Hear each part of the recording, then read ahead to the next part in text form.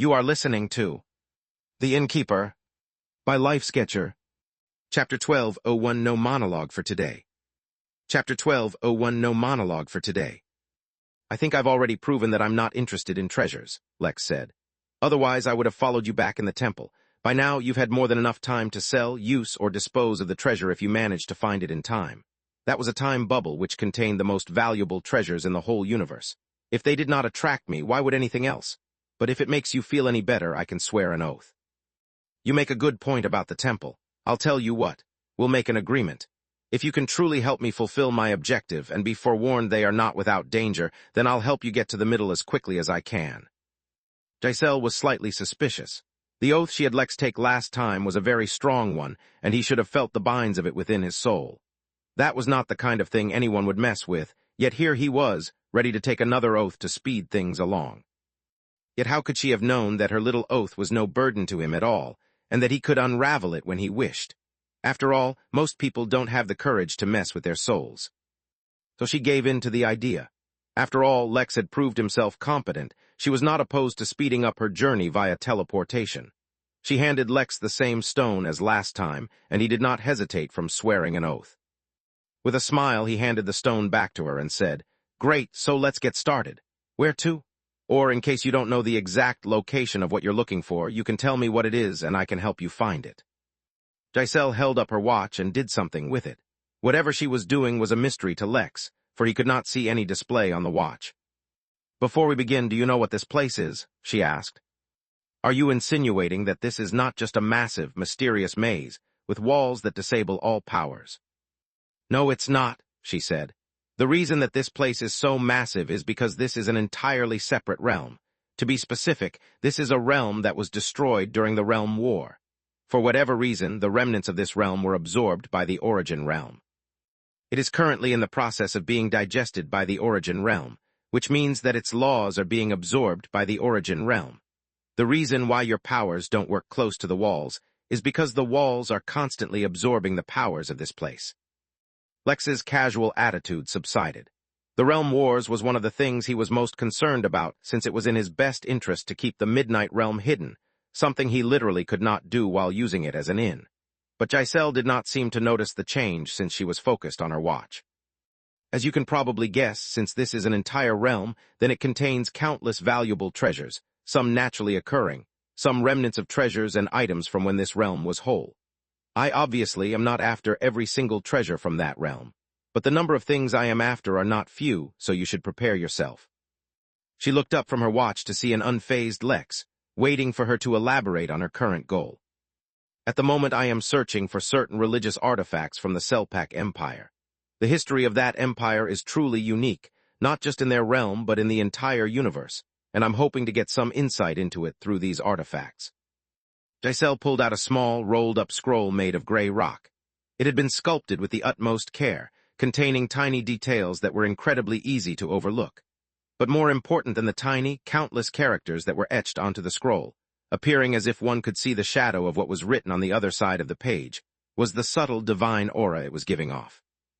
"This is one of them. I expect that there are dozens more spread out across the maze," she said, then paused when she noticed the odd look on Lex's face. "Is everything all right?" Yes, everything is fine," Lex said. "I just noticed how the divine aura on this is different from every other kind of divinity I've ever felt. It lives up to the standard of being unique. Anyway, you're right. There are dozens of objects with a similar aura." Lex cracked his neck as he honed in on his instincts, which were guiding him towards every other object with a similar aura within the maze. "It's a pity I'm in a rush. Otherwise, I would have loved to explore the history of this Selpak Empire."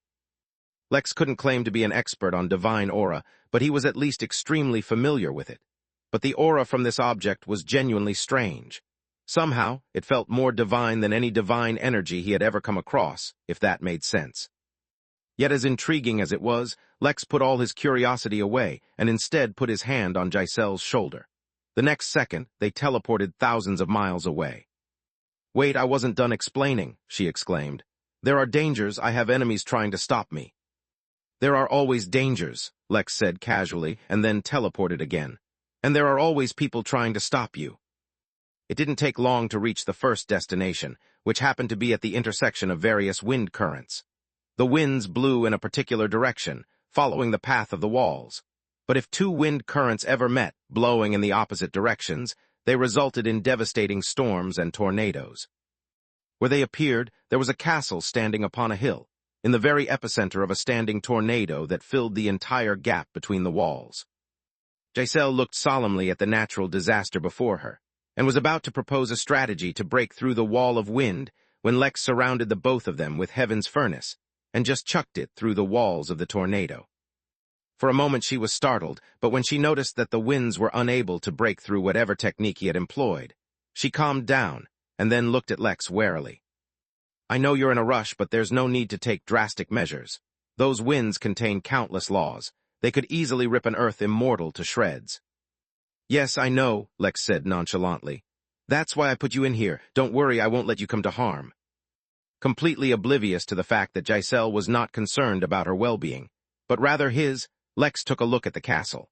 It had suffered tremendously, though whether it was the winds that destroyed the once grand castle or something else could not be determined. "Follow me," Lex said as he flew through a massive hole in the wall and navigated through the darkness into the lower levels. Lex did not expect the castle to have so many lower levels, but it kept on going, right up until they ended up entering an enormous underground cavern within which an entire city was built. "The castle protects the entrance to the city. That's pretty cool," Lex said, as he zoomed directly to where he felt the aura. They ended up in a highly decorated building, yet just as they entered, Lex stopped moving. In front of them, 3 figures stepped out of the shadows, each of them radiating an aura of an immortal. Well, what do we have here?" the man with completely black eyes and deathly pale skin said. "I guess I was wrong. Turns out you can work with someone." Giselle grimaced and pulled out her sword. She was not expecting to face 3 profanites. More importantly, it seemed like all of these profanites were directly being controlled by a defiler. They all looked towards Lex, who had an unreadable expression, and asked, "Do you know who you're working with? Do you know she's going to get you killed? Get everyone you know killed, get everything you love destroyed." They grinned at him menacingly as they began to weigh Lex down with their aura, but he didn't react the way they expected. Instead of being intimidated, he just sighed with disappointment. "Still not worthy of my sword," he muttered, then attacked. He didn't even bother unsealing his second seal as he full-body slammed the first profanite, launching his body across the hall. "I'm in a rush, so please skip all the monologuing for today," Lex said before punching the second profanite. A fight immediately broke out. Chapter 12:02 Fishing. Chapter 12:02 Fishing. The profanites knew to expect a tough fight from Giselle. That was exactly why 3 of them had grouped up to face her this time. Even then, it was just 3 of them in this particular place. Who knew how many of them there were across the entire maze? Giselle herself had no idea how they were following her or why they knew what she was looking for. After all, technically speaking, places like the temple and the maze were blocked off, and to gain admittance one would need to come through the tournament. But she was certain there were no profanites participating in the tournament. She had even checked. Yet they appeared in her way nonetheless, ready and able to stop her. They had even prepared with greater numbers to pressure her, and just enough strength to defeat her without attracting attention. What they were not prepared for, however, was the absurdity that was Lex. He did not care that they were immortals, and he was not. He did not care that their every whim could bend the laws of the world, and that he would be at their mercy. He did not care that, as a mere nascent realm cultivator, he was not supposed to be able to control laws. Lex simply unleashed his inhuman physical strength, smashing the immortal body of the profanite he attacked into a meat patty. Such a feat was supposed to be impossible. One of the reasons immortals were so superior to mortals was not only because their new cultivation level granted them the biggest boost yet, but also because they were increasingly beings of law. That meant without the influence of laws, it was nigh impossible to hurt them. If Lex had at least coated the surface of his body in some kind of law, even one as simple as the law of physical strength, then at least the profanites would have had some warning. But Lex didn't, so they were caught unprepared. After all, when Lex's very own spiritual energy contained an affinity for laws, then he could just use the very laws that made up the profanites' bodies to hurt them. Of course, no one save Lex understood this, which is why even as they got ready to fight him back, they could not identify why exactly his punches hurt so much. "Junior, you dare!" the third profanite yelled, unleashing a dark and menacing wave of energy that did absolutely nothing to stop Lex's fist from breaking his nose. "What the hell are you?" the first profanite screamed as his body recovered from Lex's body slam. Profane energy should have eaten right through his flesh, devouring him whole, yet it was not even giving him a rash. "I miss the time where smashing your enemies would just kill them," Lex said as he looked at the stunned Giselle, waking her from her shock. "Now, instead, I have to actually work for it." The three profanites attacked Lex together, completely forgetting about Giselle, yet they made no progress. They were completely unable to hit Lex, for he could dodge all of their attacks easily, and when he did decide to tank the attacks, they caused not even a wrinkle on his clothes. Though Lex was not particularly pleased either. Physically destroying their bodies did not work, so he tried to infiltrate their minds and destroy them while he punched them, but they were immune to that as well. Then he switched to his soul state and attacked their souls directly, yet even that was not enough to kill them. It was more than just being immortals. They were being protected by their profane energy. A thin, silver sword appeared out of nowhere and stabbed a profanite through their heart, suddenly causing a change. Using his left eye, Lex caught a hint of what happened, and more importantly, what caused the profanite to be genuinely critically hurt. Unfortunately, that's when the tempo of the fight changed. One of the reasons why Lex had been proactive in attacking was because he wanted to restrict the fight to a melee. Yet with one of them suddenly being injured so critically, the other two promptly retreated. The thing Lex discovered lately was that, as the cultivation levels grew higher and higher, the fights tended to become more complicated. The two profanites did not manipulate any laws, but rather manipulated their profane energy to bring about a sudden change as they retreated. The world around Lex and Giselle dimmed and turned black as light faded, and a gruesome feeling began to fill the void around them. "Black and evil, how original," Lex said blandly and summoned his butter knife. Since divine energy was supposed to be the opposite, it was likely that it would be effective. After all, he could not use profane energy against profane energy, the way Giselle was doing. In the darkness, images of bloated corpses, rotting animals, parasites infecting living people, and even more gruesome images began to appear. Lex could feel that a connection between himself and those images was subtly being formed, though he suspected that ordinarily the process was a lot quicker. The impatience was apparent on the profanites' faces. He was feeling impatient too. Giselle was getting ready to continue the attack.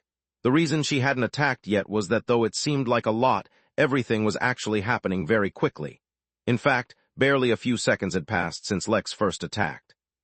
Now he unleashed his second round of attacks.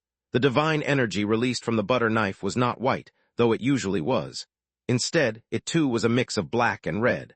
After all, this divine energy was primarily focused towards attack. The curtain of black was immediately cut through, taking everyone by surprise and cutting the two profanites. Before they could even think of responding, Lex appeared behind them and grabbed their bodies. He could not grab their tenets the way he did with other immortals, for these two had gained their power from someone else. Even as immortals, they were like second-hand goods, which is why Lex did not even need to release his soul. Giselle, who was right behind Lex, did not waste the opportunity as her silver sword cut the two immortals down, killing them. She had also killed the first immortal, who had only been severely damaged earlier. "See, that wasn't so bad," Lex said, as he continued deeper into the building, ignoring the attempted murder as well as the things that the profanites said. It was never a good idea to listen too much to one's enemies instead of their allies. "No, that was definitely pretty bad," Giselle said as she sheathed her sword. "You're just really strong. I can't believe you're not an immortal yet." Lex smiled. Although he was not one to succumb to flattery, it also felt good to receive praise once in a while. Not like Z, who is always suspicious that Lex was holding back to begin with. "You're not so bad yourself," Lex said. "The profane energy these guys use is pretty nasty, but when you use it, it feels completely different." Giselle stumbled, and then looked back at Lex, but he did not seem to have any accusation in his eyes. He genuinely did not seem to care that she was using the same revolting energy as them. From his point of view, instead of being appalled, he was intrigued. Everything about Giselle seemed to signify elegance and purity. He still recalled that ballet that he saw her perform so many years ago. It was mesmerizing, and as the years passed, that same grace showed in all of her actions. The way she used her sword, the way she dodged, the way she struck, all of them carried a certain, unexplainable charm. How could she achieve that when he was using an energy which, otherwise, seemed to be associated with everything revolting? "You're not wary?" she asked, and for good reason. Profane energy naturally elicited a strong, repulsive reaction in most people. Lex didn't seem to mind, though. I saw a few other things beside profane energy as well, Lex said, pointing towards his eyes. The way you use energies is very interesting. I've never seen anyone else use so many different energies before. The way you flow from one energy to the next is remarkable. In comparison, the way I use them is very rigid and systematic, although that has never failed me either. To demonstrate what he was saying, he began using his various affinities, using one in each of his fingers of both of his hands. It was quite a sight to see space, fire, divine, restorative, soul, spiritual, draconic, defensive energies in each of his fingers, with the 9th displaying sword intent, and the 10th showing something she did not quite understand. For a moment she was stunned, then she snorted and looked away. "Fishing for a compliment," she said under her breath, though they both knew it was loud enough for Lex to hear. With a chuckle, Lex led the way until finally they got their hands on the divine artifacts. Then they teleported away. Chapter 1203 Control. Chapter 1203 Control. By the time Lex and Giselle got their hands on the 9th artifact from the Selpak Empire, only a few hours had passed. With a clear destination that he could sense, distance was of no consequence to Lex at all. They only faced one more ambush, and this time the Profanites genuinely ambushed them instead of walking up brazenly to them despite their greater numbers. It was during that ambush that Lex noticed that all the Profanites, despite the different bodies, were essentially clones, or rather puppets of whoever was supplying them with power. They knew everything that the previous Profanites experienced and so planned for it. Giselle had also let him know what to expect when facing them. Basically, profane energy was the source of all their power, and traditionally gave them an immense advantage over everyone they faced, including immortals. Profane energy was a higher quality, higher-leveled energy that surpassed general spirit energy, which is why normal immortals' attacks, defense, and even their bodies were weak to them. Only and only using laws would allow others to combat them, but usually even that was not enough, for even using laws required the immortal to at least use some of the spirit energy. But for reasons she could just not imagine, not only did profane energy not harm him at all, even when they were ambushed, and the Profanites tried to curse him using the immense powers of profane energy, it hardly seemed to work. "It's quite simple, actually," said Lex as they teleported away from another collapsing ruin. He had to say, the Selpak people really did have good quality architecture for their buildings to still be surviving, even if only barely. "I'm not saying that I know the full details of these things, but I'm pretty sure my own individual spiritual energy is ranked higher than profane energy, if energies were to be ranked." Upgrading his body with a Tao-level ingredient was no joke. Even Lex himself did not know the full extent of the changes he experienced, for he had to keep himself sealed. Not to mention, I've been training to tolerate a heavenly immortal level attack. I honestly don't know if I've reached it, and I'm not really keen on trying it either, but that was the goal. I've always been a little proud of my defense. "I recall that actually," said Giselle, as she suddenly remembered Lex tanking an Earth Immortal's attack back on Polbitvi. Back then he hadn't even reached the nascent realm yet. "So that means it's not so easy to hurt my body. Honestly, I'd actually like to experiment and find out what my limits are, but for certain reasons I can't do that." The reasons being if the damage he took was too intense it might break his seal. So he usually avoided suffering attacks he was unsure of being able to tolerate easily. There was a reason why Lex was being so forthcoming about his own abilities, and it wasn't because Giselle made a cute face every time she was stumped by something he did, though that was extremely satisfying for some reason. No, he wanted to know why profane energy felt so different when she used it. His left eye had easily caught a number of energies running around her body, including what he was pretty sure was time. Even his own time affinity had been sealed for reasons he himself did not know, so he could not even imagine how she was able to easily wield it. He had a feeling that when the time came for him to unseal his affinity, he'd just naturally know, so until then he just had to live with it. She gave him a contemplative look, and then eventually sighed. "It's simple, really," she said, paraphrasing exactly how he began. "When it comes to the Tao, there is no such thing as good or evil. Even things that are perceived as the worst side of existence, such as pain, death, rot, decay, they are a part of a natural order that keeps the balance. Good and evil are just constructs of the living. Which means that even in the most vile of existences, such as that of profane energy, which is revulsed by entire galaxies and realms, there is an element of elegance and grace. Not that I'm defending those that spread death and destruction, no. I'm just saying that once anything enters my hand, it becomes a force for the purpose I deign and nothing else. She held up her sleek silver sword, looking at it with deep eyes as she continued. After all, there are so many things that are considered evil by some and good by others. Swords have ruined just as many lives as they have saved, yet they are considered the weapons of the righteous by most factions. Lex did not comment, for she was clearly distracted by certain memories, but he understood the essence of what she was saying. Basically, like Lex specifically focused on defense, she specifically focused on control. She gained a perfect mastery over whatever she used so that it adopted the traits she desired from it, and not the ones it usually exhibited. It was impressive and not easy at all. Although technically speaking, Lex also had excellent control of all his energies, his naturally increased comprehension played a significant role in that. Even then, he could not so easily manipulate what traits his energies showed. It had never been his purpose to begin with. After a few more hours, they finished collecting all the cell pack chores, at which point Giselle mentioned her next objective. One by one, Lex helped her go through all of them, proving his worth when it came to finding even the most hidden of items. Even then, it took an entire week for them to complete all of Giselle's objectives and begin making their way towards the center. That's when Giselle finally revealed why the center seemed hidden. Chapter 1204 Disasters. Chapter 1204 Disasters. This realm is being absorbed by the origin realm, I've told you that much. But the source of this realm seems to have manifested in the form of that tower. Basically, that is where the laws of that realm are the strongest, almost making it like an entire realm altogether. For you to find it using your senses would require you to have senses that could transcend the boundaries between realms. Even for you, that would be a bit much. That is also one of the reasons why the purpose of this final trial is to clear a floor in the tower. For every floor you clear, a bit of its power gets used up, and it becomes easier for the origin realm to absorb this realm. If you somehow manage to clear the whole tower, then not only will you gain a tremendous reward, but a massive amount of energy will be used up. Let me guess your goal is that final treasure on the last floor, Lex said casually. He had no doubt whatever the final reward was, it would be great.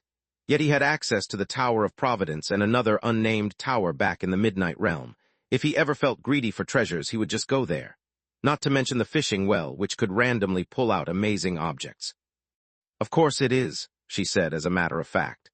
Just like you have your goals at the moment, so do I, and I need every single advantage I can get to help me along the way. She paused for a moment and looked at Lex with a challenge in her eyes. But since my next target is the tower anyway, I won't ask for your help in getting through the tower or getting the final reward. Whoever earns the reward should keep it. Lex raised an eyebrow. Was she challenging him? Although given she was an immortal and he wasn't, she should be extremely familiar with what he was capable of. It was not bragging if he said he was quite confident that he was stronger than her. In that case, I wish you the best of luck, Lex said with a smirk. Giselle snorted and began leading the way. That's when Lex realized that the maze wasn't as harmless as he had believed so far. It was filled with natural disasters he knew and understood, such as hurricanes, but since this place was born as a result of the death of a realm, it also contained disasters the likes of which he had never imagined. The closer they got to the center of the maze, the more devastating they became. The first real threat they encountered was a vacuum, not just of atmosphere, but energy as well. Considering that the Earth was in a dead zone, Lex thought he knew what it felt like to experience minimal spiritual energy. But even he hadn't experienced no ambient spiritual energy. It was dangerous and devastating in a way Lex could never have imagined. He literally felt like his skin was about to rip off his body, and that the energy within his body would spontaneously explode just so that it could leave the confines of his body. It was like the opposite of the void, which put an immense amount of pressure onto his body. The vacuum instead pulled at his body with the same, or possibly even greater intensity. The worst part was that nothing that Lex did helped. Using laws did not make him more immune, channeling his energy was pointless and arrays failed completely. If he used any techniques, they would disperse into the air before they could show any effect. He literally could do nothing save tolerate it for as long as it took to exit that place. Then came spacequakes. Lex was fairly confident in his ability to manipulate space, so he felt like this would be a walk in the park. But just as he was about to use his ability to protect himself, his instincts warned him not to. Listening to his instincts, Lex allowed the spacequake to hit him directly, which felt like a truck had smashed directly inside his body while bypassing his skin entirely. Heck, Lex was certain that if anyone else would have been in his place, their golden core would have popped just from that crash.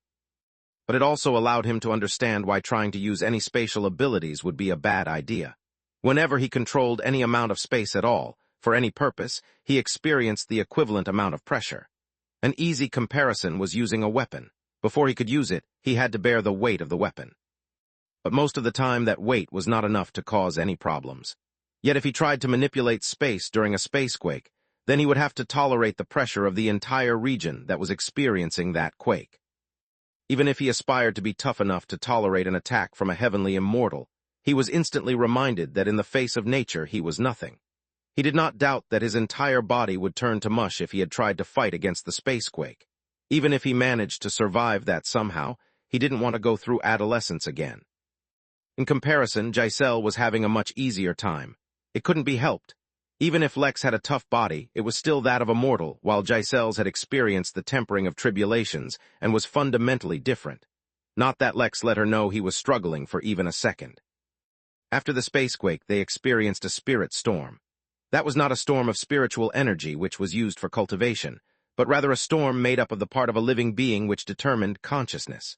It was a storm of thoughts, and while Lex's body was completely unharmed, his mind was battered by the final wails of the countless living beings right before their realm died.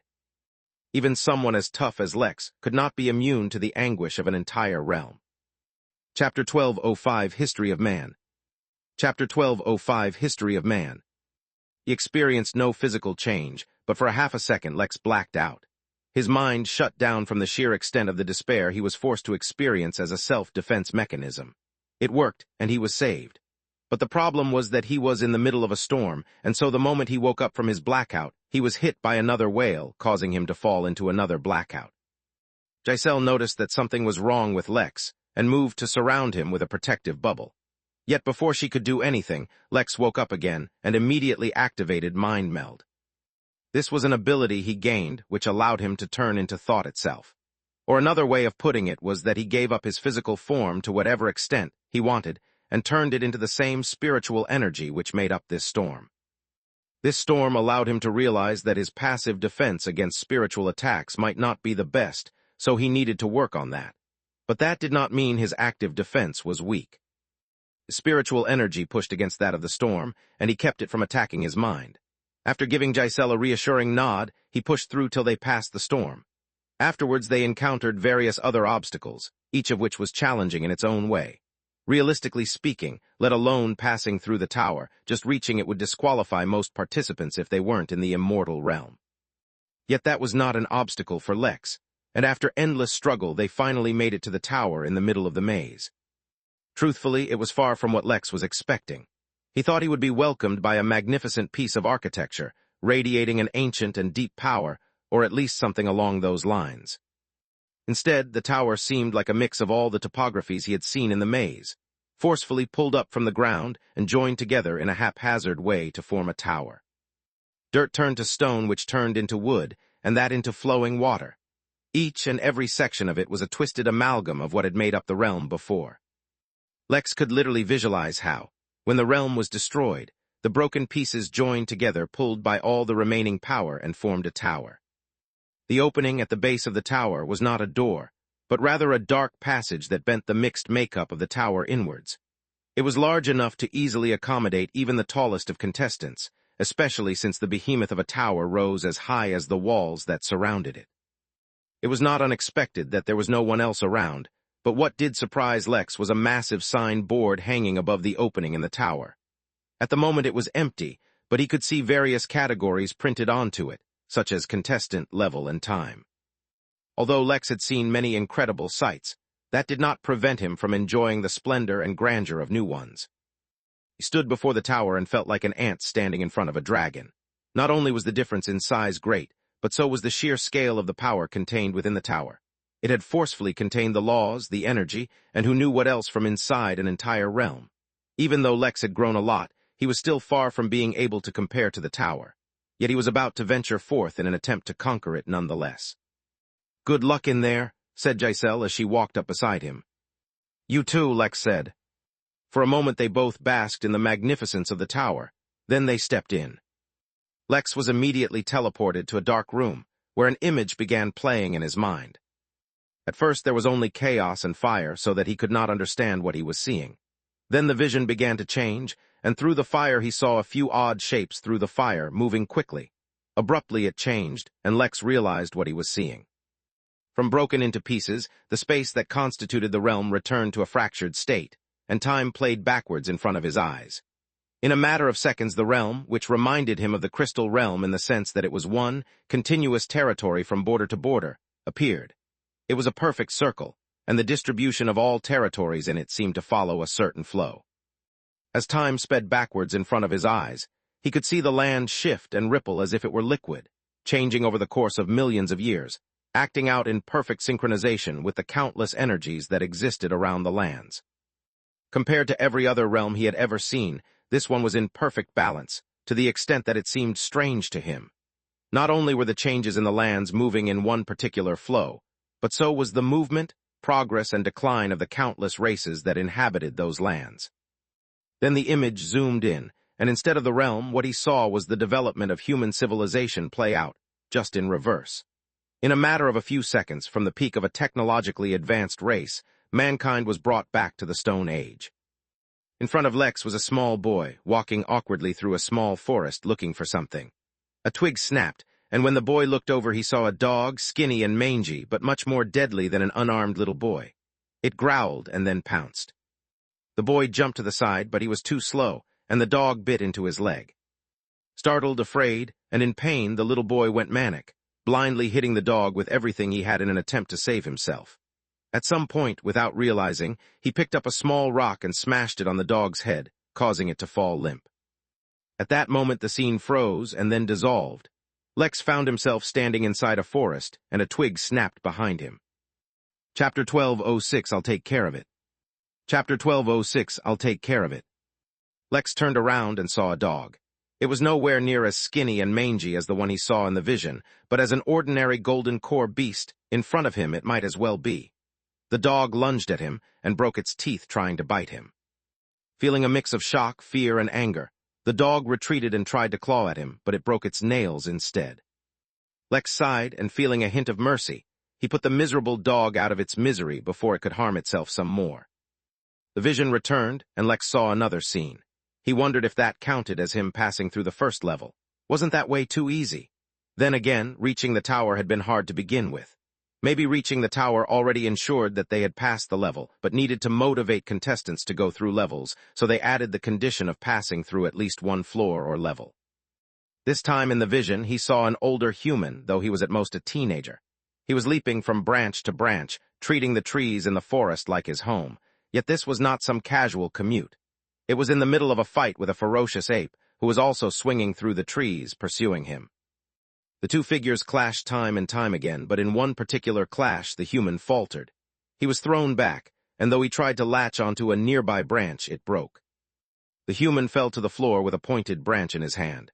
He barely had a moment to orient himself before the ape attacked again, and in what was the first spear jab of the entire realm, the human stuck the pointed end of the branch through the ape. The scene ended, and Lex found himself standing on a tree branch. His instincts warned him of something coming at him quickly, but Lex still didn't bother moving. This time, the beast that he faced was at the peak of the Golden Core realm, but it was not enough to harm him, and he quickly ended the fight.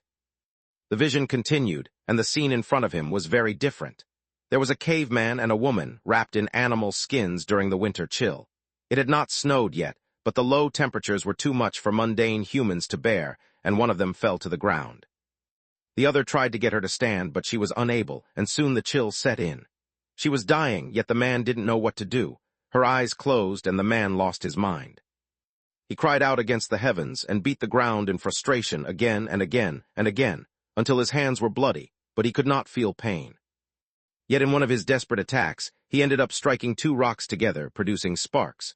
The dried mulch on the ground quickly caught flame and developed into a small bonfire. The man paused, his gaze mesmerized by the flickering flames dancing in front of him. Man had discovered fire.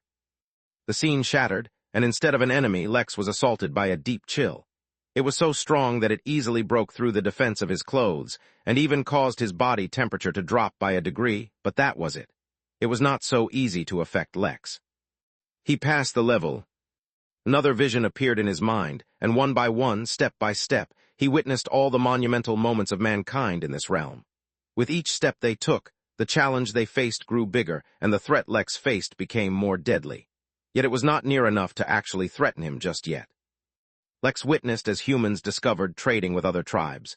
He saw when they learned about farming. He was there when they started using teamwork and started considering using strategies. By the time long-range weapons became a norm, the challenges Lex began to face were finally somewhat challenging. A single hit was no longer enough to kill the enemy. By the time armor became a thing, Lex needed to put in some actual effort.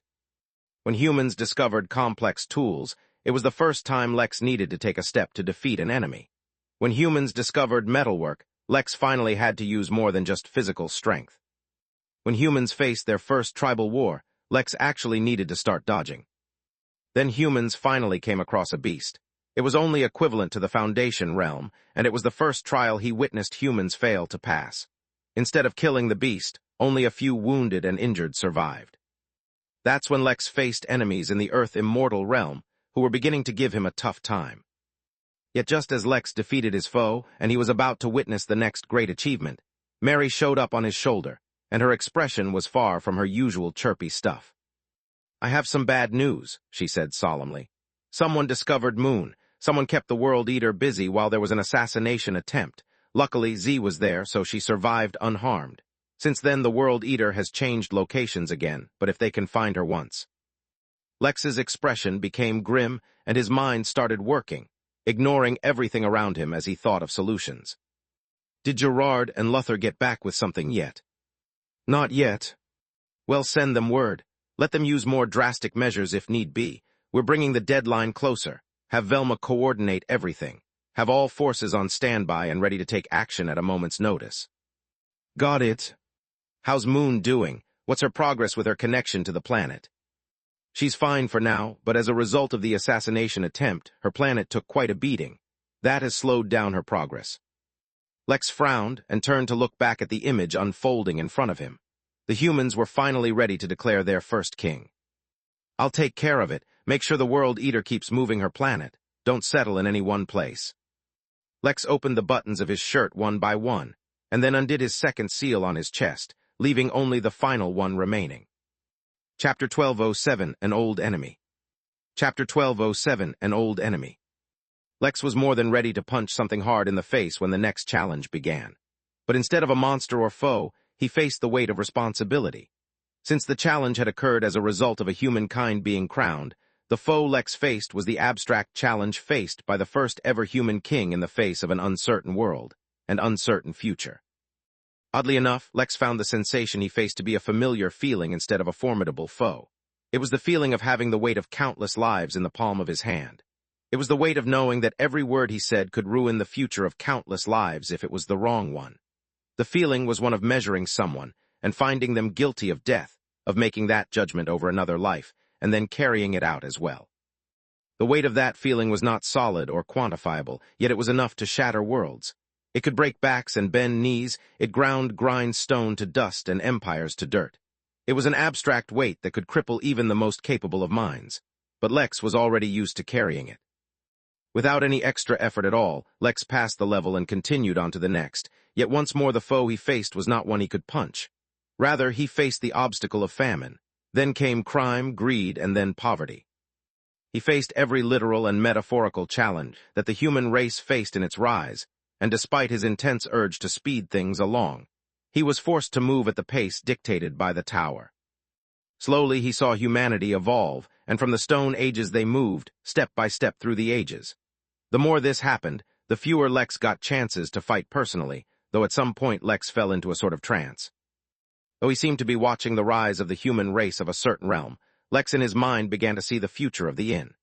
He foresaw a time when he would eventually become strong enough that he would no longer be constantly worried about facing a stronger enemy than him.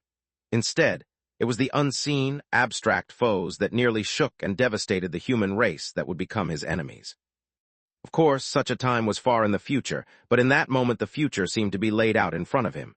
He saw how humans faced the decline of resources, the changing of the seasons, the falling of empires, cultures, and traditions.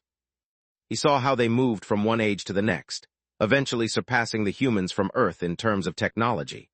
He saw how, instead of cultivation, the humans of this realm went down the path of genetic enhancements to grow stronger, and through them approached all the same barriers as cultivators. He saw how, instead of Earth immortals who could control laws, the humans went down the path of assimilating a part of a law into themselves, forever binding themselves to a single law, yet gaining a significant power boost as a result. He saw the human race reach heights he found hard to believe, and just when Lex thought that he was done facing actual foes, the realm war began. Lex laid his eyes on a creature he had already seen, but was not expecting to see here of all places. He saw a craven tear open a hole in the fabric of reality above a capital of the human empire, and unleash a flood of devastation unto the race. It was one of the rare, complete defeats that the human race faced. When the fight began, Lex was once again faced with the monster covered in black goo as it stood on the ground in front of him with both his hands and legs, like a gorilla. Lex recalled all he knew about the accursed race. They had gray, tough skin, though it was not visible under the thick, viscous black slime which covered their bodies, which they could control as if it were an extension of their very bodies. The slime was also absurdly dangerous, as it was extremely poisonous.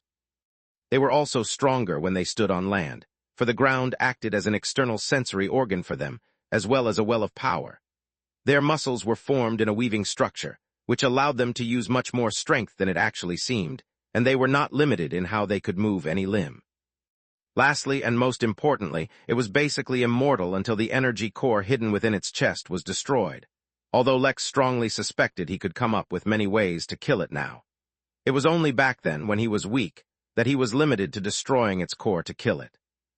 Oh right, it also had an ability similar to Dragon's Might which was called coercion. It was extremely effective on him back in the day, though now he actually didn't even register it since it barely affected him. Was it a coincidence that this same race was now invading another realm? What role did they play in the realm wars? These were questions Lex didn't have an answer to right now, nor was he interested in knowing. Die, Lex said, and filled his voice with his mind meld ability. As the emotionless voice carried over, the once mighty Craven, a foe that had literally frozen Lex still to the point where he could not move at all, died. Or rather, its spiritual energy was erased. But curiously, Lex could feel that its energy core in its chest immediately began to recover spiritual energy in its mind. He walked forward, and with a single flick destroyed the energy core. Lex was reminded of the Craven Prince who had attacked him back in the Crystal Realm. Maybe after all of this was over, he should return and settle that grudge himself. He had not forgotten that the Craven Prince's attack caused Big Ben to lose his unborn child. Though Big Ben and his wife did not hold the Innkeeper responsible and got over it, Lex did not.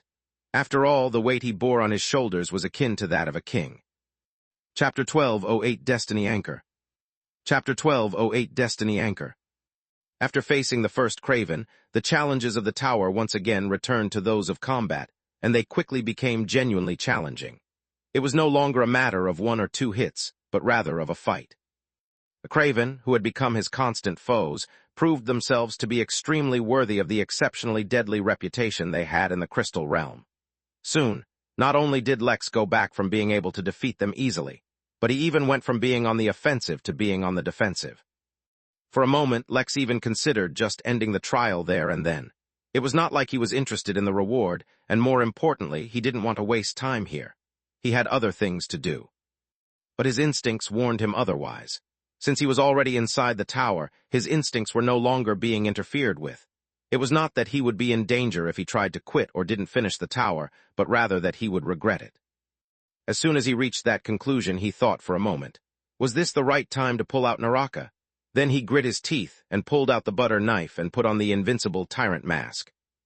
This was the first time in a long, long time that he was being pushed to the limits of his abilities, at least the abilities he could exhibit under the effects of the seal, and didn't need to fear the repercussion being death. As such, Lex was forced to use everything he had trained during the past 15 years, and his combat prowess began to evolve continuously.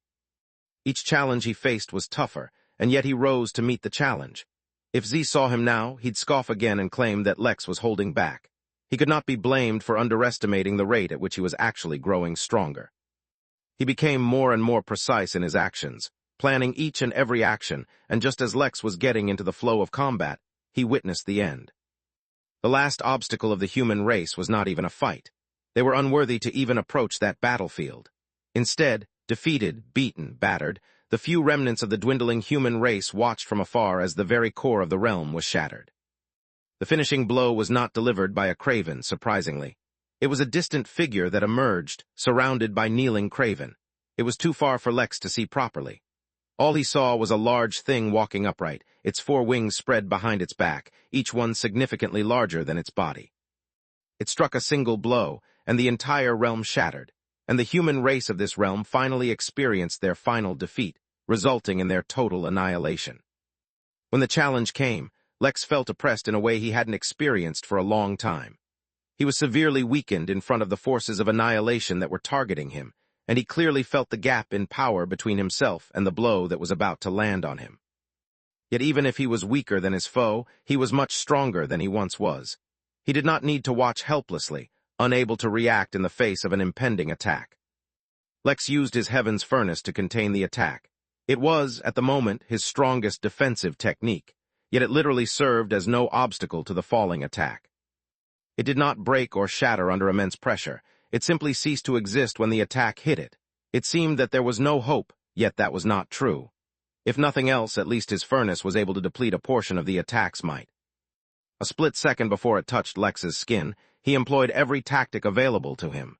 He split space itself, increased his defense, used various techniques, and even used his spiritual energy to manipulate the laws to protect him. Of everything, only the laws put up a momentary resistance. Then the attack landed, and from the very depth of his being, Lex felt a challenge. His very existence was being challenged, and he was too weak to resist it. He realized then that what he was facing was a very powerful application of the annihilation law. It was too late to put up any other kind of defense now. The laws had chained itself to his being, and the only reason it had not directly destroyed him was because the attack was linked to a challenge. The challenge was to prove that he deserved to exist, and that he deserved to survive the fate of destruction that had been rendered for an entire realm. This was not a challenge he could plan for. He could not put up a fake front. There were no plans. In fact, he could not even react to the challenge himself to begin with. It was one that would be answered on its own. Deep within Lex's body, something reacted on his behalf. Lex's destiny was unordinary. He could deduce that much even if he did not understand destiny itself. But destiny was not nearly as irrefutable as many assumed. It was not nearly the shackle everyone always assumed, though it could also be that on occasion. When the challenge came, Lex felt oppressed in a way he hadn't experienced for a long time. He was severely weakened in front of the forces of annihilation that were targeting him, and he clearly felt the gap in power between himself and the blow that was about to land on him. All of that was irrelevant at the moment.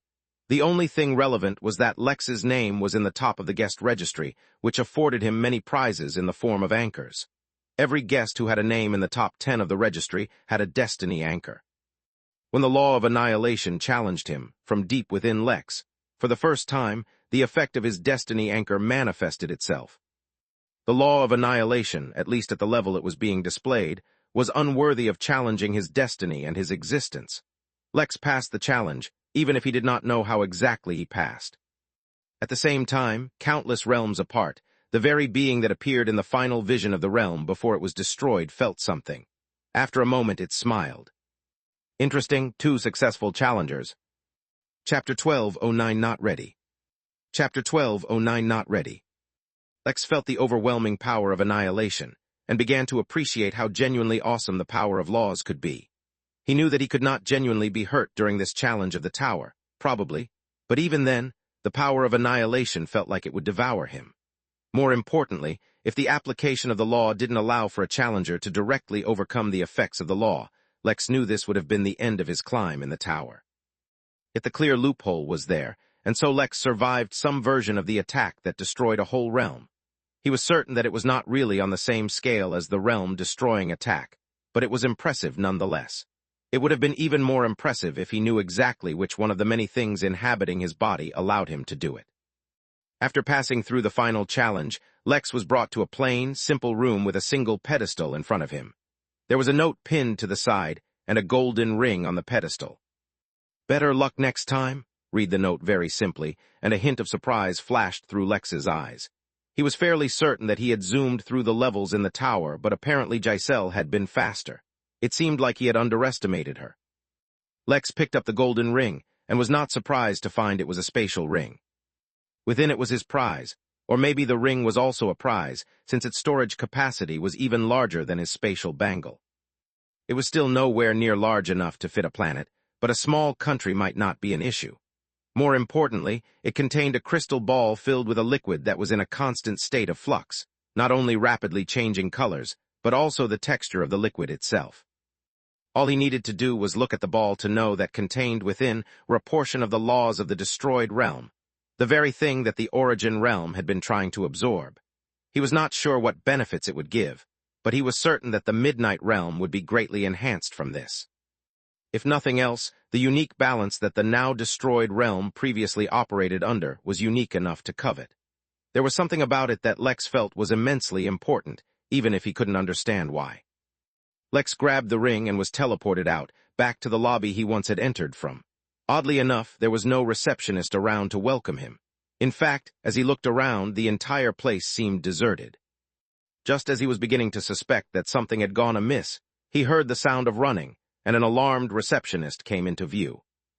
"Mr. Lex, my apologies," she yelled from afar. "My sincerest apologies for making you wait. I did not think anyone would be coming back so soon. We weren't expecting you for a few more months." "That's fine," Lex said. "When can I go to the Trial of Eternity?" "Please wait a moment," the receptionist said as she returned to her station. "Let me find out for you." Truthfully, before answering, she had to ensure if Lex even passed to begin with. The preliminary tournament was, in essence, just an elimination round to keep around the most competent to enter the Champions' Tourney. The reason for that was that the Champions' Tourney took place in a few, very special places. Let alone completing the required trials, even failing the trial would greatly affect those places, which is why only the best of the best could go. Of course, surpassing all the trials and coming out successfully at the end would lead someone to becoming a champion candidate, or even a champion directly. Every single participant in the tourney would receive immense support not only from their sponsors, but from the Henali themselves. Yet the champion would directly get enough support to reach the Celestial Realm, at the very least. Emperor Jotun himself was a former champion candidate, though he didn't quite make it in the end. Still, the value he was given by the Henali was evident, so the position of actual champions can easily be guessed. The best part was that one did not need to swear fealty to the Henali to receive the benefits of being champion. They would get it from virtue of being champion itself. "Mr. Lex, it looks like you're all set to move on, but there is a small issue. The entrance to the Trial of Eternity is not open yet. You will need to wait around 31 days before you can enter. If you don't wish to wait, you can enter one of the other tourney locations." "No, this is fine. How will I be able to enter the trial after 31 days? Shall I return here?" "Not at all. You will be given your awards for completing the tournament in a stellar fashion, and one of them will be a key that will allow you to enter the trial. There is a complimentary, top-of-the-line refreshment and rehabilitation treatment prepared for you. By the time you are done, preparations for your awards ceremony will be complete." Lex did not feel like he needed rehabilitation, but he was not in the mood to argue. He followed the receptionist as she led the way, his thoughts already focusing on the next steps. During the next 31 days, he could continue eliminating clones, while at the same time begin laying the groundwork to lure out his grandfather. At the same time, he would release the crystal ball containing laws into the Midnight Realm. He was looking forward to seeing how it improved. Lastly, he had to send Moon to the inn. He was not willing to stand by any longer. It was time for some drastic measures. Chapter 12:10 Clarity. Chapter 12:10 Clarity. Lex had experienced his fair share of rejuvenation treatments, and usually they involved being submerged in something. Whether it was warm waters filled with nutrients and vitamins that the body absorbs through the skin, or elixirs filled with the energies of life, or sands that soothed his muscle, or something else along those lines, he had done it all. But naturally, since this was arranged by the Henali, its potency was in a category of its own. Lex was not led to a sleeping pod or resting chamber of some kind. Instead, he was led to a medical facility and asked to step into a ray of blue light that floated his body up in the air. The doctors in the room began to work on something on their tablets that Lex could not see, but soon he saw the machine activate, and a thin, white substance began to form a shell around him. At first Lex didn't understand what was happening, but when a clear liquid began to fill the shell did he realize what it was. They were creating an eggshell around him, and he was the yolk of the egg, or well, close enough. As odd as the concept was, he didn't resist, and instead closed his eyes and allowed the shell to be complete. The liquid rose till it completely submerged him, and though Lex held his breath, he realized that his body was breathing through his skin regardless of the liquid surrounding him. He was trying to discern what other effects the liquid was having, yet the absence of any warmth seeping into him from his skin, or a cool sensation helping alleviate his fatigue, or basically any stimulus at all left it so that he could not tell what it was doing at all. He kept trying to tell what it was doing, but it took him a while to realize that there was no physical or mental sensation to indicate what was happening. But at some point, he had relaxed all his muscles. He relaxed his jaw, loosened his shoulders, and let his legs rest instead of keeping them tight. In fact, even his mind had relaxed, though it could never completely stop functioning since a part of him was always overlooking the inn. The reason he noticed this change, ironically, was because while his mind had calmed down, Jack's had not. So it was Jack who noticed the difference in their thought process, not that it affected any of them in an adverse way. After a few more minutes, Lex fell asleep, and his body entered the fetal position as the egg slowly became smaller, pushing more and more of the liquid inside his body. The doctors outside were continuously taking vital readings to ensure that nothing was going amiss, but they took special care not to take any samples or any irrelevant readings that could be considered a violation of his privacy. This was no joke. At this level, each and every contestant was at a unique level of power and influence across the whole realm. In fact, one of the hidden reasons behind streaming the tournament across the realm was to give each contestant a certain level of official recognition. It was subtle preparation from the Henali for any official position they might want to give these contestants in the future. The rejuvenation process did not take long. Every single second the eggshell was getting smaller and smaller, and in a few minutes it came close enough to Lex that it began to touch his skin. It took one more minute before the eggshell was completely warped into his shape, and then it began to stretch a little as it tried to squeeze in even more. But how could a mere eggshell even press down a single hair on Lex's body? With a loud, resounding crack the eggshell shattered and revealed Lex, who was also awoken by the sound. Although he should not have been surprised by the effectiveness of the procedure, he was still taken aback. It had only been a few minutes, yet he felt as if he had slept for weeks. All the mental fatigue, stress, and pressure which had begun to accumulate in his mind due to his ongoing plans vanished. In fact, even his growing anger, which he had kept suppressed for so long, had begun to bubble out bit by bit, which was making him impatient and causing him to rush certain things, vanished. With his emotions thoroughly under his control, he was reminded that the more critical the situation, the more calm and collected he needed to be. It was a basic mistake, but one he made nonetheless, since this was the first time his family had been involved. Immediately, he passed a few new instructions for Mary to pass forward. Acting anxiously might only draw undue attention. Everything needed to be done correctly, not hastily. But once that was done, Lex marveled at how relaxing a bit had helped clear his mind. Although his performance had not dipped due to whatever pressure was accumulating, the clarity he was afforded was remarkable. He gained a new perspective on the services they could offer at the inn, and made a mental note to add work retreats as special packages for the inn. He turned to look at the receptionist, who was standing aside the whole time, though her expression was once again very awkward. "I'm sorry, Mr. Lex, but there has been a small, unexpected situation," she said, being as polite as possible. She really could not afford to offend him, and yet she was continuously forced to do so. Even though she knew that she was secure in this place, confronted with someone so strong, logic went out the window when fear kicked in.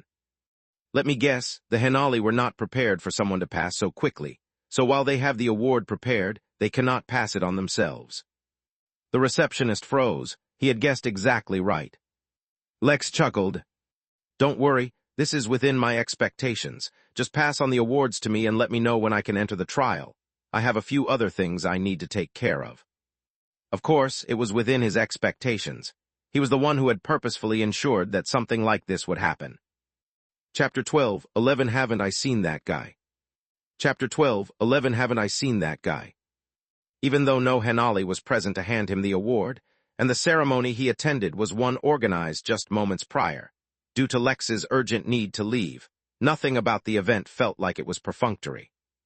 He was brought to a massive stadium where rows upon rows of people filled the stands, even the ones floating up in the air and all around him, all of whom had been watching the show. There was a brief introductory speech, letting everyone know that while everyone else was still in the second or even the first trial of the streams they chose, there was a contestant who had already won. If this were the kind of tournament that would allocate positions, then he would be coming second. Lex was not too surprised to find out he'd be second, since Giselle had already finished before him. Regardless, everyone was super excited to see that someone had already finished, and even those who did not know about Lex began to search up his videos. There were no recordings from the time bubble, but the graveyard and maze had recordings of watching which drove everyone insane. Of course, the maze was only limited up until the tower itself, as they could not record what happened inside. What made everyone disappointed was that, while the graveyard was action-packed, and the maze had some intense moments as well, there just wasn't enough to sate hunger for more action. Midst cheering crowds from countless races across the realm, Lex walked out onto the stage and accepted the award, smiling and waving at everyone who saw him. At the same time, he was extremely grateful that he had been through the rejuvenation process before this. With his mind cleared of all urgency and his emotions in check, he could play out this scene exactly how he imagined it. Whether the people he was putting on a show for were watching or not was irrelevant. He just needed to complete the act. "Space, I'm telling you we're being targeted. Nothing else makes sense," said an exasperated ape as he threw a clipboard onto the table in front of him.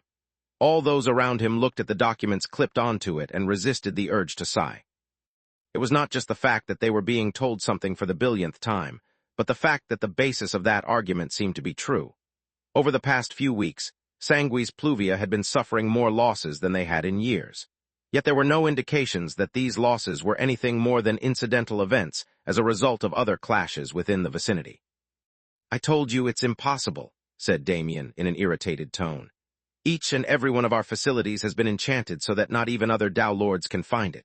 Moreover, we are tracking the location of every single Dao Lord in the realm.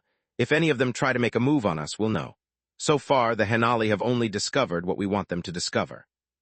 "I'm not saying that Dao Lords are acting against us," said the ape as it stood up, and tied its hands behind its back as it began to pace around. "Look, I don't understand enchantment and divinity and anti-divinity or anything like that. I just understand mathematics, and numbers don't lie.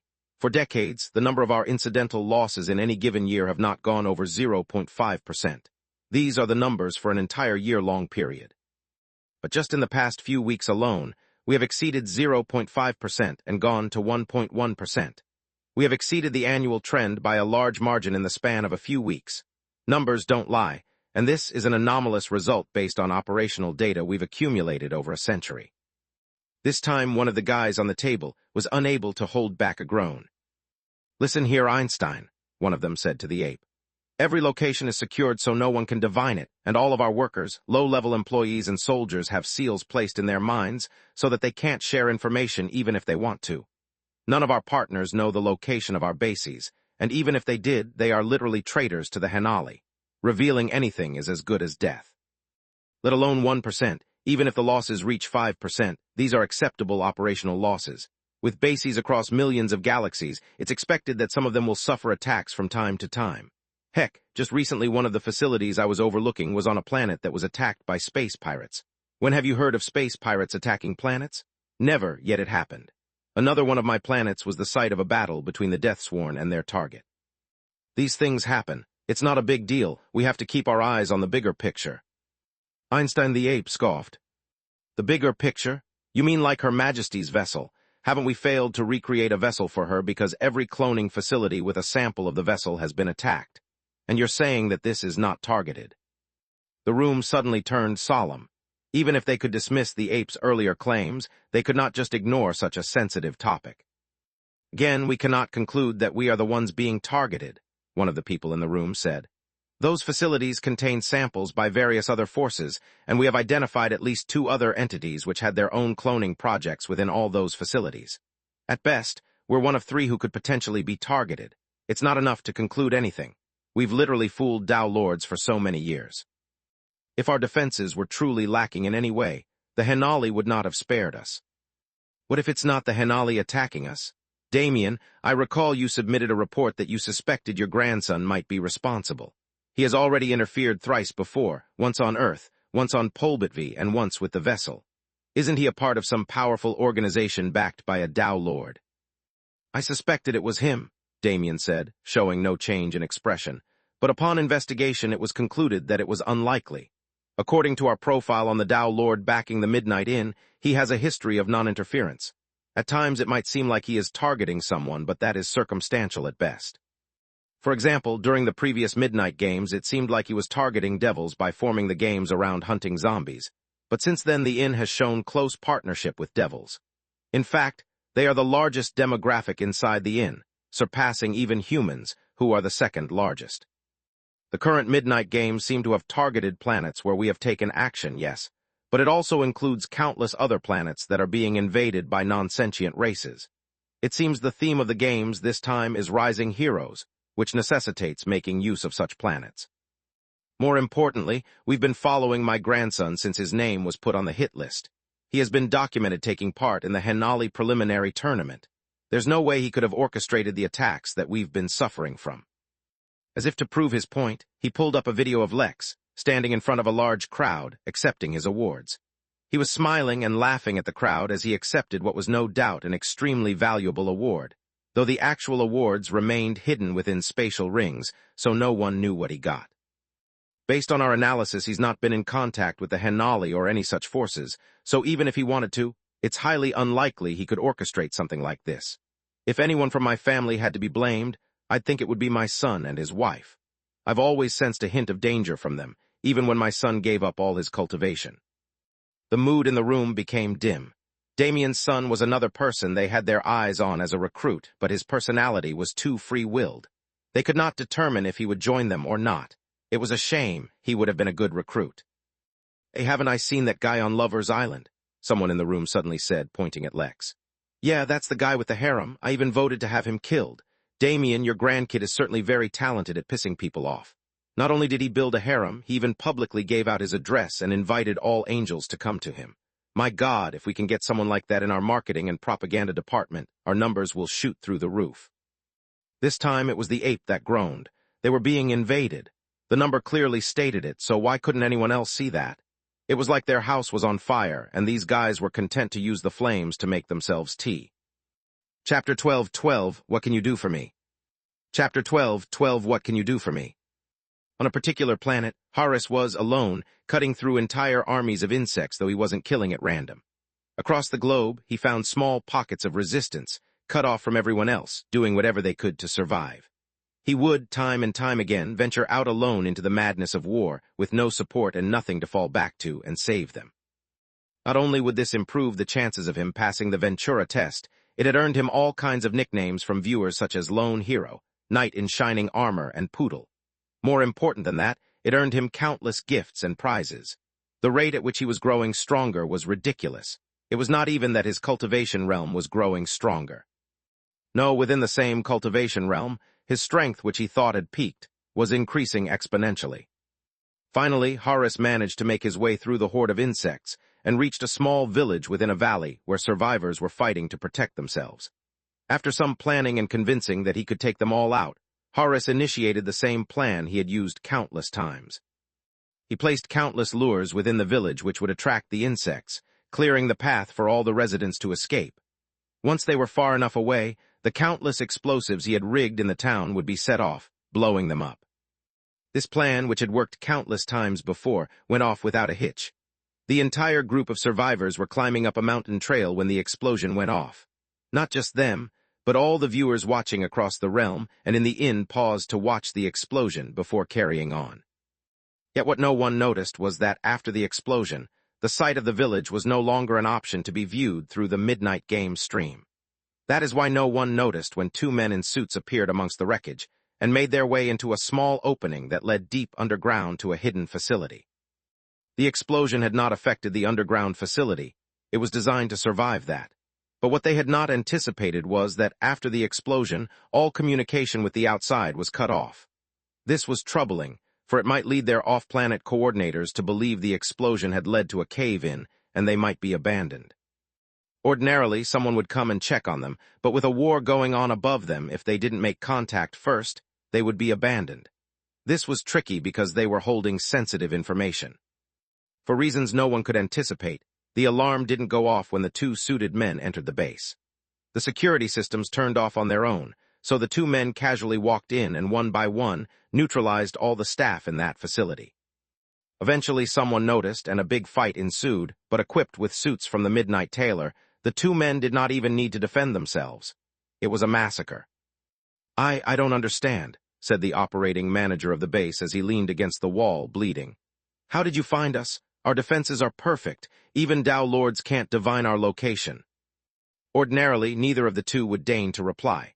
Yet one of the two was a member of the Nixhart family, which was led by Velma, so this was a matter that hit close to home. Your name's Vic, right? The Nixhart family member said, squatting down to be at eye level with the man. Who said anything about divination or Dao Lords? We got everything we needed to find you from Shelby. No, how is that possible? Vic, the bleeding man said as he went into shock as he clearly recognized the name. You're lying, I never told her anything. You were dating this woman for years. Of course she got suspicious when you started acting weird. The poor woman thinks you're cheating on her. How was she supposed to know you're actually a radicalized terrorist? The little bit of information she was able to collect on you was more than what we needed to identify who you are and narrow down the location of your base. The Nixhart member stood up and gave Vic the most disgusted look ever.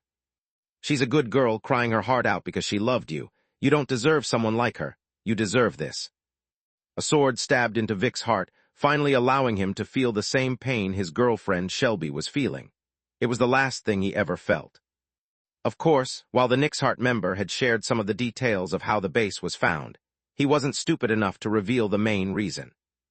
Any news from Regis? He asked the other suited man who checked a device in his pocket. Yeah, we have the location for 3 more bases. Let's download all the data from here before making it look like the base was destroyed in a cave-in. A secondary team will take care of wiping our aura so we can't be tracked. The Nixhart member nodded his head and quickly made his way to the main computer and began downloading all the information they had. Elsewhere on a planet in another galaxy altogether, a suited man stood inside a boardroom, sipping on a juice box and listening in on some secrets. The room was filled with members of Sanguis Pluvia, yet they could not see him or perceive him in any way at all. Regis had long ago unlocked an ability which allowed him to disappear completely, not just from sight, but from memory as well. Of course, he had gained a basic mastery over the ability now which allowed him to reappear and allowed people to remember his name. But compared to disappearing completely, it actually took more energy to reappear. Plus, this way, if he swiped something, such as a file which contained the location of other hidden bases, or a juice box, then others would forget about the existence of those things as well. Of course, he still had to be careful. He was still relatively weak, and any competent immortal would be able to see through his ability easily. But the convenience of being able to escape back to the inn whenever he wanted made infiltration just too easy. It also helped that all the security measures they were taking were geared towards anti-divination and against Dao Lords. No one was expecting him, and no one was prepared for him. An intern walked into the boardroom full of evil terrorists carrying a box of donuts, though the double chocolate donut with rainbow sprinkles mysteriously vanished. In another galaxy, far away from the conflicts of the Midnight Games, there was a black market unlike most other black markets. Instead of hiding from galactic empires, this market was hiding from the Henali. This market, known as Kalabazar, was not near any star system, any asteroids, rogue planets, space debris, or anything. It was just empty space that no one had ever visited, or so it seemed. There was a veil covering the darkness, hiding everything within and keeping out all prying eyes. This market, or rather bazaar, was not even under the control of the Fugan, or Sanguis Pluvia. Though they were the greatest enemies of the Henali within the Origin realm, they were not the only ones who would benefit from keeping secrets from the Henali. Within this market, 2 suited men walked behind a teenager, or at least someone who looked like a teenager. Cultivation made it very difficult to determine someone's age just based on appearances. Many who saw the sight were surprised, for the 2 bodyguards had actually made quite a name for themselves within the Kala Bazaar, each for their own reasons. The older, more mature bodyguard had a way with words that let him sit face to face with the highest-level members of the bazaar despite his low cultivation realm, while the younger was sinister enough to scare even the bazaar regulars. "This is the place," the young man said, and let the older of the group enter first. The shop they had entered was empty, though the moment they entered the cold, gray interior suddenly changed, turning into a cozy, wooden cabin. "Mr. Gerard, it's a pleasure to see you," said the projection of a middle-aged man who appeared in front of him. "Although I am surprised to see you here, nothing in our analytics indicated that you would be interested in our services." Gerard smiled. "Actually, I'm just here to pave the way for someone else today." Behind him, Roland, the former newspaper boy, and Luther entered. "Interesting. Mr. Luther I recognize, but I have no information in my database about you. Would you care to make an introduction?" "My name is Roland," he said, taking off his hat. "I would be more than pleased to introduce myself properly, assuming I'm talking to the right person. As I understand it, there's a new AI leading your empire within the Origin realm, one that goes by the name Calculan. I am here to talk to him." Suddenly, the projection of the middle-aged man talking to them froze, and after a few seconds returned to normal, only his expression had become completely neutral. He looked towards Roland, his body unnaturally still, as if all body language had been eliminated. "How do you know about me?" the projection asked, his voice unchanged, yet somehow devoid of all emotion. "I have not yet made a formal introduction of myself in this realm." Roland smiled. "It's my business to know things," he said, as he sat down and made himself comfortable. "And the reason I'm here is not because I need something from you. Rather, I have information that you need from me. So the question is, Calculan, what can you do for me?" Chapter 12:13 Rewards. Chapter 12:13 Rewards. As soon as the awards ceremony was over, Lex returned to the inn. There were about 30 days in the Origin realm left till the actual tourney, and that meant about 90 days in the Midnight realm. That gave him about just enough time to finish up Moon's planet issue and bring her back. He also knew that despite its great success, if he had been monitoring the Midnight Games closely, they would have gone even better. He could not forget to give the inn enough attention, for it was the basis of everything he did. But he really was too short on time. Between breaking through to the next realm, managing a massive conspiracy against Tao-level forces, taking care of his sister, looking for his other siblings, and putting up the perfect act in front of the whole universe, he was a little swamped. But bit by bit, he was handling things. The first thing he did upon returning to the inn was investigate his rewards. There was the crystal orb containing countless laws that he got from the tower, as well as an invitation to the tourney. He swept through the next few items, not really expecting to be surprised, but he was proven wrong. Since the Henali had organized a tournament and used the contestants to clear various incredibly troublesome areas for themselves, then how could they cheap out? The first and more important item was a pill bottle containing a single pill called False Death. There was also a small piece of jade which included a description of the pill. Upon consumption, it would not act immediately, but instead would assimilate with the body of whoever ate it. The pill would only come into effect if, and when the person who consumed it would die. Barring complete and immediate destruction of the entire soul, the pill would allow the person to instantly come back to life in their peak state. There was literally no price for such a pill, and let alone the highest-level member of the Infinity Emporium. Even if he were the owner, it would not be easy getting his hands on such a thing. If Lex sold this right now, he wouldn't be surprised if he could directly buy out a massive chunk of the Emporium. Even then, the only reason it was a massive chunk of the Emporium, and not the entire Emporium itself, was because the pill was only effective up until the Earth Immortal realm. That meant it was not effective for heavenly immortals. Tragically, it would also not work for Lex. It was not that the power he had sealed was enough to put him in the heaven immortal realm, far from it, but that he had consumed the amber chaos resin. With a Tao-level ingredient making up a part of his body and soul, there was no way this pill was strong enough to work on him. But even then, there was no shortage of people he could give it to. Moon would be his first guess, but once again, her unique situation made it so that it might not work on her. Whatever the case, it was something he would keep with himself for now. He might end up needing it for one of his other sisters, or maybe an in-worker going on an especially dangerous mission. With his expectations already exceeded in just the first reward, he looked eagerly at the next ones. The second item was a yoga mat. Well, technically, it was a meditation rug, but it looked a lot like a yoga mat. Its use was not as mind-blowing as False Death, but that did not mean it was not impressive. When contemplating and studying laws, the mat would enhance the user's perception, making it much easier for them to make gains. For ordinary immortals whose cultivation path slowed down drastically or stopped entirely upon entering this realm, this mat was invaluable. But once again, it was not exactly useful for Lex.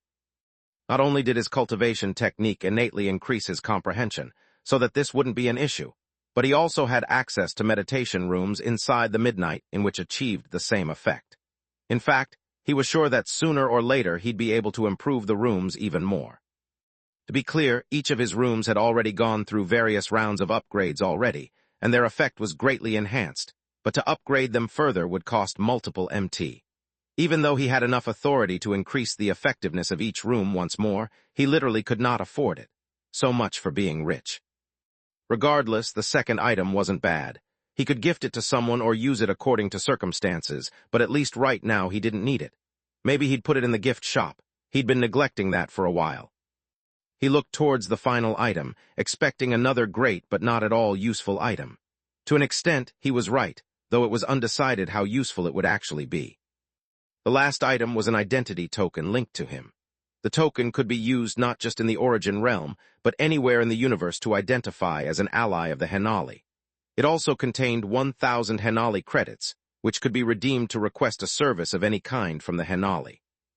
As it was, Lex already had enough power and prestige to be able to request cooperation from the Henali without the use of these credits, but he could see how they were useful. The basis of him being able to request cooperation was the Midnight Inn and what it represented. Without it, he would need to use these credits. Lex put away all 3 items and switched all of his belongings from his spatial bangle to his newly acquired spatial ring. Then, at last, he took out the crystal ball containing countless laws, ready to unleash it within the Midnight Realm. If even the Origin Realm wanted to absorb these laws, he could only imagine how useful they would be for the inn. Without any prompt from Lex, the crystal ball shattered as soon as it was brought out of the ring, and all the colors within it dissolved. Lex almost called that anticlimactic, but managed to contain himself, not that he believed in setting off flags. Even so, a storm began to brew within the Midnight Realm. Chapter 12:14 Job well done. Chapter 12:14 Job well done. Through the system, Lex could exert control over the region that constituted the Midnight Inn, so with a single swipe of his hand, he moved the storm out. But while the inn was safe from the developing storm, the rest of the realm was not. Dark clouds suddenly formed above not only the 3 continents, but the cosmic sea as well. Thunder rumbled in the clouds, but it sounded completely different than usual. It sounded like crashing water and squeaking wood, while at the same time sounding like wailing winds and distant laughter. The unusual nature of the sounds made them seem ominous, though through his connection to the realm Lex could sense that there was no danger brewing. In fact, despite how dark the clouds were, from within them he could feel a great, vibrant energy building up. The entire realm was suddenly blinded by an exceptionally bright flash of light, after which the clouds burst, unleashing a heavy torrent of multicolored rain. Lex suddenly realized that preventing the clouds from forming over the inn might have been a mistake, and quickly allowed them to come back. All the guests looked up as a miraculous rain fell on them, and each of them suddenly became stronger. The ground grew more solid, the trees grew taller, the beasts grew stronger, and everyone's cultivation rose. Lex suddenly felt the boundary of the entire realm loosen, and the highest sustainable rank suddenly became the Earth Immortal realm. Every single being which had been trapped at the peak of the nascent realm across the entire Midnight Realm felt something new. They felt the sky above them grow larger, as if it could accommodate more, and each of them felt like they could initiate a change to a higher realm. Yet at the same time, they felt a warning from their instincts, as if to let them know that such a change would not be so easily attained. Lex could feel as the boundary of the Midnight Realm grew wider, and felt the continents grow slightly larger. He felt new biomes begin to form, and the spirit energy begin to boil as it grew more complex. The greatest change was experienced by the cosmic sea, which instead of growing began to drain. As the realm grew larger, it used up the cosmic sea as if it was fuel, and somewhere far off in the distance, Lex felt that a 4th continent was beginning to form. He could only vaguely sense that this continent was a perfect circle, almost as if a miniature version of the realm from which these new laws originated. Suddenly Lex's expression changed and he left the inn, going instead to Yildirim Utopia. It was not that something bad happened. It was just that he was at the absolute limit of the nascent realm, and the raindrops were forcibly undoing his seals so that his realm would increase. It seemed that he wasn't destined to gain these benefits. Then again, his body had already been pushed to its max by a Tao-level ingredient, so he was not greedy for these small benefits. With a sigh, he passed a single order to Mary. All inn workers who were outside should return to the inn immediately. While their missions were important, becoming stronger was also important. Many of them who had been unable to reach the Earth immortal realm could not pursue the realm. Moreover, they could even make use of the tribulation rooms within the inn. Then he turned his attention to Moon, who was laying in her hammock, watching the preliminary tournament still. Her mood had been a little down since the assassination attempt, though could anyone blame her? Lex teleported over, appearing right in her line of sight.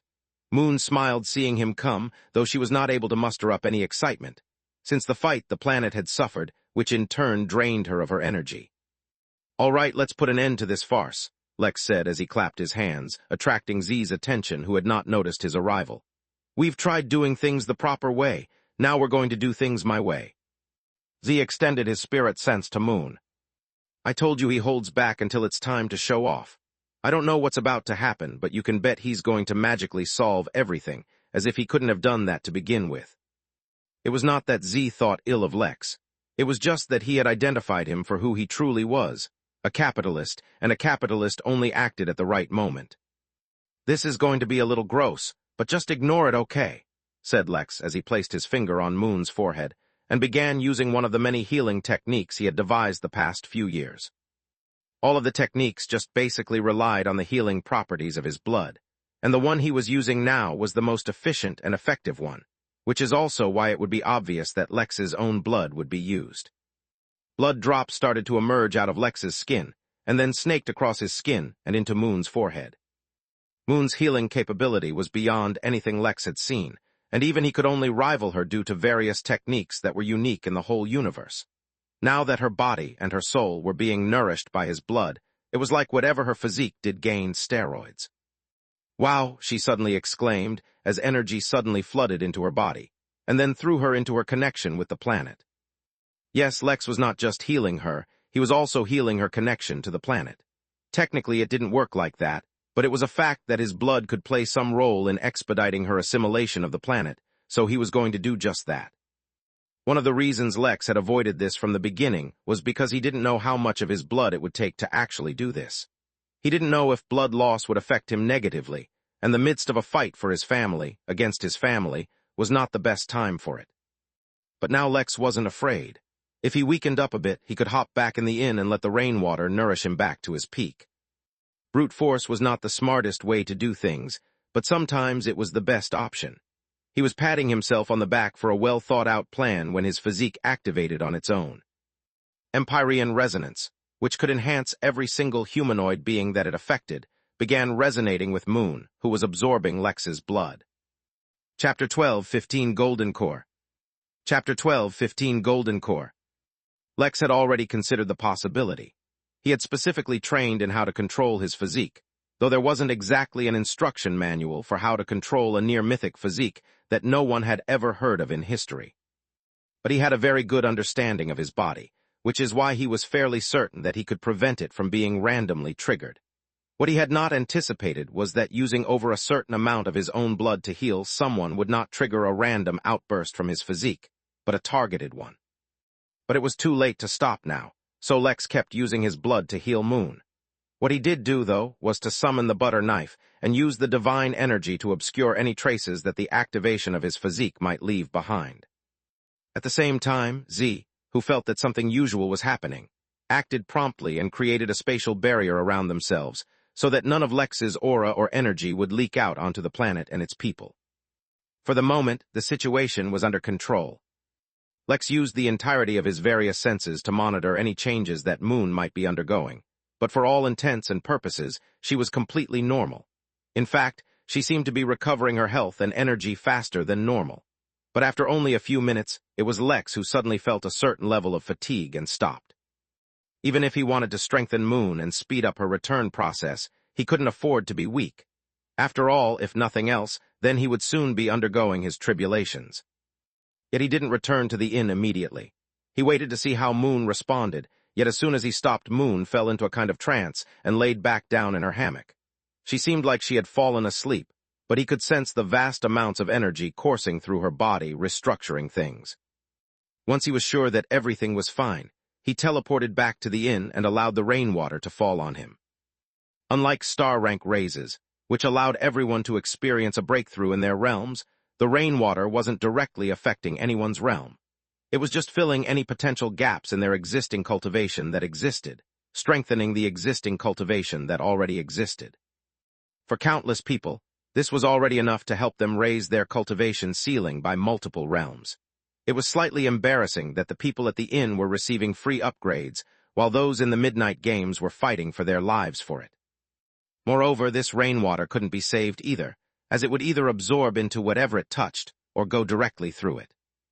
Lex felt the water absorb into his body, and his fatigue slowly faded away. Interestingly enough, the water was not actually water, but was a physical manifestation of certain laws. This was not the process by which the laws were being absorbed by the Midnight Realm, but rather were the excess laws which the realm could not directly absorb.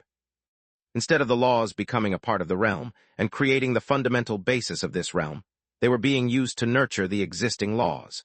Similarly, the reason why Lex and everyone else were benefiting was because the laws which constituted their body were being nourished. He studied the process and took notes. This was a good way to heal others without having to rely on his blood. He was not some kind of masochist. Why should he continuously bleed to heal others? No sooner had he had this thought that he returned to his peak and then went back to Moon to continue healing her. Being an older brother was troublesome. For 3 days Lex continued to heal Moon using his blood before stopping.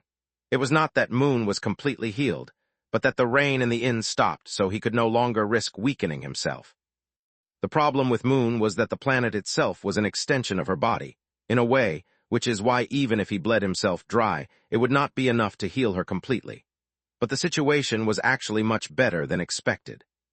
While the forced healing had not brought her to a position where she could teleport with the planet, the interference by Lex's physique had resulted in an unexpected gain. In the process of assimilating the planet, she had gained an overwhelming advantage.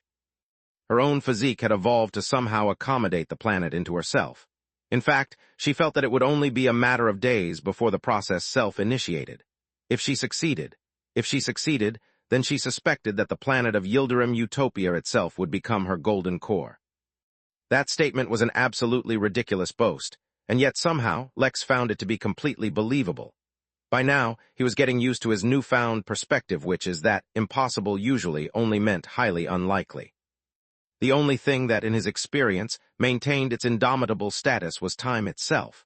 Everything else in existence seemed like the way it usually operated was just a very strong suggestion rather than an irrefutable truth. Maybe the origin of the statement, "laws were made to be broken," was deeper and more profound than he had ever realized. Since it would be only a few more days, and Lex was free for that duration, Z was finally able to leave to do his other tasks, much to Moon's chagrin. She promised him to celebrate his 18th birthday in a few weeks inside the inn when she finally got there. In the meantime, the residents of the Utopia started to be sent to the inn as well. If she was about to absorb the planet, chances were high that everyone on it would die. This seemingly simple task turned out to be a lot harder than anyone expected, for there were quite a number of people who would rather accept death than be forced off their planet. Lifesketcher, Chapter 12, 16 Secrets and Perspectives. Chapter 12, 16 Secrets and Perspectives. Are you sure? Lex asked with a worried expression. Taking responsibility for the lives of others isn't a simple thing. It isn't a simple burden. The day had finally come. Moon was on the verge of absorbing the planet into her body, completing the assimilation process in a way no one expected. Yet close to 30% of the population of the planet had refused to leave. None of them knew what would happen to those people once Moon absorbed the planet. Chances were high that they would die. Whether she meant to or not, that would mean Moon had inadvertently killed 30% of the population of a planet. It felt a little selfish of him, but he was more concerned about her mental state after doing such a thing than the lives of the people on the planet. But Moon only chuckled at his concern. Don't I already know it? She asked. After all, I have taken responsibility for them from the day I arrived here. It is not so casually that they call me their saintess. Lex clenched his fists as in this moment, he was genuinely powerless. He could have forcefully evicted those who did not want to leave, but Moon did not allow it. As much as he hated to admit it, he did not know nor did he understand the depth of the relationship between Moon and the people of this planet. When she had no one else, she had them. When she had no strength to save herself, she looked out for them. When all her freedoms were taken from her, she gave to the people of this planet the ultimate freedom to live as they wished without harming others. In a way, they had been more of a family to her than anyone else, yet that was even more reason for Lex to not let them die. It was just a vicious circle. Moon gave Lex an understanding smile and then said, "It's time, you should step back as well." Lex left, but not in the way she expected. He carved out the space around himself and separated it from that of the planet she was about to absorb, so in appearance he seemed to be standing right next to her, while in reality he was in another space altogether. Now he was just being willful. Moon smiled even more sincerely this time and then closed her eyes. In truth, she had been keeping a deep secret from Lex, one that she dared not tell him.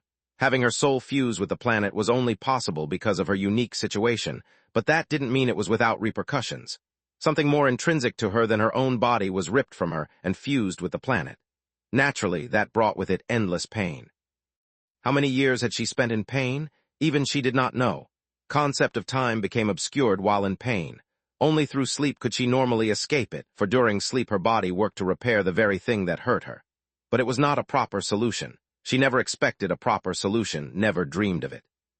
Yet now that it was in front of her, it was overwhelming in ways she could not describe. She did not care whether it would be successful or not, to be honest. She had long been prevented from even ending her own life so that she could escape the pain. Later, when she regained that freedom, she had also found her brother. She had long become accustomed to pain, so she did not mind tolerating it some more to spend time with her brother.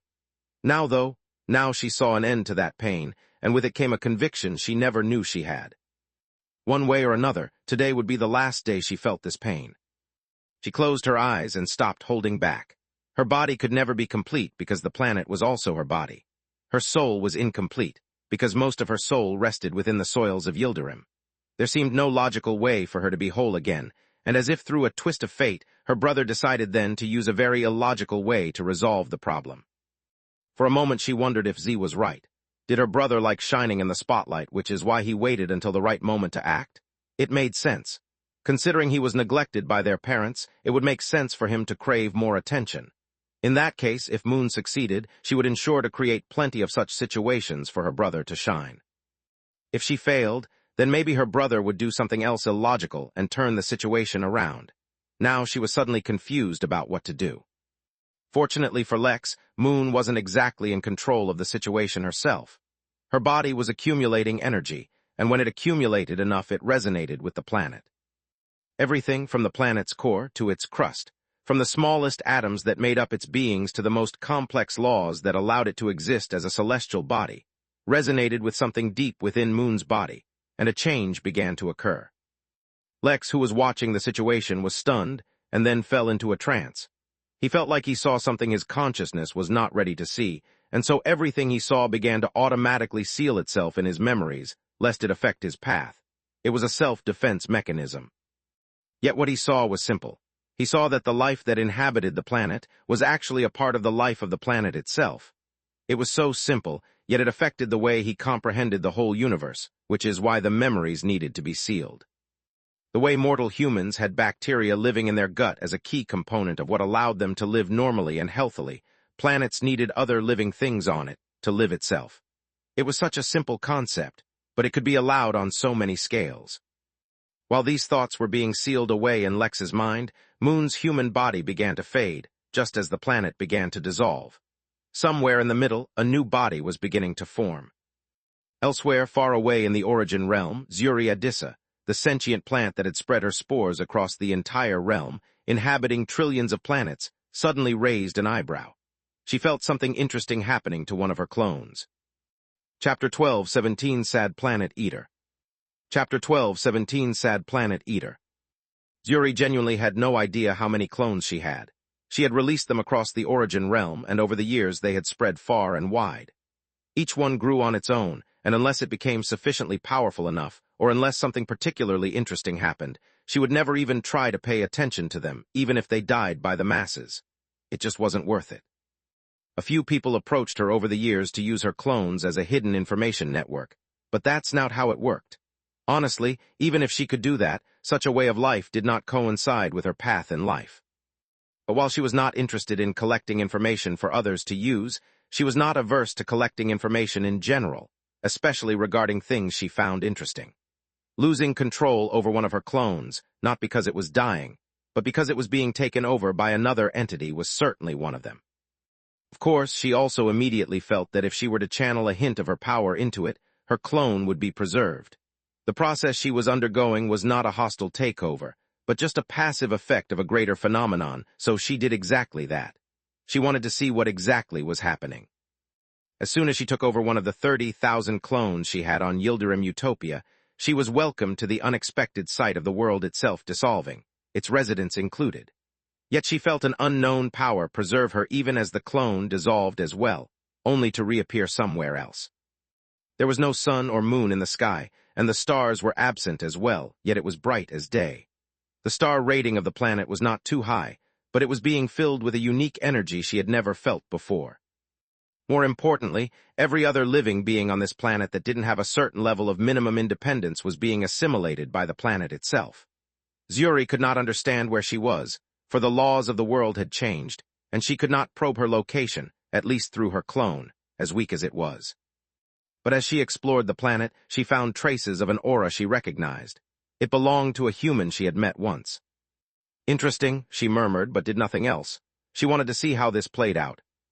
Outside, the process was going much faster than Lex had expected, and only in half an hour the entire planet had faded from existence, leaving floating in space.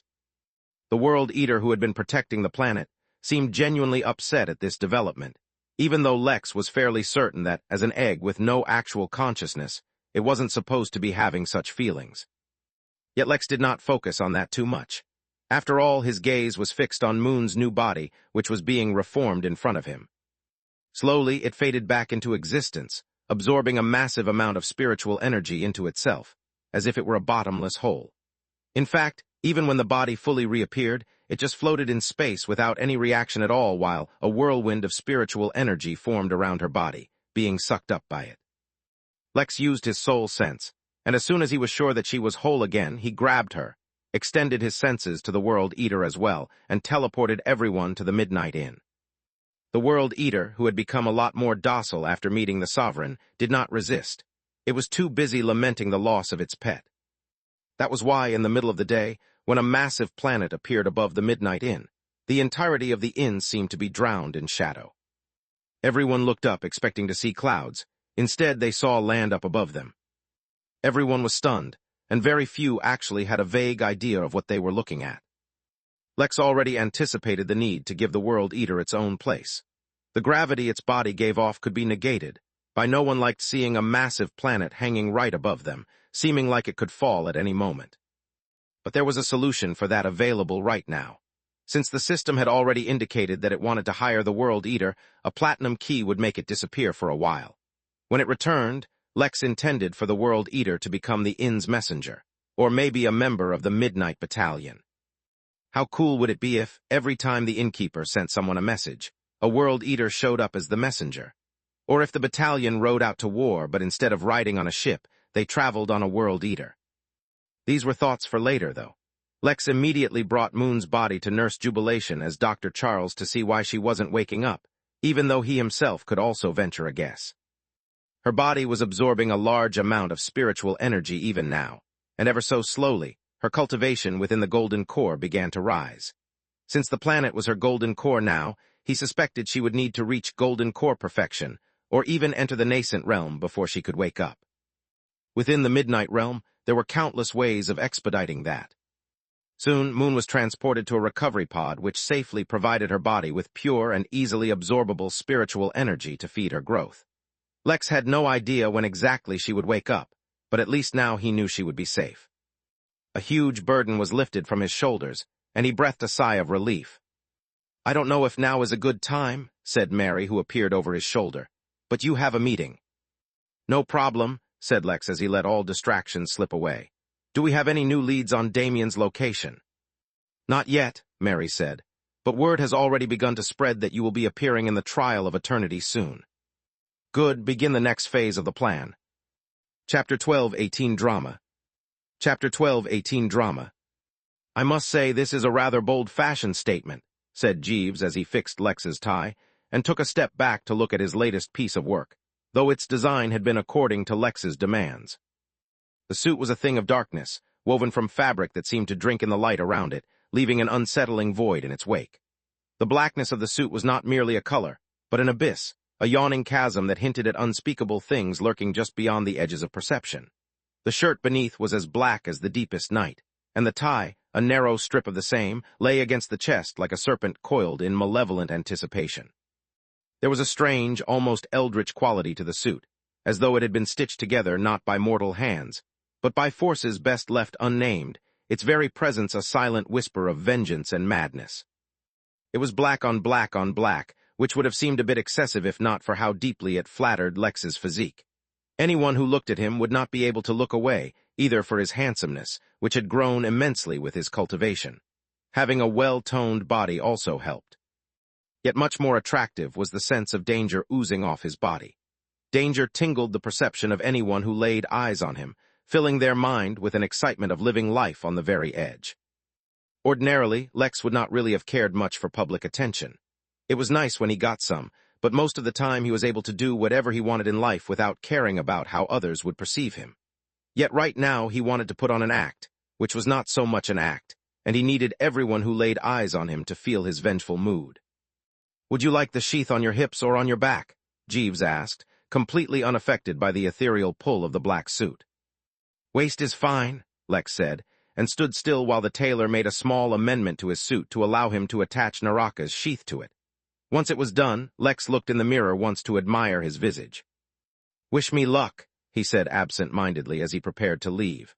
"Good man, with my suit on your side, you won't need to rely on something as ephemeral as luck." Lex chuckled and then left the inn. It was time. He had spent as much time preparing for this as he could. Now he just had to see things through. Even now, after everything he had done, there still wasn't complete certainty that things would pan out the way he wanted. But there was only so much he could do. "Keep an eye on Moon for me," he told Mary and walked forward. She still hadn't woken up, despite her body having stabilized. There was no indication of when she might wake up, which is what had dampened his mood somewhat. But he couldn't focus on that right now. He activated his invitation to the champion's tourney and was teleported away. He reappeared inside a room full of countless other immortals, each one stronger than the next, all of them incredibly powerful. As the only non-immortal in the room, his sudden arrival drew a lot of attention. His suit only increased the amount of attention he was getting, which was the point. Soon, the briefing began. Space. In the very heart of the Origin realm, there was a landmass the size of which defied all logic and comprehension. This landmass, every single inch of it, was the Henali Hololand, and served as the seat of power within the Origin realm.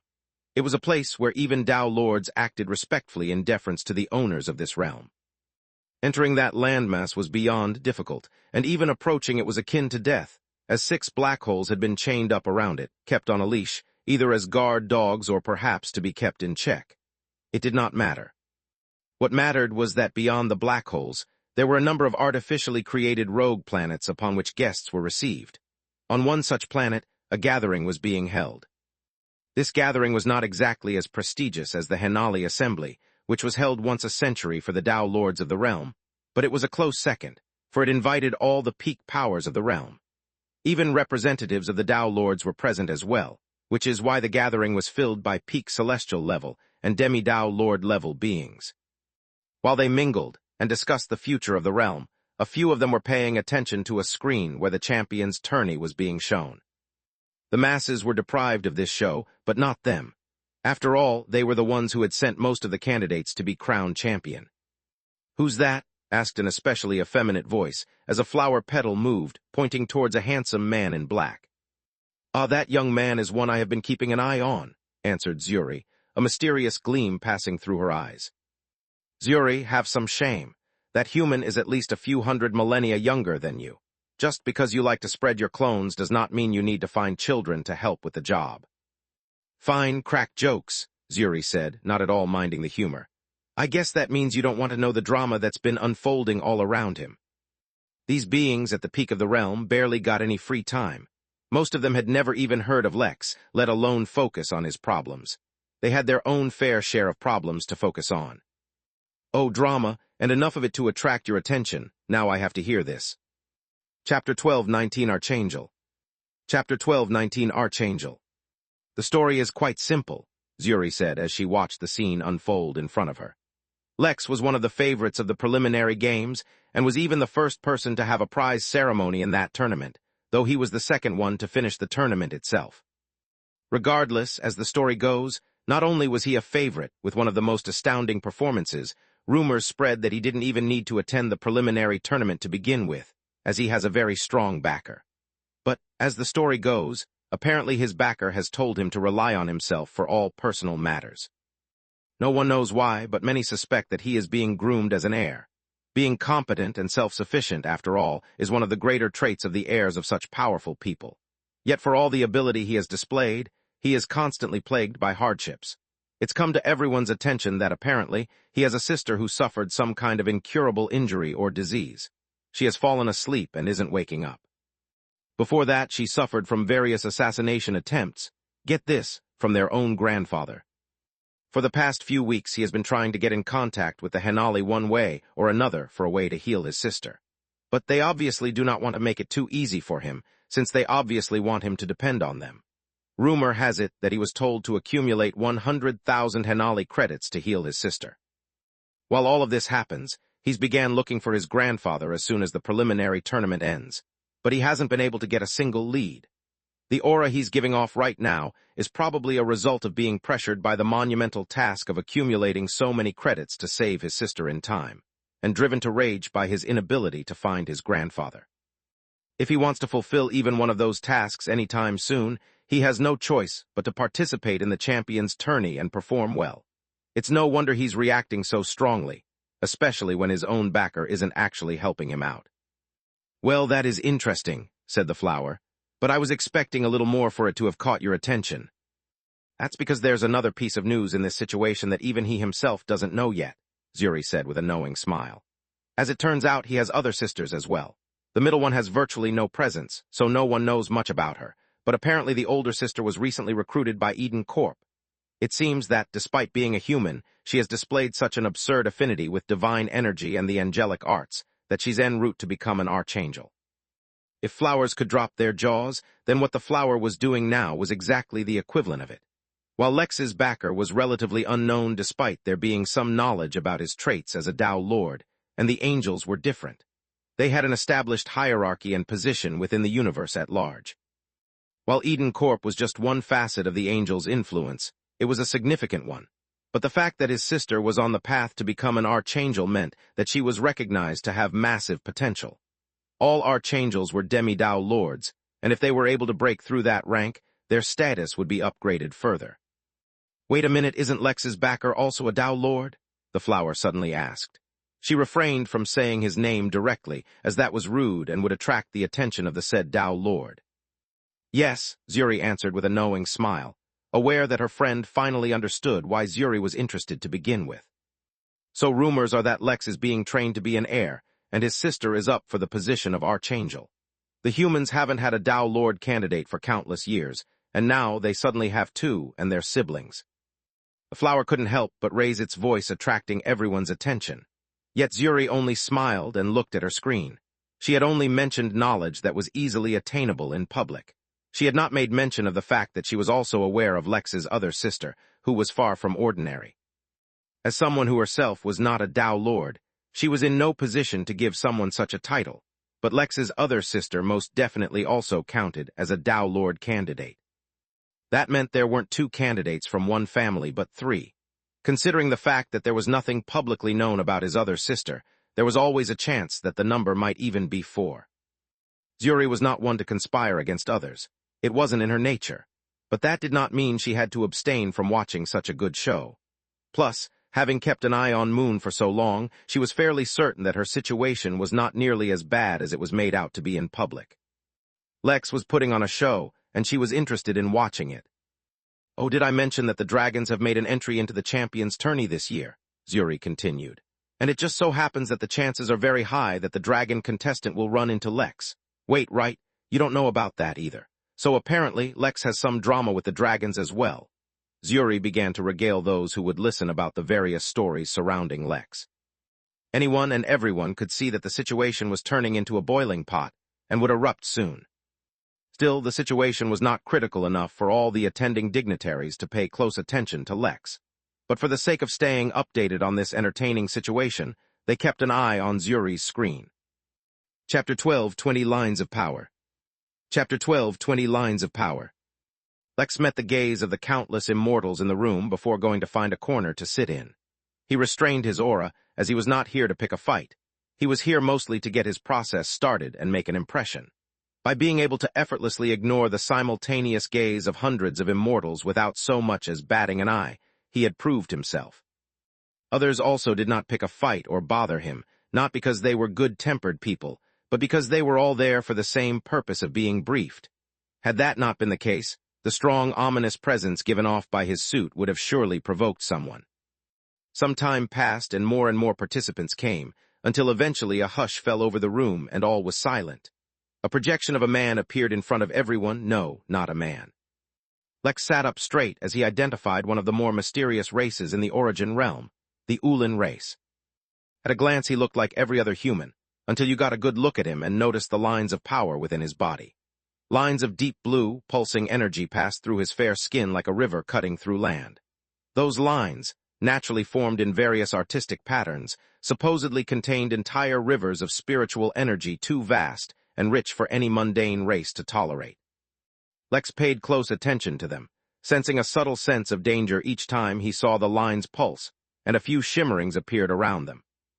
He could see them and admire those lines known as the lines of power, but he could not sense anything else from them.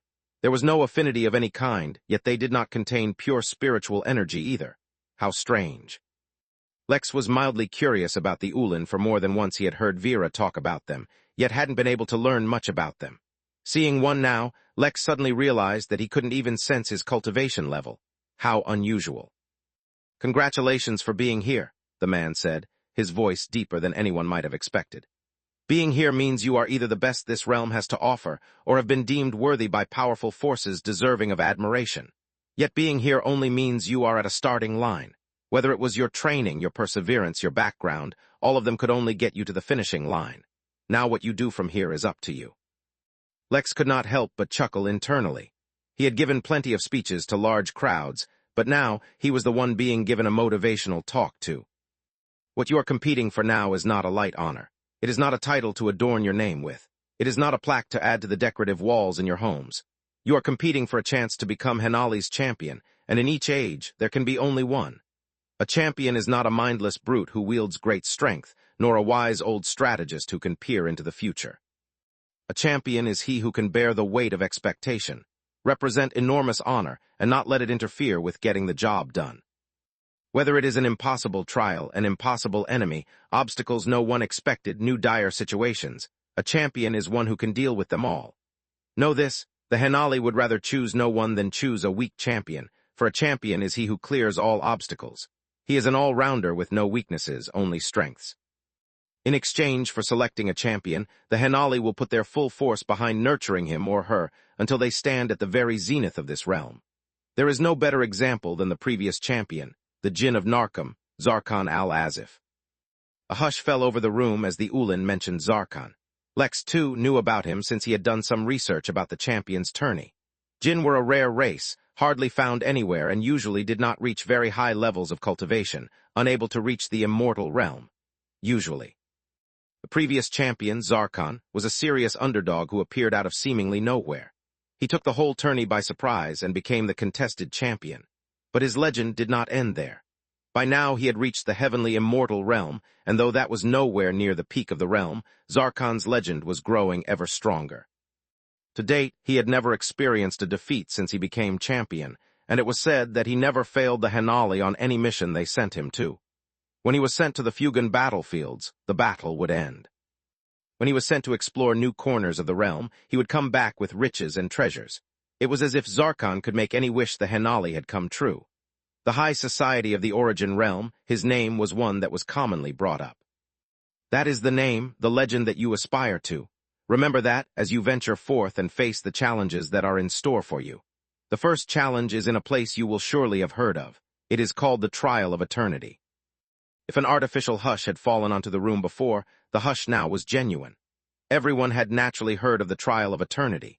Nobody knew how it came to be, or how long it had existed, the Henali included. It was a place filled with immense danger, and the only reason its name was commonplace was because it was said that rare treasures grew in that place that made it easier to pass through various immortal tribulations.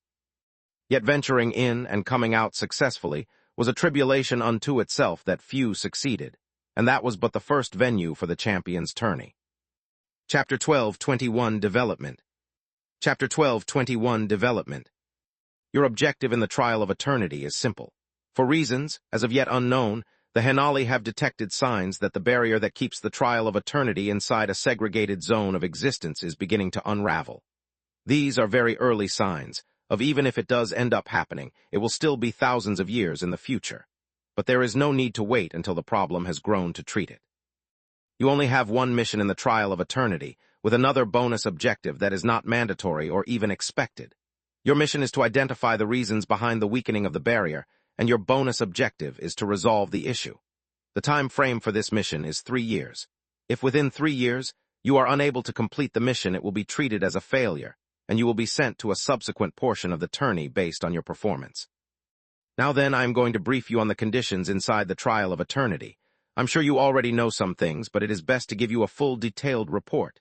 Inside, there is one major landmass with countless smaller masses floating around it. They exist in stasis, which means they just kind of float there without moving. There are no stars or anything of the sort, so it is mostly imbued in darkness, although spontaneous explosions occur frequently, which then become sources of light. The energy distribution there is highly skewed towards lightning and fire, which is why the treasures which are born there are inclined towards those two elements. But as a result, there are countless lightning storms and random combustions in there. There was a genius who once had the bright idea of having his immortal tribulation there. The first lightning strike itself reduced him to dust. As comedic as it was, it set off a chain of lightning storms so brutal that almost everyone in the entire zone died. As a general rule, any kind of energy spike anywhere in the entire place will set off some kind of storm since the energy there is highly unstable. So do not try to do anything too flashy there.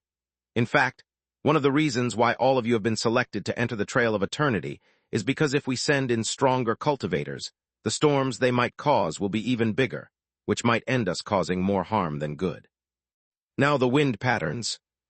The briefing continued for a long time while the Ulin, his body pulsing with dangerous energy, impressed upon them the importance of not causing an incident within the Trial of Eternity and avoiding any fights. Unfortunately for him, from the very get-go, that was destined to be impossible.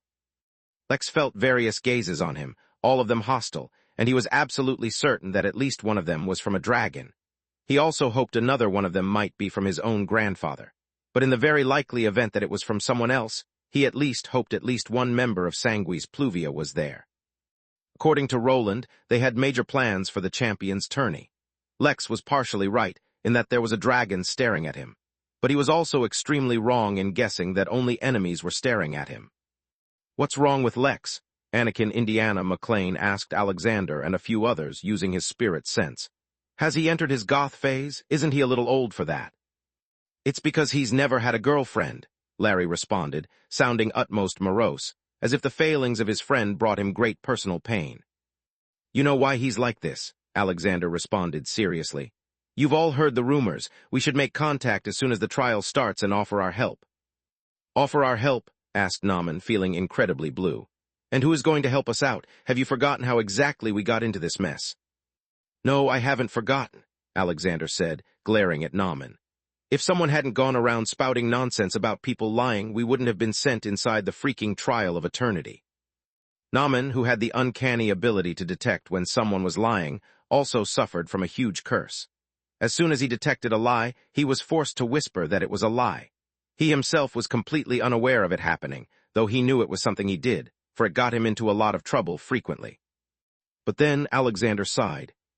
"At the same time, that's also why I suggested contacting Lex. We can try avoiding this problem, but the quicker we handle it the better, and as much as I hate to burden him again, Lex is very resourceful. He'll be able to find a way to help us." Alexander felt conflicted. He had grown so much stronger, and he was still asking Lex for help. It was not asking for help that caused him to feel conflicted, rather how embarrassing his current problem was. If he asked Lex for help, he would have to explain the situation, which was. "There is no need to get Lex involved in this," said Raphael, who suddenly walked up to them. He knew most of them from his visions of the future, which is why he knew the potential they held, and also knew the fastest way to help them realize it, which was to face these problems themselves. "He is already under great scrutiny, and if we reach out to him, he will make new enemies as well. There is no need to increase his burdens." "He's from Earth just like us," said Sauda. "That will be enough for others to suspect him." "No, you're wrong about that," said Raphael as he shook his head. "He is not from Earth. He is from the Midnight Inn. No one will think otherwise unless we give them reason to." Chapter 12:22 Warning. Chapter 12:22 Warning. Lex did not notice the group because of a few reasons. Firstly, he was not spreading his spirit sense around, nor was he looking around the room, so it was fairly easy to miss them. More importantly, they were hiding. Lex wasn't the only person in the room who hadn't reached the immortal realm, but he was most certainly the only one who so openly advertised it. In fact, the Ulin had said it himself. They actually wanted lower-leveled cultivators to avoid any potential problems. The Trial of Eternity was a zone that could harm immortals, regardless of the level. Even celestial immortals could face dangers there, though they faced other kinds of dangers than the lightning and fire, which is why if the zone suddenly entered the Origin realm openly, the disaster it could bring was incalculable. It would literally take a Tao Lord to contain it, yet using powers on the Tao Lord level within the Origin realm was forbidden as it could damage the realm. Lex knew all of this, and in fact, he knew a little more than the Ulin was telling. Through his various sources, such as Velma and the Infinity Emporium, Lex had stumbled upon a speculation of how the place might have been formed. It was a speculation, without any information about who had the speculation, or how likely it was, yet Lex had a feeling it was right. The speculation stated that the Trial of Eternity was a zone that was created as a result of someone at the peak of the celestial realm undergoing a major tribulation. A major tribulation was one that happened between realms, such as between the nascent realm and the Earth Immortal realm, or the Earth Immortal and Heavenly Immortal realm. After the celestial realm should be the Tao Lord realm, right? Or did one have to first become a demi-Tao Lord? Lex wasn't too clear about the exact specifics, but the point was he found it entirely believable that such a place could have been created through such a way. Lex, while maintaining a perfectly stoic expression, was continuing to let his thoughts wander when someone approached him and reached out with their spirit sense, interrupting him. "Are you all right?" asked Giselle, looking slightly concerned. Her approach had startled Lex, because he literally couldn't sense her coming. He had noticed this before in the maze, but she could obscure her presence in a way that he could not decipher, which was quite interesting. Yes, I am perfectly fine, thank you for asking," responded Lex politely. "How are you doing? Congratulations on beating the tower, by the way. I really wasn't expecting you to win so easily." Giselle was not expecting to find Lex so chipper, especially considering the things she had heard about him lately, or how he appeared to be at the moment. "It was an unfair competition," she admitted. "I had an advantage over everyone else since I came prepared for it. My information channels are quite good, which is actually why I was reaching out to you. I heard about your situation. If you want, I can try to look for possible solutions." Lex raised an eyebrow out of curiosity, then smiled.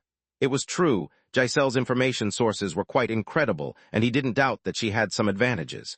But then again, who did? "Thank you for the offer, but I think I have the situation under control.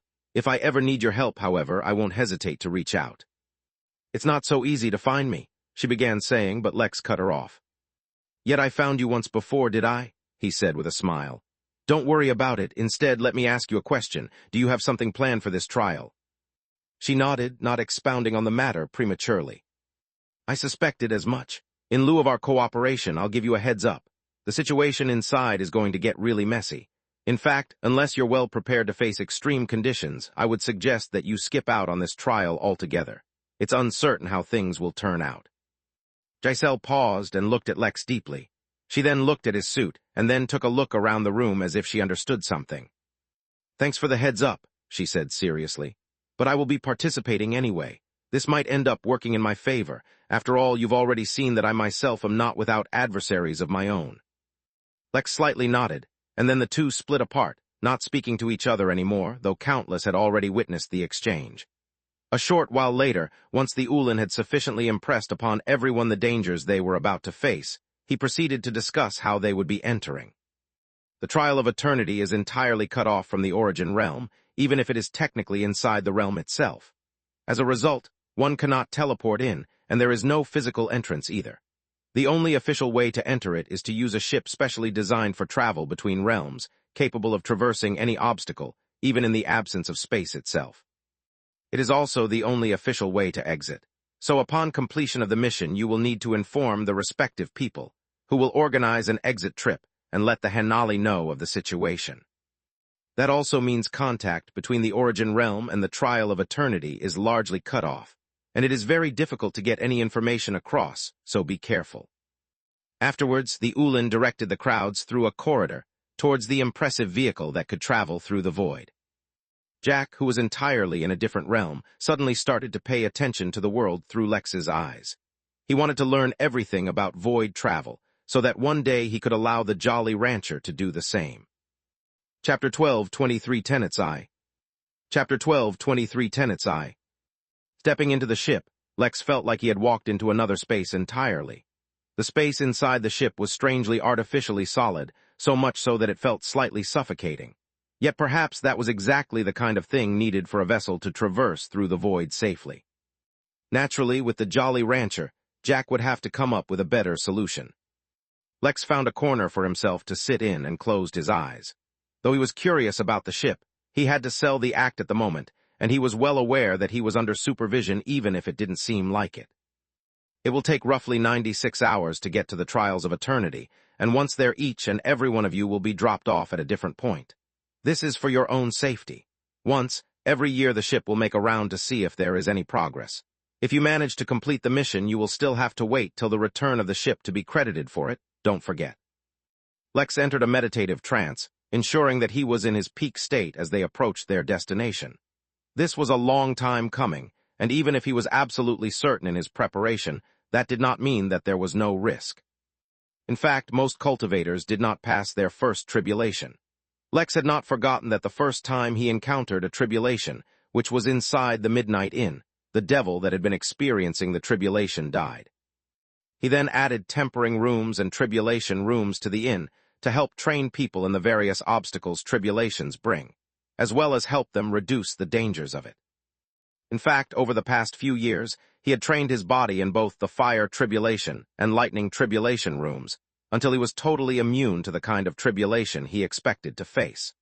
Then he increased the difficulty, and kept on doing so until the point of diminishing returns. One of the reasons he wanted to increase his defense until he could tolerate the attack of a heavenly immortal cultivator was because he felt like his own tribulation would be far from normal. He had done the best he could.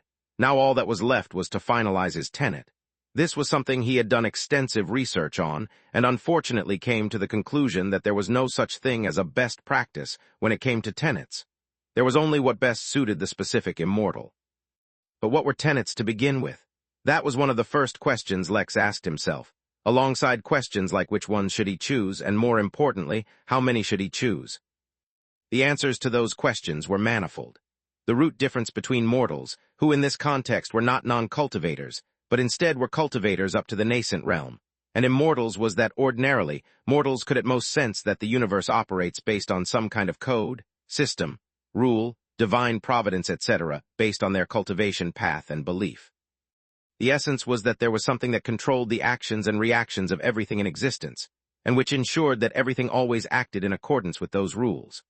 A very overly simplified example of this was that water froze when it was cold and boiled when it was hot, and this rule existed all over the universe. Of course, this example excluded the existence of countless other laws in determining those outcomes, such as pressure, environment, etc. Comparatively, immortals could not only begin to perceive these laws, but also begin to understand them and their influence on seemingly completely unrelated things, as well as control or influence those laws to a certain degree.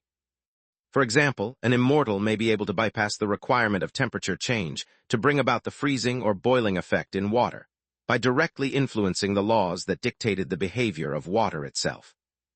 That is where tenets came into play. The way an immortal perceived, and then influenced the laws of the universe was totally and completely dependent on their tenets. This meant that two immortals, even if they were twins who had lived an identical life in all their experiences, would see the universe differently from one another as long as there was even the slightest difference in their tenets, which was almost a certainty. When studying the same laws of water, someone who had tenets of music might perceive the actions and influences on water through patterns and melodies, whereas a swordsman would see it entirely differently. Even if they brought about the same end result, the way they would each do it was completely different, and something they would have to discover for themselves. This was another reason why growth among immortals was so slow. At most, a person could offer some guidance, but they could not actually teach anything about laws to anyone. That usually depended entirely upon personal comprehension and understanding. With that said, it was obvious how extremely important tenets were to someone, which is why picking the right ones was an extremely important decision, almost as important as deciding the number of tenets as well. The reason why it was called tenets and not tenet is because almost all immortals had multiple tenets. After all, it was rare to find a person with only a singular interest, and even rarer for them to rise through the cultivation ranks. Life would inevitably find ways to add various obstacles or challenges in someone's path, which would end up shaping their personality in various ways. As such, finding a single thing a person could dedicate their entire life to was exceptionally difficult. Moreover, there was no clear benefit to having more or fewer tenets.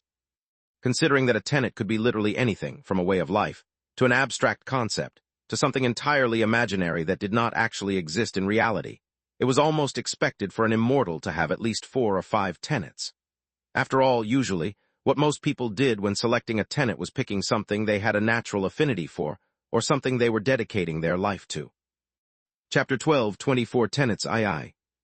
Chapter 12, 24 Tenets II. While seeking guidance in this regard, and considering his own tenets, since he hadn't really specialized in any one thing but excelled in many, he had consulted Cowan and Anita. It was not at all a surprise to find that Cowan only had one tenet, which was the way of the sword. That literal entire phrase was his tenet, something he shared openly, though Lex understood that usually it was not the kind of information one divulged easily. Considering that Cowan only had 2 passions in life, swordsmanship and Anita, it was not surprising at all. What was surprising were Anita's tenets. She had the tenets of nurturing, guidance, protection, leadership, perseverance, and kindness. If Lex hadn't known any better, then he would have thought she was messing with him. But Anita gave him the background of why she had chosen those as her tenets. On the planet she was from, which Lex to this day did not actually know nor had he visited, she was the one who led humans from their early days as cavemen. She brought that whole race out and helped them stand on their feet, and when she could see that they would be hopeless without her, found a way to change her race from human to Lick so that she could lead humans for even longer. But all good things must end, and there eventually came a time when she left the humans to fend for themselves. She had a new life now, and she was more than happy with it currently. In fact, she loved being a mother so much that it only reaffirmed her choices of the tenets she selected.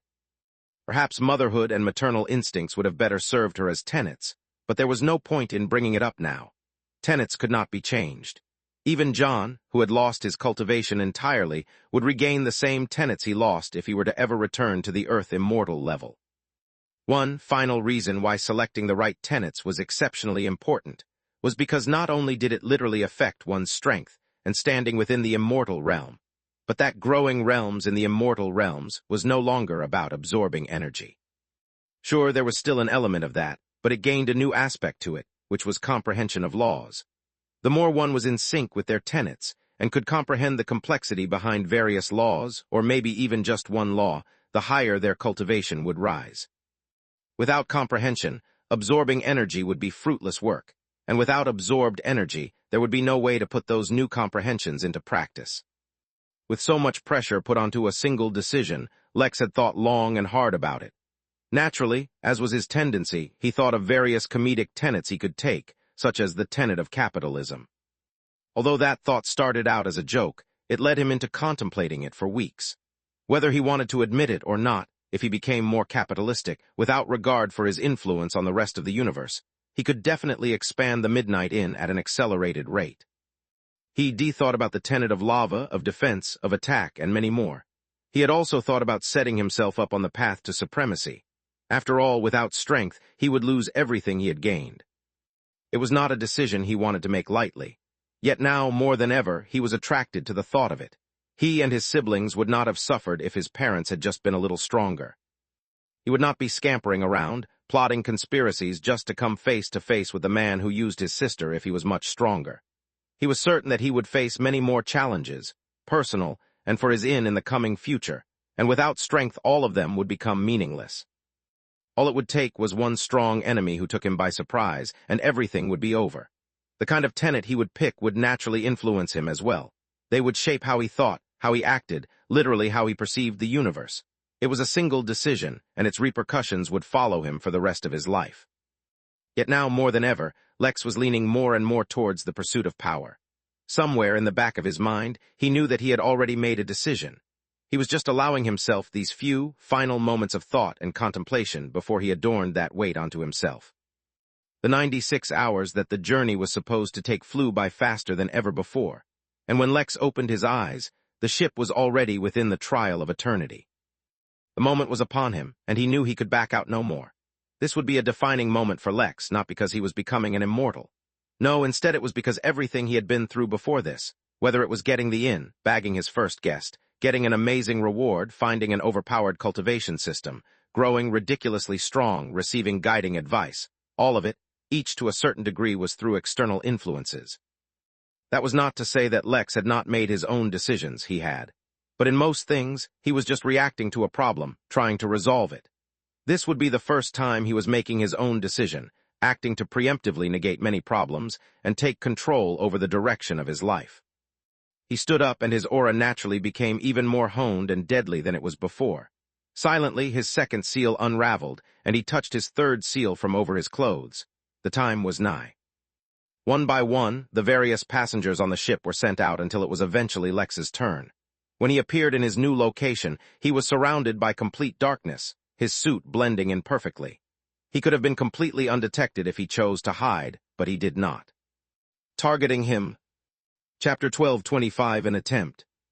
Chapter 12:25 An Attempt. Lex did not go anywhere or do anything. In fact, he sat down exactly where he was, summoning a chair and a small light to ensure that everyone could see this spot far and wide. Lex did not believe in doing things himself if others could do it for him. He had a lot of enemies in this place. In fact, he had so many enemies here that he wasn't even certain who he would end up facing. There were the dragons, the Sanui's Pluvia, a number of bounty hunters, a group of guys who were pissed at Lex for his role in Lover's Island, and so on and so forth. Someone had given him a list, but after ensuring he knew who the most dangerous ones were, he couldn't be bothered with the rest.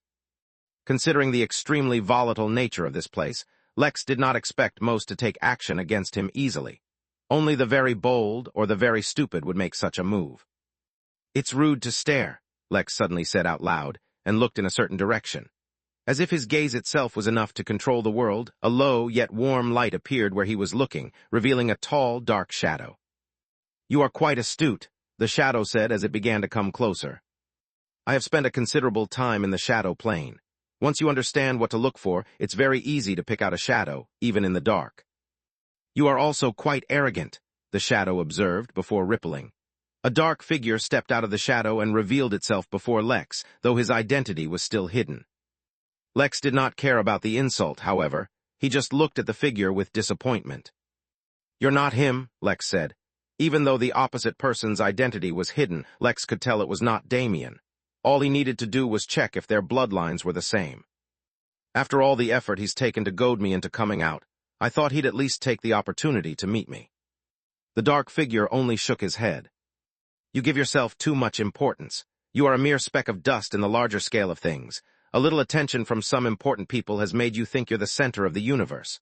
No one needs to take any special action to eliminate you. What are you doing?" The dark figure roared when Lex suddenly yawned and looked away. The new direction he looked in also lit up, revealing the figure of a lizard. "Don't mind me," the lizard said as it slowly retreated from the light. "I'm just passing along." Lex nodded to the lizard, as if he understood his situation, and turned back to the dark figure. "I'm sorry, what were you saying? Please restart from the part where I'm arrogant. I'm afraid I stopped listening after that." The dark figure did not speak again, for it was apparent that Lex was not taking him seriously. Yet he would pay the price for underestimating him. Instead of continuing to verbally assault Lex, the dark figure gathered his strength, and in the fastest flick he could manage, launched a tiny fiery missile at Lex. It moved too fast. Lex was entirely unable to react to it, or perhaps he hadn't even detected it at all before it struck him and caused a massive explosion. Yet how could an explosion be just an ordinary explosion within the trial of eternity? As if it was a drum of petrol in which a match had been thrown, the entire region was suddenly lit ablaze. The shockwave from the explosion rippled through the mass of the region, while the light acted as a beacon for all to see all around them. So far, anyone coming to this place was extremely careful not to fight against one another so as to exactly avoid the situation that was created. The pillar of fire rose high into the sky, cutting through the darkness and nothing. The dark figure, who was completely prepared to lose this clone, did not even feel the subtle warmth from the raging fire, let alone the massive chain reaction it was supposed to set off. There was no place easier to eliminate the many participants of the tournament than the trial of eternity. Yet for some odd reason, the explosion was a lot more tame than the Shadow had expected. He was just about to leave, beginning an investigation into why the explosion was much smaller than he expected, when through the flames he saw a silhouette and paused. Without so much as a change in his expression, Lex was revealed sitting exactly as he had been, looking bored. As if the figure was not dazed enough, he saw Lex raise his hand and clench them into a fist, which caused the flames around him to shrink further and further. Not only were they not setting off more explosions, they were becoming smaller. How could the figure have known that Lex used Heaven's furnace to prevent the flame from growing too big? "You actually thought of using flames to harm me?" Lex asked in an amused fashion. Considering he could tame even dragonfire using only his eye, ordinary flames were not even worthy of burning in his presence. "Listen, Junior, why don't you go back and let your seniors handle this one? I'm pretty sure this is above your pay grade." The dark figure was enraged even further, but he did not act once more. His problem to begin with had just been to probe Lex's strength. The figure soon turned back into shadow and disappeared, allowing instead new figures to walk towards the diminishing flames behind Lex. They observed him sitting casually as he was from the get-go, completely unharmed by the previous explosion. In fact, he seemed a little offended at the lack of effort put into trying to kill him. He looked at the two with great expectation. "My eyelids are literally drooping while I write this. Next chapter in the morning." Chapter 12:26, A Warm Welcome. Chapter 12:26, A Warm Welcome. Though through the use of Heaven's furnace, Lex had contained the spread of devastation, he could feel that a disturbance had been caused in this place. If all had been still before in the trial of eternity, then now heavy winds were buffeting the lands. A carefully established equilibrium had been broken, and the chances of spontaneous combustion had increased exponentially. But this was only the beginning. Lex looked at the two figures, and for a moment he had great expectations, but then they vanished. He was unimpressed. Much like the previous dark figure, whose identity was not nearly as hidden in Lex's eyes as he had thought, these two were also clearly sent by someone to probe. "You have some gall." One of the two figures began to speak before his body blew up entirely. That one had not even been an immortal, and so was unworthy of too much attention. Lex used a technique he had not used in a long time, since it no longer suited his realm. Evisceration was a soul-based attack launched from the eye that was pretty good up until he was in the Golden Core realm, but naturally reached its ceiling in power after that. Lex, through the sheer strength of his own soul, could still use it to attack those in the nascent realm, since he no longer considered them real enemies to begin with. The second figure, who was an immortal, froze, and then stepped back and disappeared. "Mary, what have we learned about the Sanguis Pluvius plans?" Lex asked while he waited for more probes. "They have many objectives within the champion's tourney. In the trial of eternity, they aim to weaken future generations of Henali forces by eliminating all the participants. We have recently learned that, in another one, they have sent way more infiltrated members than any other, though we don't yet know the reason." Lex waited a bit more, but when all those coming to him were just probing, he became impatient. From their point of view, it made sense. They had 3 years, so there was no reason to attack in the first hour of the first day. But in truth, they had a lot less time. Lex was on the verge of acclimating to the power of his second seal, which meant that soon he could undo the third. Lex's body suddenly vanished from the chair, surprising those who were observing him. He had not used teleportation as far as they could tell. That's because he used an upgraded version of another technique he learned long ago. The in-law effect could allow Lex to teleport his soul where he wished. It was a weak technique due to its limited range, but when Lex understood that it relied on the soul plane, he was able to use the technique in more creative ways. It was only after getting tired of not being able to teleport due to space locks that he came up with this technique. There was a scream, and when everyone locked they saw an elf kneeling on the ground, with Lex grabbing his throat. He used Mind Meld to peer into his mind, but was disappointed to find out that this elf knew nothing. Without wasting more time, he teleported again and again and again, reading the minds of all those who were probing him until eventually. "Found you," Lex murmured, and then teleported a great distance in a certain direction. As it turned out, while Damien himself had not come here, there was another old acquaintance of Lex, here from Sanguis Pluvia. A short distance away, Jeffrey, using the body of another race similar to an arachnid, was traveling across the landmass, setting up secret formations and hiding certain items in them. He was in the middle of one such formation when he suddenly jumped back, just in time to dodge a hand that reached out of the darkness. "Well, well, well, look who we have here," Jeffrey said, his spider-like face distorting into a gruesome smile. "I just have one question before we do this," Lex asked, stepping forward. "Do you know where that old man is?" "Old man, you mean Damien? He is but a young spring chicken. Regardless, even if I know where he is, what can you do about it? Even if you learn where he is, what can you do about it? He is a heaven immortal, much like your ancestor. He is not so weak. What can you even do to him?" Jeffrey the spider jumped again as it anticipated Lex's teleportation. Simultaneously, it also attacked Lex. A formation had appeared on the ground where Jeffrey previously stood, and where Lex now stood, trapping him. He could not teleport away, nor could he dodge the incoming attack, so it fell onto his chest. Lex felt it attempting to morph him in some way, but naturally it failed. Anytime anyone tried to influence his body in any way, they found it much harder than they expected, much like the profanites who had been shocked that Lex was completely unaffected by their profane energy. There was a very simple reason for this. Even if one did not consider that Lex had absorbed a Tao-level ingredient, just the fact that he had bonded with Lotus changed the very status of his body. Previously, he was the same as a walking planet. Now, however, that the Lotus was in the process of merging with Menara, the smallest continent in the Midnight Realm, which was still greater than most planets, and eventually the realm itself, its nature was already changing. Naturally, that meant Lex's status was also changing. He was the same as a walking, talking, budding new realm, and right now he was about to undo the complete seal on his body. What can I do to him? Kill him, of course. Are heaven immortals supposed to be impressive?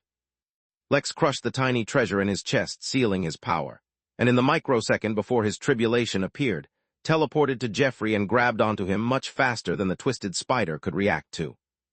"Do you think you guys are all that impressive? Hiding in the shadows and acting like vermin, yet so proud of it. Let me show you what I can do about things." The entire Trial of Eternity experienced an electric jolt, and every single living being within it suddenly sensed extreme danger.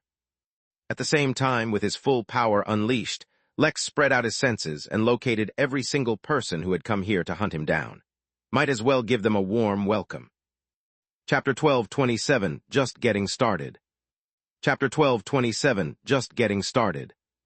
It felt liberating to finally release the seal on his body, and at the same time extremely strange. He was suddenly so much more. The range of his spirit sense increased by 100 times while simultaneously becoming much stronger. His thoughts began to flow faster. His body felt more firm. Even the reserve of spirit energy he had access to suddenly felt a lot greater. He had, in the nascent realm, reached such a state of immense power that it was literally impossible for him to exist in the realm any longer without seriously containing his power. Even with his cultivation technique, which was one of a kind, could not claim full responsibility for this. It was almost entirely a result of two things. First, it was his bond with Lotus. As Lotus became stronger, the feedback it gave Lex was greater as well. If ever Lex should become significantly stronger than the Lotus, the reverse would be true as well. The second reason was the absorption of the amber chaos resin. Or more specifically, the unexpected, yet somehow logical synergy that was formed between the resin and his bond with Lotus, and its immense feedback. The amber chaos resin was a treasure that was formed during the birth of a new realm, or more specifically, it was the source material that made up the realm, somehow left unused during the birth process. As something which was essentially a building block for an entire realm, the benefits it could provide were well beyond Lex's imagination. Genuinely, he had not expected just how much of a boost it would give him. It resulted in a massive phenomenon that was seen across the entire Midnight Realm, and if he hadn't promptly sealed himself with the help of Lotus, he would have triggered his tribulation right then and there. But there were good reasons to keep his body sealed and prevent his tribulation from occurring. Primarily, Lex did not think the Midnight Realm could tolerate his tribulation. From the very start, he had always been different, and he had every reason to believe that his tribulation would be extraordinarily exaggerated, well beyond what a newborn realm can tolerate. Secondly, it was so that the benefits can manifest properly. Lotus, formerly known as World Seed Lotus, could give birth to a 5-star world with sentience. The resin, formerly known as Amber Chaos Resin, was used to make a realm. So when a World Seed Lotus, which had fused with a part of a newborn realm in an attempt to become something much greater, received reverse feedback from someone who just absorbed the Amber Chaos Resin, it would undergo a rapid evolution in status and ability. Lex, who was only a conduit for that change, and had in no way actually surpassed Lotus in status of existence in any way, simultaneously received feedback from Lotus for its evolution. It formed a temporary, self-promoting cycle of feedback, evolution, and growth. In summary, Lex was well beyond the level of being bonded to a planet, but not quite at the level of being bonded to an entire realm. While his body spent a few years in a state of being sealed, it also experienced a period of growth and evolution of its own, even without releasing the seal or upgrading his realm. This was all well and good, except for the fact, as per the suggestion of Pell and various research he did, he was in an extremely unusual state, which was that an ordinary tribulation would not be good enough to give him maximum benefits. Most people were aware of the fact that the tribulations killed countless cultivators, but were ignorant of the fact that the changes immortals experienced were a result of the changes those tribulations created. Due to how immensely powerful Lex was, it was basically guaranteed that a normal tribulation would not even be able to make him flinch. He could enter the immortal realm, but he would be wasting a lot of potential. But it was not like he could control the strength of the tribulation he triggered. After all, within a certain range, all tribulations were standards. So his research began, and he came up with 2 solutions. First, he could trigger a tribulation in certain zones, which naturally result in stronger tribulations. Second, he could involve others in his tribulation. An immortal tribulation was meant to be taken alone, as it was a rite of passage and a test. Yet if the target of the tribulation tried to get external help to pass his own tribulation, it would automatically result in a stronger tribulation. While everyone in the trial of eternity felt immense danger, Lex felt like it was not enough. Since he was only taking an immortal tribulation to enter the Earth immortal realm, even exacerbated by this strange place, his tribulation remained within a certain limit. It couldn't be helped. The strength of each tribulation was limited by the realm that was being broken through. So he took matters into his own hands. Jeffrey, who was still grasping what exactly was happening, was completely unprepared for the sudden increase in strength Lex demonstrated. Lex grabbed him by the hand, and as a result, crushed the entire hand, causing it to fall off. Among the many things he'd imagined himself doing in life, accidentally cutting off the arm of an immortal was not one of them, and yet here he was. Lex grabbed him again, this time careful not to cripple him, and raised his body high up above him, as if to protect himself. As a result, Lex's tribulation, which was still forming, suddenly grew larger. "What the hell are you doing?" Jeffrey roared as he tried to resist Lex. He used laws and abilities and techniques, but they flowed off Lex's body as if he was throwing a bucket of water against a mountainside. It was barely worth notice. Instead, just through sheer physical force, Lex pinned the immortal down and then chose his next target. Lex did not teleport over. No, instead he reverse teleported hundreds of enemies all around him. "What am I doing?" Lex repeated Jeffrey's words. "I'm just getting started." Chapter 12:28 Tribulation begins. Chapter 12:28 Tribulation begins. Lex became extremely sensitive towards the intentions of others. More important than just intentions, he became exceptionally skilled at determining who was acting on those intentions, only as long as he was the intended target. His instincts rose to a whole new level, so that if anyone within a radius of 100 miles of him did anything at all, with him as the intended target, whether it was good or bad, he would be able to sense it. Perhaps what Dao Lords possessed was a much more powerful version of this ability.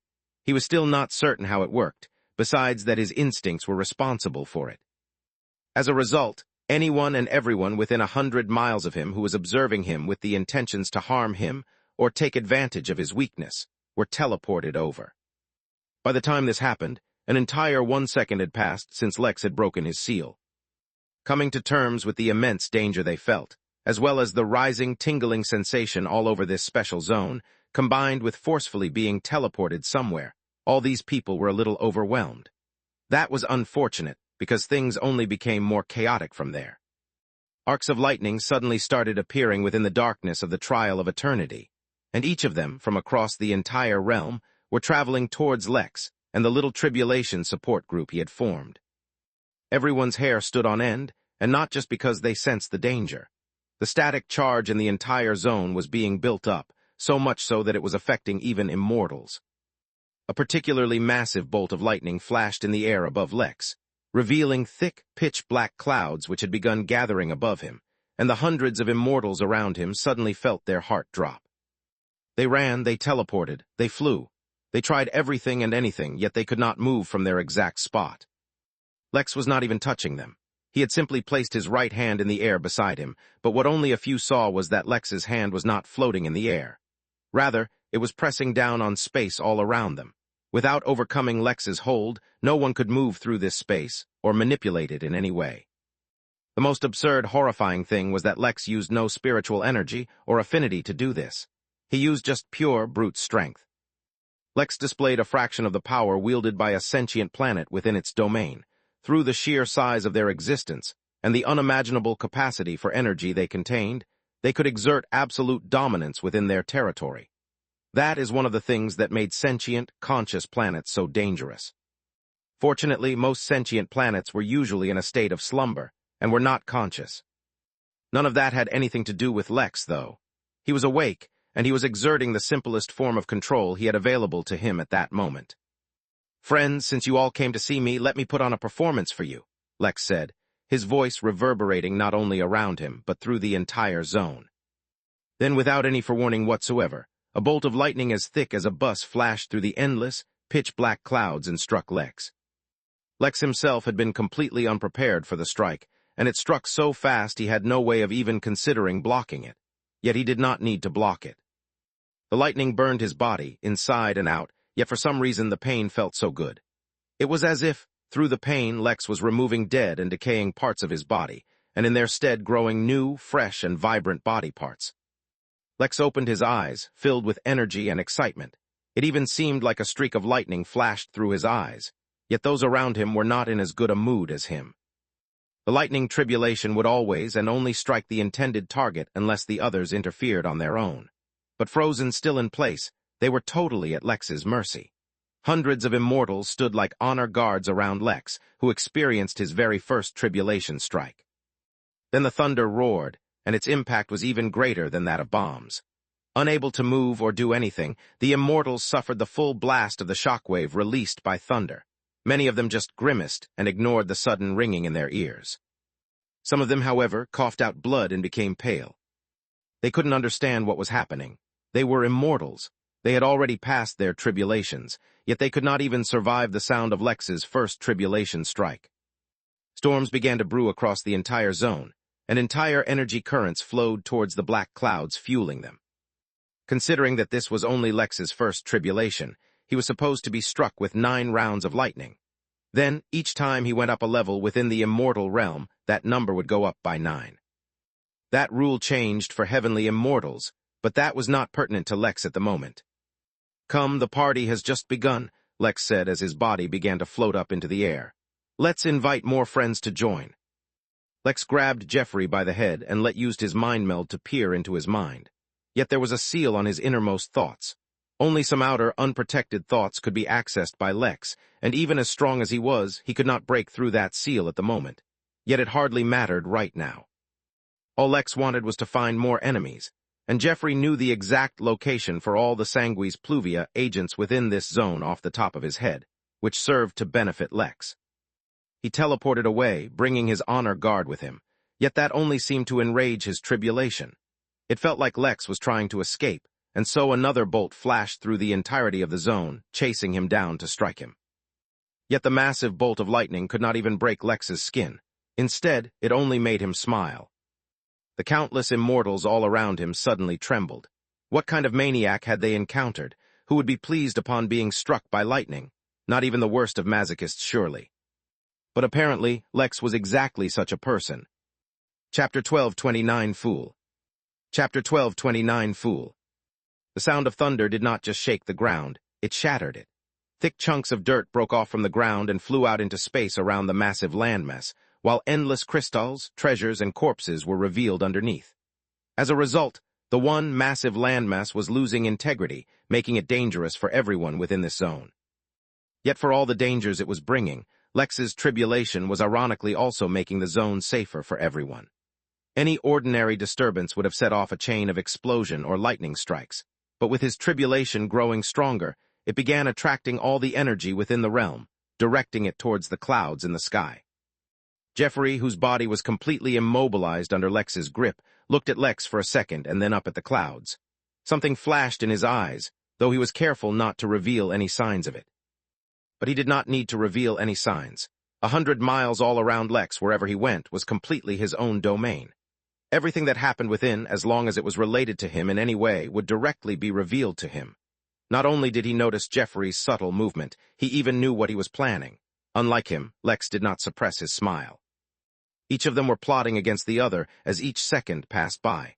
Only the victor would determine who had outmaneuvered the other. Lex kept teleporting, gathering more and more people who were targeting him, while ignoring everyone who was an innocent bystander. By the time the third lightning bolt struck him, Lex had gathered exactly 999 members for his honor guard, and so he stopped. He landed back on the landmass, which immediately began to change all around him.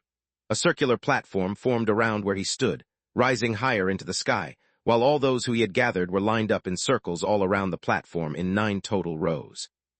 A fourth lightning bolt struck, but this time instead of letting it land on his body, Lex raised his hand up as if he was catching the lightning bolt. He missed. Naturally, he missed. No matter what, he was not yet fast enough to react to lightning.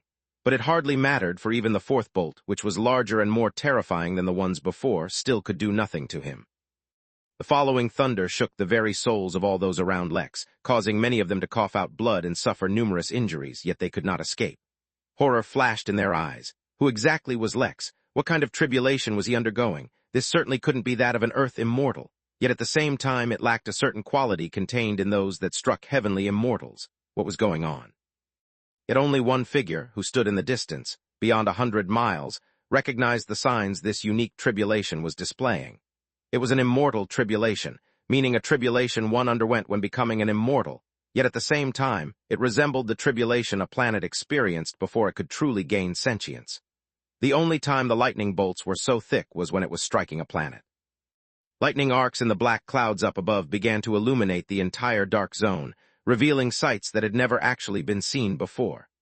Unfortunately, or fortunately depending on the situation, still no one witnessed those sights because everyone was looking in towards the towering platform where Lex stood. The zone that made up the Trial of Eternity was actually quite massive. No one knew exactly what its size was, for space folded strangely there. On some days it was as big as a planet, and on others it was a galaxy. Right now it was big enough so that even those who could not actually see Lex since he was so far away, still saw the lightning bolts. The fifth, the sixth, and the seventh bolts struck Lex, and finally upon the seventh Lex groaned, unable to resist. Although he had a high tolerance for pain, each lightning strike burned his insides, forcing them to reform. Eventually, even he was unable to resist. But the problem was, even as he neared the 9 bolts expected for his tribulation to enter into the immortal realm, not even half his body had experienced this unusual form of rebirth. The 8th bolt struck, and this time Lex nearly caught the bolt, but not quite. He groaned again, but still suffered no visible damage. The sight began to scare all those watching, because finally one of those surrounding Lex was unable to hold on any longer, and died from the shockwaves produced by the thunder. An immortal had died, just from being near Lex while he underwent his tribulation. Everyone held their breaths as they waited for the 9th and final bolt, but it did not arrive. They looked up at the clouds and saw that multiple arcs of lightning conjoined directly above Lex, pooling in their energy to form an ominous shape, made entirely of electricity. Most did not recognize it. Even Jeffrey did not recognize it. The figure in the darkness, watching Lex from afar, did not recognize it. There was only one living soul in the entire trial zone that recognized the creature that was forming above Lex, and the sight of it stirred countless memories, forcing the soul's slumbering consciousness to begin to wake. Jeffrey didn't know what the creature being formed from lightning was, but he knew enough about tribulations to know what was happening. He finally acted, causing his body to melt, as if it was made from wax, and another arachnid body appeared just outside Lex's range of influence. "Fool," he cursed, "you think you're so smart, but you've only made my job easier." Steam began to rise from his body, and he once again began to change the form of his body. He had come here in his arachnid form because he was hiding from the Hanali. Now that he was here and his identity was revealed, he needed to hide no longer. Chapter 12:30 Unleashed. Chapter 12:30 Unleashed. Lex looked in the distance towards Jeffrey, completely unsurprised by his escape. The man was the closest thing Lex could consider to pure evil. He spent his time on Earth, causing countless conflicts, wars, and genocides just for his own entertainment. Moreover, it was not just mass conflict that entertained him. Sometimes, he chose his targets specifically and watched them suffer across their entire lives since it brought him a special kind of pleasure. As disgusting as it was, it required a meticulous and methodical mind. Lex would not believe it if he didn't have various contingencies planned out. Lex watched curiously as the mass and shape of his body seemed to increase, becoming completely different from what it was. For a brief moment, it almost seemed draconic to him, but Lex dismissed that idea. With his mastery over domination, no dragon close to him in realm could hide their aura from him. But it appeared that Lex learned something new today, as Jeffrey's form changed not to that of a dragon, but to that of a small wyvern. As he gained this form, his aura grew, as if he were no longer in the initial stages of the Earth immortal realm, but the latter ones. Wyverns were, in a sense, closely related to dragons, but not quite. They were an offshoot race from dragons, and were barbaric and animalistic in nature. They also lacked the many innate, powerful qualities of dragons. "Lex, did you know, other than your sister's various samples, we also copied all her memories?" Jeffrey spoke, his voice sharp yet harsh to hear.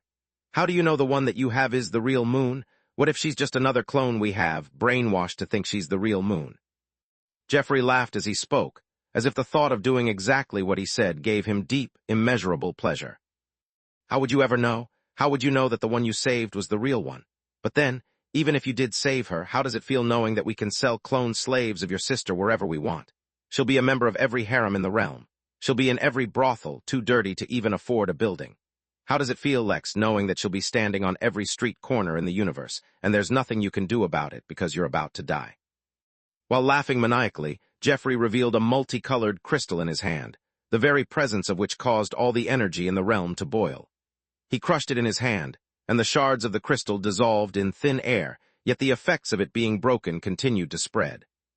The creature of lightning forming above Lex suddenly became unstable. Instead of the energy of lightning feeding it to form a finely defined body, as it was doing before, the creature's body just began to grow larger rapidly, as it was filled with unstable lightning. The lightning creature roared, unleashing its thunder before it even struck, killing hundreds more and causing devastation far and wide.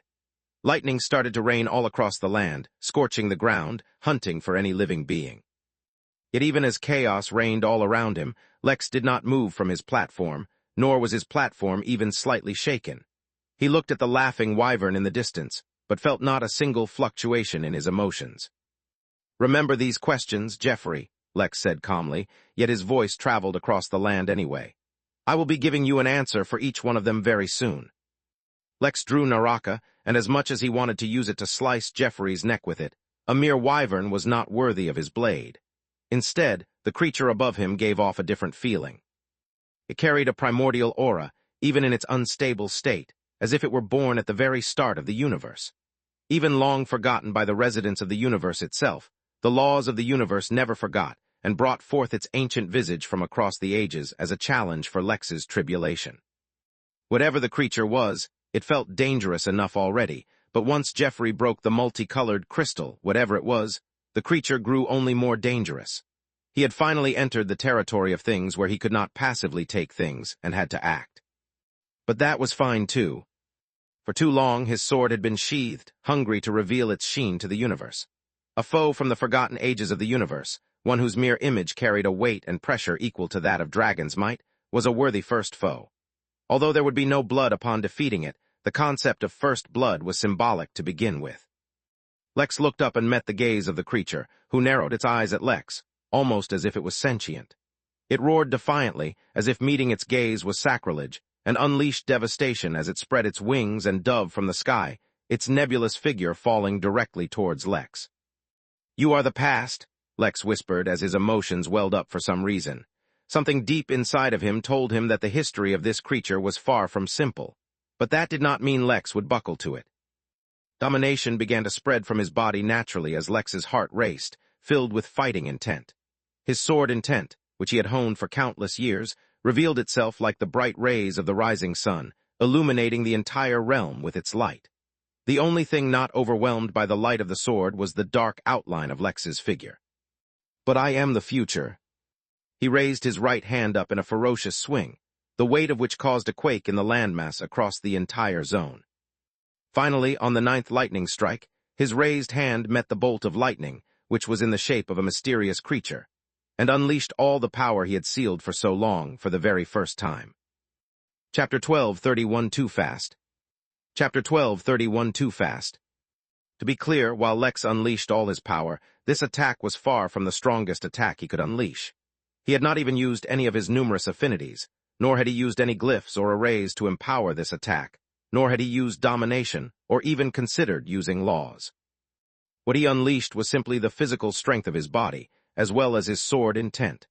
Combined, his attack manifested in a bright white light that clashed against the electric beast, hundreds of times larger than Lex. The attack and the lightning bolt, for a moment, forced each other to a standstill where they met, and the world around Lex suffered from its devastation. Everyone near Lex died, and those watching from afar felt like they had been struck by a mighty blow even though they were quite far. Save the platform where Lex stood, which was preserved through Lex's own power, the ground all around him was shattered completely into fine dust. Time seemed to pause, or maybe it just felt like that because all sound in existence vanished. Then Lex's sword strike, which had paused against the claw of the lightning beast, sliced through it.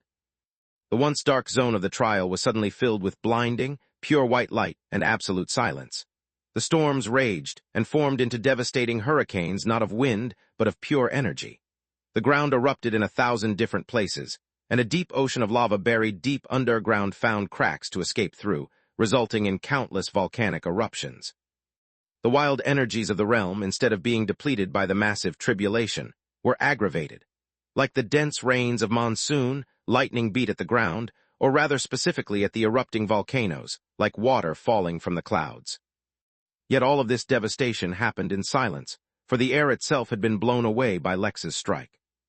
Yet it was only enough to begin the process. Most of his body still had not suffered the burns of lightning. Yet the clouds above him, though still dense, remained suspiciously empty of lightning all around him. When the light faded, the figure of Lex was revealed, standing tall upon his platform, looking up at the sky where the tribulation clouds themselves had been parted. His body, at a glance, seemed unharmed still. But those with keen eyesight would notice that his right hand, which gripped the unmarred Naraka, was charred, as if burnt to a crisp. Orange embers could be seen burning at the edges of his hand, fading in color as they cooled. He had finally been harmed, yet Lex only smirked. He could feel his hand being completely reborn.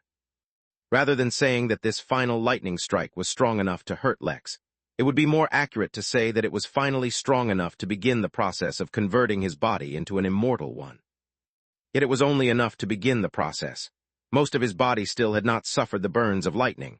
Yet the clouds above him, though still dense, remained suspiciously empty of lightning all around him. He had suffered 9 strikes, so then the next part would be the fire tribulation, which was largely unseen. Even Lex did not see it, but he could feel something rapidly approaching him. It was not a material thing with physical form. Instead, it was like sword intent, which was shapeless and formless. But what this intent was, Lex could not exactly distinguish. When it touched him, Lex felt something deep within his body beginning to burn. It was not like the burning of fire, but as if his body was reacting to something poorly. It started with an itchy sensation that spread to his entire being, and then it became more intense until he felt like it was actually harming him. Black smoke began to slowly stream out of his nose and mouth, and then ears. Lex chuckled and then blew a smoke ring.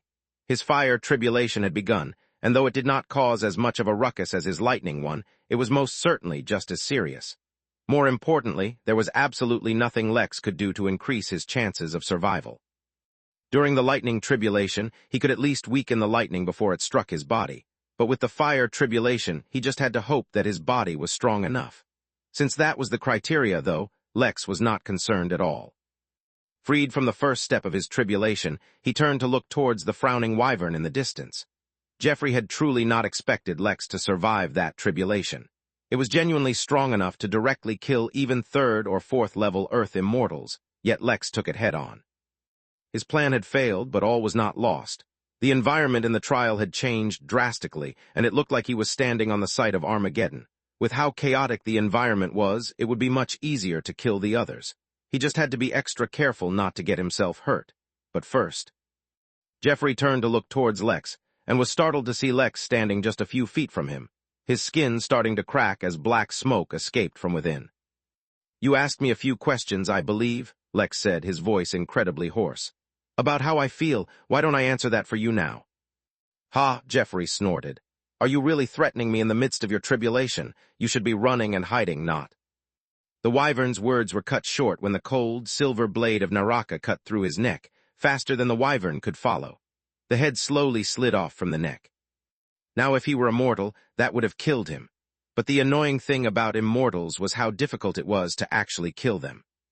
The wyvern's body turned to mist, as if it had been a mirage all along, and some distance away it reformed, the wyvern looking at Lex with genuine shock and concern. Lex had not even passed his tribulation yet. He had not achieved an immortal body yet. How could he be so fast? The answer was simple. This was merely the strength he had when he unsealed his power. Lex appeared in front of the wyvern again, faster than it could comprehend. All it saw was a white flash of his sword intent as Lex cut off its neck once more. Chapter 12:32, All According to Plan. Chapter 12:32, All According to Plan. While Lex's fire tribulation occurred, he could not control any spiritual energy at all, since even his meridians were burning.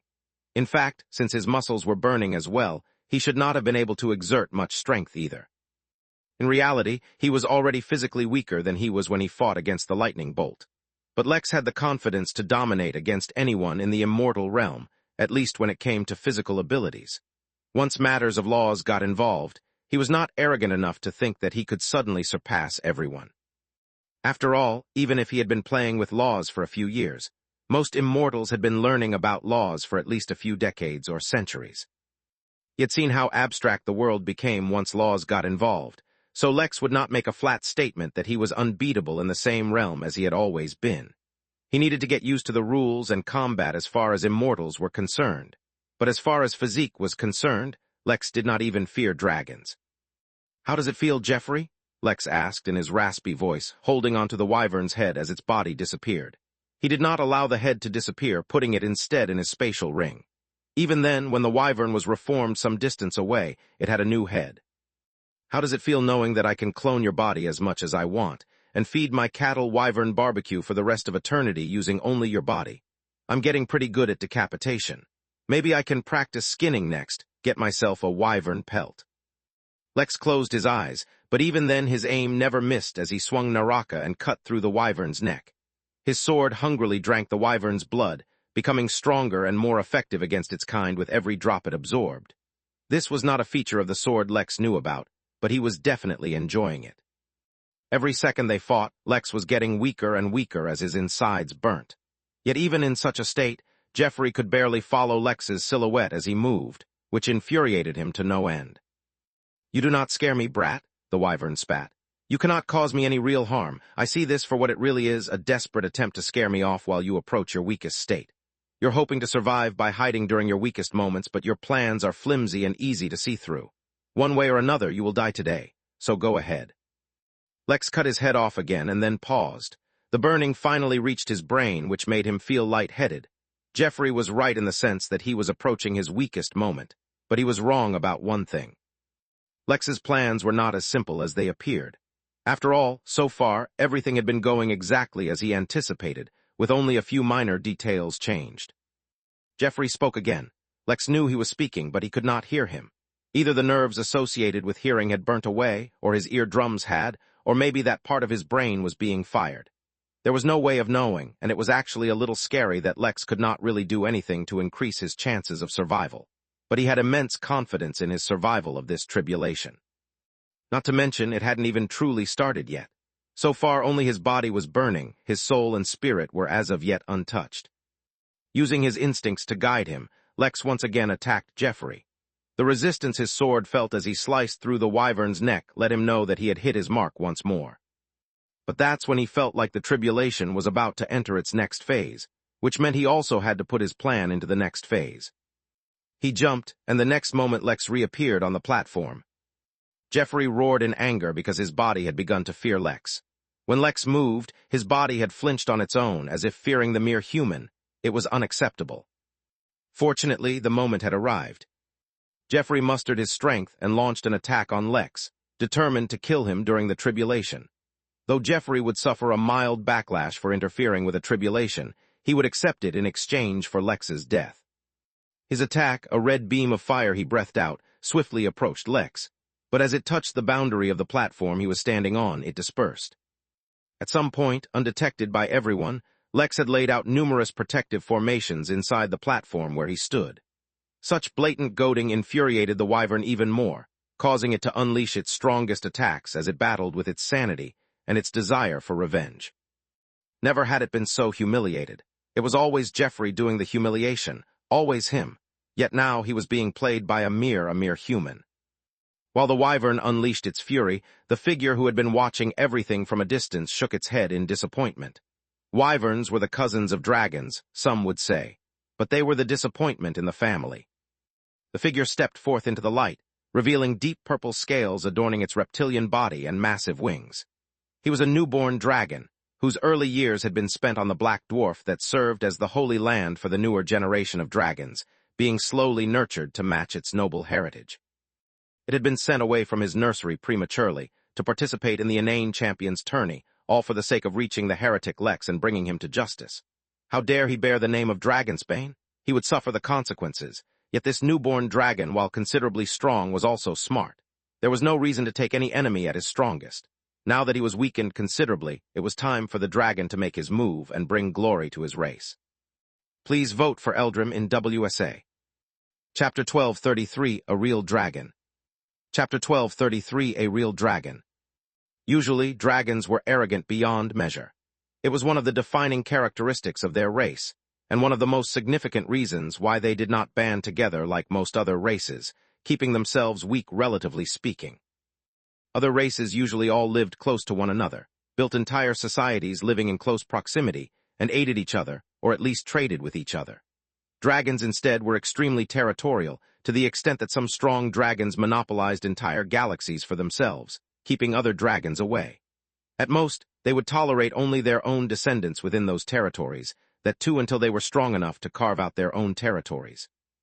In fact, the inability of dragons to stay together for long was one of the most significant causes for dragonoids. They usually could not stay close to one another long enough to mate, not unless one was significantly and unquestionably stronger than the other. Their arrogance was, without a doubt, one of the things that held them back as a race. But while, in general, dragons were arrogant, that did not mean that all of them were ruled by it. Some of them, the ones with the strongest bloodlines and most promise for the future, were trained from the very moment of their birth to not let their arrogance rule them. Purple-scaled dragon was exactly one such dragon. His arrogance was such that he did not recognize wyverns as having anything to do with dragons at all, even though they were a mutation of them. At the same time, he did not let his arrogance let him act without reconnaissance on the target, or go straight in for a kill. Instead, he observed Lex and came to a conclusion that the human, despite his weak race, was genuinely a threat to him. While still not immortal, he could influence laws with his body alone, so he waited till Lex was weakened. Lex showed remarkable resilience in the face of the lightning tribulation, but the constraints of the fire tribulation could not be escaped. Now that he had retreated to the platform, it meant that he was approaching his weakest. The dragon saw no shame in taking advantage of his opponent's weakness. That was simply how the world worked. Jeffrey was attacking Lex like mad, unleashing all the strength his body would allow him to wield, yet he could not make Lex's defense even waver. These were not simple physical attacks or beams of fire. Rather, they contained laws and manipulated the world to their whims, yet they could not influence the laws of his defense, for they were protected by stronger laws. The more he attacked, and the more he failed, the more deranged Jeffrey became, until suddenly he sensed something and he was instantly snapped back to mental clarity. He sensed the aura of a dragon, and not just any dragon. This dragon, despite being only in the Earth immortal realm, contained an incredibly heavy aura, insinuating a very pure and powerful bloodline that would surely carry it to very high realms. Such a dragon had a race and a bloodline superiority over wyverns, which is why Jeffrey's deepest instincts of fear kicked in when it felt the aura. Of course, there was also anger in his heart, but with mental clarity returning to him, he saw that he was not acting according to his strengths. From the very beginning, Jeffrey had never been a front-line fighter, so there was no reason for him to fight like this. Instead, he should stick to what he was good at and plan and manipulate events from the shadows. He retreated, just in time to see a purple dragon appear in front of Lex's platform and unleash his dragon's might.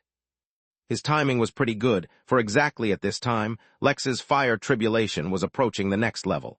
Ordinary people experienced the fire tribulation in 3 stages. First, it affected their bodies, then their spirits, and then their souls. Since Lex had all 3 fused together, he felt them all at once. That also meant he had to sustain the impact of all 3 at once. As the fire tribulation affected Lex's brain, his consciousness entered a sort of limbo while he lost all control over his body. In that moment, even to save his life, he wouldn't be able to move an inch. Yet this was only the influence on his mind. When the tribulation reached the stage where it covered his entire body, Lex would experience what others felt when their soul was burning. At that point, his tenacity would be tested. What this meant in the short term was that Lex was completely undefended, save for the formation he had secretly set up. Yet when the dragon used its innate influence over the world, it felt challenged back. His dragon's might was being challenged by the remnant auras of domination. More importantly, while forming this formation, Lex had used the influence of glyphs, which were just weaker versions of the abilities of dragons. Yet even with the weaker version, Lex was dominating against this young dragon, rendering its abilities completely inert. Feeling challenged, the dragon spread his wings completely and let his aura to bear.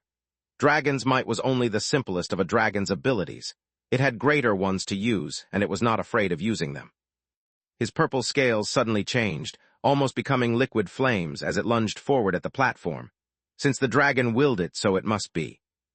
The laws of the region influenced by dragons might suddenly started to change, automatically falling under the influence of the dragon's will, as if submitted to it. The dragon's fiery claws struck against Lex's defense and left a significant mark, as for the first time the barrier quaked. Yet that was only the beginning, and soon even the laws of the barrier itself fell under the dragon's control. Lex had dealt with Pelvelin, but he had never faced a living dragon before.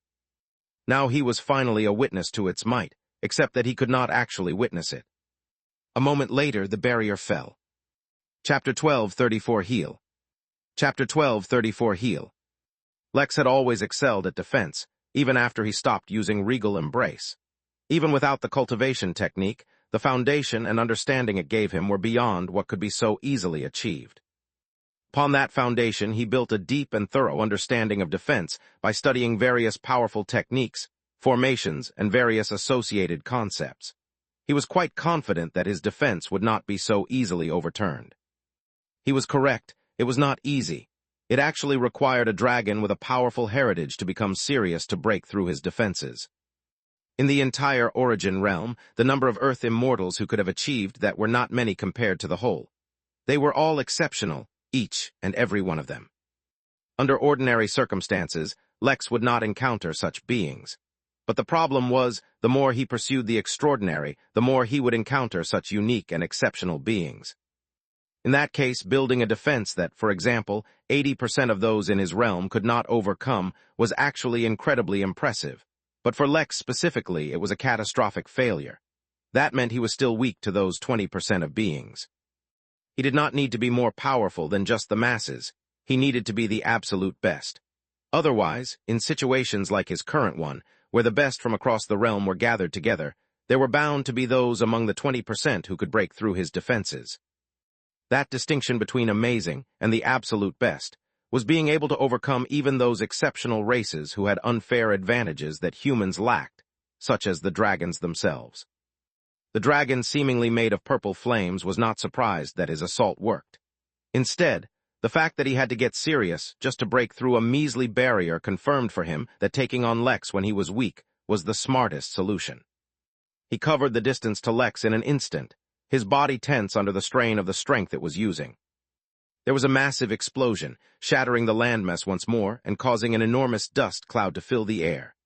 The region around Lex had been protected by his formation, but now that it was finally broken, a volcano erupted here as well, and lightning bolts began to rain from the sky as if fighting against the lava. It looked like an epic battle between the ground and the sky was being waged, and everyone else was suffering the consequences. By now, the relatively stagnant laws of this zone had also begun to tremble.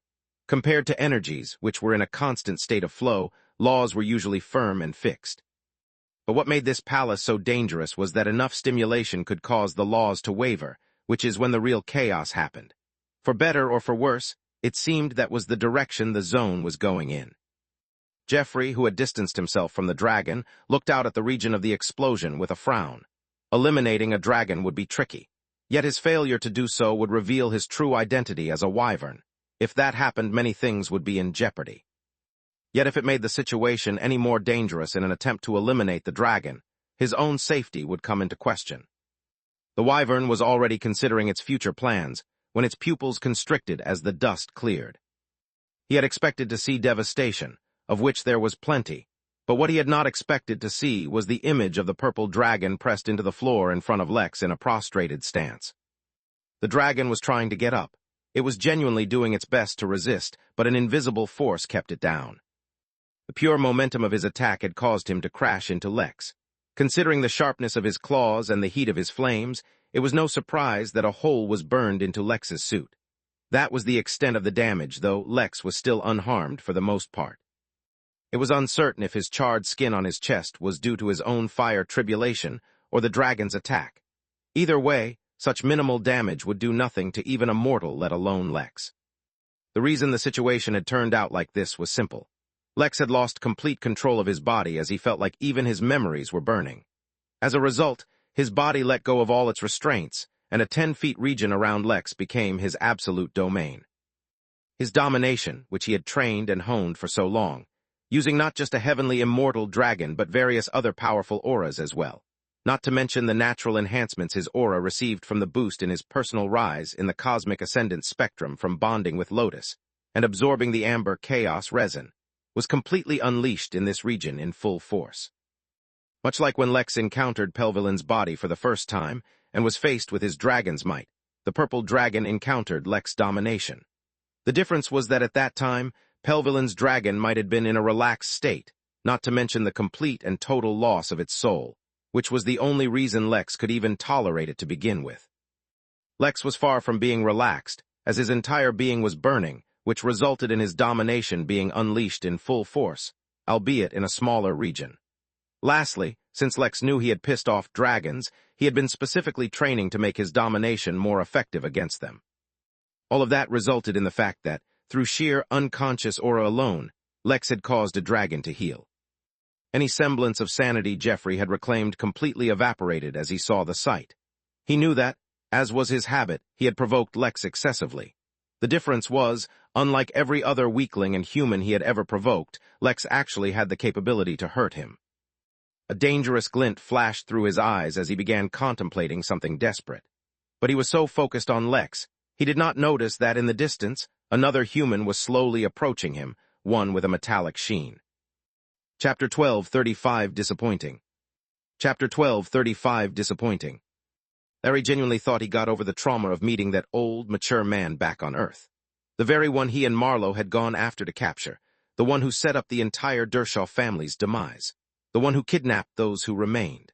There were days where Larry genuinely felt like he got over the memory of that man telling him that he had left Earth while kidnapping all of Larry's family. Jeffrey, that old sick bastard, had set up countless wars on Earth just for his amusement, and as he left the planet was the one responsible for inciting the AI invasion that ultimately led to the present circumstances on that planet. A majority of its original residents were gone or dead, and the remaining ones were devout followers of a few deities who used them to farm divine energy to fuel their own war against the AI. But no matter how much he tried, he could never actually forget. That is why, when he was suddenly contacted by Raphael, Marlowe's son, who claimed he had a lead on Jeffrey, he did everything possible to follow Raphael's plan. Apparently, Raphael wanted to stop Jeffrey because he had secret information that Jeffrey was going to do something countless times worse than what he did on Earth. Larry didn't care. He just wanted revenge, and maybe to actually find out if his family was even alive. Raphael had been more than clear that Larry himself could not harm Jeffrey, as he was not anywhere close to his level of strength. But there was something Jeffrey could do that no one else could, which would be a tremendous help in taking him down. So he approached the monstrous wyvern in the distance, finding it a little hard to believe that it was the same as the man who had orchestrated the destruction of Larry's entire life. Then again, Larry himself was no longer a simple human, so it was not difficult to imagine that others were far from simple as well. Larry turned his entire body into metal, eliminating any and all organic matter in his body, thereby hiding any and all signs of a living being. This was a simple thing for him, but it was surprisingly effective in hiding from higher-level cultivators. Their spirit senses would often just sense him as a piece of metal that blended in with the ground. Like this, he was able to approach Jeffrey without being noticed at all, especially since the wyvern was distracted. Then, silently, he lay on the ground, his body morphing into mercury, which then slowly made its way to the wyvern's feet. This was the most crucial part. Larry released from within his liquid form a greenish metallic liquid which he lightly scraped on the ground around the wyvern. As long as the wyvern moved even a fraction of an inch, it would be marked by that metal. A few moments later, due to a particularly intense quake, the wyvern adjusted its feet, stepping onto the green metallic liquid without realizing it. Unknowingly, it had come one step closer to its own demise. Lex, meanwhile, was chilling. Sure, his mind, body, and soul were being burnt to a crisp, but pain was inconsequential to him now. After he lost control over his body, soon after his entire body was infected by the heat that was burning him. More and more black smoke escaped from the cracks within his skin, and Lex felt like to exist was to suffer. He also felt like there was an off switch available to him. As long as he wished, he could press the off switch and the pain would end. His suffering would come to an end. He would get the sweet release of death. While he could understand why others might be tempted by it, he just couldn't really be bothered. It wasn't even that long. He didn't even enter into a mindless trance where time seemed to lose meaning or something like that. Soon enough, he felt his mind returning to his body, and instead an endless emptiness he could focus on his body. The first thing he noticed was that he seemed to have lost weight, which was good. He no longer dared to check his actual weight, but he was sure it was already over a literal tone.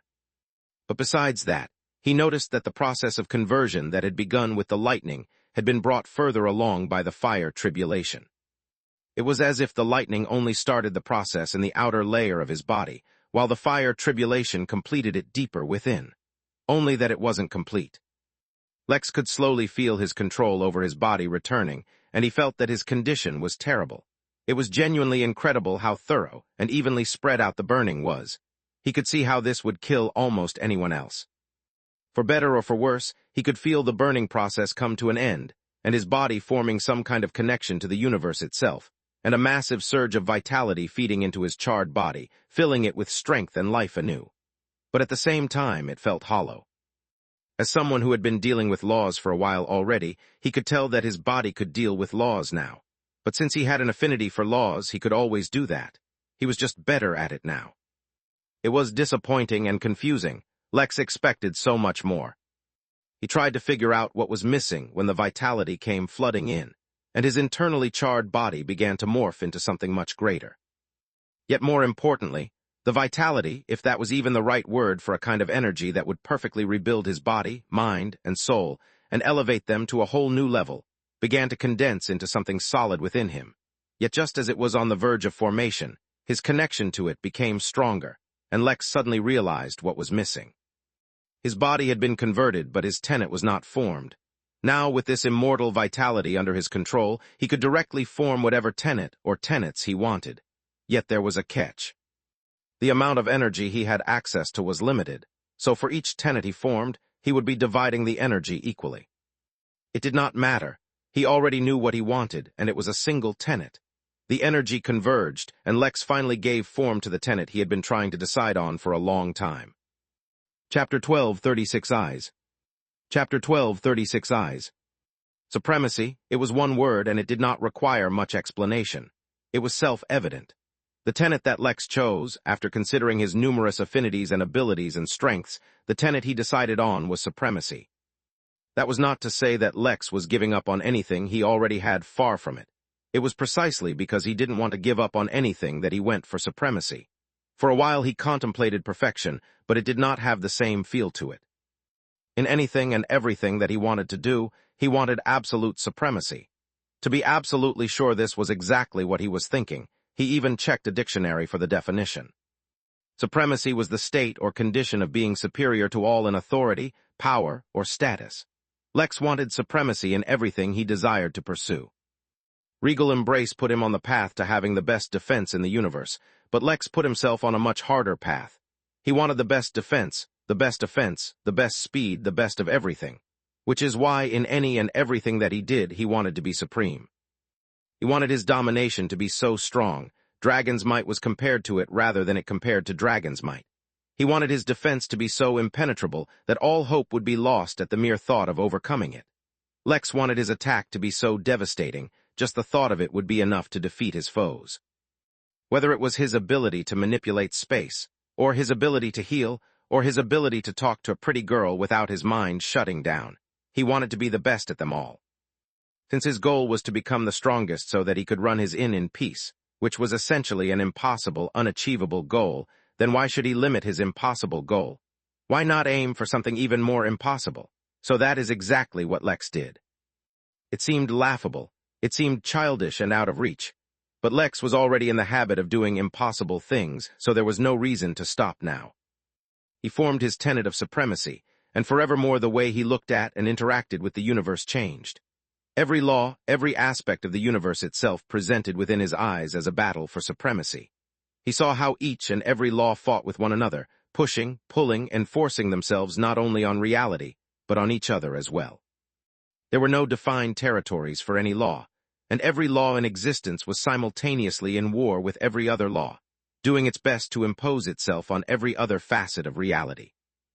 Ironically, it was through the chaos of that war that balance was reached, and reality existed in a stable form rather than a fluid, ever-changing one.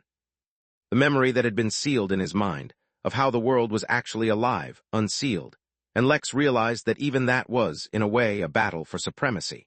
His understanding of laws suddenly deepened as his mind, now actually capable of holding information on the basic constitution of the universe itself, began to suddenly comprehend the nature of every law he had touched and interacted with. He fell into a state of epiphany, his understanding of laws rapidly growing so much so that he triggered another tribulation mere moments after his major tribulation had ended.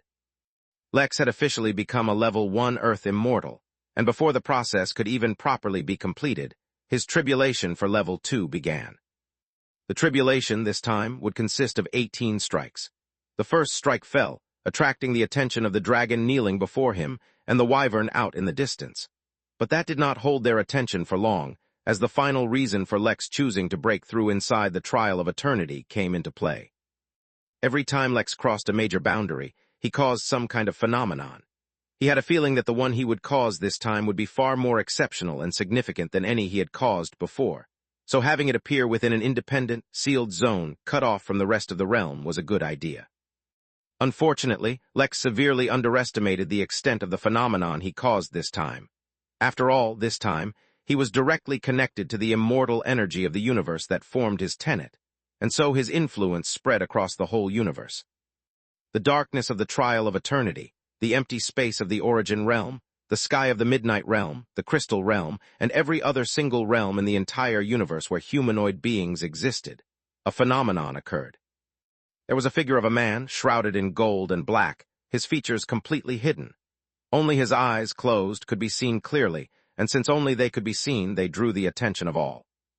Every human, mermaid, angel, devil, elf, dwarf, giant, celestial, and any other kind of humanoid race in existence looked up at those eyes and felt a deep connection. In the primary realm, inside Gaia's graveyard, the being who stood at the peak of power in the universe looked up and saw those eyes. Yet before he could see the secrets they contained, he felt something veil the secrets behind a mystical shroud, keeping them out of reach. His pupils dilated as shock filled his body. Someone powerful enough to compete with him had just woken up, something that was supposed to have been impossible. "Bother my children no more?" A gentle, feminine whisper spoke in his ear, and the man suddenly lost sight of all humanoid beings he had been keeping an eye on across the universe, as well as certain memories of them. Any information that might allow him to determine the source of the phenomenon was lost to him, and so he forgot about Lex's existence entirely. "Nuwa," he muttered with an angry growl, but then confusion flashed through his eyes, and he turned to look at the corpse inside his vault. If Nuwa was still alive, whose corpse did he have in his vault? The answers to these questions eluded him, just as the sight of those two eyes eluded him. For a brief moment in time, almost everyone of significance in the entire universe was looking at those eyes, waiting for something to happen. Then the eyes opened. Chapter 12:37 Power. Chapter 12:37 Power. It was incredibly rare for a single phenomenon to affect the entire universe. Although there were many who could cause such a thing if they consciously tried, none of them were stupid enough to try. Even a Tao Lord could not tolerate the attention of the entire universe, or at least the realms which contained humanoid beings, which was still a pretty big portion of it. That is why when exactly such a thing happened, many could not help but feel extremely curious. Many immortals and even Tao Lords of various races tried to peer into the secret of the figure. Yet whether they used divinity, or looked into the laws, or touched upon the Tao, all of them gave them no feedback. It was as if a more powerful, more mysterious force had shrouded the truth. More than the actual figure itself, the inability to peer into its secrets aroused great attention and alarm. Hearts were stirred, temptations were stimulated, morals were affected. The universe in that moment was intrigued. Then the eyes opened. They were the only part of the figure not obscured, so many were interested to see what they would reveal. Indeed, as per expectation, the eyes were far from ordinary. The left eye was similar to the eye of an ordinary immortal, in that it was an eye of law. Basically, it was an eye that could see laws. Yet somehow this left eye had achieved a deeper, more mystical state where it could not only perceive laws, but thoroughly study and understand them. In that left eye, all the observers saw their own lives reflected, but not as they remembered it, but rather through the changes in laws they had experienced in their own lives, whether they were aware of it or not. Instantly, a good deal of those observing fell into a state of epiphany. Then there was the right eye. Compared to the left that only observed the universe, the right eye exerted control over the universe. Just looking at the eye left many in a trance. They saw arrays, endless, profound arrays, joined together with formations, talismans, and even glyphs. It was the most complex conjunction of countless independent professions, brought together into one cohesive amalgam, all for the purpose of exerting control over the universe. One eye saw the universe as it was, and understood it, while the other turned the universe into the image that the wielder wanted to see. Together, they promised unparalleled power, yet they were only the eyes. Those who were watching could not even begin to fathom what other abilities the person projected in front of the universe possessed. They could not begin to comprehend what his purpose was. The phenomenon began to fade, as if all that figure wanted to do was observe the universe. There were no other repercussions of the figure in any realm, save for the Midnight Realm. Lotus was bonded with Lex, so as Lex got stronger, it also gained immense benefits. A quake jolted the entire Midnight Realm for a few long minutes before subsiding. No one could understand what had happened, but since everyone was safe, they did not put too much thought into it. Only Lex would discover the difference when he paid attention to it.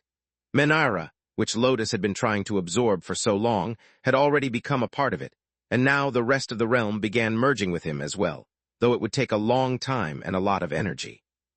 Back in the Trial of Eternity, the purple dragon was pushed deeper into the ground, as Lex's domination suddenly became stronger. The dragon looked up at Lex with fear and confusion in his eyes.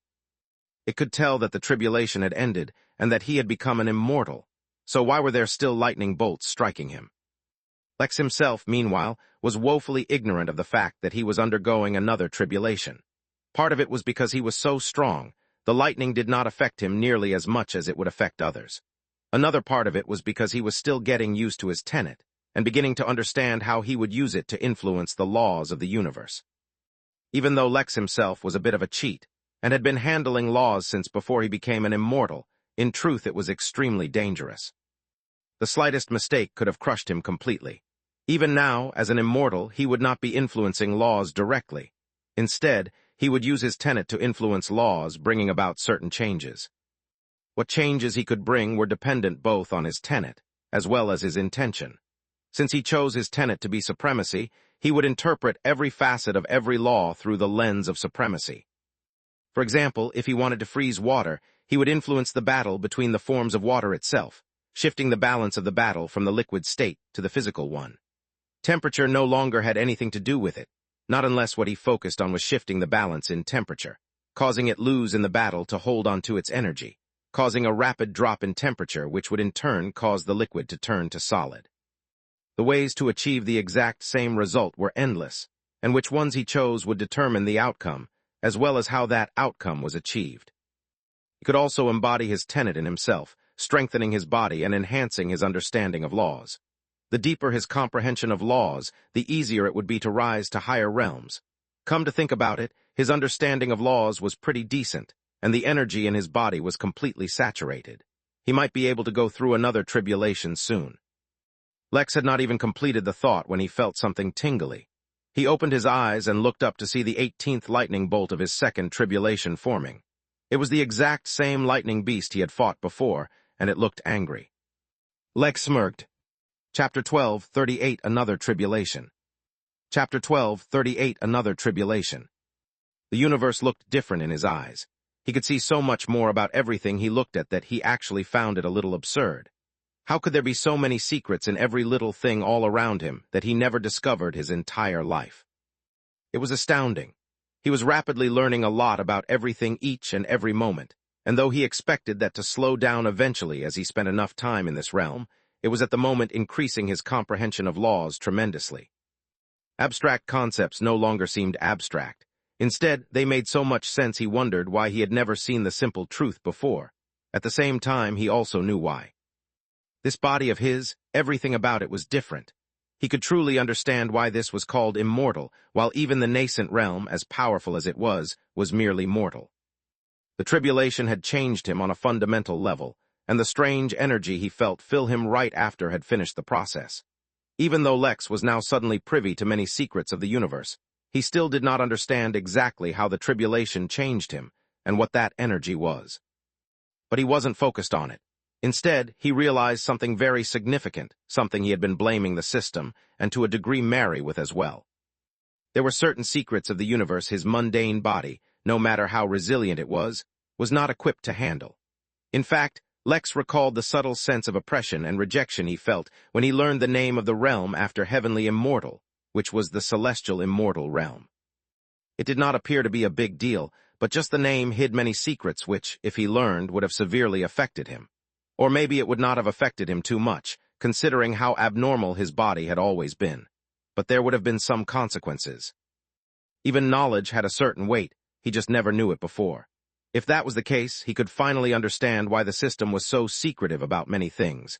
It operated on a level far beyond even his current understanding. Since that was the case, learning its deeper secrets may well have just crippled his mind. By forcefully locking the knowledge behind authority levels and such, the system ensured delaying it as much as possible so that his realm could rise to a sufficient level. There were so many secrets hidden behind even mundane actions. He wondered what other secrets he had missed out on, or how many other people's intentions he had misunderstood. For a brief second, he even wondered if the reason why his parents kept a distance was because of some immense secret. Then he snorted. Even if that was the case, he wouldn't forgive them. He turned his attention back to the lightning beast and saw so much more. The lightning beast was more than just a strong bolt of lightning. He could see a soul trapped within the lightning. This creature, whatever it was, could only exist as a form of lightning tribulation. Its entire lifespan was mere seconds. No wonder it was so angry. The creature roared and launched itself at Lex. But things were different now. Even though the creature was formed from a stronger tribulation, Lex was also no longer the same. His understanding of laws was so immense that even he himself had not completely finished comprehending them fully. Not to mention, his body hadn't really completely recovered from his first tribulation. As such, he didn't feel like making a move personally. He looked at the kneeling dragon in front of him and let out an amused smirk. Then his domination moved in a way that only dragons could control their dragon's might. His aura mimicked his sword, and then mimicked his sword intent. It was invisible and without form, but that did not mean it did not exist. Lex stimulated his tenet just a bit, and through his domination exerted his will on the laws around him. If it was a battle for supremacy, then it did not feel like it. After all, the laws did not resist him. Instead, in the way that the universe itself bent around to the will of the dragons, the laws around Lex readily converged according to Lex's will. Long before the beast of lightning could reach Lex, the air, the space, the darkness, the light, the heat, everything around him shimmered, revealing a white light greatly reminiscent of Lex's sword intent, and slashed at the lightning beast. Lex frowned as he felt the strain. He wasn't completely used to it yet, but it didn't matter. The result was satisfactory. The universe had unleashed a tribulation onto Lex, and so Lex used the universe itself to fight back. What fell onto Lex's body was not the electric beast, but the energy from the lightning bolt that would convert his body. Lex felt some stimulation in his right eye that he didn't quite understand, but there would be time to look into it later. For now, he turned his gaze to the dragon in front of him and smiled. "They sent you after me?" Lex questioned, as if he heard the biggest joke of all. It was only after becoming an immortal that he began to understand that an immortal's greatest strength was the influence they had over laws, not their insanely strong bodies, or whatever other abilities they had. This was something that many of the immortals he had previously faced did not completely realize. That was the sole reason he had been able to confront them to begin with. Of course, for those who had begun to dabble with laws, Lex was doing that already as well, so only those who truly, deeply began to understand laws could have ever faced him even when he was in the nascent realm. Now that he was an immortal, the very thought that someone who did not rely on an immortal's greatest strength could defeat him was laughable. Lex opened his mouth to taunt the dragon a little, but the clouds above Lex suddenly rumbled once more. His third tribulation for the Earth immortal realm was beginning. Please vote for Eldrim in WSA. Chapter 12:39 Trying Things Out. Chapter 12:39 Trying Things Out. Lex looked up and saw the black clouds churning and absorbing energy from the entire realm as they replenished their energy and gave birth to new lightning bolts. The third tribulation would have 27 lightning strikes, as each tribulation increases the number of lightning strikes by 9. But after taking a glance at the lightning clouds, Lex turned his attention back to the dragon. He could not be bothered by this lightning. It was completely incapable of harming him, and even in the situation where it might harm him, overcoming the tribulation would fill him with traces of the strange, immortal vitality that would aid in healing his body. Lex ignored it and turned back towards the dragon. "How many planets did you guys set my bounty as? Was it 32 planets, or 23, something like that, right?" The purple dragon stared back at him with anger bubbling in his eyes. Even suppressed as he was, there was not a shred of fear in his eyes.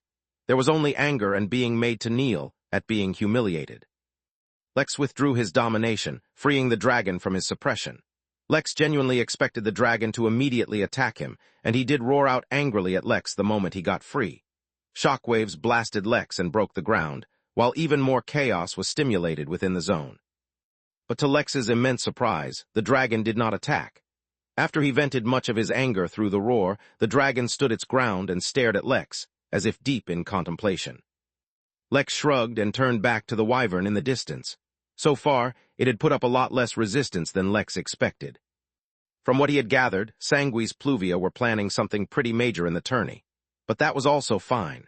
If that was the limit of his strength, then Lex would take his time and enjoy beating him up and forcing his hand. Lex's eye was attracted to something shining right behind Jeffrey, and he noticed a very familiar sight even though he could not recognize why it was familiar. It seemed like some metal ore, but it was way too pure to just be ore. He determined that it was not a threat or some kind of plot or ploy by Jeffrey, so he ignored it for now. One moment he was far away, the next he was right in front of the wyvern with burning eyes. "I wonder if you can grow back your head after I cut it off now," Lex said as he raised his hand to grab the wyvern. But his hand went through the wyvern's body, as though it was an illusion. "Young man, do not get so cocky. You have just stepped into the world of immortals, whereas I have been a part of it for a long time. You will regret ever crossing me." The wyvern began its tirade of insults, but Lex tuned it out. Instead, he focused on how interesting the projection was. When he looked at it as a mortal, he was an image of whoever was controlling the projection. When he looked at it as an immortal, he saw possibilities. A bolt of lightning struck Lex, but he barely felt it as his gaze focused in on the projection as he began his second attempt at touching laws. From what he had come to understand, most immortals, when starting out, focus solely on one law and improve their understanding of it, regardless of whether they had one tenet or many. So in any instance, when they wanted to manipulate laws, They would always just affect that one law that they understood deeply. Supposedly, even through that they could achieve amazing results. Lex was nowhere near considering such things. He had just entered the realm and was still understanding how things worked, so he didn't mind trying to affect multiple laws at once. Strangely, he felt the laws resist him this time. Intuitively, he understood that last time they had been cooperative because of the effect of his domination. He could try the same now and achieve the result he wanted, but his instincts were guiding him in another direction. Something within him was telling him to focus on his right eye. He channeled energy into his right eye, and suddenly array characters started to appear in the air around him, automatically turning into an array that did exactly what he wanted. This was also interesting, as for the first time he witnessed how arrays influenced laws to bring about the effects he wanted. Simultaneously, he understood that the ability in his eye was far from the simple demonstration he just did. The array that was formed was using all the characters that he knew and were formed on the basis of his knowledge. But it was effortless and ridiculously quick. He recalled the days he struggled to quickly produce an array during a fight. He would never have that problem again. "You talk too much," Lex said, and grabbed the wyvern's mouth. Yet this time, instead of his hand going through the projection, he held on to it, as if he was touching the wyvern himself. Lex smiled.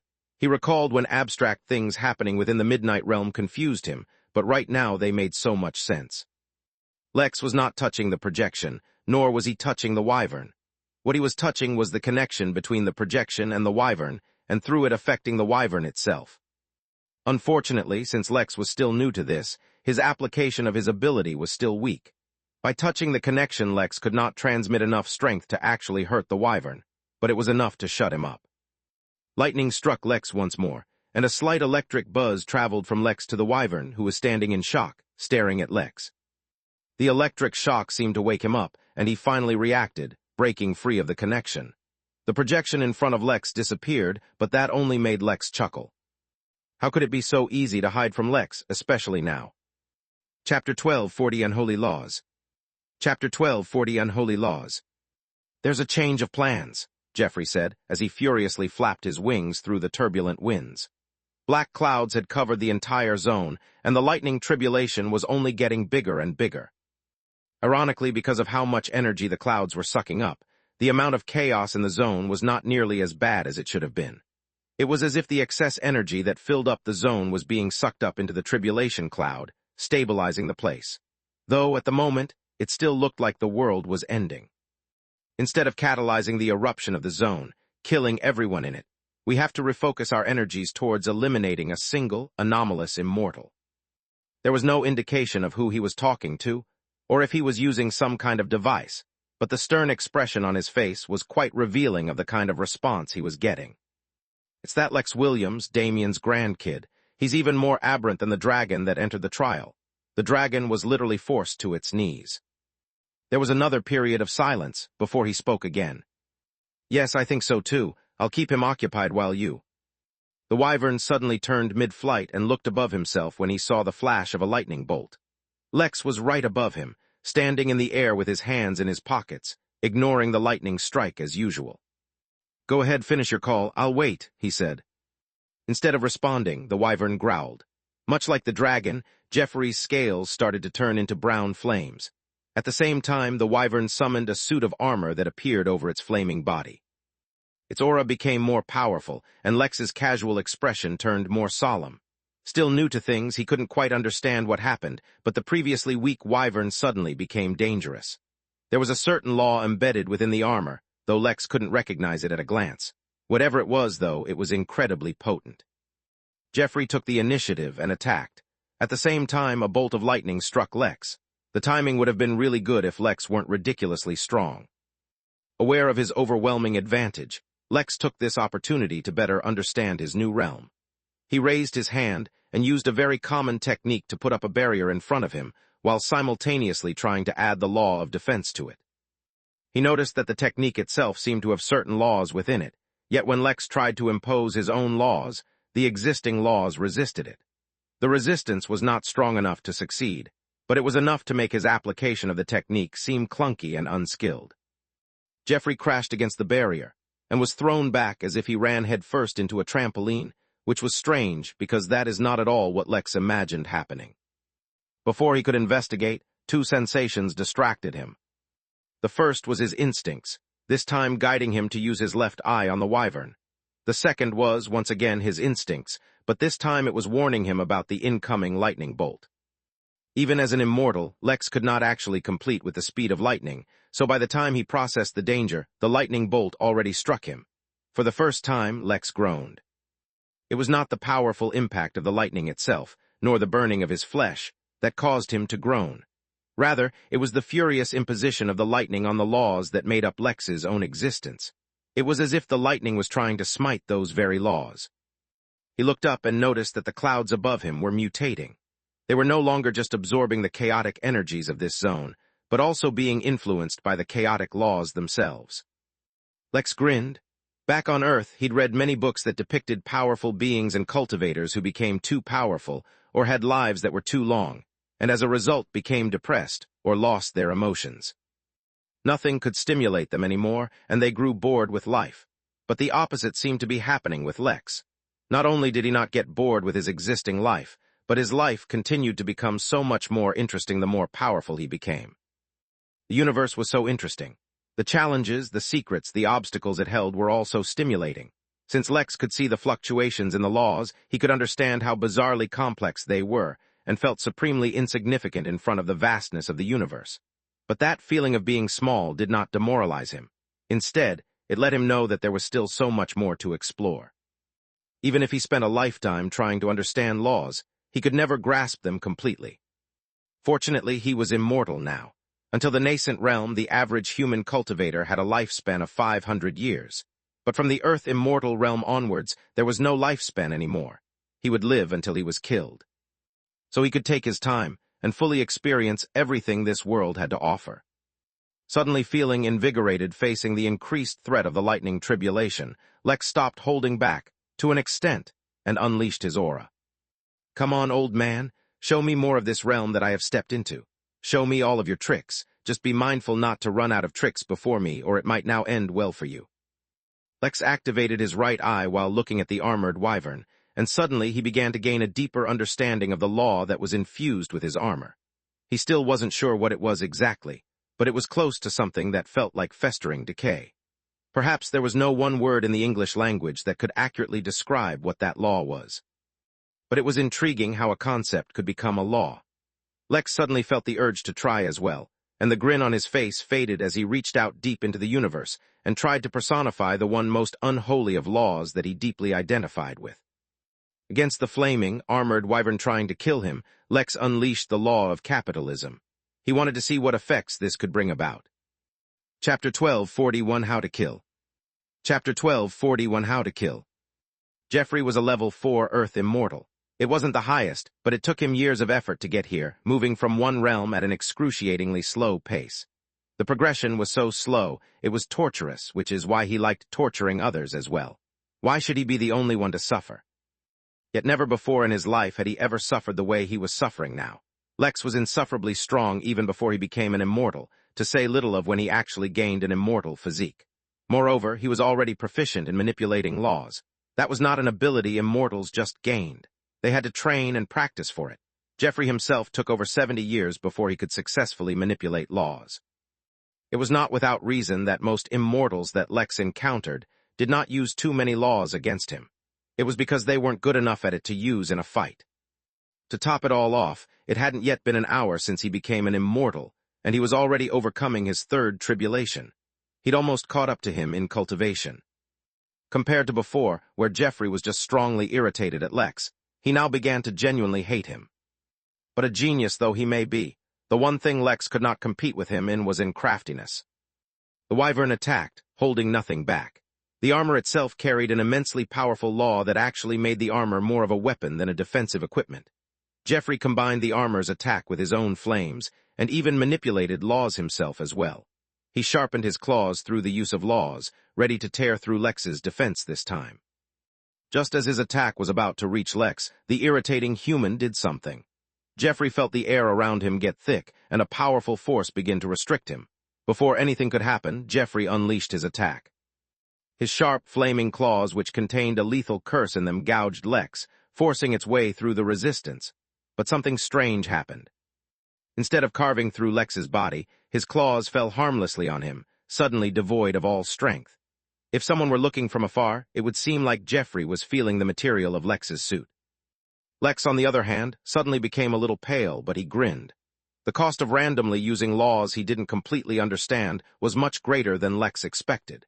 He suddenly felt drained of energy, as if he were at the very end of a marathon, and his tenet began to dim a bit. That went to show that messing with laws was not something he should experiment with in the midst of battle. When he thought of capitalism, he thought of how it could be applied to his situation in a fight. Jeffrey was trying to attack him, but since Lex owned a monopoly on himself, a certain price needed to be paid for an attack to land, and he could choose what that price was. He decided it should be 99% of the energy of the attack. It worked. The laws he manipulated sucked the energy out of Jeffrey's attack, but in return the strain he felt on his tenet nearly knocked him out. In fact, he had to dismiss the laws, lest he actually faint from the exertion. The endless possibilities of his new realm excited him, but perhaps it was time to stop experimenting and do things seriously. His aim right now was not to kill Jeffrey, but to push him to the point of desperation. For that, it was perfectly fine if Lex relied on mundane spiritual techniques, rather than manipulating laws. Lex kicked the wyvern, who was in the air right in front of him, and launched its body into the ocean of orange lava beneath them. "While you're introducing me to the immortal realm, why don't you tell me how one kills an immortal?" he asked, as he teleported to the lava, not bothered by it at all. Jeffrey was hurt by the attack, but used the cover of lava to swim away, using some kind of law to obscure his presence. Since he could also turn his body into flames, it was difficult to find him. Difficult did not mean impossible. Lex waded through the lava like it was water, and grabbed the wyvern by its tail, and lifted it out. Jeffrey immediately attacked, yet before its claws could reach Lex slapped him in the face, breaking off a few of its teeth. "I know a good old beating doesn't work. Should I try to rip the soul out of the body?"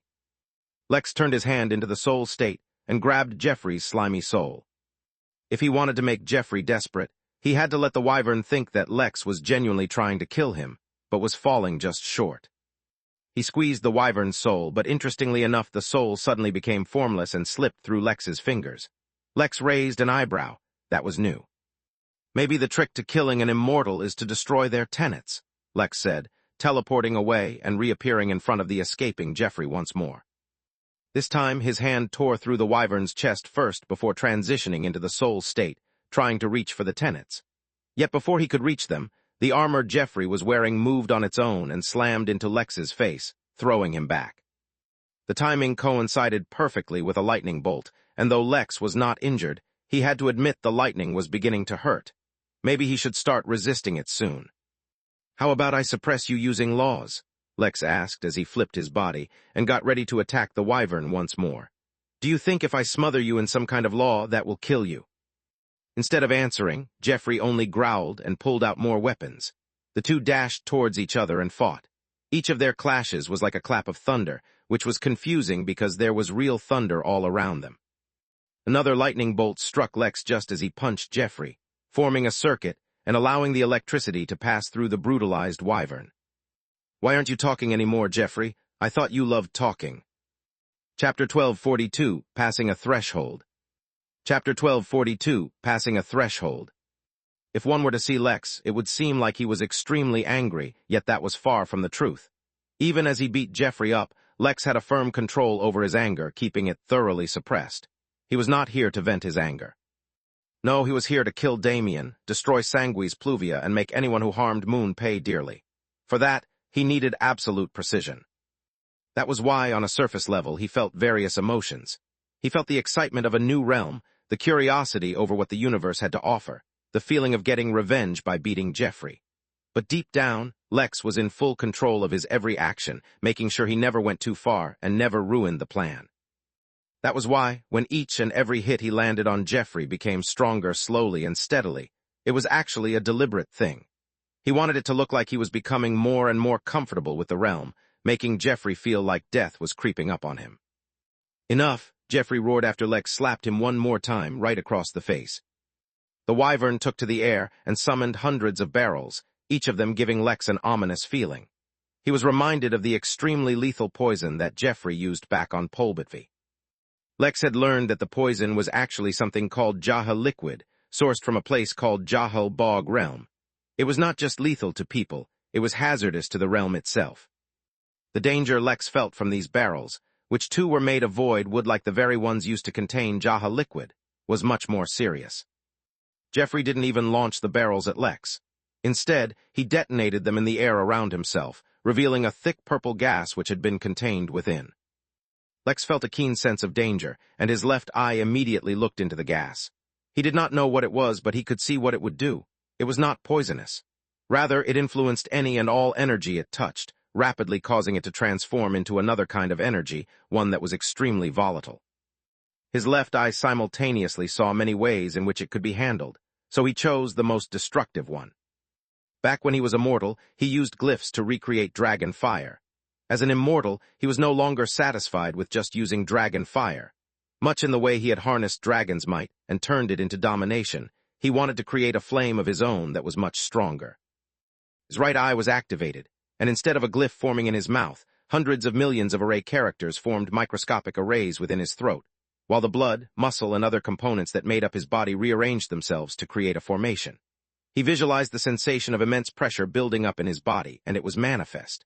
The moment he felt his right eye's ability stop, Lex opened his mouth and unleashed a golden inferno. No, he used golden inferno. Bright golden flames erupted from his mouth, wafting a hint of domination as they spread across space and towards Jeffrey. The golden flames consumed everything and only made themselves stronger. The volatile energy that the purple gas produced exploded on contact, much like the gas itself. Jeffrey tried to fly back, but he could not escape the flames. Even though his own body, too, was made of brown flames, he could not escape being burnt.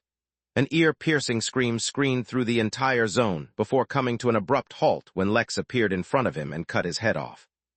Just like every time prior, Jeffrey's body reformed some distance away, but something was different this time.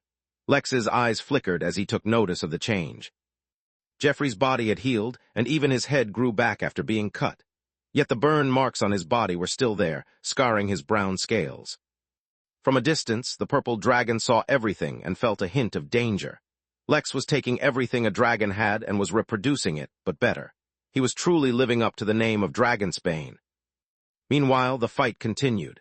By now, Lex's expression had warped, as if he were tired of playing games and wanted to kill Jeffrey. But he had to pause his pursuit, because the final lightning bolt of his third tribulation was about to fall, and the very same lightning beast was back. Jeffrey, meanwhile, used the moment's respite to run away faster, taking out more and more weapons and unleashing them blindly towards Lex. He did not think he could kill that nightmare. He just wanted to buy time. Just as Lex was getting ready to face the lightning monster, he felt something. He felt Jeffrey's developing fear, his developing trauma, and he felt the invincible tyrant's mask absorbing that fear and becoming stronger. A small smile crept up on his lips as he resisted Jeffrey's attacks while glaring at the lightning monster. If Jeffrey was afraid, then he was getting desperate. But it was not enough. Things were only just beginning. Lex unleashed more of his strength, and this time did not wait for the lightning beast to gather its energy.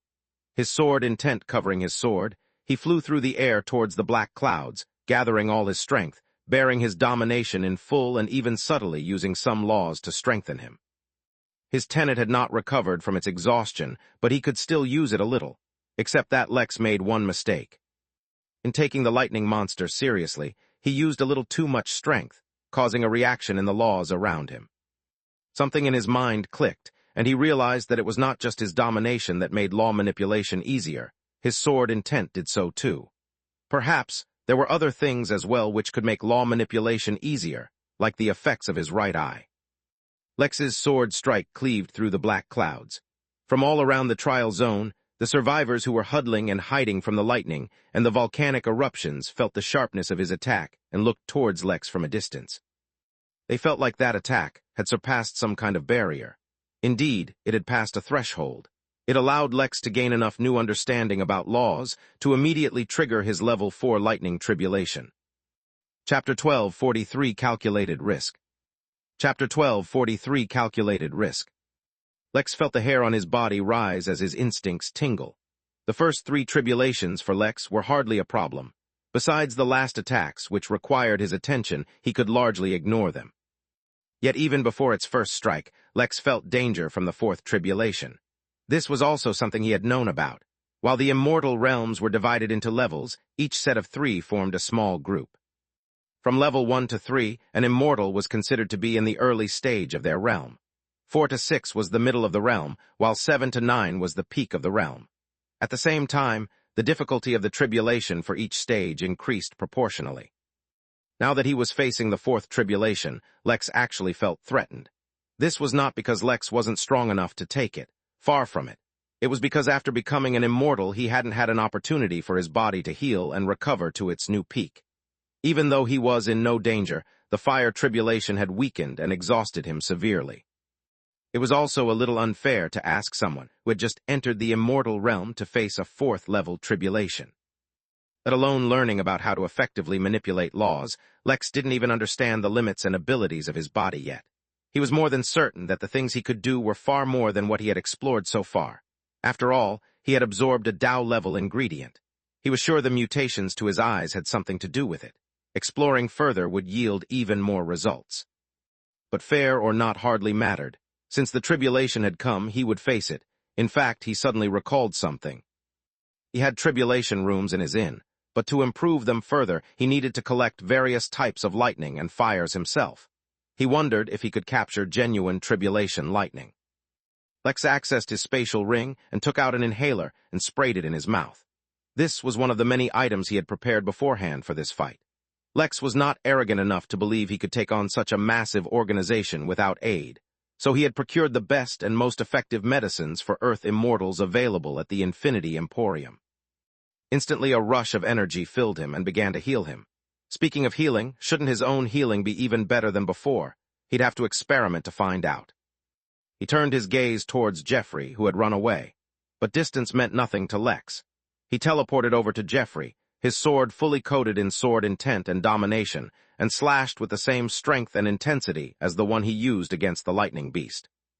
He wanted the wyvern to think that Lex was feeling pressured because of the tribulation, so he was in a rush to eliminate him. Yet to Lex's immense surprise, this time his sword did not cut through the wyvern despite being stronger than any of his previous attacks. A gray shield appeared in front of Jeffrey, protecting him. "Got you," the burnt wyvern said, his voice strained and heavy, his eyes completely red. 13 other figures appeared around Lex, each of them in the middle of the Earth immortal realm, each of them radiating a powerful aura, as if they were holding back powerful attacks. There was no pause or time for Lex to react. A cage formed around them all, trapped Lex in, before they unleashed their attacks.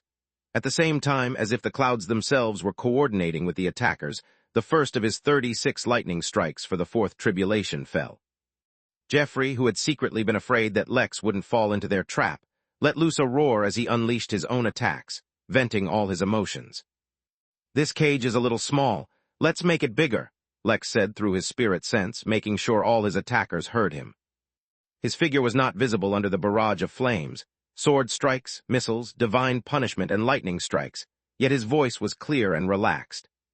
"Heaven's furnace," his voice echoed through the cacophony, and the barrier trapped all of them within. The others felt nothing, but Jeffrey suddenly felt like he was being eyed by a predator. It was a feeling he had never experienced in his life. While Lex was holding back with Jeffrey, there was no reason to do so with the others. This might be good practice in getting used to killing immortals. While he had been taunting Jeffrey, his questions were genuine. Killing immortals was far from easy, and he did not have a hang on it yet. What exactly was it that supported their life? For mortals, the body, the mind, and the soul all could be attacked and used to kill, but for immortals he felt like it was more complicated. Their application of laws was unpredictable, and there was no way to know if they had prepared some kind of backup somewhere. After all, even Lex had a clone before he even became an immortal, so the means available to an immortal should be greater. He was glad he had someone to experiment with. He eyed the figure right next to Jeffrey. Each of the 13 immortals had their figures hidden, as if they were trying to hide their identities, but some things couldn't be hidden. The one Lex was targeting was wearing a black coat, yet a long, sleek tail emerged from behind the coat, swinging through the air. With this figure, he decided to try out the limits of Golden Inferno. He teleported to the figure, bypassing the countless attacks raining down on the shields he had erected around himself. There were no one-liners, no monologues, or anything of the sort. Lex immediately breathed out Golden Inferno, targeting the figure's entire body, yet a familiar gray shield appeared in front of him, blocking out the flames even as they hugged onto the shield itself. "It's futile," Jeffrey roared gloatingly. "Do you think taking us on is easy? These shields were produced by a heavenly immortal, no matter how strong you are, Yuka." Lex didn't give him time to finish. Since these shields were produced by a heavenly immortal, they genuinely were above his ability to surpass at the moment. But Lex was not unprepared. He summoned a massive missile above him, one of the many he had stolen from Pelvelin, and threw it at another figure. At the same time, Lex teleported out of Heaven's furnace, just in time to catch a lightning bolt to the face. Lex groaned, but didn't stop running away. He did not want to test himself against a heavenly immortal level attack. Suddenly Lex stopped. Or rather, it would be more specific to say that his teleportation ability was forcibly stopped as the space within the zone trembled. Even the tribulation cloud seemed slightly affected by the change happening, though the tribulation just became stronger until it could ignore the external influence. Lex looked back just as he felt Heaven's furnace collapse and his pupils constricted. He saw nothing. There was nothing to see, for the tiny black hole that had appeared began sucking even light inside of itself. Lex instantly changed to his soul form and tried to escape through the soul plane, but it was pointless. The black hole existed within the soul plane as well, and slowly Lex began to feel himself being pulled towards the black hole. It was at that moment Lex wondered if using the missile might have been a little overboard. But he had taken a calculated risk, and he was certain that Jeffrey would have a way to stop this. After all, Jeffrey was a lot closer to the black hole than Lex. In case he wasn't already dead, he would stop the black hole. In case he was, then Lex would be returning to the Midnight Inn promptly. A lightning bolt struck Lex, somehow resisting the pull of the black hole, yet it was the only thing that could resist that pull. And even then it was because the tiny black hole's gravitational pull was less than 1% of a real black hole. The ocean of lava that covered the massive landmass suddenly began to rise altogether, while the landmass itself began to morph. Lex couldn't decide whether to be afraid or impressed, as he saw that even the laws within this place were being pulled into the black hole, becoming a part of it, and making it stronger. Yet before the black hole could really begin to gain momentum, it abruptly came to an end. It vanished, as if it wasn't there to begin with. Lex's eyes gleamed as he teleported over to his original location and saw the devastation. Surprisingly, of the 13 figures, 11 were still there. Their gray shields were all gone, and so was their camouflage, but at least they seemed unharmed. For once, Lex was impressed, but he did not intend on asking them how they did it. Instead, he once again unleashed Golden Inferno. Chapter 1244 Major Hint. Chapter 1244 Major Hint. The battle raged in full force as Lex and the other immortals tried to kill each other, right above the floating sea of lava. From afar, those immortals who were watching the fight, full of fear and apprehension, were surprised to see the flow of battle was not what was expected. Perhaps in lower realms, a person fighting against multiple opponents in the same realm was not inconceivable. Yet the immortal realms were not the same just due to how diverse the applications of laws were. Everyone usually honed a few laws, forming them into extremely potent techniques to deal with various situations.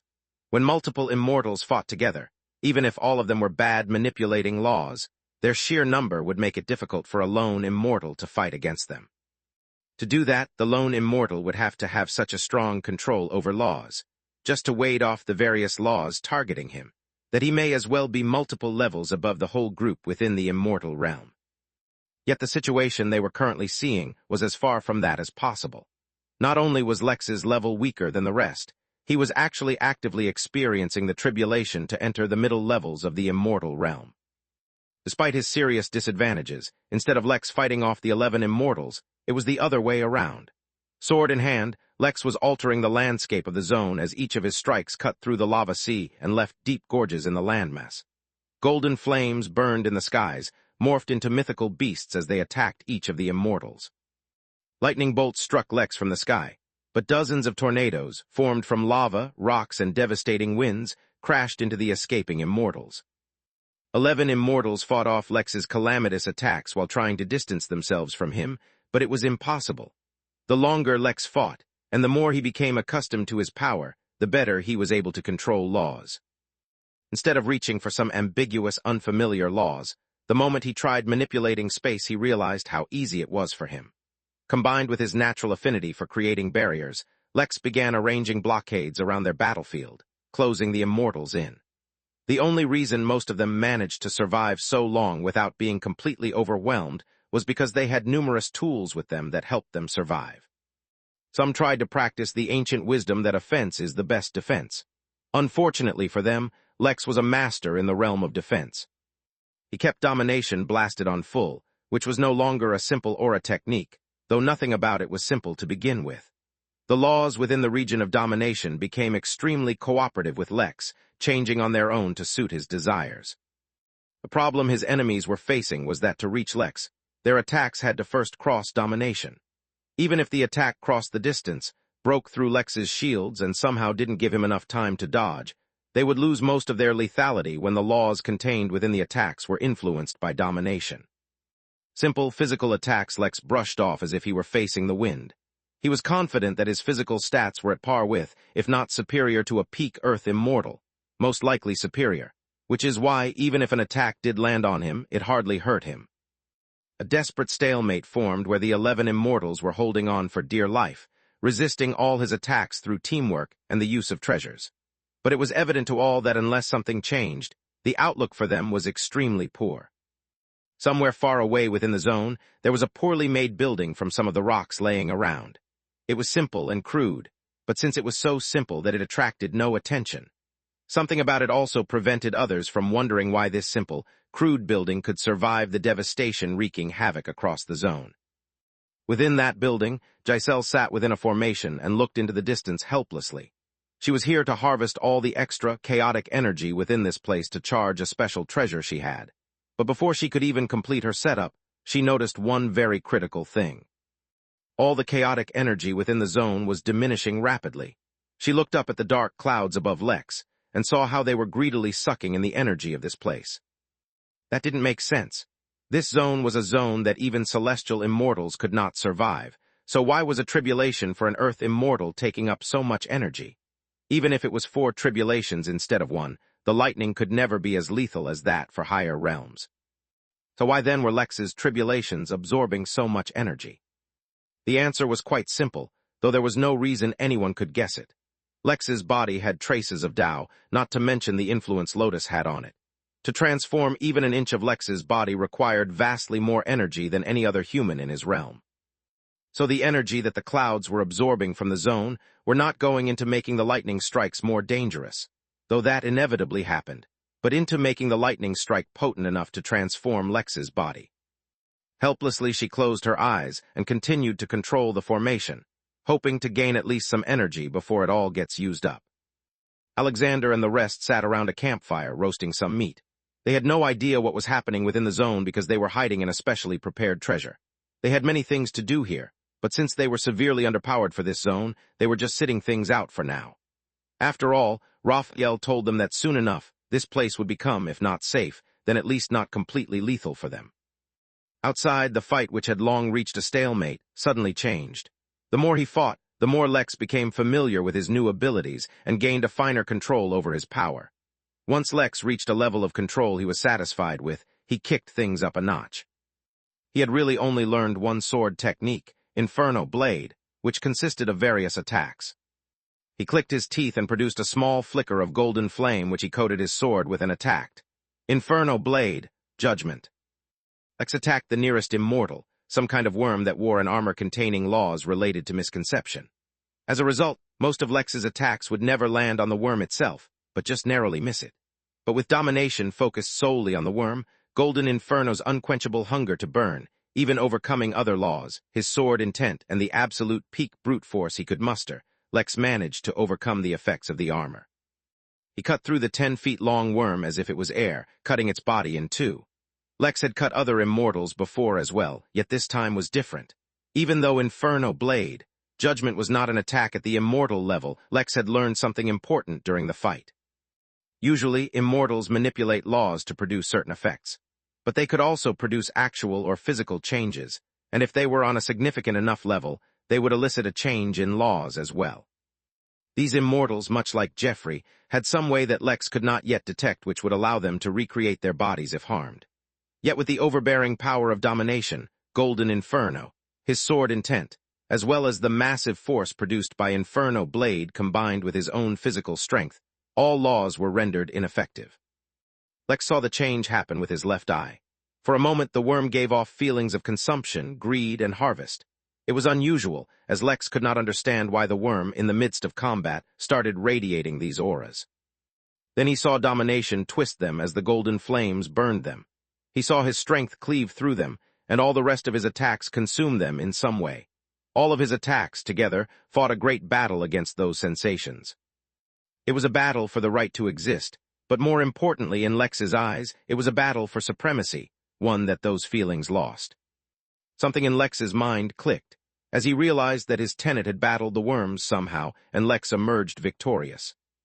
Something snapped, and the worm, split in half as it was, suddenly lost its energy, falling limp. No new body formed. There was no more resistance. That one single confrontation resulted in the direct death of the worm, and the stalemate that was held for so long broke. The number of his enemies reduced, while he himself gained a huge hint about how to kill immortals. Crushing their tenets thoroughly and completely was one way to do it. He looked up and caught Jeffrey's eye. The mood on the battlefield suddenly changed. Chapter 12:45 Black Pillar. Chapter 12:45 Black Pillar. The shift was far from subtle. The 11 immortals had been working together to resist Lex's assault, keeping him from doing any significant damage.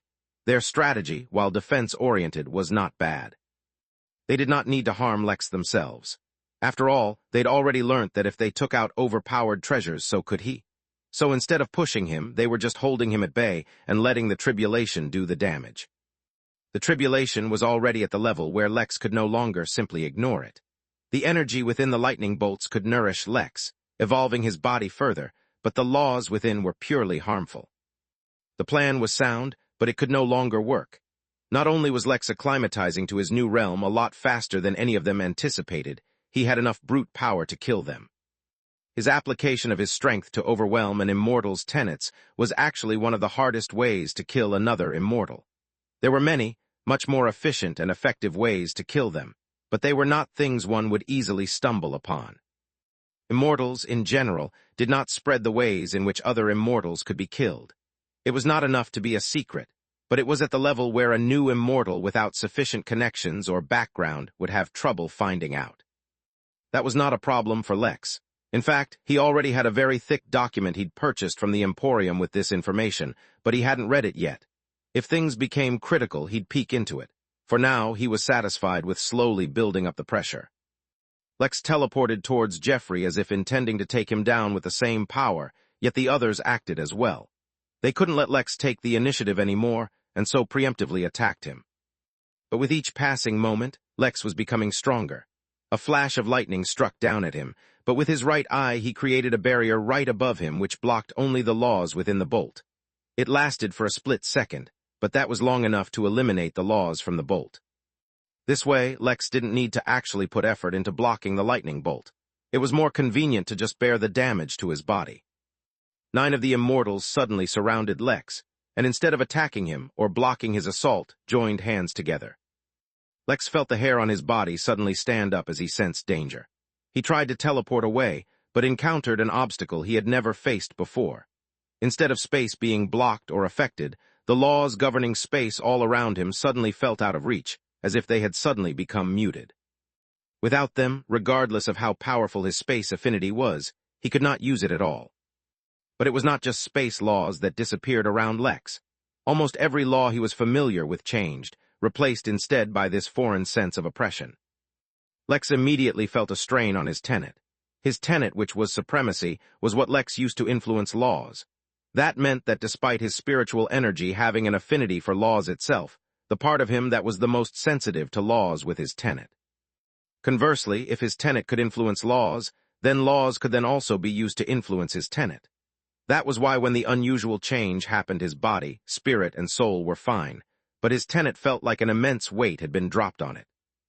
The sudden, unexpected impact caught Lex unaware. As if to take advantage of his weakness, a lightning bolt struck him at that exact moment, breaking the pattern of striking after a set number of seconds. With absolutely no defense in place, the lightning bolt burned through Lex's suit, which had so far survived with Lex's help, revealing his chiseled body. The immortals fighting Lex suddenly felt immensely intimidated when they saw the state of his body. After having gone through a fire tribulation just a short while ago, being struck by countless lightning strikes, and suffering through all their attacks, Lex's body was in pristine condition. It was as if it had completely healed from all its injuries long ago, and even with the burns from the latest lightning strike, it hardly looked like Lex was weakened at all. They redoubled their focus, increasing the pressure Lex was feeling. Lex, in turn, tried to attack the immortals, but whether it was his physical strength or his techniques, they seemed immensely weakened. It was as if whatever laws were involved for each of his actions were suddenly muted, or separated from him by an invisible veil. The feeling of danger increased, and Lex for the first time encountered something domination could not affect at all. It could bend the laws of the universe to its will, but it could do nothing if those very laws were out of reach.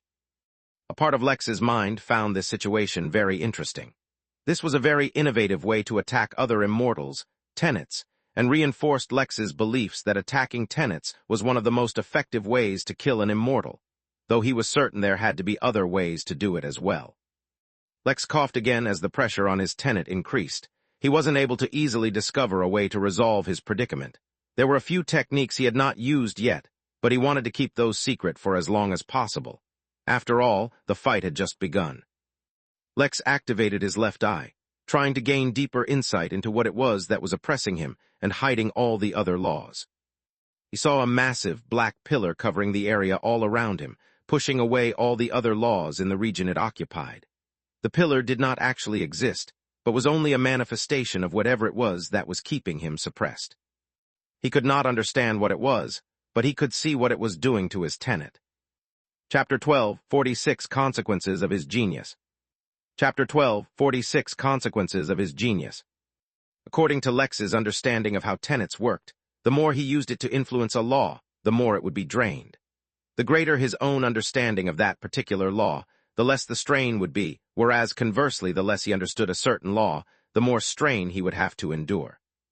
Lex also believed that there had to be some way to strengthen his tenet, though he did not yet understand what it was.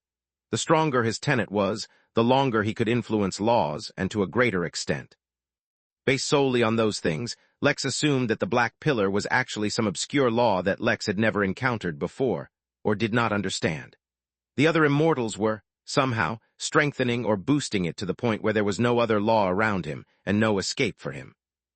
Even if he tried to fly in a straight line towards the nearest immortal, and outside the territory of the Black Pillar, he would never make it out. Lex would feel like he was flying at his fastest, and traversing thousands of miles, yet barely cover a few feet. Another lightning bolt struck him, and since he was not able to react at all due to the unusual suppression from the Black Pillar, he was thrown to the ground, both his shoulders completely charred. Lex grimaced. It was time to resolve the issue or use his hidden techniques, though he wondered how effective they would be. If all laws were being suppressed, then the ones that were needed for his other techniques should be as well. He had to admit this was a difficult situation to break out of, but the challenge only motivated him.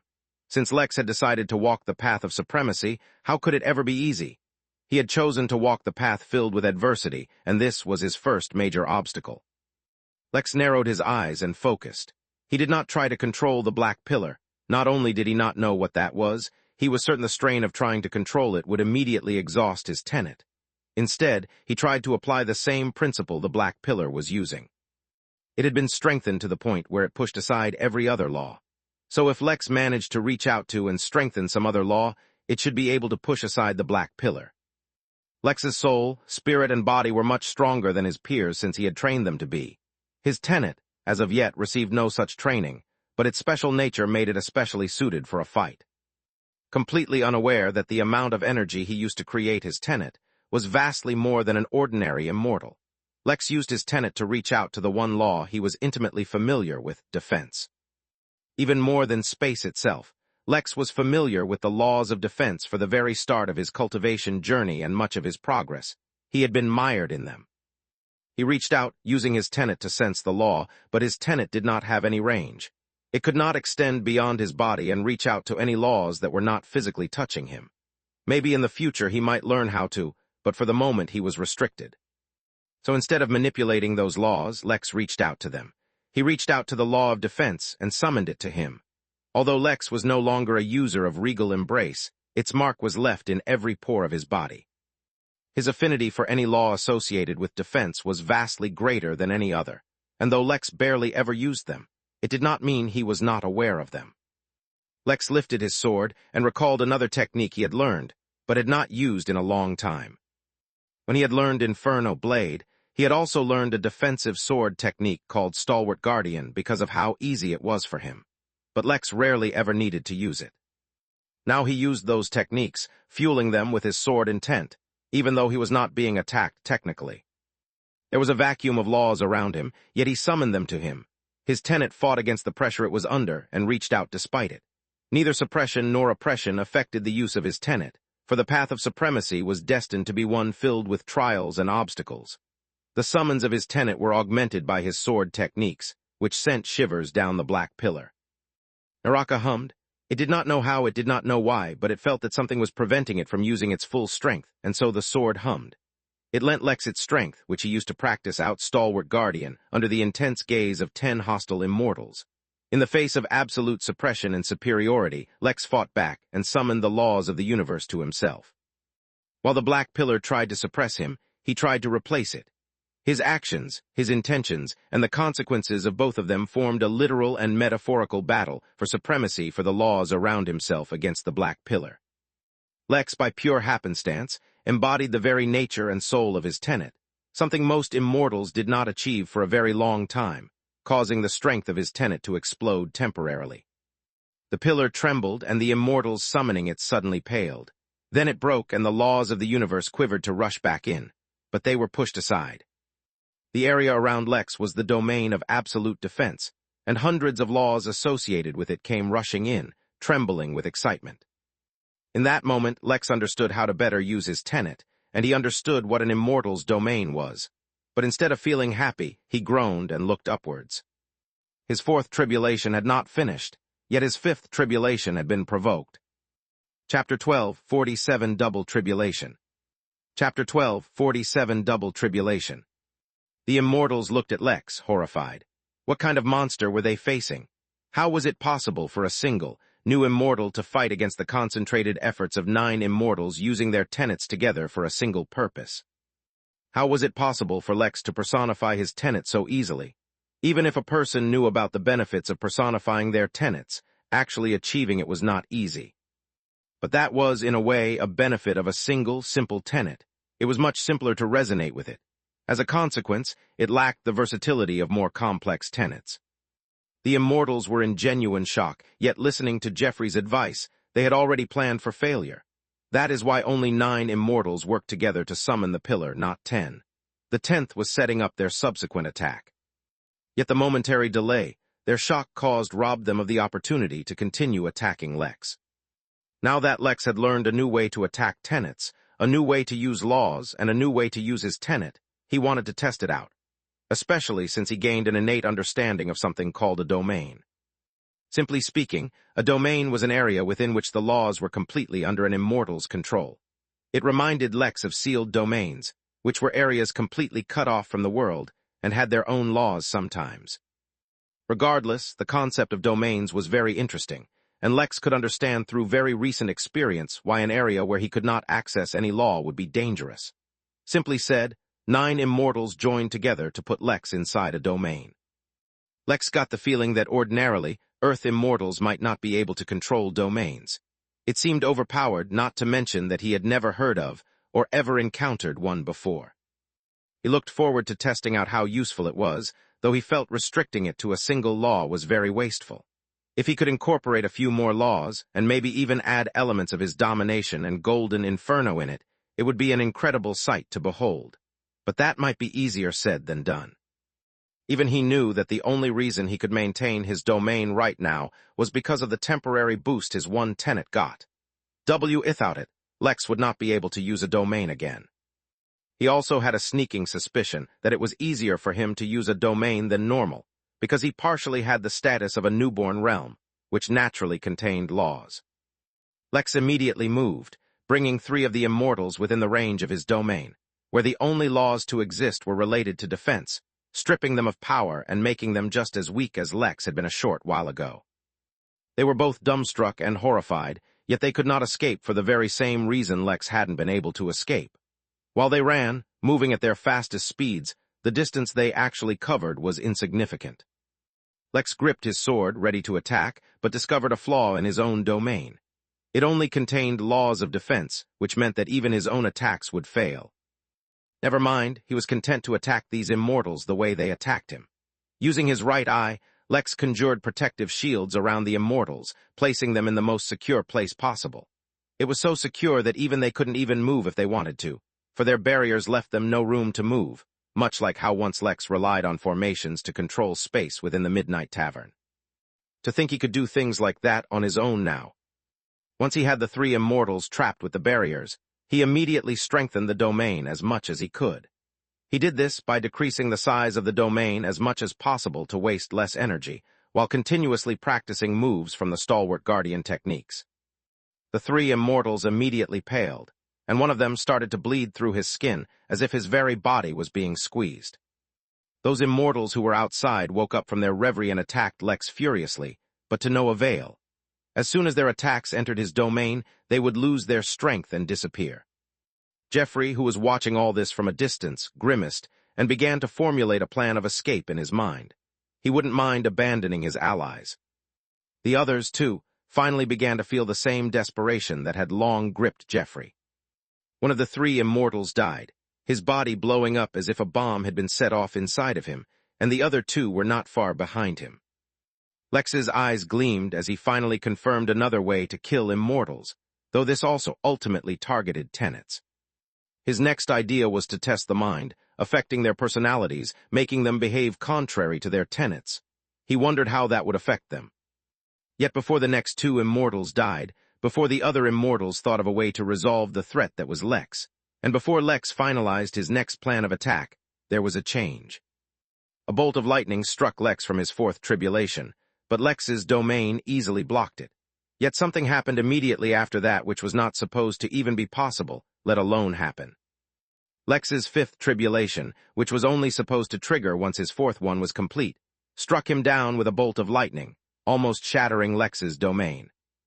Everyone was stunned, Lex included. How in the hell was he experiencing two tribulations at the same time? It didn't make sense, yet the immortals rejoiced, and Jeffrey delayed his escape plans. Maybe there was hope of defeating him. Lex, on the other hand, frowned. Things were getting out of hand now. It was best if he sped up his spring cleaning. He took in a deep breath and let his domain fade. Just as the immortals thought he ran out of energy, a deep and overwhelming aura emerged from Lex's body, far beyond even his domination. On Lex's bareback, a lotus tattoo began to form. Chapter 12, 48 Time Limit. Chapter 12, 48 Time Limit. Lotus had accompanied Lex for a long time, and had played a significant part in Lex's journey. Before anything else, Lotus was the first one to evolve Lex's body, making him stronger and more durable than others in his realm, which was a quality that continued throughout his realms. There were times it cured poisons, not only in Lex but in others as well, absorbing excess energy to prevent Lex from blowing up, and countless other times it had been extremely useful. It was kind of sad to see him go, but at the same time it obviously wouldn't live with Lex all its life either. At least since they were bonded, they could stay connected and continue to benefit each other. Initially, that's what Lex thought. In fact, Lotus had only been even more helpful to Lex since it left his body and drastically increased the feedback Lex got from him. Lotus, due to the immense amount of energy contained within the realm that it was trying to fuse with, spent more time lucid as well, and Lex had taken time to chat with him every now and then. Lotus was incredibly powerful, but its greatest ability as far as Lex was concerned was directly turning energy into matter. That was one of the most broken abilities Lex had ever even heard of, and its applications were limitless. Lotus, being a baby, could not articulate how he used the ability, so it just proposed that Lex can just try using the ability himself. Since they were bonded, Lotus could share its ability with Lex temporarily. Naturally, Lex was interested, but they discovered that as powerful as Lex's body was, it could not sustain the pressure of Lotus' ability. Despite his affinity for countless laws and ability to bear immense pressure, there were just some things a mortal body could not do. Now, that was no longer a concern. Double lightning strikes struck Lex's body, but he did not even flinch, nor did his body burn like it used to. Instead, the lotus tattoo started to form quicker than before, as if it had gained more energy. The final immortal who had long been prepared to pull Lex into their next attack finally struck. He wanted to pull Lex into a special illusion, formed using incredibly potent laws, strengthened through the use of some valuable treasures. Yet the moment his attack struck Lex, the immortal suddenly paled and coughed out blood. One of his tenets, the one he had used to conjure the illusion, ruptured. It was as if he tried to touch one of the deeper laws of the universe, the ones that Earth immortals were unqualified to come into contact with. No one understood what happened or why, but the feeling Lex was giving off was no longer in the bounds of a mere Earth immortal. Lex's eyes flashed open and looked towards the immortal who had tried to attack him. Lex could feel that he could, at most, maintain his lotus tattoo for 3 seconds with his current energy levels. After that, he would be entirely drained of energy and completely incapable of fighting. Lex realized that even the Earth immortal realm was not enough to make use of lotus, ability to create matter out of energy. But that didn't matter, for even entering this state was a huge advantage for him for one single reason. He was like a sponge for almost any kind of energy at all.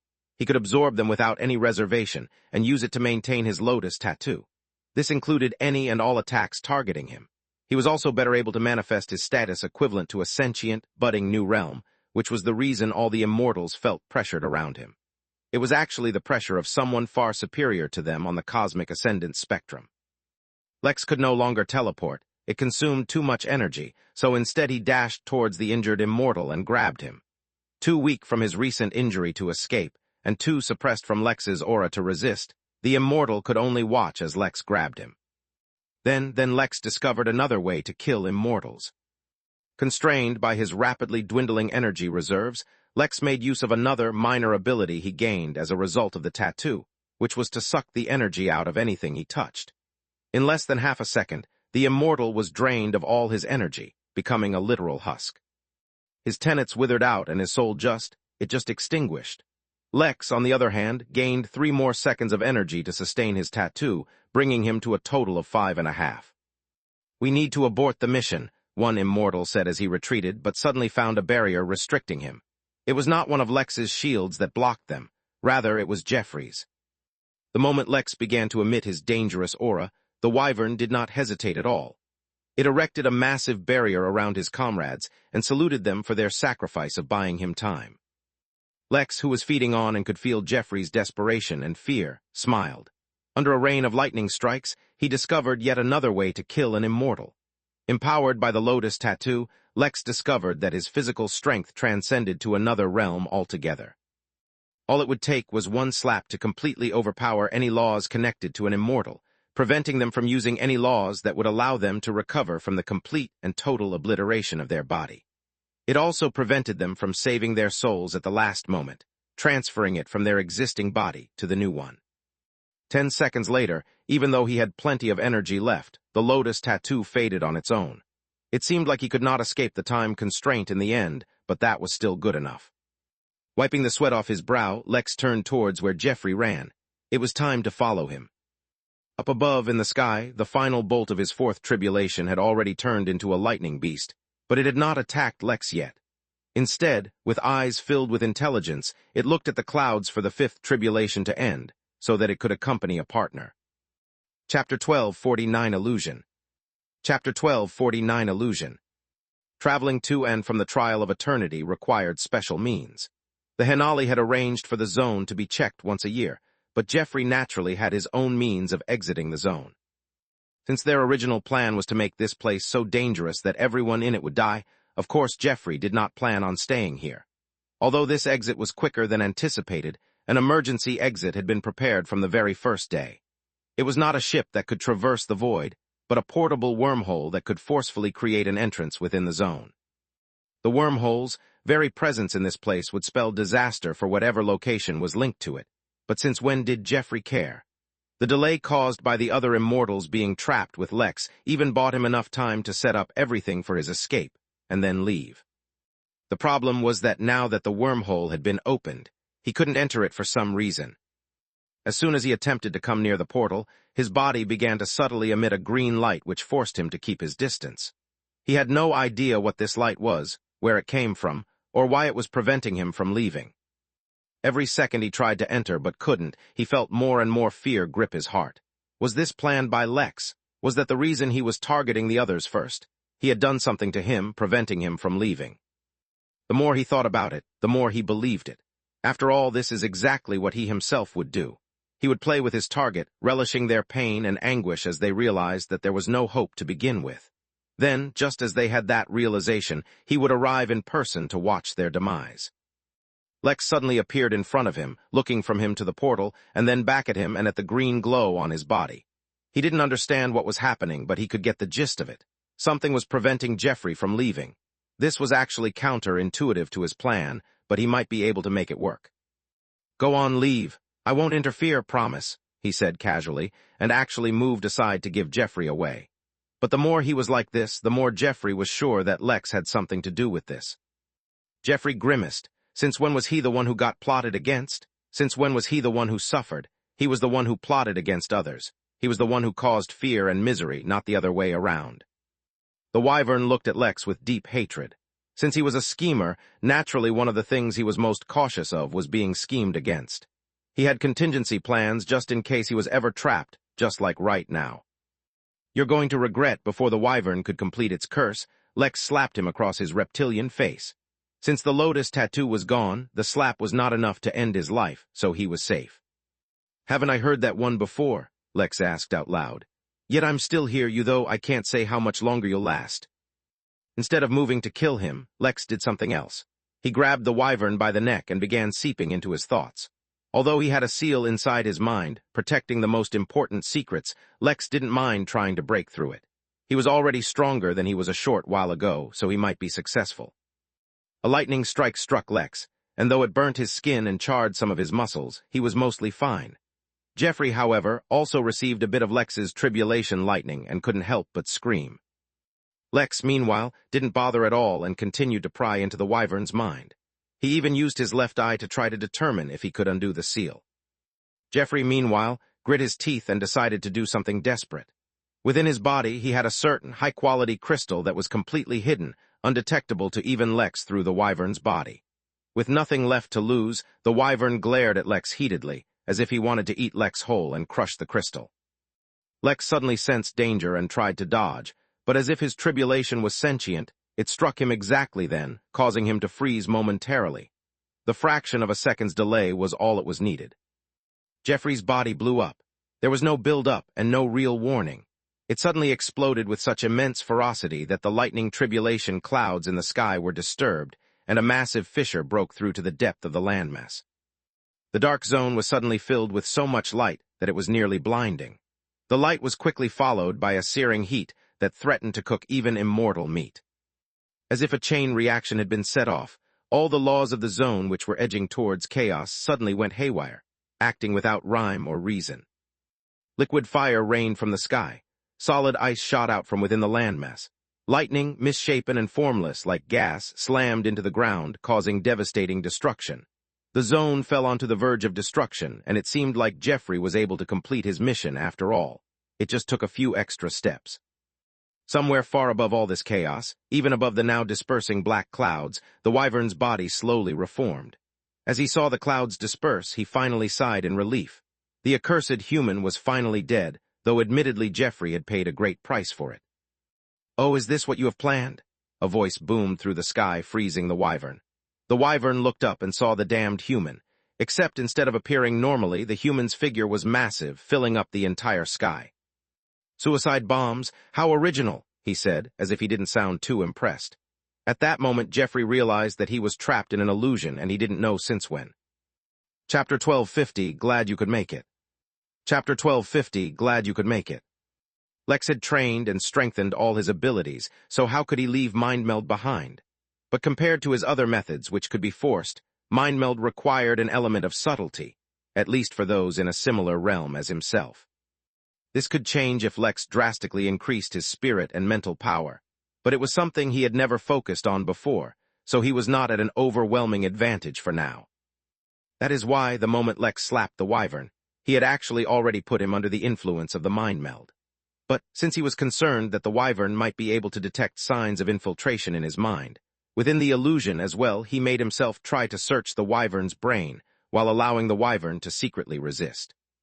This way, even if the wyvern detected the intrusion, it would feel like it was successfully hiding from Lex. Lex peeked in on the wyvern's plans for a bit and allowed the situation to progress according to his expectations. Just as he felt some hope, Lex revealed himself. The point was to push Jeffrey to the limits of desperation, so that he would unveil all his hidden cards and Lex could feel that they were almost there. "Some kind of explosive crystal inside your body, huh?" Lex said, and dug his hand inside the wyvern's body. The pain woke Jeffrey up from the illusion, and he tried to initiate the self-destruction, but now that Lex knew about it, how could he let it activate? Lex grabbed the crystal and pulled it out of the gaping hole in Jeffrey's body. The wyvern screamed and yelled in anger, but Lex was not paying attention to him. Instead, he observed the crystal with his left eye. It did not contain energy, but something else. As far as he could tell, once the crystal broke, whatever was inside would act as a catalyst in making laws behave chaotically. He put it away in his spatial ring for later, and then looked at Jeffrey. "Is that all you have? Was that how you were going to make me regret things?" Of course it was, but now Jeffrey was afraid. He could not tell if he was in an illusion or not. Was this reality or just another illusion within the double illusion? Was Lex baiting him to find out more? "It seems like you've guessed something?" A voice boomed inside his head, and a massive Lex appeared standing behind the one holding him, looking down on the wyvern like a deity looking down on an ant. "How many layers of illusions are you under? Can you guess?" Lex could feel Jeffrey's grasp on reality slipping as panic seeped deep into his bones. Should he make Jeffrey think that even this was another layered illusion? No, wait, he had a better idea. Actually, the truth was that Lex couldn't layer so many illusions with mind meld just yet. But who said he even needed to? After ending his previous illusions and digging out the crystal, Lex put the wyvern in yet another illusion, making it seem like everything that had happened was still within an illusion all along. Lex could feel Jeffrey's grasp on reality slipping as panic seeped deep into his bones. Should he make Jeffrey think that even this was another layered illusion? No, wait, he had a better idea. The entire world began to morph and turn into a mixed blur of colors that looked like an abstract painting done by a drunk crow. Nothing made sense, and everything was absurd. There was a loud cracking sound, and visible cracks spread all around Jeffrey, like that in shattering glass. They approached from all directions, cutting through the blend of colors. The wyvern almost looked with anticipation, hoping for an end to this. The thought was absolutely fleeting, but sent Jeffrey reeling as he realized that he was actually welcoming death. Before he could have time to react to that thought, the cracks reached him, and everything shattered, revealing a familiar sight. He was back in his arachnid form within Lex's grip. Wasn't this how the fight began? Wasn't this before everything? He looked up and saw that the lightning clouds for the very first tribulation were still gathering. Had everything been an illusion all along? How strong was Lex's spirit to begin with? He felt time pass. How could everything have only happened inside his illusion? "What's the matter, Jeff?" Lex asked casually. "We've barely just started. Look alive, we have a lot more to go through. You know I can alter the flow of time in my illusions.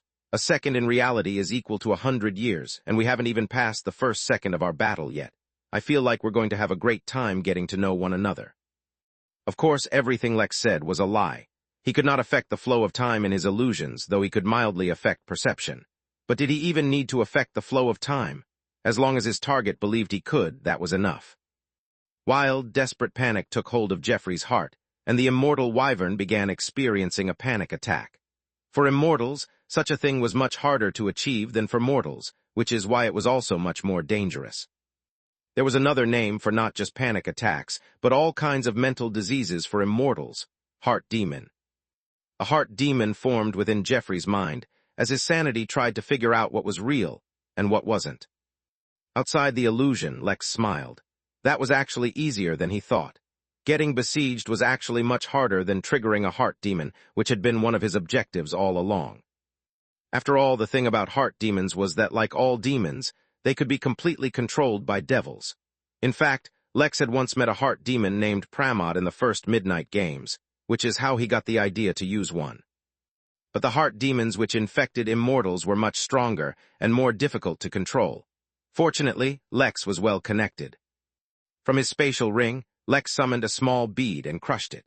A few moments later, a portal similar to the wormhole opened within the zone, and Lilith Val-Kilgur stepped into the trial of eternity. "Hey Lilith, glad you could make it," Lex said with a smile. At that very moment he was struck by lightning. Chapter 1251, Setting the Stage. Chapter 1251, Setting the Stage. "That wasn't ominous at all," Lilith said, chuckling as she looked at the smoke rising from the top of Lex's head. "Yeah, that's a thing that's been going on for a while," Lex admitted. "More importantly, do you think we can use the heart demon?" He turned to look towards Jeffrey, who was completely lost within the illusion now. With his own sanity crumbling to pieces, mind meld and the heart demons all attacking him together, there was no way that Jeffrey would be able to figure out what was happening at all. This was perfect, because Lex wanted to use Jeffrey to find the more important members, or even the more important bases of Sanguis Pluvia, but an ordinary tracker would not work at transmitting their location in such hidden and secure locations. Even if they worked, they would be easy to find considering all the security those bases no doubt had. For this exact reason, a heart demon was perfect. By nature, heart demons were very difficult to discover, which is what made them so dangerous to begin with. Originally, Lex intended to let Jeffrey escape and then follow him. When Jeffrey realized that he couldn't lose Lex, he would call for powerful backup, which he had other preparations for. Yet Jeffrey could not escape this zone for whatever reason. For situations like this, Lex had many contingency plans in place, and using a heart demon to track Jeffrey was one of the better plans. Lex wasn't worried that Lilith wouldn't be able to come to the trial of eternity. As the daughter of a Tao Lord, even if she was not particularly favored, it should not be a problem for her to go where and when she pleases. As for controlling the heart demon, he was even less worried. Lex was extremely familiar with how strong the influence of devils on demons was.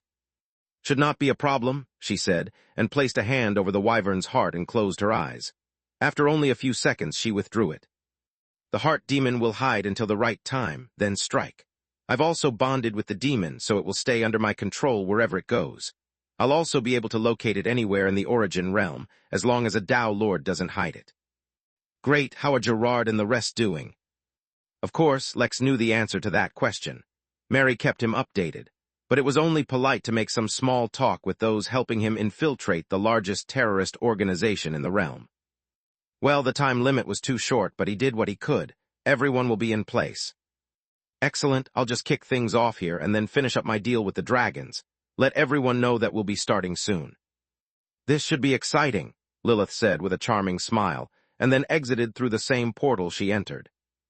After making sure she was gone, he began preparing the stage for his performance, and waited till his fifth tribulation was close to ending.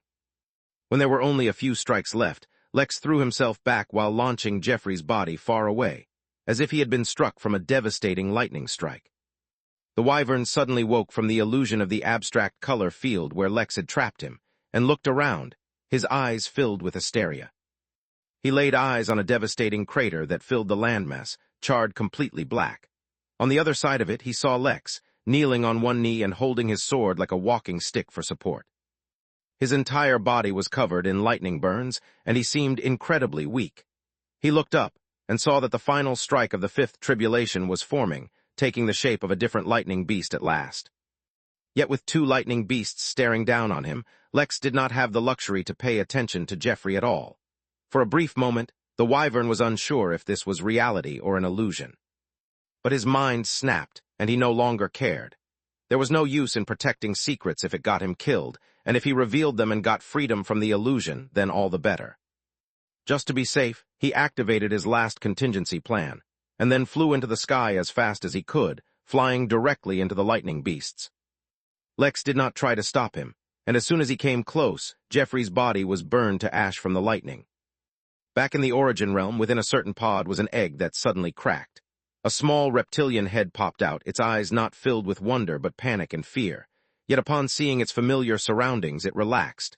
For a while, it waited for the illusion to end, but nothing happened. He was free of the illusion at last. But what if he was? Paranoia set in, and the baby wyvern clawed out of the shell and hurried to find someone who can help.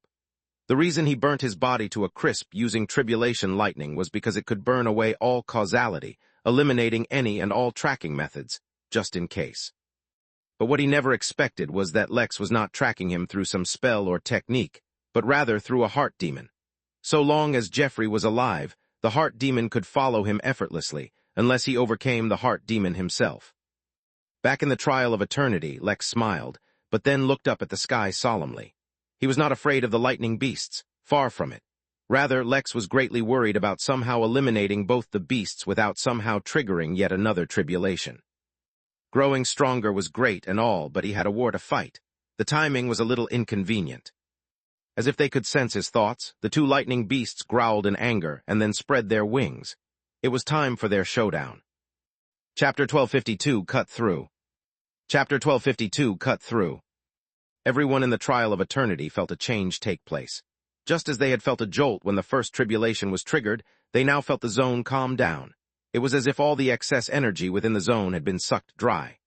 More importantly, the chaotic laws within this place, which were causing the environment here to become so dangerous, suddenly became docile and inactive. At that moment, many realized that whatever the problem was within this zone, it had been temporarily halted. The underlying issue which was causing this place to be so dangerous was still a mystery and likely still existed. But at least for a while, the dangers it posed were gone. That also meant that there would be a wave of treasure hunters approaching this place, hoping to take advantage of this once-in-a-lifetime opportunity. Giselle walked out of the building where she sat and looked out into the distance. She hadn't gained much, and it wasn't worth it to stay here any longer. She would have to change her plans, but that meant getting out of here first. For some reason, she felt like Lex might have a way to exit this place. She really hoped he did, because she herself did not, and she did not want to waste a year here if it didn't bring her any benefits. She was aware that if she had a high enough privilege level at the Midnight Inn, she could use it to teleport elsewhere, but she had already used that and needed to wait a total of 10 years before she could use it again. What she didn't know was that for such services, the flow of time that mattered was the inn, and it had already been more than 10 years at the inn since she used it. Giselle took flight under the scarlet light of the lava sea that was now hovering in the sky. She was not the only one paying attention to Lex, though she was the only approaching him. Countless other immortals had sensed the change in the zone, and knew that it had to do something with that maniac undergoing a lightning tribulation here, so they all watched. A very deep, very ancient will, the very one that recognized which ancient beasts Lex was fighting, also watched patiently. Lex had his sword drawn, and was focusing all his strength and energy into his sword. His tenet was almost entirely exhausted, so manipulating any laws through it was impossible. He would need to rely on the ability of his eye, which used formations and arrays to manipulate laws. It need not be said that his own immense physical strength would also play a part in it. But just because of how immensely powerful the two lightning beasts seemed, he entered his berserk state. Much like his flow state, which allowed him to make the best decisions and react without the slightest delay, and his overdrive state in which his speed of thought increased manifold, his berserk state allowed him to exert more physical strength than he normally could. He clicked his teeth and produced golden sparks, which coated Naraka in the flames of his golden inferno, and honed his sword intent. The two lightning beasts with their wings spread also gathered their energy, absorbing everything that this zone could offer them. This clash promised to be genuinely dangerous, yet Lex did not feel any pressure. Instead, he felt like he was standing in darkness on a path all alone. In front of him was the whole universe, and behind him there was no retreat. He was on the path of supremacy, where failure could easily lead to death, and so the universe was responding by challenging him appropriately. Let alone succeed, weaklings did not even deserve to stand on this path. Lex did not know if the universe was actually going out of its way to make things tougher for him, but that's how it felt. That's how it had always felt. The Midnight Inn had been a great boon, but the reason he got this far was because of himself. 1,000,000 times he had been a hair's width away from death, and each time he had succeeded. This time would be no different. The lightning beast sensed that Lex had entered his peak state, and giving him any more time to hone himself would only make him stronger, so they waited no longer. The twin beasts roared, the strength of their bellows causing a ripple in space, and they leaped down, as if pushing against the clouds would increase their speed. Lex in turn did not move at all. He stayed ready, his sword in hand, his gaze locked on the enemy. He would move only once when the beasts were in the perfect range to strike, and end this with a single strike. There was no fear in his eyes, even though his body was covered in real scars from weaker lightning strikes. There was only immense, intense focus. Time and time again, Lex repeated a mantra in his mind. "No more tribulations, no more tribulations," he said to himself, determined to use just enough strength to avoid triggering another tribulation. The beasts came close and Lex moved. A single, deep beat traveled through space, as if his heartbeat had been enough to cause space to shake in fright. Despite his immense apprehension about triggering another tribulation, Lex felt like he should use a little more strength. So, for the first time, he gripped Naraka not with one hand, but with two. As if that single change had determined the entire outcome, Lex relaxed and swung his sword with ease. There was no clash, no contest between titans and titanic forces. A single sword slash cut through the two lightning beasts like they were air, and then through the black clouds up above. Lex narrowed his eyes as he felt like, for a split second, he had cut through not just the tribulation clouds, but to an entirely different space altogether. But when he focused once more, there was nothing there. Chapter 1253, Old Friend. Chapter 1253, Old Friend. Lex studied the clearing clouds for a while more, even using his left eye, but saw no traces of anything unusual. For a second, Lex wondered if he had been mistaken, but then immediately dismissed that idea. Let alone the fact that Lex's senses were incredibly sharp. Even if he were an ordinary immortal, it would not be so easy to fool his senses, and it would be even more unlikely for him to mistake nothing for something. That meant that, somehow, Lex had momentarily cut open a path to another place with his sword. He wondered if the key to doing so again was just a random cut, or if he had to cut tribulation clouds. Verifying it would require some testing, but Lex had no interest in doing that at the moment. Not only was he occupied with other matters, he had no idea what might be waiting for him on the other side. Since he suspected that this was something which could be accessed through cutting apart tribulation clouds, he could do some research on the topic first. It was unlikely that he was the first person to ever discover something like that. He made a mental note to look into whatever happened, but it was not a priority at the moment. Fortunately, he had not triggered a sixth tribulation, which was great. He closed his eyes and felt his body healing for a moment. Despite taking some medication, he was far from completely healed, not to mention that his body was still catching up to his realm. Technically speaking, even his immortal body was still being formed. Lex flexed his shoulders, causing his bones to crack. He was a little stiff, but that was mostly because his muscles were cooked. They would heal soon enough. "Mary, let everyone know," Lex said, cracking his neck. "We're waiting on word from Lilith. As soon as she gives the signal, all teams are to be deployed, but call back Dr. Best. I have an idea that'll require his help." Mary appeared in front of Lex, this time wearing a judo uniform with her hair tied in a pony. "You know he'll be cranky if you do that. He's about to." Yes, I know. That's exactly why I want him to stop. Trust me, it'll be worth it." Mary shrugged and disappeared. Lex turned and looked in the distance where the purple dragon was watching and raised an eyebrow. The dragon was stronger, though not by much. It was not enough to be a threat to Lex, but it was a little absurd for him to grow stronger for no reason at all. Lex had to deal with him, but yet there was something else he had to deal with first. He sensed a familiar aura before from a strange metal ore he hadn't recognized, yet now he finally recalled where he had sensed it before. Lex teleported over and looked at the shiny metal. "It's been a while, Larry. Where have you been? Hiding from your girlfriend. She's not expecting, is she?" Lex asked casually. For a moment the metal was unreactive, but then there was a loud audible sigh and the metal began to change form, turning into Lex's old, perverted friend. "Single people shouldn't make fun of couples," Larry said, his face forming before his body, which was still forming. "It makes you seem like you're jealous." Lex grinned as he sensed Larry's aura. He was at the peak of the nascent realm himself, almost ready to undergo the immortal tribulation himself. If this were back on Earth before everything happened, he'd be the strongest human on the planet.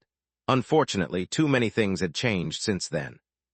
Before Lex could continue his banter, Larry threw Lex a vial full of green, liquid metal.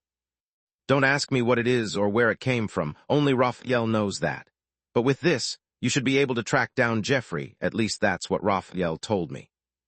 Lex raised an eyebrow. He was suddenly reminded of how Jeffrey hadn't been able to leave the zone because of a green glow on him. Was that Larry's doing? "Just do me one favor. Can you find out about my family from him when you catch him?" Larry didn't let his voice waver, but how could Lex not sense the immense pain in it? Unfortunately for him, Lex had already looked into that. Without saying a word, Lex extended his finger and placed it on Larry's forehead, transferring some information via mind meld. Jeffrey had already killed all of Larry's family long ago, but took DNA samples of all of them. and had clones of them made which he used as slaves for manual labor. He had suspected that he would meet Larry again, since he knew about Larry's ability to grow by absorbing metal. His plan was to repeatedly kill Larry's family in front of him whenever he met Larry again, slowly agonizing him until he broke his mind. He had quite a comprehensive plan on how he would do that. To Lex's surprise, Larry let out a sigh of relief as he closed his eyes. "It's better to know than to not know," he said, explaining since he knew his actions would seem strange. "Do you think I can come with you, to avenge them?" Lex shook his head. "It's too dangerous for someone at your level, trust me. Even I'm a little weak for what's about to happen next." "If I find any of the clones, what do you want me to do?" Lex asked. Larry shrugged and turned away. "Let them be free and live however they want to live. Even if they're clones, they're not the same people. I have to go help Raphael with some things. I'll drop by the inn when I'm free. We can catch up. It really has been a while."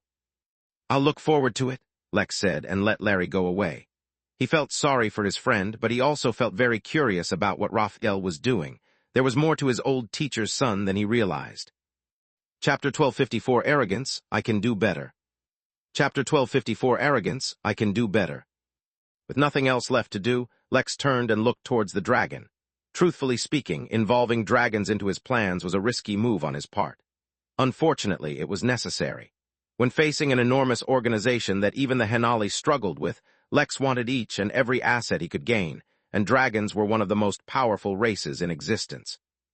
If he could harvest their power somehow, it would go a long way towards fighting off Sangui's Pluvia. Unfortunately, asking nicely was not going to work, and no matter how irredeemably evil and corrupt Jeffrey was, he was not stupid enough to provoke the dragon race. It would have been nice if Lex found evidence of him trying to clone dragons or something, but Lex did not believe there was any entity stupid enough in the universe to try something as provocative as that. That only left one thing that Lex could do. He had to use his own infamy and hatred to attract them together, or as many of them together as he possibly could, and then use some other means to divert their attention. He had already arranged for how to divert their attention.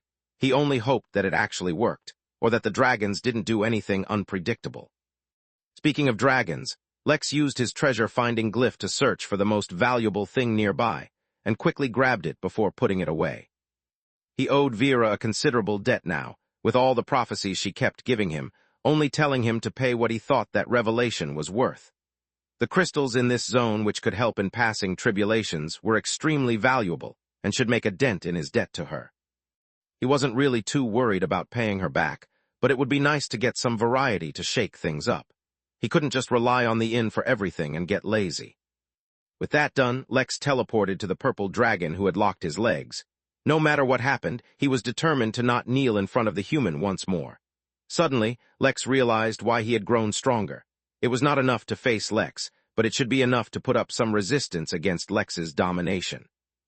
Unfortunately for the dragon, his domination had grown only stronger with his realm, but that was fine. Lex didn't intend to humiliate the dragon, not with domination anyway. "Now then, with that taken care of, why don't we get down to business?" Lex said with a smile. Though given the state of his body, his smile made him look menacing instead of charming. "I presume you were sent here to what? Capture me, kill me." "Do not patronize me, human," the dragon spat forth, his spirit already recovered. Even though he was suppressed and completely overpowered by Lex, he never admitted defeat. "Say what you want and get it over with. I will not scurry or apologize for my intentions. It is your honor to be hunted by a dragon, and it will be your honor when you are killed by one." The dragon was angry and humiliated, but Lex didn't mind its harsh words. If anything, he appreciated them, for it made him feel less guilty about using the dragons for his own goals. "Apology? Do you think I'm here for something like that? No, boy, I'm here to get you to deliver a message." The purple dragon's body was larger than Lex, although it was not even as large as Pelvilin's hand. That only made sense, since Lex could sense that as far as dragons were concerned, this one was a juvenile. "You dragons are pretty impressive, I'll admit that. The first time I saw a dragon in real life, I was blown away. But the more time I spent thinking about it, the more I realized that you all are not so great. After all, everything you can do, I can do better." Lex's words caused the little dragon to growl aggressively, but that is all he could do. He could feel just how dangerous Lex was, and knew exactly how much he could afford to push things. Should he actually succeed in aggravating Lex, his future would not be so bright. Being able to tolerate humiliating circumstances was also included in the training that he took, although he never thought he'd actually have to use that training one day. "Your dragon's might, I can do better," Lex said as he took a step forward, domination flaring out. "Your dragon's breath, I can do better," he continued, a small streak of golden flames escaping from between his teeth. "My skin is tougher than your scales, and my fingers cut deeper than your claws. The universe bends to my will, willingly or unwillingly, and that's before I begin even really trying."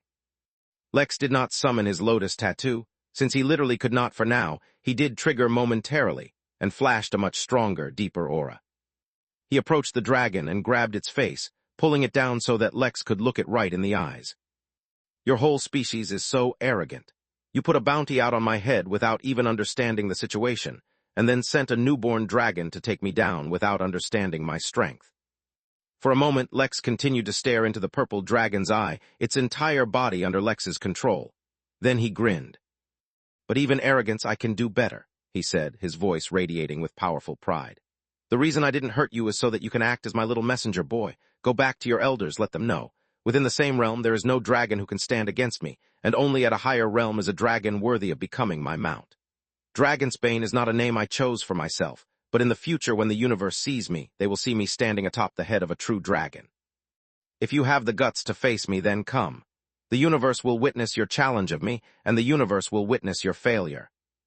Lex let the dragon go, but it was not able to move or retreat even if it wanted, since Lex's influence remained. "If you want to find me, you can follow this," Lex said as he walked away, his back to the dragon. He left behind a vial of green metallic liquid. Since Lex had the demon guiding his path, he did not need the liquid, but it would do a good job in leading the dragons to the right place, assuming it worked. If it didn't, well, Lex had faith that the dragons would find him anyway.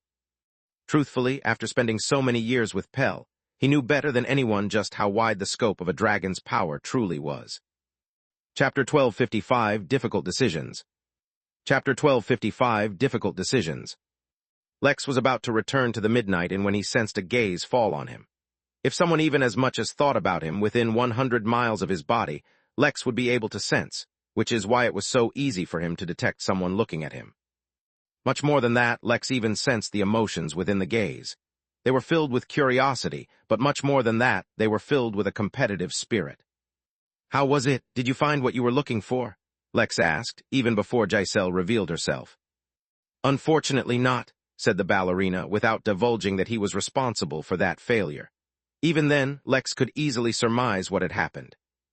"If you don't mind me asking, is there something specific that you're hoping to achieve by finding such obscure treasures? Maybe I can help you out." Giselle shook her head. "Not everyone can go through a bunch of tribulations on a whim like you," she said, with a hint of accusation. "Some of us need to work hard to grow stronger to face our future tribulations." Lex snorted, not believing her at all. But then again, it was true that not everyone had as easy access to treasures as he did.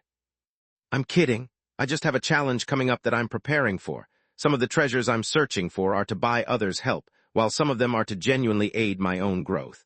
This place, for all the valuable treasures it still holds, no longer has what I need, so I was thinking of leaving. Do you have a way out of here?" "I'm just going back to the Midnight Inn. Why don't you use the inn as well?" "I've already used the inn's privilege to travel to another planet.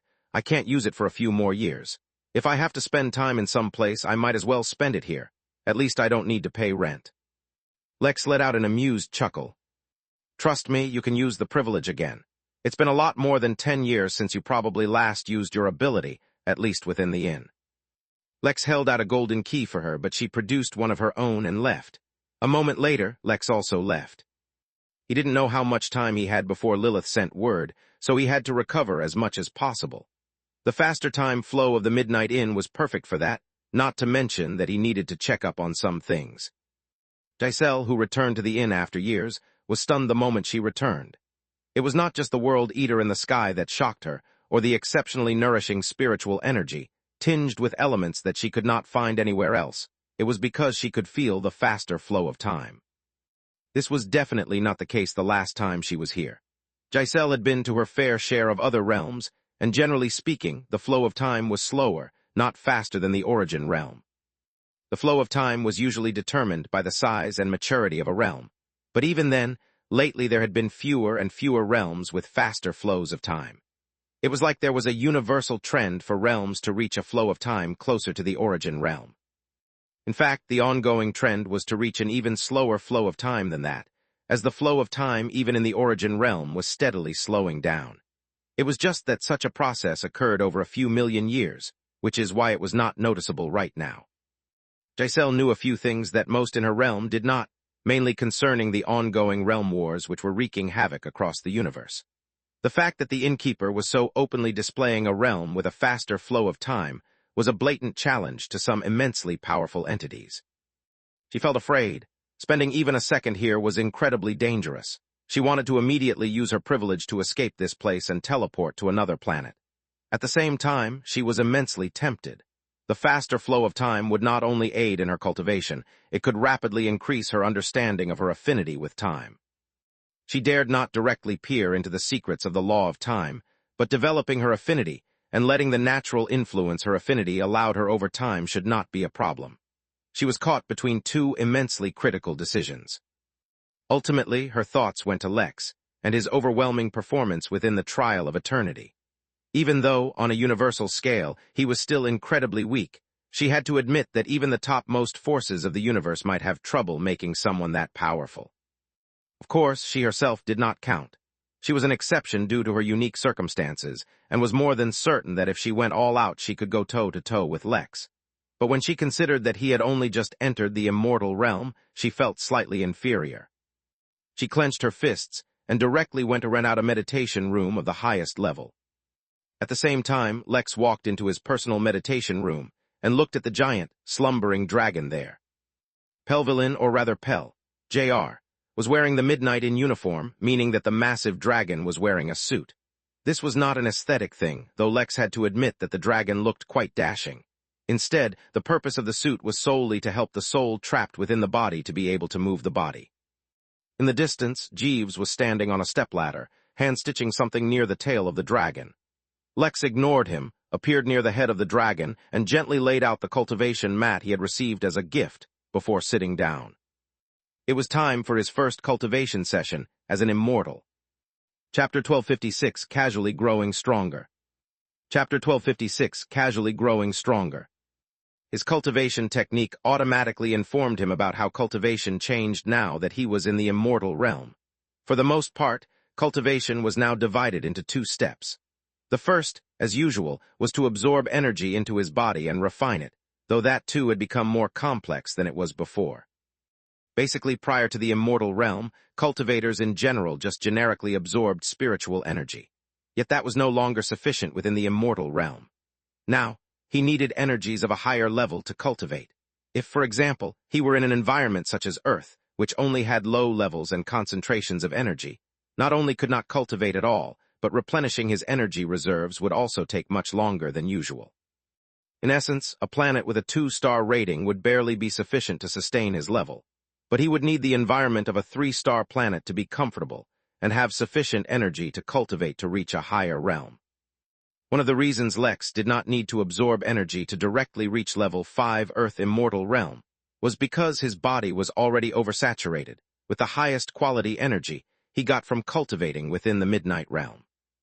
The cultivation technique did not give him a breakdown of energies, how they were ranked and differentiated, but Lex could simply inherently feel their differences. This was something he would need to study in greater detail, for what the cultivation technique did inform him of was that his growth will be affected by the type of energy he absorbs. It also let him know of the most powerful and highest-ranked energy in the universe, Proto's energy. How could he forget it? That was the energy he absorbed in the smallest quantifiable amount to end up evolving his cultivation technique. Something told Lex that it would not be easy to find such energy once more, or that he should depend on such an energy for his cultivation. While it might make him incredibly powerful, there was one drawback to cultivating with increasingly powerful yet rare energies. Getting enough of it to help continue to fuel his growth would be difficult. For now, Lex did not delve too deeply into this matter. The energy within the Midnight Realm was more than enough to support his growth. The second aspect to cultivation was a deeper understanding of laws. So far, Lex had a lot of very surface-level comprehension about laws and how to apply them in general, but he could not be considered knowledgeable on a deeper level in any law, including defense. His understanding was, at best, better than other new immortals, but it was a far cry from that of even Earth immortals at the peak of the realm. By increasing his understanding of laws, he could directly increase his power without even raising his realm.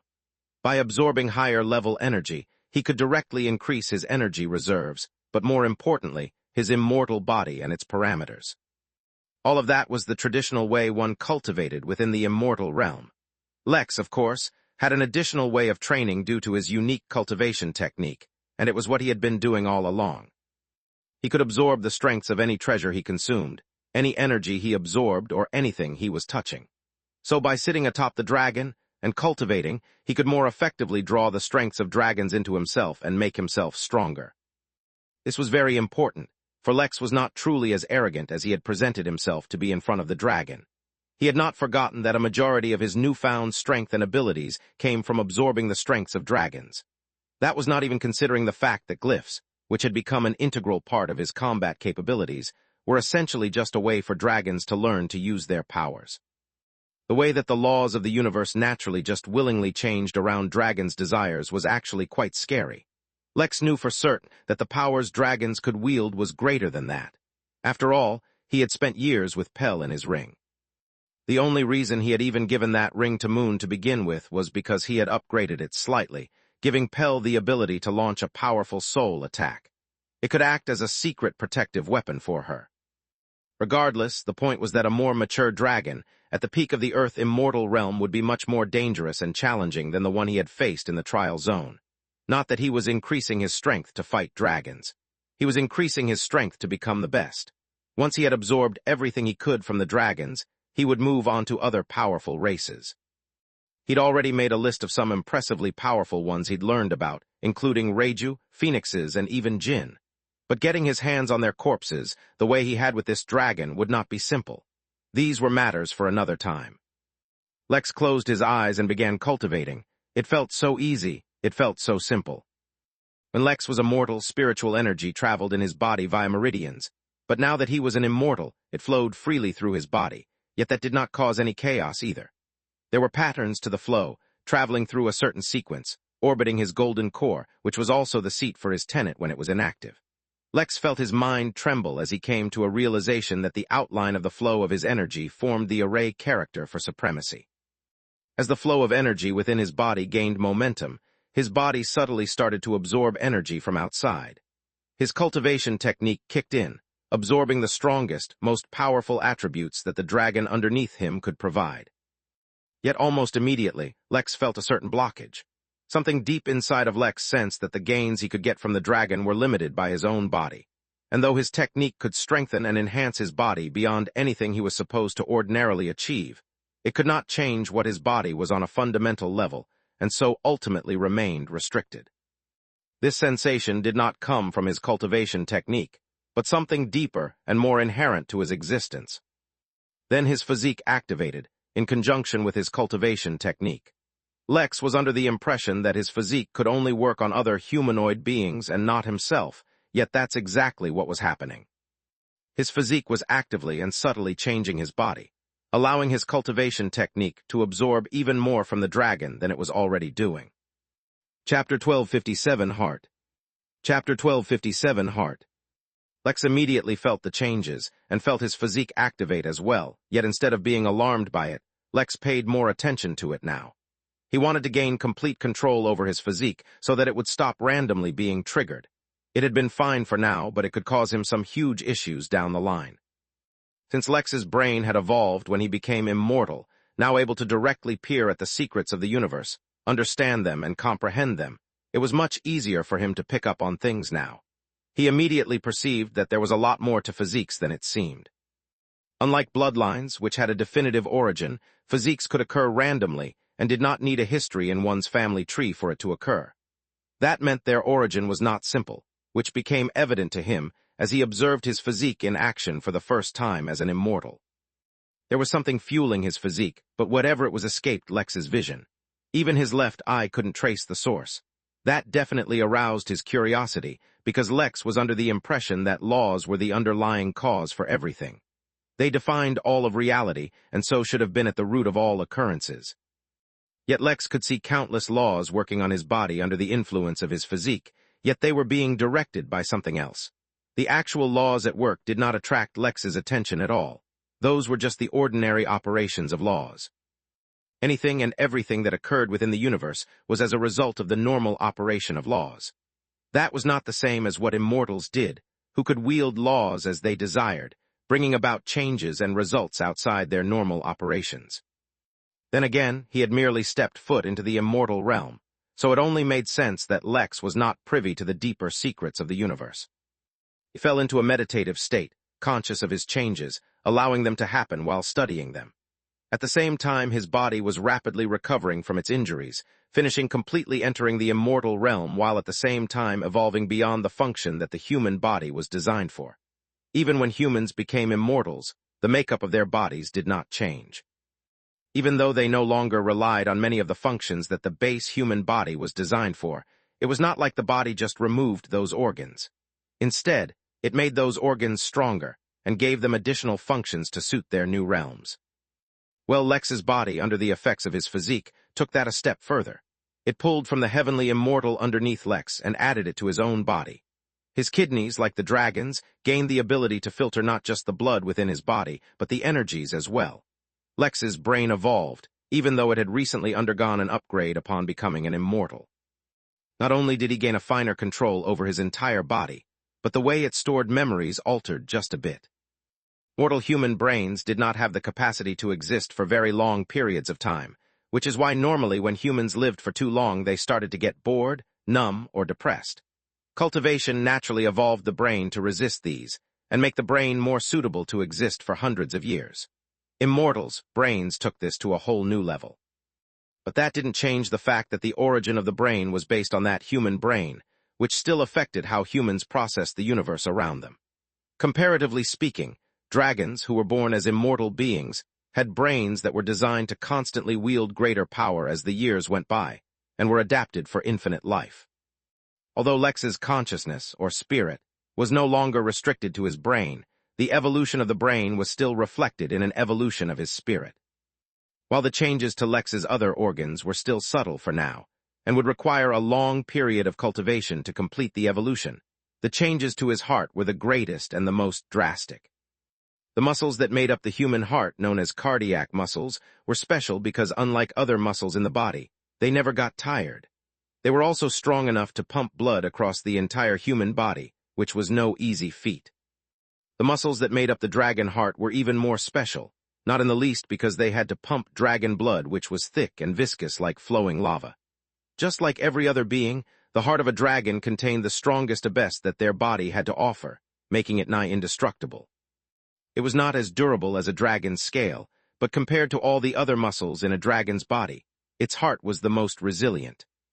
Instead of mimicking the quality of the heart, Lex's evolution directly replaced his human heart with that of a dragon, while the rest of his body adapted subtly to accommodate such a change. Lex was reminded of the fact that his older sister, Belle, was said to have the heart of a Valkyrie, which allowed her to use the actual powers and abilities of angels. He wondered what impact the change in his heart might have on him. He would have to wait to find out. Meanwhile, he continued to observe his other changes. While not as drastic as his heart, his other organs changed as well. He just hoped his skin wouldn't turn into scales. Fortunately, that is not the aspect of a dragon that his skin took on. Instead, as the organ responsible for the temperature control of the body, his skin took Lex's fire immunity to a whole new level, while also giving him direct control over the temperature around him. More importantly, domination fused into his skin like dragons' might was fused into their very bodies. This was bound to result in an interesting change. Chapter 1258 It's Time. Chapter 1258 It's Time. Even though Lex did not need to breathe to live ever since he became an immortal, and could literally live the rest of his life without taking another breath, he felt a mild sense of suffocation as his lungs began to change. Taking advantage of the opportunity, Lex activated his right eye, imprinting the very glyphs and arrays which gave birth to golden inferno into the walls of his lungs. His lungs, which were growing strong enough to cause gales and hurricanes, suddenly started to morph in a different direction. The evolution which was started from his physique, guided in a certain direction by Lex himself, was taken a step further by his cultivation technique. Since Lex's growth using the technique was dependent on his own actions, and it saw an opportunity to elevate him based on his own actions, it immediately began to adapt his body. But then, as his lungs adapted to generate and tolerate the flames of golden inferno, the rest of his body adapted to support the ability.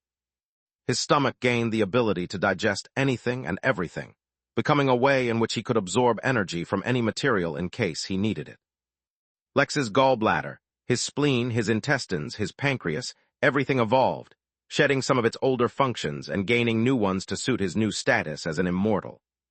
The minutes flowed by as Lex's condition slowly went towards the peak, a state he was reaching for the first time in his immortal state.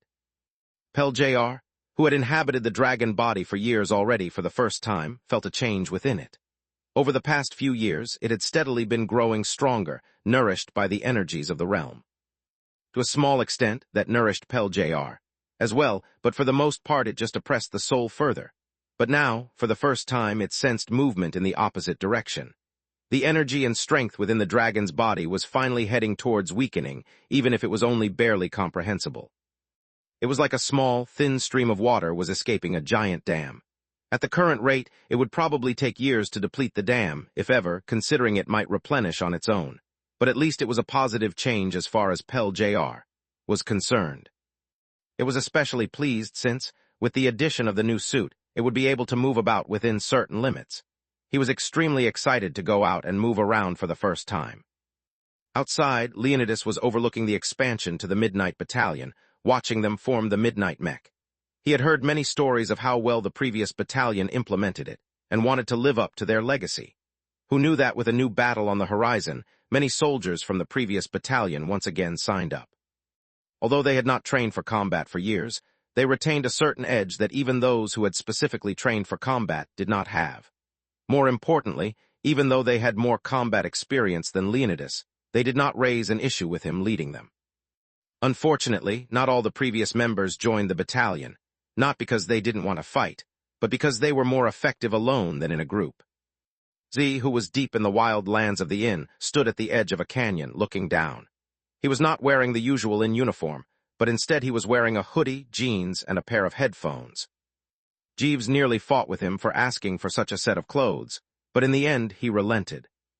All around Z, the ground trembled, forming a symphony that resonated with the earth and the sky.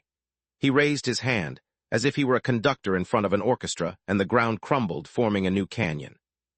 Luther was meditating within a chamber of fire, while Gerard sat at a cafe with Lilith. Countless other workers who had spread out across the entire Origin realm had been recalled to the Midnight Inn. Although it looked like they were relaxing, each and every one of them were just conserving their strength, waiting for the moment they would be sent out once more. It could take a few minutes, a few hours, or maybe even days or weeks. Such things could not be determined.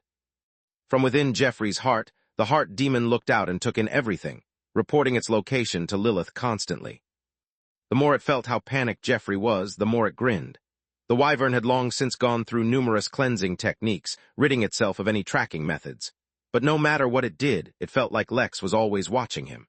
He could feel Lex's gaze on his own neck, and a chill traveled down his spine. Something was wrong.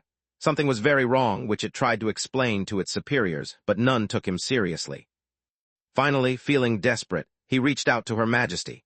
He received approval for an audience, but before he could be taken to her, he was brought to a secure facility where the personal guards of Her Majesty checked up on him. I'm telling you, I've already gone through countless precautions. No one is track. Jeffrey's voice was caught in his throat when it noticed a familiar, green aura suddenly emerge from his body. The guards suddenly released a deep killing intent as they moved towards Jeffrey to detain him. Meanwhile, deep within Jeffrey's heart, the heart demon suddenly felt threatened. Those guards, whoever they were, might be able to find him. Unwilling to wait any longer, he sent the final signal to Lilith. Some time later, Lex, who was still meditating atop the dragon, heard Mary's familiar voice.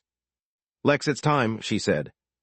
Lex ended his meditation and looked up at Mary, who was dressed in the familiar style of suit worn by the Midnight Battalion.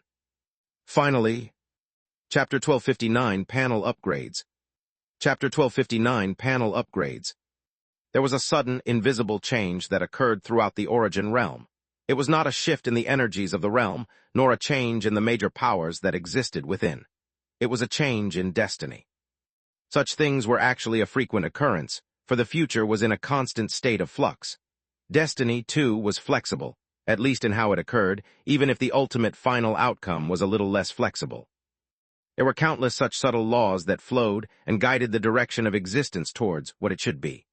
Some felt that this manipulation was a guidance of powerful forces, while others simply thought this was a large-scale application of simple, fundamental forces such as the diffusion of heat, which always sought to balance out.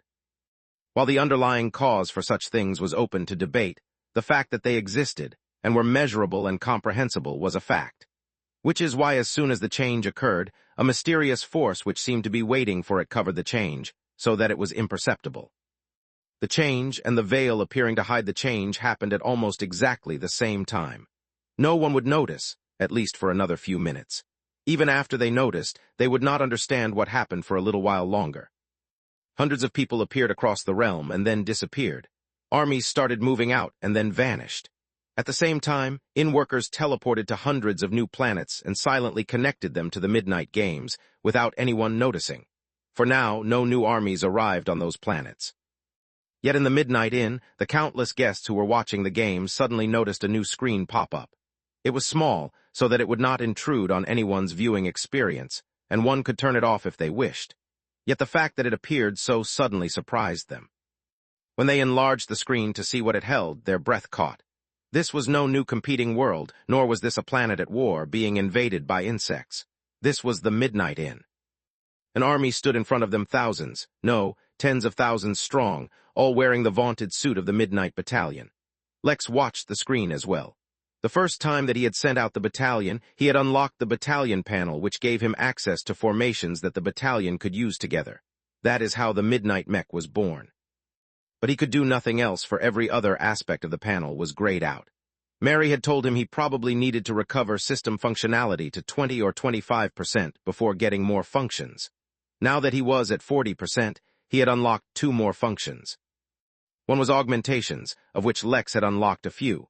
Only one could be active at a time, so for this time, he selected the mirror image augmentations. As soon as he selected it, another army, exactly as strong, appeared right beside the first one.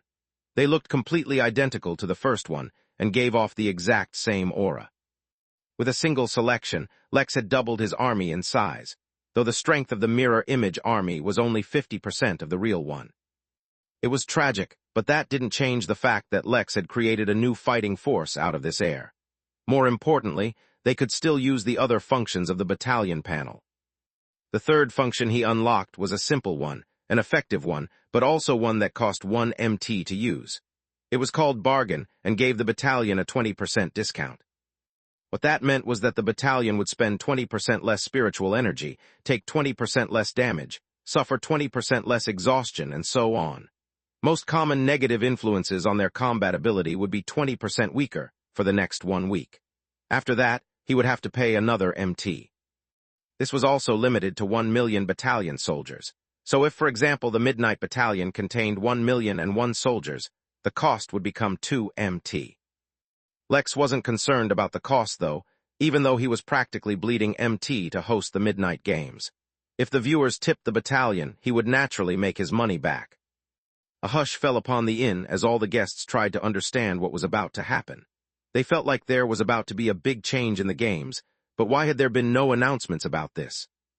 "How long do you think you'll need?" Lex asked Pel Jr., who had activated the effect of his suit.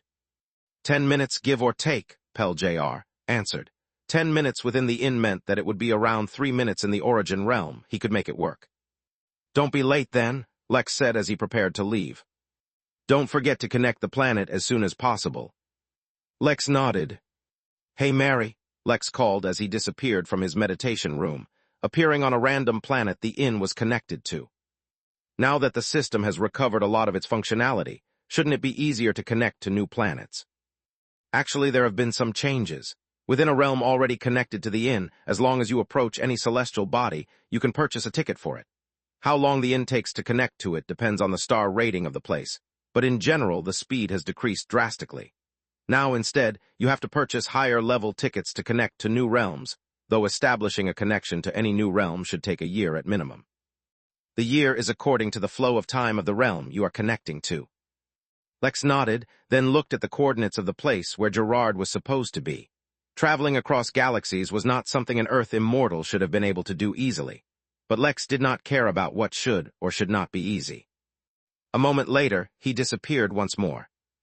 Chapter 1260 Wasting Time. Chapter 1260 Wasting Time. Her Majesty's guards were in the peak heavenly immortal realm, which is why Geoffrey stood no chance to avoid their grasp, not that he intended to avoid it to begin with. He was panicking as it was when he saw the green aura emerge from his body, panic once again spreading through his mind. How could this green aura still be covering him?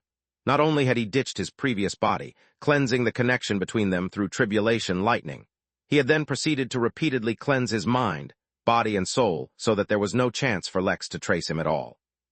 Their previous fight had left Geoffrey rattled, and he believed that Lex's plan for revenge was genuinely a huge threat. It was as if everything was playing right into his hands. Unless...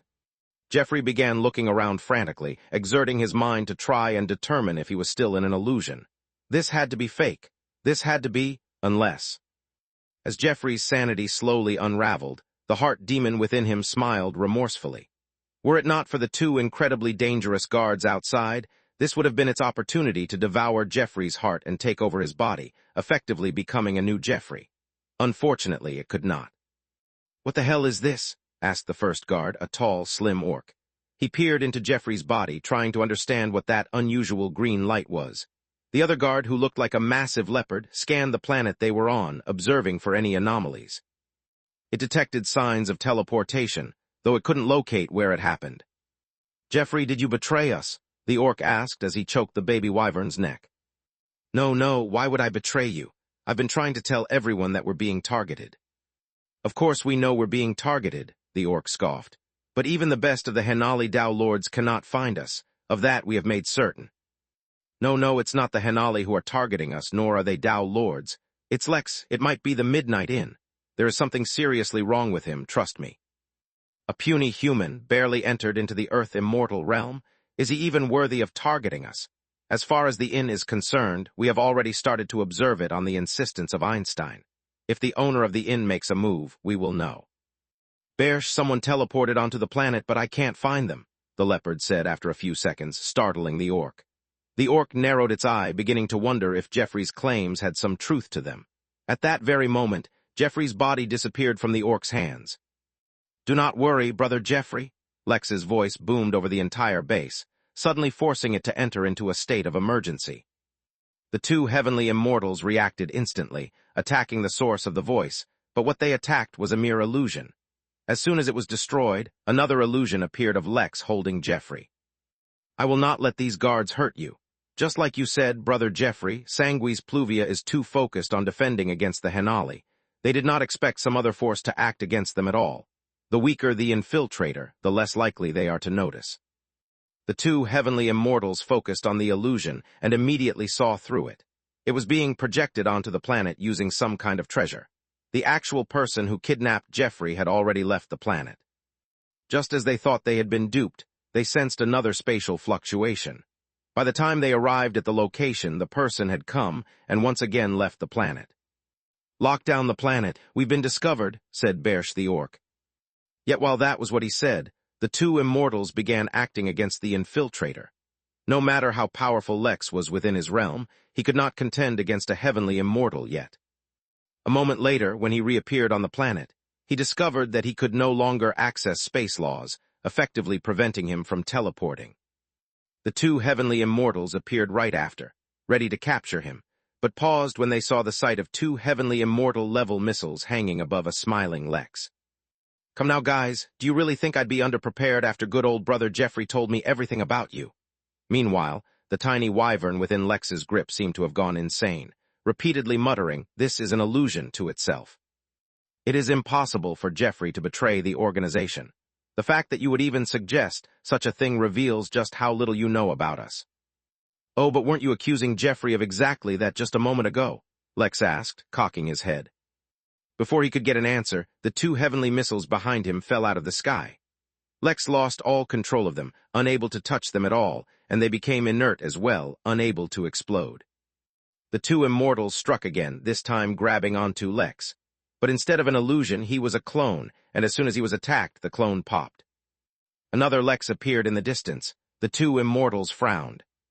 Guys, let's make it easy for one another. You just bring Damien to me, and I'll forget this whole thing ever happened. We can part on decent terms. Instead of responding, the heavenly immortals instead asked him a question. I can clearly feel your aura. You're only an earth immortal. How can you fool our senses of laws? No, wait, you can't possibly do that. Who is backing you up? Is it the Henali? Lex only shook his head. Why would he answer such a question? The answer was to spend as much time as possible. After Brother Jeffrey told me that you're wary of the Henali, why would I ever work with them? No, I just went to a broker and struck a deal. A black portal opened next to Lex, and a devil stepped out. Chapter 1261, Plans Within Plans. Chapter 1261, Plans Within Plans. The two heavenly immortals narrowed their eyes, observing the devil with great concern. Although it appeared as if the devil was standing next to Lex, both the devil and Lex were just illusions. The laws that they saw seemed to indicate otherwise, but they had already determined that there was some entity messing with their senses, an entity far stronger than Lex himself, and possibly far stronger than themselves as well. Look, I'll say it one more time. Things don't have to get ugly. Just hand over Damien William and we'll just go our separate ways. None of this has to get ugly. For a few moments more, the two heavenly immortals did not respond, as if deliberating, but then they smiled. Little Lex, I already told you once, you're in over your head. Jeffrey's figure suddenly disappeared from the illusory Lex's hands and appeared next to the two heavenly immortals. He was still tiny in stature, but his entire demeanor had changed. He no longer looked panicked and on the verge of a mental breakdown. Instead, he looked completely calm, as if everything was playing out according to his plan. The atmosphere around the planet suddenly turned a light shade of red as a formation activated and covered the planet, trapping Lex within completely. On top of that, incredibly powerful spirit senses began sweeping the planet, searching for where his real body was hidden. You were planning this? Lex asked curiously, though his expression did not change, nor did that of the devil beside him. In fact, the devil summoned a pina colada with a bright pink umbrella in the glass and began to sip from it. You're a scary guy, Lex, Jeffrey admitted honestly. It takes a lot to scare me, and you did it, which means I never took you lightly for even a second. You know that seal inside my mind you tried to look through? I can hide my consciousness behind it as well. So while my outer consciousness was a bumbling buffoon, my inner consciousness was arranging everything. I was completely confident that you'd find a way to track me. Even if you didn't, it's not like I lost anything. Turns out my plan was a success. Lex smiled. It seems like while he was planning in secret, so was Jeffrey. Now it would come down to who had planned more thoroughly. You're overconfident, Lex. Just because the organization that supports you has a single Tao Lord, you think you're all that. But we're not even scared of the Henali as a whole. What makes you think you can do anything to us? Lex did not answer, and instead just kept looking at Jeffrey. And you, the cocky wyvern said, looking at the devil. We have a non-interference deal with devils, which means you have no backing whatsoever. Even if we kill you, no one from whatever your background is will come looking for us. You just signed your own death warrant. Yet even with the threats, neither Lex nor the devil looked too concerned. Ah, it looks like you got me, said Lex. You outsmarted me, and I was too arrogant for my own good. Is this the part where you bring out Damien so that he can watch as you kill me? Lex looked left and right as if searching for Damien. The devil beside him just chuckled at the antics. Laugh all you want, Lex, Jeffrey said, suddenly becoming angry. You won't be laughing for long. Let me ask you a question, Jeffrey, Lex said casually. We have a lead on his location, Bersh interrupted, and teleported them away. Yet no matter where they teleported to, Lex's illusion was a set distance away from them, as if curiously watching them search. Like I was saying, let me ask you a question. Is that division in your consciousness what gives you the confidence that this is not an illusion? Jeffrey snorted. You cannot even begin to fathom what the seal within my spirit does. Your illusions are a joke in front of it. Oh, really? Lex asked with a raised eyebrow. Jeffrey, who was putting up a strong front, suddenly started to feel bad, as if something terrible was about to happen. He's right there, the heavenly immortal said, and smashed an entire mountain into rubble. Yet even so, Lex was not discovered, making both the immortal frown. Jeffrey wasn't paying attention, though. He was still looking at the illusion of Lex. What if I told you that you're still in an illusion? Lex asked softly. Wait, I've found him for real this time, said Bersh again, bringing the group with them. It's impossible. You can't replicate this place in an illusion. Oh, can't I? Lex asked softly and raised his hand into the sky. If this is not an illusion, then it would be pretty strange if I could, let's say, summon the lightning tribulations once more without being the target of it. Bersh destroyed another mountain, but Lex was still not there. Above the illusion's hands, black clouds started to appear floating towards the sky. These are just tricks. You can't really, Jeffrey began, but his words were caught in his throat when the sound of thunder rumbled across the planet, and he felt the familiar aura of a lightning tribulation. These are just tricks. You can't really, Jeffrey began, but his words were caught in his throat when the sound of thunder rumbled across the planet, and he felt the familiar aura of a lightning tribulation. Everyone looked up, and the sky was red no more, instead covered in black lightning clouds. The sound of thunder roared across the planet, like the steady beat of a war drum right before a battle. Jeffrey started to hyperventilate. If this is not an illusion, it would be pretty odd if, say, I just summoned a suit-wearing dragon to fight for me, Lex whispered, yet Jeffrey heard the words like thunder in his mind. The dragons hated Lex. They would never work with him, never. I found him this time, Bersh exclaimed, and launched an even stronger attack against another mountain. Yet before it could land, a massive claw appeared in thin air, blocking the attack as if it was blocking the wind. A very handsome-looking dragon wearing a dashing suit appeared in front of them, out of thin air. You're right, this totally can't be an illusion, Lex chuckled. Chapter 1262, Mental Breakdown. Chapter 1262, Mental Breakdown. When Lex teleported onto the planet where Jeffrey was, he was not the only one who was making a move. Countless forces had already begun to act. The war had begun, his targets just didn't know it yet. Involving a Tao Lord would be dangerous, as it would attract attention. Fortunately, he knew plenty of celestial immortals as well. Are you sure we can't follow you? Asked Fahad, the celestial immortal Henali. Not yet. Wait for my signal, said Lex, accepting the immortal's enchantments onto his body. It would take another celestial immortal and a strong one to discover Lex. This was the absolute minimum precaution he had to take, since he didn't know what he would be facing. As soon as Lex teleported onto the planet, he hid himself and waited. His arrival on the planet went undetected, since everything about him was hidden. Yet he saw two immortals acting against Jeffrey, which wasn't good. Jeffrey was still integral to their plans, so Lex purposefully revealed an illusion of himself for the others to discover. While the two heavenly immortals were distracted, he used his stealth to kidnap Jeffrey. At the same time, he began to search Jeffrey's memories to see if this was some kind of trap, but discovered nothing useful. Now Lex needed to delay long enough for the inn to connect to this planet, since he had already initiated the process.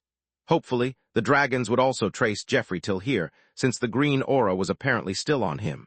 In that sense, delaying was better, so Lex began wasting time. He even conjured the illusion of a fake devil to distract everyone. Without Fahad's enchantments, this would be impossible, since he could not fool two heavenly immortals, but with them, it was a piece of cake. A few minutes of banter later, the inn was connected, but Lex was taken by surprise when it turned out Jeffrey had been putting on a performance. You really can't trust terrorists these days. Fortunately, Lex was also just putting on a performance. No matter how he pretended otherwise, Lex knew that Jeffrey wasn't in as good a condition as he stated, or else the heart demon would not have been born. Now all he needed to do was trigger Jeffrey's mental problems once more. After all, Lex had reason to believe that Jeffrey's position within Sangui's pluvia was far from simple. Pushing him so far had revealed this planet, but Lex was convinced that if they kept pushing Jeffrey, the Wyvern would only reveal more secrets. So he began his plan to destabilize the Wyvern's mental state. Mary, you can tell Charles that he doesn't need to hold back his tribulation anymore. Come to the planet where I am and trigger it immediately, Lex told his trusty assistant, while his illusion body pretended to conjure lightning tribulations. Teleportation from the inn left no traces, which is why no one noticed Dr. Best suddenly teleported onto the planet and triggered his tribulation, hiding in a city nearby. The sudden appearance of the tribulation clouds triggered Jeffrey's PTSD and made him doubtful. Was this really an illusion? But it wasn't enough. It was best to make the situation even more absurd. Mary send in Pel Jr. Although Lex himself was far from where the immortals were attacking, that did not mean he would reveal his true location. So in front of a random mountain, he summoned the dashing Pel Jr. The black and white of the suit complemented the deep bronze of the dragon's scales, enhancing the magnificent dragon's charm that the dragon was radiating. The two heavenly immortals were stunned, but not as stunned as Geoffrey. What was this? How could this be happening? How could a dragon be working with Lex? Geoffrey was getting close. He was on the verge of losing himself, but he wasn't quite there and needed just a little push. The illusion of Lex disappeared and then reappeared standing on the dragon's forehead. Pel Jr. unleashed the dragon's might of a heavenly immortal dragon, suddenly converting this planet into his own territory. Lex hijacked that aura and fused it with his own domination. Since Pel Jr. did not resist and even coordinated with him, it was a simple task. I told you to just hand over Damien, Geoffrey, but you wouldn't. Now watch and suffer as I defeat the last restraints of your feeble mind and pull that information out of your brain. Pel Jr. roared, causing not just the planet but the whole star system to tremble. The red formation around the planet shattered, and across the galaxy many dragons felt an unfamiliar dragon marking his territory. Thunder and lightning flashed in the sky, for though Charles' tribulation was not as absurd as Lex's, it was far from simple, causing the laws in the region to fall into chaos. Across the Origin realm, many strong beings finally noticed that something was being obscured, but they could not tell what it was just yet. On the planet, Geoffrey started hyperventilating as Pel Jr., and the two heavenly immortals flew into the sky, beginning their combat for dominance. The real Lex strolled up behind Geoffrey, touched him with his finger, and caused him to fall into a real illusion. His body and spirit, which were greatly sensitive to illusions now, panicked and warned the Wyvern that he was in an illusion, but the Wyvern misunderstood. It thought that this was merely Lex finally allowing him to sense the illusion. "Show me all your other secret plans, brother Jeff," said an illusion of Lex who walked up to the Wyvern. "Show me how else you plan on trapping me." Within his heart, with the danger of the two immortals gone, the heart demon finally struck, beginning an internal battle to take over Geoffrey's identity. But with his mind falling into chaos, Geoffrey could not put up any resistance at all. No, this can't be happening," Geoffrey said. "This is not real, this is not real, this can't be happening." Losing his mind, Geoffrey summoned a locket and crushed it. Chapter 1263 Insight. Chapter 1263 Insight. The plan to bring down Sanguis Pluvia could not be simple. It was clear that they were working with the Fugan to fight the Henali, and could possibly even be a part of the Fugan themselves. The reasons behind their attacks against the Origin realm were unknown, but it was a fact that they had managed to hide from the Henali. Lex did not for a moment think that he was stronger or even smarter than a Dao Lord, any Dao Lord. The only advantage he had working for him, according to the research he had done, was that Sanguis Pluvia were focused solely on hiding from Dao Lords, and did not consider anyone else a threat at all. That made sense in a way. If they could even hide from Dao Lords, then how could those weaker than Dao Lords ever possibly find them? Lex had a theory, and it began with plotting everything within the Midnight Inn. The separation of an entire realm, not to mention the protection of the Inn's own destiny-level formation, created the possibility that all of Lex's plans would remain undetected. That is why, while not all, a majority of Lex's secret meetings occurred within the Inn. The second thing was finding a way to their core base or bases, discovering their most important members. Whether they themselves had celestial-level cultivators, or if they could borrow them from the Fugan, was unknown. But what was known was that they left no traces. Even after the Inn workers infiltrated countless bases, they could not find any information about the core operations and personnel of the terrorist group. They only found hints and traces of their upcoming actions. So then how could Lex get to the heart of the organization? Lex's anger, held firmly within, yearned to be let out, but that could never happen until Lex caught and killed not only Damien, but the whole organization backing him. Lex studied the history and activity pattern of Sanguis Pluvia and discovered one vulnerability. For the most part, the organization operated in silence. They may strike and devastate a country, or a star system, or even more, and never be discovered unless by accident. Yet that was not true for all of it. There was one who took great pleasure in being known, in being hunted, and in fooling everyone time and time again. It was Geoffrey. Not only did he like to cause a big scene, he always wanted to be recognized for his work, and yet somehow continued to evade the best of efforts to capture him. Considering that the Henali, an organization that could rule an entire realm, were unable to find him meant that the resources being used to ensure he remained hidden were massive. Lex didn't know if Geoffrey was doing this because he was willful, or if this was a deliberate plan by Sanguis Pluvia. Either way, it was evident that he held an important position within it. So he became Lex's target. Of course, it was pure luck that Lex encountered Jeffrey within the trails of eternity, but even if he hadn't, Lex had plans in place to slowly find him. Now that everything was in place, Lex just needed to continuously push Jeffrey to the breaking point, forcing him to reveal more and more of Sanguis Pluvia's secrets. No interrogation would yield results, of that Lex was certain, so instead he used an approach where Jeffrey revealed everything on his own. By pushing him to the limits of his sanity, but not quite killing him, Lex could get him to reveal greater and greater secrets. Of course, this plan wasn't foolproof. Nothing ever was. But all the evidence pointed towards the fact that Jeffrey was not an ordinary member of the organization, and so Lex was willing to bet on it. Even if he wasn't, Lex would squeeze him until he was drained, and make Sanguis Pluvia feel some pain. Then he would find a way to eradicate them eventually. Jeffrey crushed his locket, and suddenly Jeffrey's cultivation began to skyrocket. This was not some kind of artificial boost, but rather a sign that he had been suppressing it on purpose. Since the real Lex was still hidden from detection, and was still touching Jeffrey, causing him to suffer from mild illusions, he noticed that a part of the seal within his mind crumbled. This was both interesting and a little disappointing. Lex immediately read through a number of Jeffrey's memories, but at the same time he was pushed away. Jeffrey suddenly went from being in the middle of the Earth immortal realm to the peak of it. Moreover, his new memories insinuated that Jeffrey himself did not know much of his past, or even his own secrets. They had been locked away for unknown reasons. Lex still did not get to the bottom of things, but he did learn some interesting things. Sanguis Pluvia was ruled by someone that Jeffrey referred only to as Her Majesty. Lex hadn't been able to get any more information, but even that was pretty good. He also discovered some tidbits about Jeffrey's own secrets that were hidden in the now unsealed part of his brain. "You're going to pay for this, you maggot?" Jeffrey roared, his wyvern body growing larger as more power funneled into it.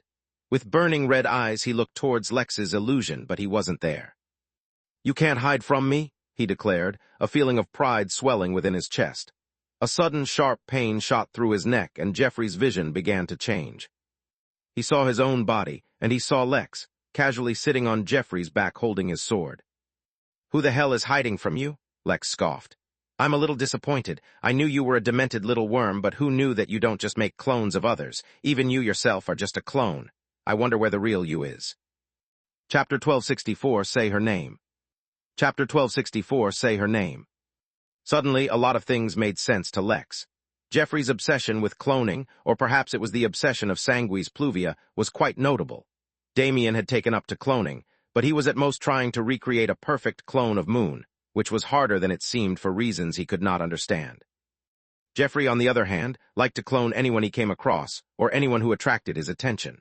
Maybe it was because, deep down, he knew that he himself was just a clone of someone else, and so wanted to create others just like himself.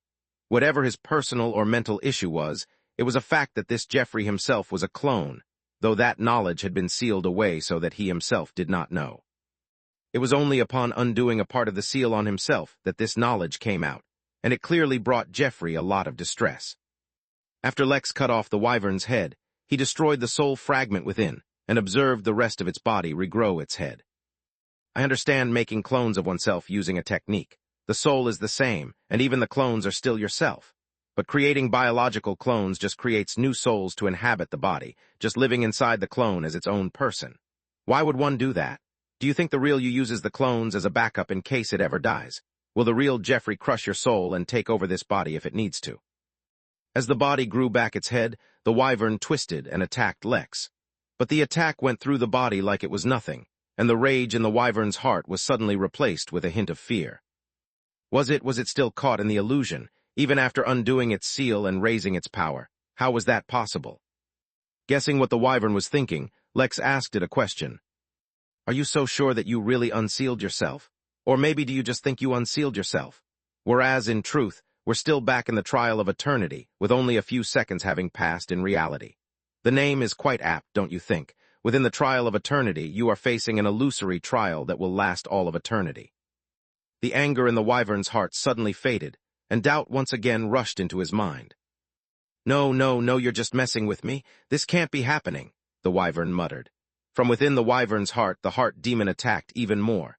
Taking control of this wyvern was a lot harder than it appeared, but he could clearly sense that it was not impossible. "Come now, Geoffrey," Lex's voice echoed in his ears. "Try harder to break free from this illusion. Break free before I learn who Her Majesty is." A couple things happened as Lex said those words. First, he felt a chill travel down his spine, as if he had provoked an incredibly strong foe. The second was that a chill that traveled the wyvern's spine, as if it saw a genuine eternity of pain and anguish.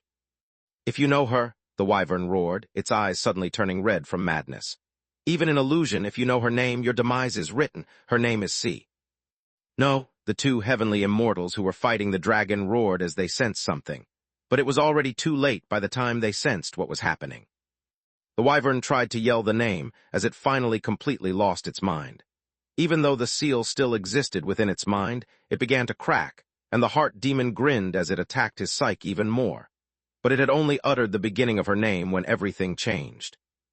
A massive portal opened behind the wyvern, as if triggered by some mechanism, with an overwhelming aura spreading out from within, freezing everyone in their tracks.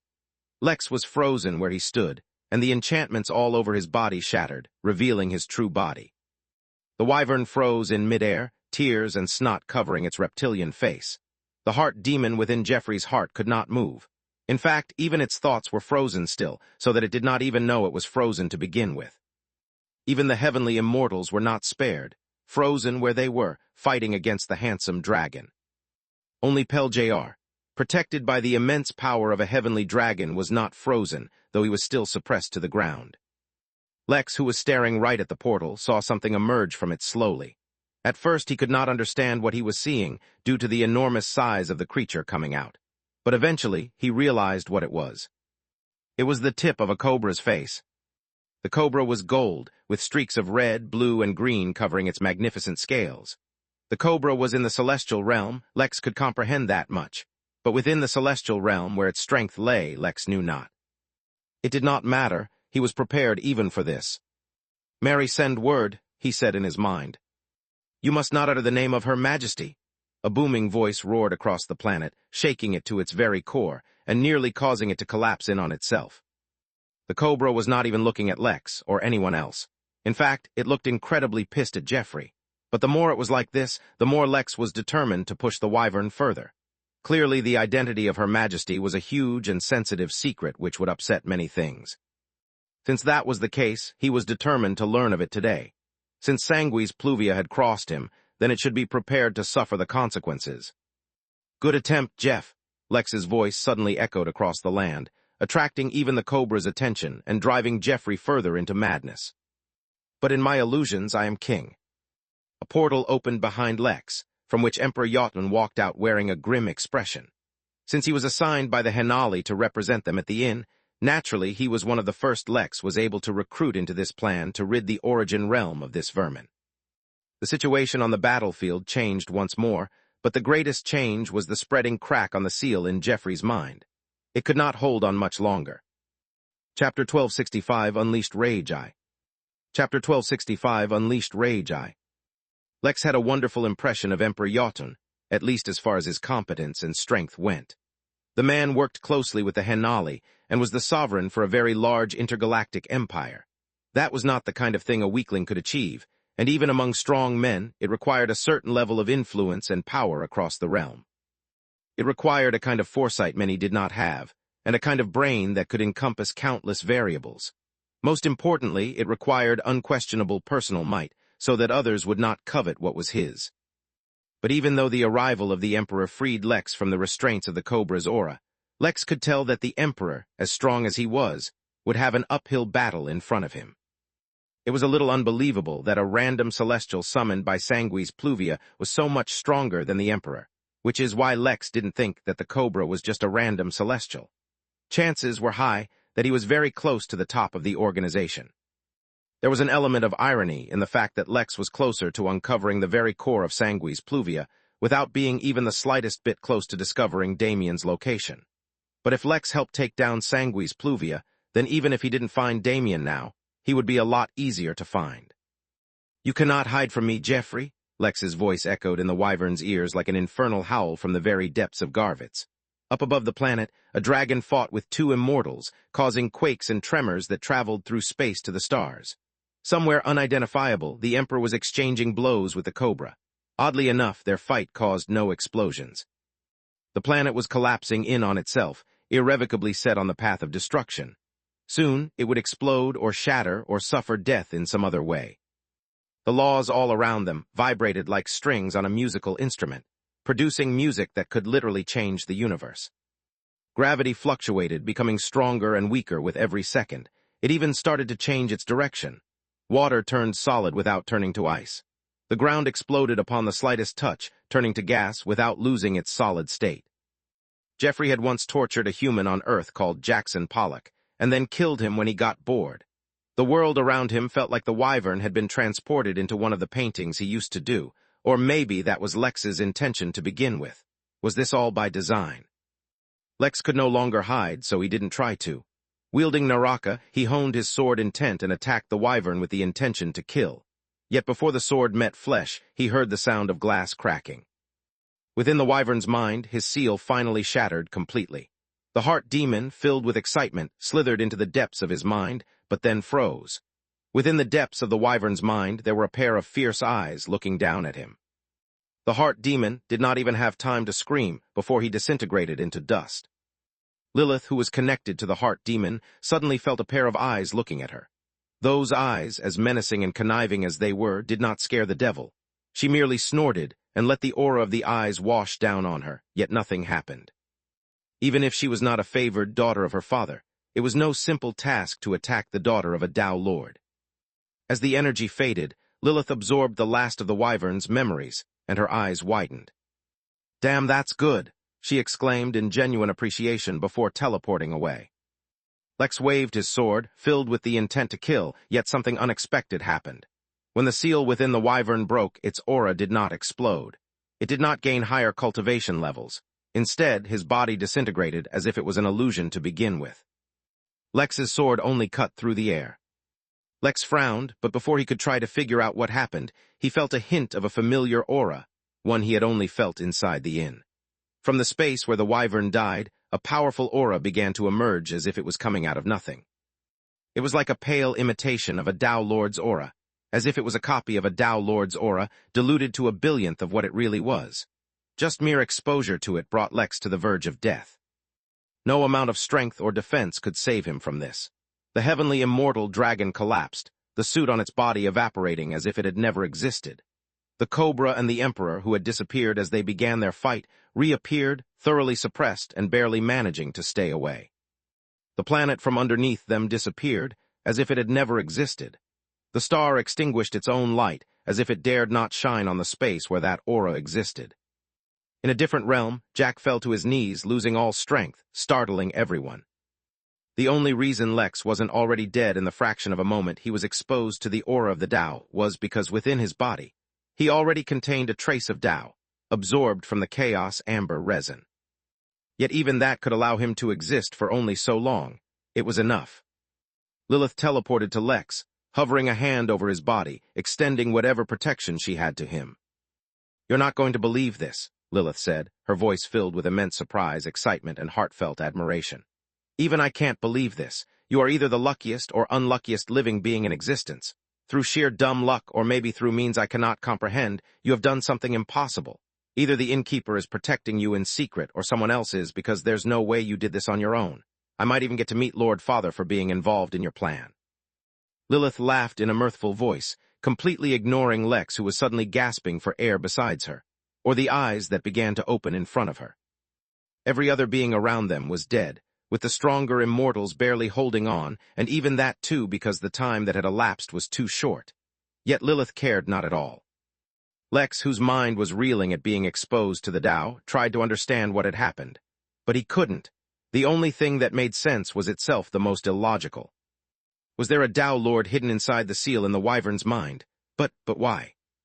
In his last moment, when the seal broke, before the wyvern was disintegrated, the heart demon read some of its memories, and then so did I. The wyvern was a clone, one of 100 million spread across the origin realm. Considering how many of them there are, it's not so surprising you ran into him. All the clones share their memories to an extent, and they all share the same purpose. The eyes narrowed as Lilith spoke and tried to focus on the devil, but it was no use. Lilith carried on her the true, undiluted, and genuine aura of a Tao Lord. There was nothing that the eyes, as weakened as they were, could do to her. Each Jeffrey clone has a seal within him, and the purpose of each seal is to hide and contain a billionth of the aura of a demi-Tao Lord. That's the reason they've been conducting terrorist activities across the realm. By causing a tear and disturbance in the fabric of the realm, they give an opportunity for that aura to sneak from outside the realm to within, hiding inside the seal in the clone. That's why it seems like each activity is carried out by Jeffrey, even though they're countless galaxies apart.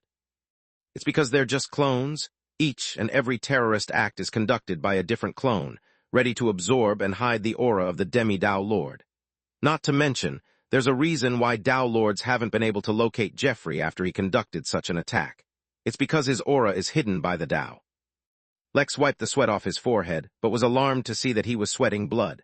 Though he had survived, his body had suffered severe shock from being exposed to the Tao.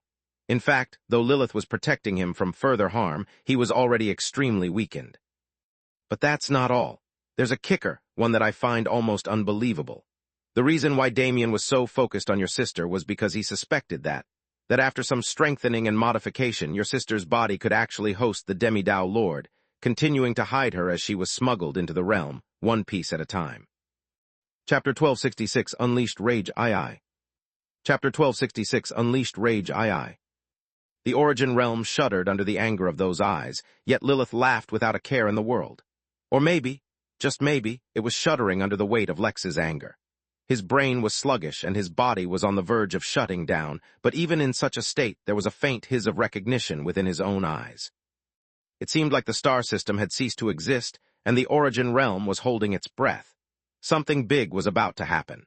The forces that had obscured fate and destiny had begun to move, and an irreversible change was occurring within the Origin realm. It was not just the inhabitants who were unknowingly undergoing a shift, it was the entire realm itself. The entire realm's destiny had been changed in a way that should have been impossible. A mere immortal had interfered in the plans of beings of Tao. Yet that was exactly what had happened. Lex himself remained largely ignorant of the magnanimous undertaking he had achieved, but others were not.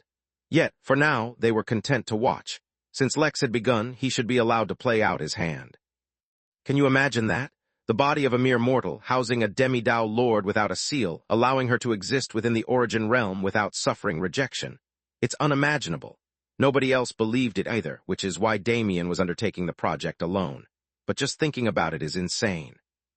Lex activated his right eye, creating countless formations around himself to speed up his healing and recovery.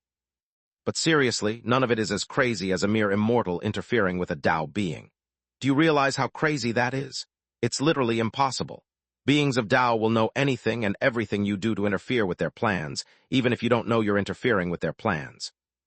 I know you go around telling everyone that the Innkeeper tells you to take care of things on your own, but he must be keeping an eye on you, hiding you from view, allowing you to achieve this. Even then, man, oh man, this is going to cause some waves. The eyes had stopped trying to suppress Lilith by now. Instead, they became impassive once more. A portal opened behind it, and then another. A dozen portals opened, and then 100, then 1,000, and the numbers just kept increasing. One wyvern after another flew out of the portal, in mere seconds forming an army. 1,000,000 Jeffreys suddenly arrived around Lex, all glaring at him with immense hate. This is so interesting, Lilith continued. You ruined the plan of a Tao being. Now the question is, can you survive doing that as well? Will the Innkeeper interfere to protect you? I heard he's not even in the Origin realm anymore. It'll be a little tough for him to step in. Hey, looks like you've gone a little over your head, said one of the Jeffreys in a demented tone, as it turned its head and looked at Lex from an unusual angle. Did you know that when one Jeffrey dies, the rest of us get his memories? Asked another wyvern, this one as big as a mountain. You called yourself a king, right? From where I'm standing, you look like a worm to me. The wyvern that was speaking dissolved, and from within his body emerged another aura that flowed towards the eyes, strengthening them. From where I'm standing, it looks like you're about to die, said 1,000 Jeffreys at once, as their bodies dissolved as well. The eyes became stronger, which caused Lilith to frown. She could stay safe herself, but her ability to protect Lex was quickly diminishing. Don't worry, after you die, we'll make clones of you too. The wyverns laughed like they had lost their minds as they died one by one. That was because each of them inherited Jeffrey's last bout of insanity before he died, and it would take them some time to recover from that. But they had no time to do that. Their plan was ingenious. Jeffrey's death would not reveal the hidden entity within, for the seal would just shift from one body to another. But by breaking the seal, Lex had interfered with carefully laid-out plans. Since the plan had already been ruined, there was no point in keeping the clones alive anymore. After all, since her aura was revealed. Suddenly, Lilith felt it was easier to protect Lex. When she looked over, she saw two humans standing next to him, but they were not really human. Fahad and Noor stood beside him, appearing without any signs. "You have done well. You have completed your part of the bargain better than any imagined," said Fahad. They themselves could not contest against the aura of a demi-Dao lord, but they were under the protection of real Dao lords, so they did not need to fear the eyes. "Who are you? Why have you entered the Origin realm?" Noor asked the eyes without care or concern about showing proper respect to a demi-Dao lord. "You are unworthy to know her name," a voice roared, and the cobra which had been suppressed once rose and appeared in front of the eyes as if defending them. More and more beings began to appear in the area, some of them clones of Jeffrey, some of them members of Sanguis Pluvia, and some of them from the forces of Henali.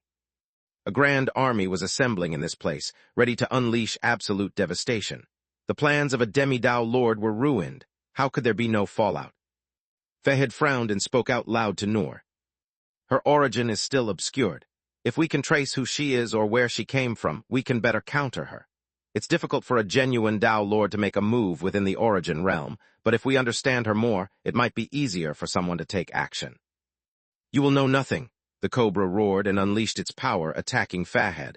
The battle began abruptly, yet Lex and Lilith were not affected by it. The Henali set up protection around those two. Since they played such a critical role in revealing this illegal immigrant, then they deserved all the awards and attention such achievements afforded. During all this, no one was paying attention to Lex anymore, which is why they didn't realize that the reason he was not speaking was because he was still recovering. The moment he recovered, he glared at the eyes that had become the center of the conflict. "You," Lex roared, raising his sword up to those eyes, his voice cutting through the noise of the war. "I recognize you." Suddenly everything stopped, and everyone looked at Lex. The cobra, the eyes, Fahad and Noor, the emperor, all the wyverns and soldiers summoned to fight, all suddenly turned towards Lex and noticed that something about him had changed. Faced against one of the most powerful beings in existence, after suffering near death just from being exposed to its aura, Lex dared to raise his sword to those eyes, and there was not an ounce of fear in his voice. "I saw those eyes every time I crushed his hopes and dreams. Every time I foiled his plan, he looked at me with those angry eyes. Every time he felt hopeless, he showed me those fierce eyes. Every time he faced defeat at my hands, he showed me those very same eyes." Compared to those eyes, Lex really was pathetically weak. There was nothing about him that could even survive their gaze without the protection that the Henali were giving him. Yet for someone at the Earth Immortal realm, which was the lowest realm of anyone in this battlefield, Lex cut an impressive sight. The pride and arrogance of dragons that Lex claimed to be better at in this moment oozed out of his very skin and bones. His domination, his sword intent, his tenet and his domain all synchronized as one. Faced with an overwhelmingly stronger foe, there was no way Lex could claim supremacy, yet he dared to challenge nonetheless. When Ra messed with the Innkeeper destroyed him. When Ra messed with the Midnight Battalion, I crushed him. When Ra tried to take over my body, I ended all his hopes. I have fought his manifested clone many times, so I recognize those eyes well. You messed with my family, woman, so mark my words that I will destroy your family first, and then I will come after you." Lex, who had been holding on to his anger for so long, could hold on to it no longer. Ra had tried to take over Lex's body. This woman, who was clearly related to Ra, wanted to take over Moon's body. An image of a sword shone deep inside Lex's eye, resonating with his anger. His heart, which had begun turning into a dragon's heart, began evolving even quicker, as if it was feeding off his anger and beat for the first time as a proper dragon's heart. The lotus tattoo on Lex's back suddenly recovered, causing his aura to explode. He was still nowhere near the strength of the eyes, but everyone else on the battlefield took notice of him for the first time.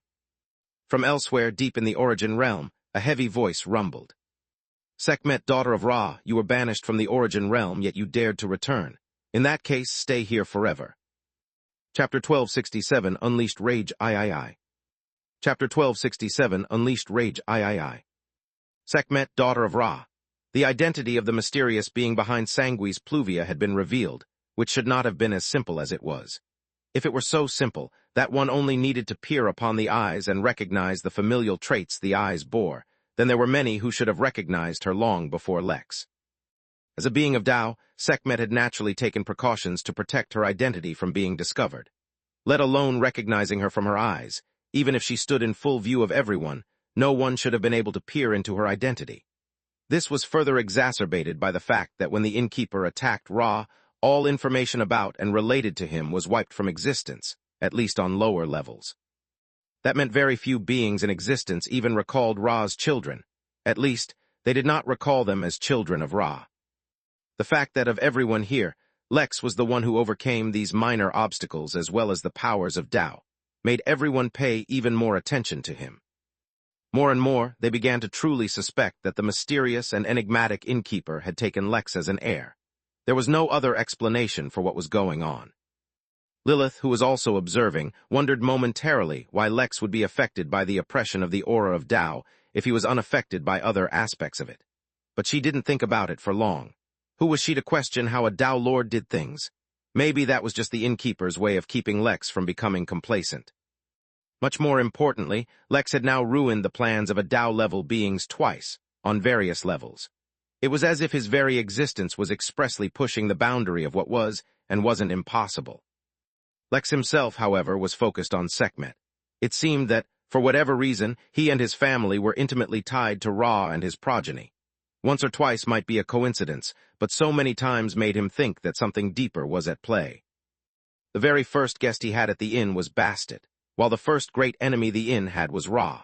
Furthermore, this entire time, his family had been indirectly suffering due to the machinations of another of Ra's daughters, with his sister even being targeted to become a vessel for her. Who knew what the truth of the plans Damien had for Belle and Liz were? All in all, the connections they had with each other were so many that Lex began to suspect that there were secrets to this situation he didn't know. Once again, Lex felt the feeling of some mysterious hand guiding and controlling his life. He once suspected that the system might be guiding the direction of his life for its own purposes, but now he began to think that it might be someone else. What the reasons were, he did not know yet, but within his heart he had become vigilant. Lex, Velma has sent word. Our cooperation with the Henali is in full effect. They've peered through the secrets of Sanguis Pluvia and are attacking their bases across the Origin realm. They want to prevent Sanguis Pluvia from initiating their contingency protocols, so they're requesting we begin as well. Within the Midnight Inn, Velma had set up a base of operations from wherein she exchanged live information from her own network with that belonging to the Henali. The purpose was to coordinate their actions and to supervise the movements of Sanguis Pluvia. The Midnight Games were targeting planets that were being attacked by insects, but so far, none of the enemy bases had directly been attacked. There were hundreds of planets that the inn workers had discovered and marked as having enemy hideouts or bases, but they had only infiltrated them to extract information and done nothing else. The plan had always been to attack them realm-wide at the same time when the great battle occurred so that they had no time to react or reinforce other battlefields. It would be easier to wipe out their forces in one massive attack than to do it one at a time, although organizing such an attack was easier said than done. Lex had discovered countless bases through Velma's vast and unusual information network. So far, the Henali had been unable to discover any bases at all, but as soon as they understood what was blocking them from discovering those bases, they were able to work around it. The moment Sekhmet's identity was discovered, all the precautions she had taken to hide from the Henali Tao Lords failed. Do it, attack, take no prisoners. Within the Midnight Inn, the guests finally saw movement on the window with the Midnight Battalion. They teleported to a new world, and without hesitation joined together to form the Midnight Mech, before attacking a massive, walled city in front. So far, all the battles in the Midnight Games had been against insects. This was the first conflict against other forces.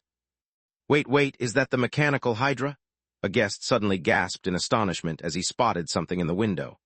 The mechanical Hydra was an incredibly famous AI warrior, which was considered immortal and unkillable. That's Harmon, the Angel of Death, someone else exclaimed. Am I seeing things? Is that Princess Mir of the Marzu Empire? One after another, The guests saw some of the most powerful and renowned warriors of the Origin realm attack the city alongside the Midnight Battalion, laying siege against an unknown foe. On other planets, outside the view of the guests in the Midnight Inn, armies seemed to appear out of thin air, attacking without warning. Fleets of pirate ships descended from the skies, swarms of demons emerged from the darkest depths, monsters from the pits of Garvitz rained from the skies, angels flew out of the sunlight. Aslan Deathsworn, the celestial blight, made his presence known. Unfortunately, whoever learned of his presence died shortly after. Chapter 1268 Unleashed Rage IV. Chapter 1268 Unleashed Rage IV.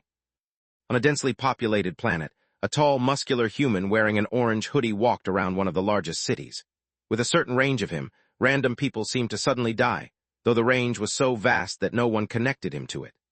Later on, autopsies of the bodies would reveal that the victims exploded from intense vibrations, yet no one other than the victims ever felt like anything was ever amiss. Z was content sharing his music only with his targets. It was not so bad to hear a pleasant melody before dying. Certain planets suffered beast tides, where every single beast on the planet suddenly revolted and attacked the Sanguis Pluvia bases, even though there was no history of such a thing on those planets. On one such planet, a golden sloth closed its eyes to take a nap, while on another, a deer with large antlers looked out into the distance. There was one planet that was suddenly engulfed by plant life. Trillions of clovers suddenly grew out of the ground, attacking everything in sight, using all other living beings there as fertilizer. There was another planet where it suddenly started to rain fire, that tore through everything that blocked its path, and burned the very souls of the victims it touched. Luther stood atop a mountain, looking at the world with his hands folded behind his back. Elves, dwarves, sentient beetles, humans, devils, and more, all races suddenly appeared out of nowhere with the intention to kill. The tide of Lex's wrath covered the entire realm, making sure that none of the Sanguis Pluvia could escape, or at least ensuring that the low-level members of the organization could not escape. All the stronger ones, the important ones, had already been summoned by Sekhmet from across the galaxy to fight alongside her, or at least to buy her some time for whatever she had planned. She was a demi-Dao Lord, which meant she was still nothing but an insignificant ant in front of a real Dao Lord. But the problem lay in the fact that Dao Lords could not use their abilities within the realm. Not everyone was as skilled as the Innkeeper, who could strike within the Origin realm without damaging the growth of the realm itself. They would only strike if the situation became too desperate. Until then, it was up to the celestial immortals to neutralize her through other means. Yet even that was easier said than done, for Sekhmet had summoned all her subordinates, and they were more than just a few of them. Comparatively, the Henali could not blindly send all their forces, for that meant leaving portions of the realm unprotected. Even with all their preparation, the Henali fell short-handed. Fortunately, Lex had left no stone unturned in ensuring that there were sufficient forces to help fight the final fight.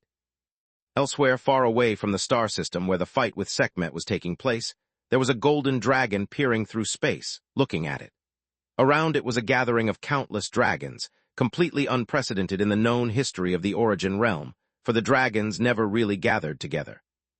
A few years ago, I declared that the dragons were at war, the dragon's voice rumbled.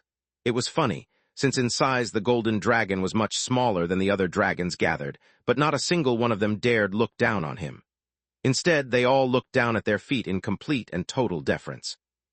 But I did not reveal who we were at war with. That was because our enemy was not simple. Today, I will let you know who the enemy is. A short while ago, all of you witnessed through the eyes of the dragonling a human who declared himself superior to dragons in every way. Now, through my eyes, let me show one with the heart of a dragon and the will to challenge the Tao itself. The dragons looked up, and as if they themselves were there, saw the first moment where Lex's dragon heart took its first beat. They saw him raise his sword at a being of Tao, and saw him declare a sacred challenge. As if a lit match had been thrown into an ocean of crude oil, there was an explosion of fire. Except, the explosion was within the hearts and minds of the dragons. They felt as if they were not looking at a human, but one of their own. Naturally, since one of their own showed frenzied courage beyond rhyme or reason, they felt inspired.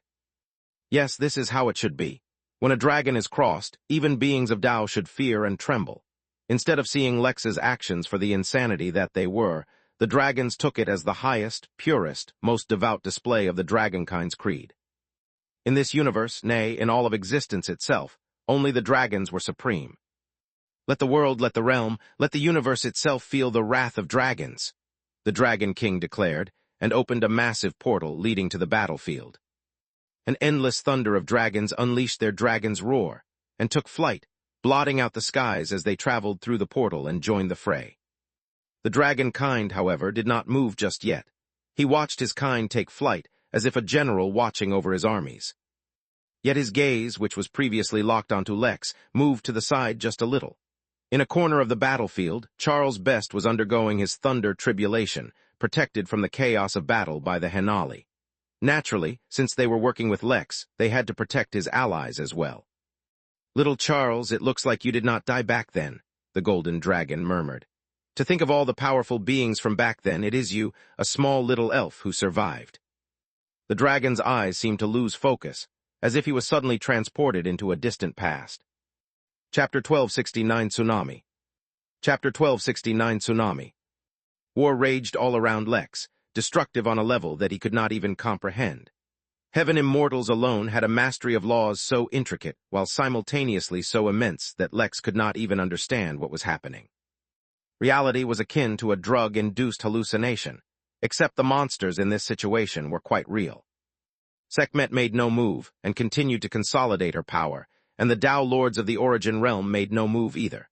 For them, getting rid of Sekhmet, now that they had discovered her, was akin to a flick of a finger.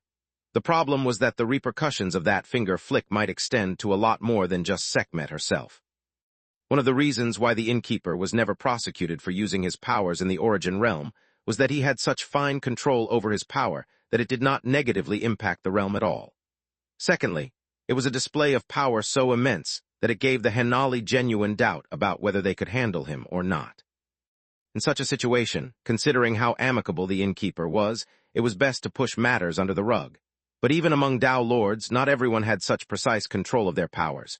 It was like trying to use the heat from a nuclear explosion to heat up cold pizza. Theoretically, it was a possibility, given that the circumstances were just right. Practically, no one dared to try it out themselves. So an impasse formed between the beings of Tao, while those below that realm fought desperately, trying to change the tide of battle in their favor. The most frustrating, tragic thing for Lex was that among all those present, he was one of the weakest, so he could not actually go out and fight. He had so much anger bubbling within him, but nowhere to vent it. Lex had just undergone the greatest power-up in his entire life, and then walked into a battlefield where he was the weakest. Once more, after a very long time, he was hit with that same feeling he had when he started cultivating. It was a time where he used to imagine the inn hosting guests from everywhere, but all the guests were stronger than him. It made him insecure, but he found a way to survive. Even now, he was surviving, but the dissatisfaction in his heart had never felt as painful before. He had stepped on the path of supremacy, but as it was, he was too weak to actually make any real claim to it. So Lex did what he had learned to do exceptionally well. He controlled himself. Just because he was angry and wanted to hurt his enemies did not mean he had to do it himself. Everything that was happening now before him was under his direction. As such, he should continue to do just that. As much as it would be satisfying to give his enemies a good smack, he wanted more than anything to just see them fall. In that case, he needed to think about what else he could do to turn the situation around. It was too bad that the dragons hadn't taken his bait. No sooner had he had that thought that an army of dragons appeared behind him, the strength of their roars mimicking Lex's grand proclamation of vengeance. There was no need for a build-up. The situation on the battlefield suddenly changed. No one, not the celestial immortals, not Sekhmet, and not the Henali had seen the dragons of the Origin Realm band together like this. Heck, it was exceptionally rare for any dragons to band together, let alone all the dragons for an entire realm. That was why no one was prepared for how drastically the situation changed. As if they had been reinforced, the laws around the battlefield suddenly became stagnant and unmalleable. Then, as if it were a domain itself, dragons might spread out. Those enemies below the celestial realm just died. There was no big fight, no struggle, no final throes. One moment they were alive and fighting, the next the dragons had come, and to continue living within range of their presence was an unforgivable sin that could only be punished by death. Even those at the celestial immortal realm who managed to survive felt like they had suffered some catastrophic blow. Then the army of dragons let loose their dragon fire. The eyes suddenly narrowed and used some of their powers, though they didn't rely on the Tao just yet. As long as she didn't use the Tao, the Henali wouldn't either. The moment she tried, she would see a true retribution. So she was limited to using her strength without the influence of Tao. A tsunami of dragon fire swept across the origin realm, burning everything hostile in its path. Even a star dared not shine its light on a being of Tao, yet the dragon fire of an army of dragons targeted her directly. Of course, it never reached her. All those that Sekhmet had protected were also well. But the dragons had only just begun. They raced forward, the single greatest fighting force in the entire origin realm. Lex had heard on multiple occasions that the only reason that dragons were weak was because their arrogance did not let them work together. Well, seeing them work together now, Lex genuinely believed that even the Henali might not be able to tame this realm if the dragons worked together like this all the time. The countless wyverns behind Sekhmet trembled in sight of their superiors. Even though all of them were destined for death anyway, which meant there was nothing left to lose, they felt fear nonetheless. The tide was almost completely turned. Just the arrival of the dragons nearly granted them victory. Fahad and Noor were getting ready to trap Sekhmet's eyes. But Sangui's Pluvia was not without allies of its own. The darkness of space rippled, and from within stepped forth a Jorlam. Then there was another. The fight was just beginning. Chapter 1270 Divine Env. Chapter 1270 Divine Env. The Fugan had made their move. The Jorlam had appeared, and the army of dragons, as impressive as it was, could not overwhelm the Jorlam so easily. A galaxy itself was nothing more than a buffet table for these monstrosities. Fahad, I hope you don't renege on our deal, Lex suddenly said, completely unconcerned about the shift. Yes, in exchange for helping us take down Sangui's Pluvia, you can receive the heart's blood of a Jorlam. I'll get it for you, fresh. Good, Lex said, and turned his mind towards the battle once more. Although he'd like to take credit for the arrival of the dragons, he was slightly afraid of claiming credit as well. He knew that his little statement might provoke a few dragons, but wasn't this a little too much? Fortunately, the dragons seemed like they were not concerned with Lex at all. In that case, there was only one more fighting force he had arranged for as backup, though now he was hesitant to call them. He would wait and see how things developed. If the situation seemed bad, he would have to take the risk. Have you guys already prepared for such a situation? Lex asked Fahad. The real Fahad was out there fighting, but he'd also left behind a clone to protect Lex, and now Lilith, who was beside him, giggling like a schoolgirl. Taking care of Jorlam is tricky, Noor said with a troubled expression. Within the same realm, I think it's practically impossible to kill them, but they can be held back. For that, we will personally dispatch celestial-level Henali warriors. But this will definitely mess with our battle plans. You know, so far, not a single Jorlam has been killed in this war. In fact, the loss of a World Eater was the greatest victory we've had in that regard. The situation was getting extremely chaotic and complicated. Ordinarily, Lex would have left by now to stay out of everyone else's way, but this was not a fight that would last forever, or even too long. Sekhmet was still absorbing the aura from countless Jeffrey's, while more than a fair number of them had been captured or killed by others. Sooner or later, there would be a turning point in this battle, and it would likely be when the last Jeffrey clone died. Lex was curious to see what that would be. Lex began to debate with himself if it might be a good idea to summon his final backup, when the battle changed once more. A golden dragon appeared at the forefront of the dragon army, and everyone, Sekhmet included, were forced to look up at him. Lex's breath caught as he felt the very same aura as Sekhmet. It was a demi-Tao lord. He also sensed that Fahad and Noor were extremely surprised to see the dragon as well. He must have had an exceptional identity. This was probably the Dragon King. Lex got ready to leave for the Midnight Inn at a moment's notice. In fact, not leaving already might be a mistake. But the dragon never even looked towards Lex. His gaze was locked on Sekhmet's. You have made a mistake in returning, Lioness. The dragon's voice rumbled through space, even though he did not actually move his mouth. I do not fear you, Veilgorith. Sekhmet spoke for the very first time, her voice filled with defiance. Then that is your second mistake. New figures started to suddenly appear all around them, and Fahad promptly placed his hand on Lex's shoulder, teleporting them both away from there. What happened? Lex asked, noticing that the Henali looked incredibly pale. The Tao Lords appeared on the scene. All lesser beings are sent to a separate battlefield. This is bad. This is really bad. You should return to the inn. What? Why? Because...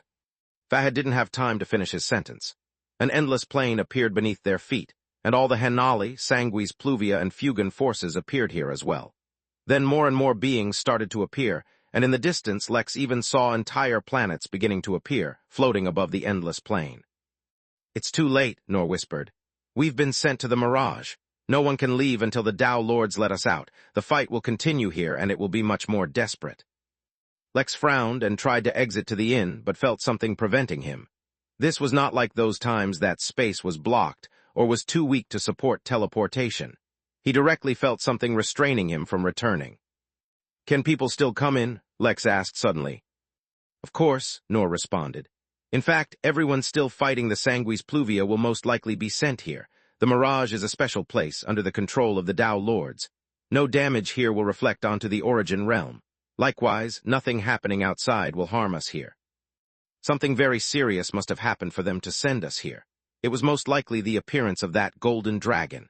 He had the aura of a demi-Tao Lord, but I've never heard of such a being of Tao in the Origin realm."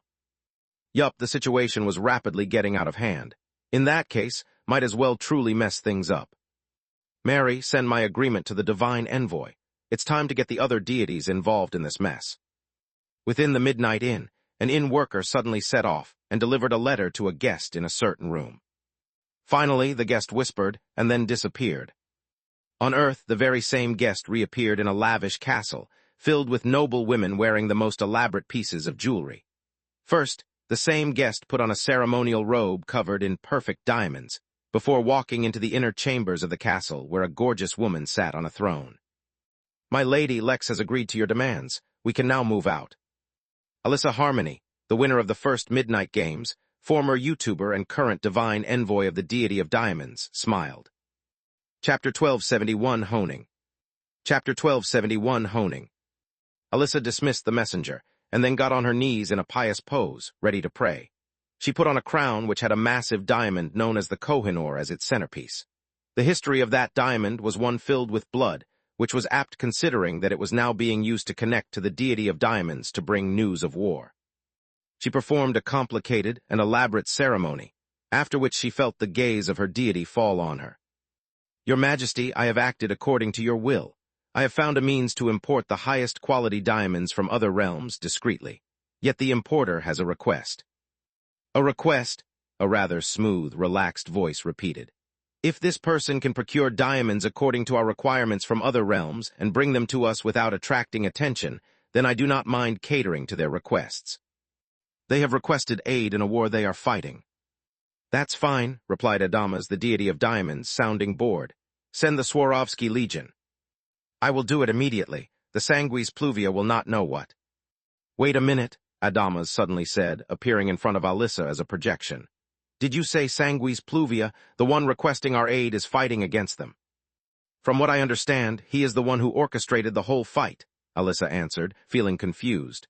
She of course had no idea what was happening out in space, but Adamas did. "Never mind, I will deal with this one personally. No need to send anyone else," Adamas said, his projection disappearing. The deities of the Origin realm were all, to a degree, suppressed by the Henali. They were the most powerful local beings within this realm, and so the Henali made sure they stayed well within their control. That was the reason why Adamas and the other deities did not participate in the conflicts of the Henali most of the time. But compared to other times, this time the deities actually wanted in, but had no proper justification to enter. Now though, Adamas had proper justification for interfering. It was slightly impolite to turn on one another, but Sekhmet was a banished member of the realm, so if Adamas took a little bit of her divinity and ate it up, it shouldn't matter, right? Back in the Mirage, Lex watched as the plane extended beyond his ability to sense. Countless planets had been shifted to the Mirage, and at first Lex thought that all the planets where a fight was taking place were being shifted here. But soon, he was proven wrong. It was not that all planets that were experiencing a war that were being sent here, but the planets that contained weapons or traps that could harm the Origin realm. When one such planet blew up, and another melted into a pool of acidic substance that then began raining down on all who were fighting, the pattern became a little obvious. Yet the absurdity of the situation was that the fight was not stopping. The Jorlam appeared within the Mirage, followed by the army of dragons, and they continued to fight. Only the golden dragon was absent. Fahed and Noor stood guard around Lex and Lilith, much more cautious than they had been outside. Now that the Tao Lords have made a move, anything is possible and the danger has skyrocketed, Fahad said solemnly. If you have the chance to retreat to the inn, don't miss it. Until then, I will try to keep you safe. Anything can happen inside a mirage. What exactly is this place? Lex asked. He'd heard of major and minor realms, not to mention pocket spaces and what else. But he'd never heard of a mirage. What was incredible was that the laws here were just as sturdy and mature as the origin realm, but they didn't feel exactly the same. A mirage is a Tao Lord's daydream. We are literally inside the thoughts of a Tao Lord, and there's no way to even know whose it is. Lex was stunned. We're inside a Tao Lord's thoughts. Does that mean all of this is actually happening, or are we just seeing the results of their thoughts play out? Fahad shrugged. You're asking me, but who can I ask? The only reason we even know anything about Mirage is because it's protocol to know.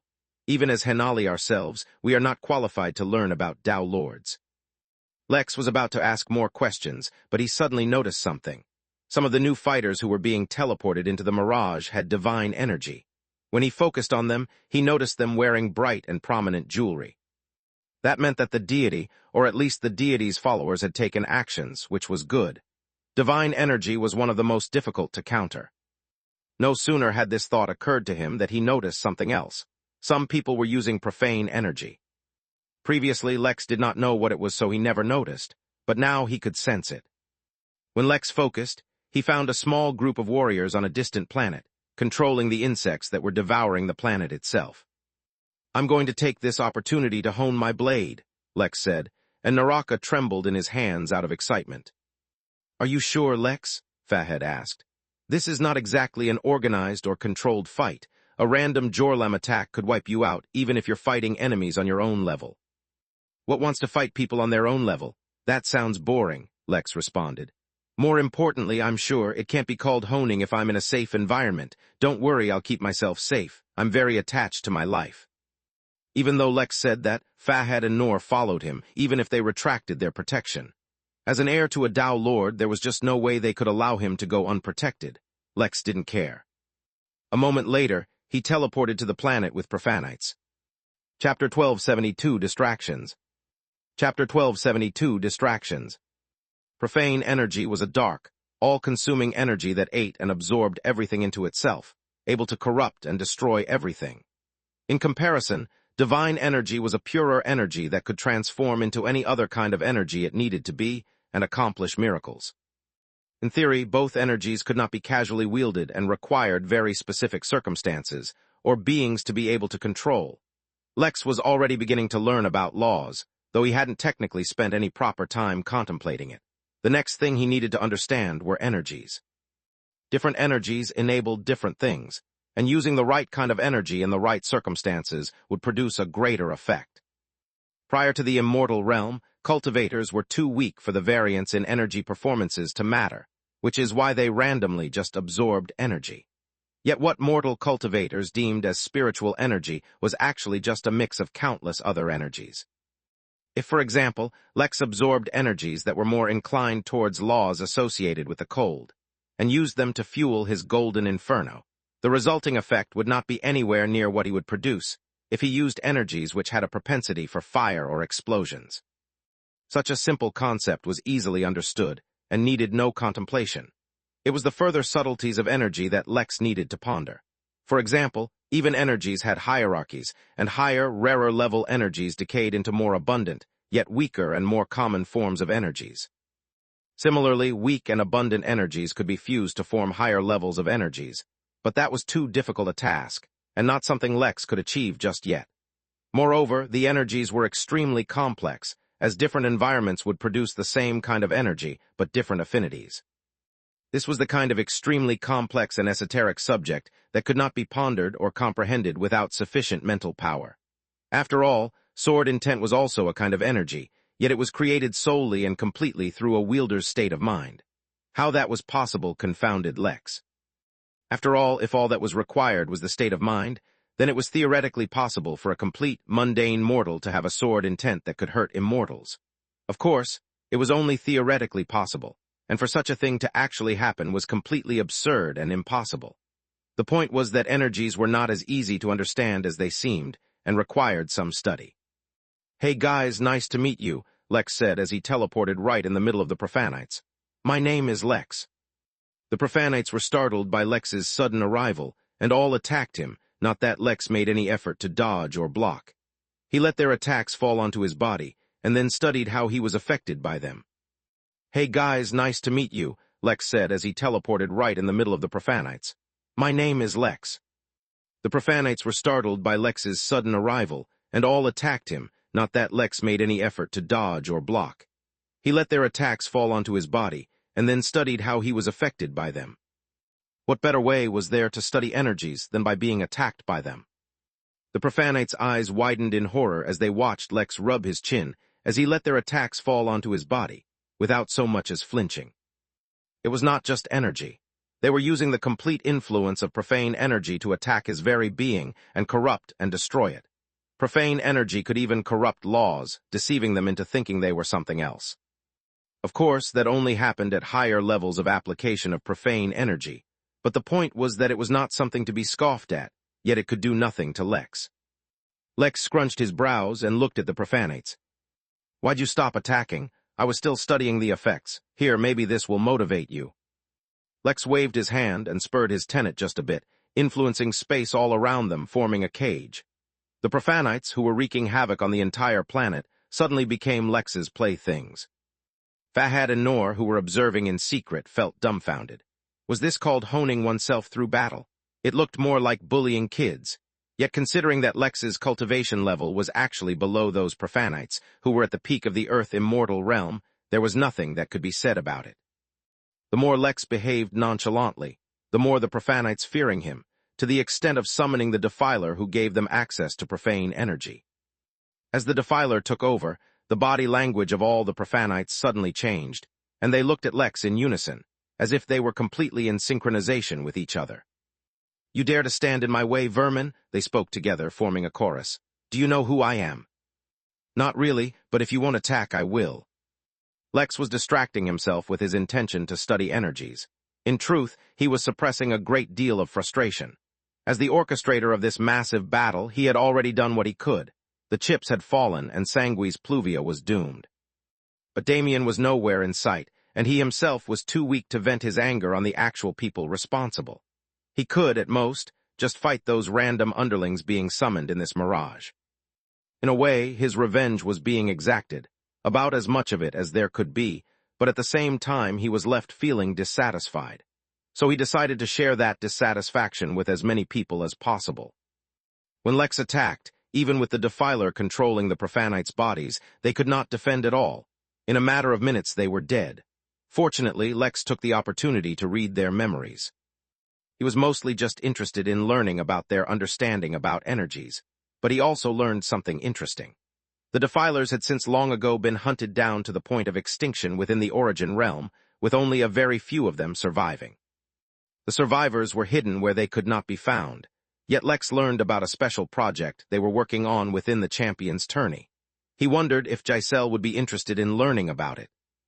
He put those thoughts aside for now, and instead threw himself into another fight. Within the Mirage, that's really all he could do, which was not so different from how he expected things to turn out. The next part of the plan was up to Regis. Chapter 1273, Through the Lens.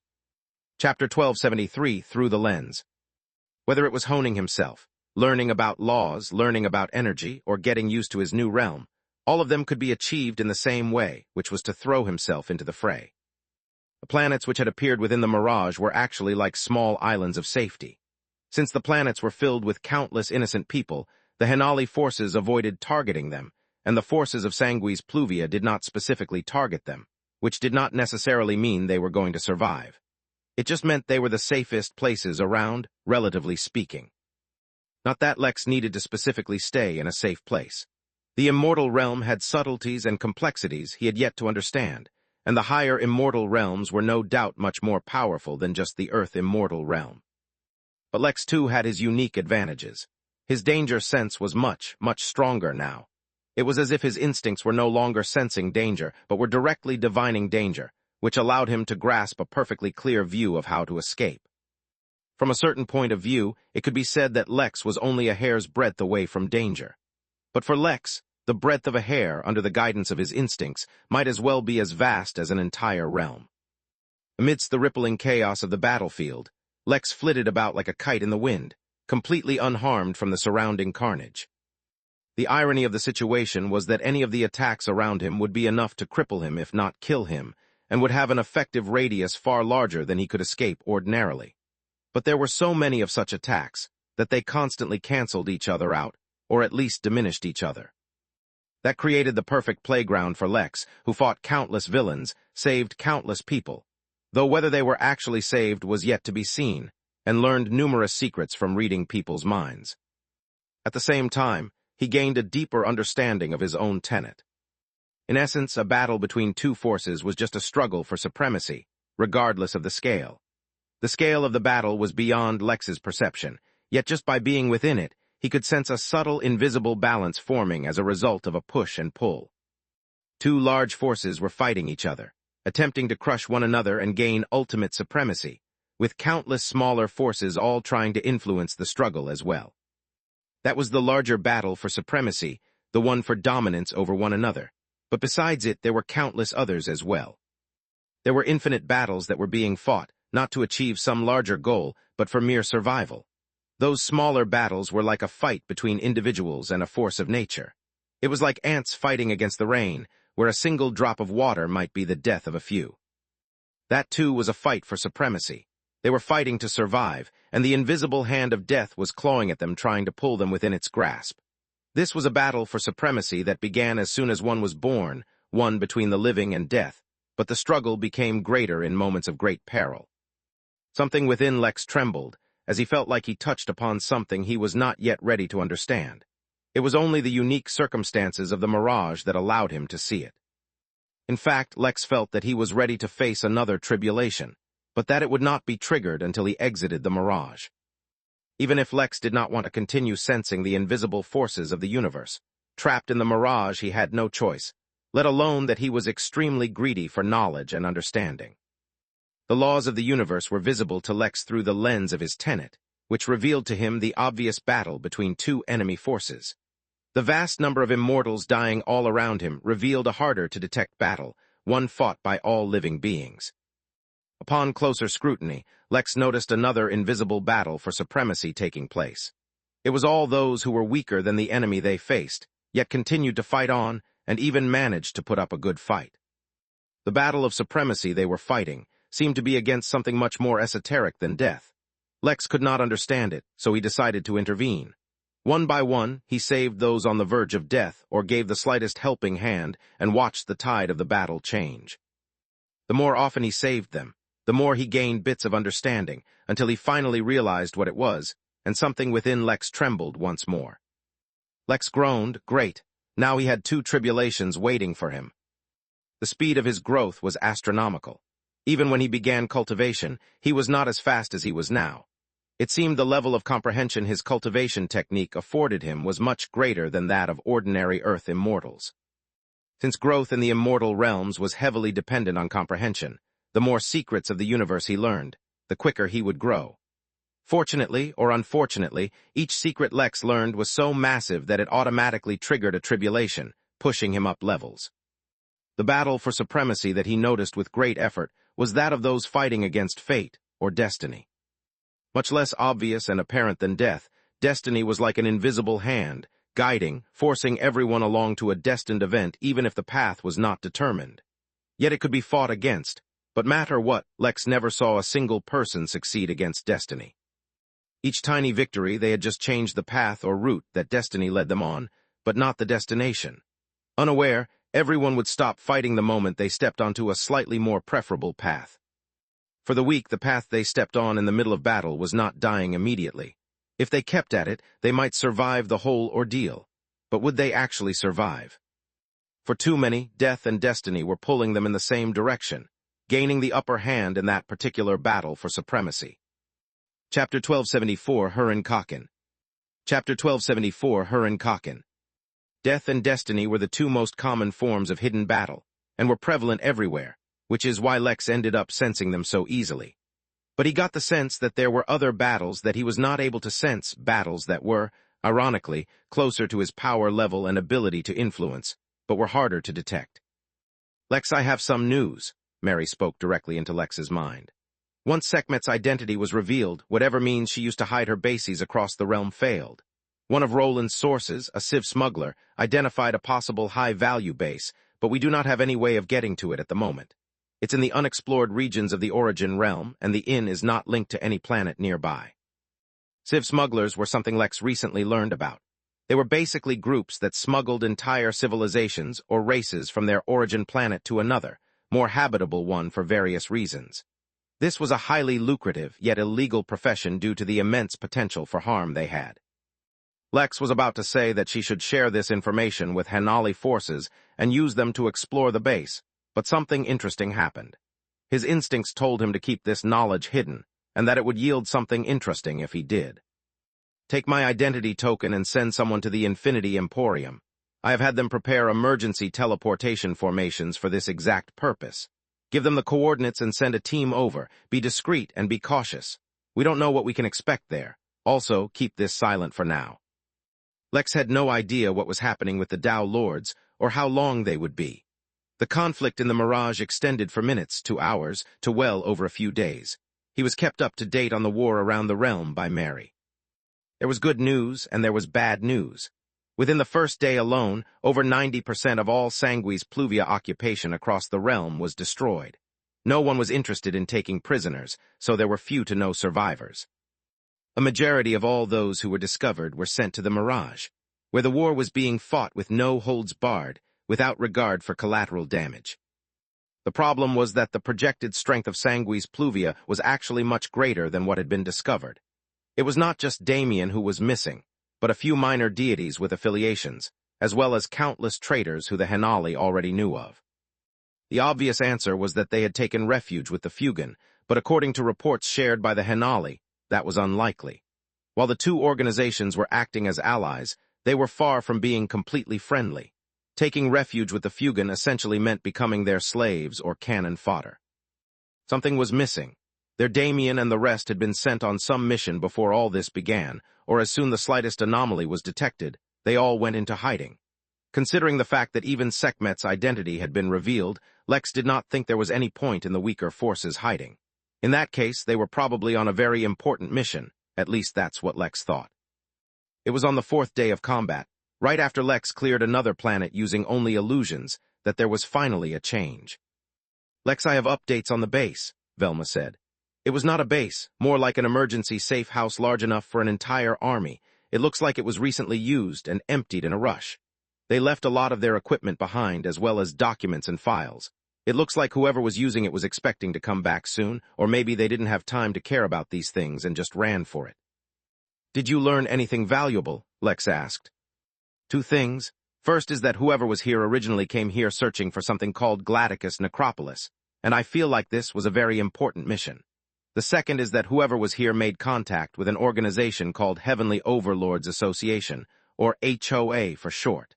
I think the HOA is responsible for the sudden disappearance of whoever was here.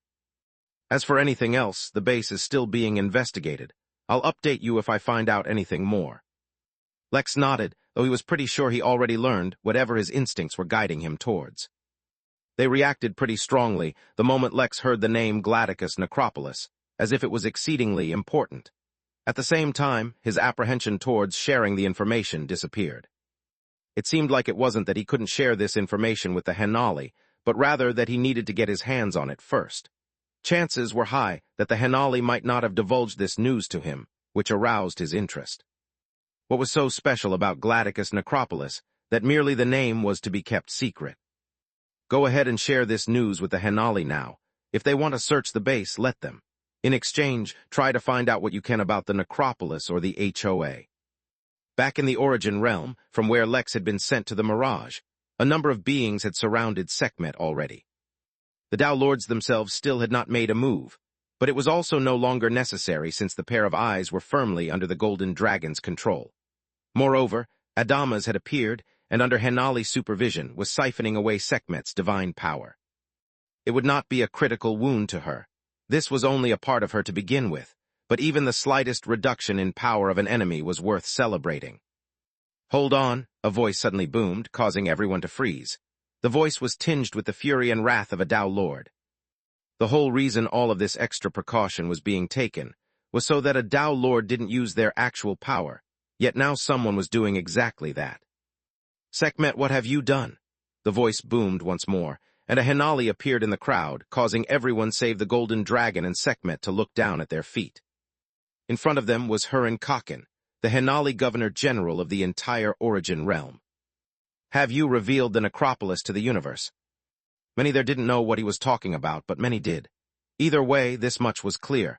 Hurin was thoroughly furious, and that should never be taken lightly. Chapter 1275, Sudden End. Chapter 1275, Sudden End. Lex was fighting a large skeletal monster the size of a mountain, quite enjoying himself actually, when something suddenly changed. It was not just Lex who noticed, however. Every being in the mirage noticed that the very fabric of reality was trembling. Lex lost the ability to control laws, and his tenet retreated deep within himself while even his instincts wanted him to turtle up somewhere. His mind began working overtime as he thought, for a brief moment, that some celestial-level being had targeted him. Yet when he spread out his senses, he saw that everyone was affected, just in different ways.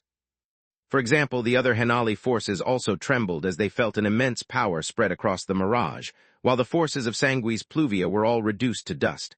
All of them, simultaneously, dust. "The Tao Lords have made a move," said Nor, who suddenly appeared beside Lex and put a hand on his shoulder, protecting him from a majority of the aura. "And it's a big one." "Whatever the cause is, the fight is about to end," said Fahad as he appeared beside everyone. Lex looked around and saw countless immortals, some wounded, some fine, all looking around in fear. All that was needed was for a Tao Lord to make a move, and so many people might not have died. Then again, by making a move, they were compromising the stability of the Origin realm, which might kill even more. Morality was a confusing thing, and not something Lex debated anymore for the most part.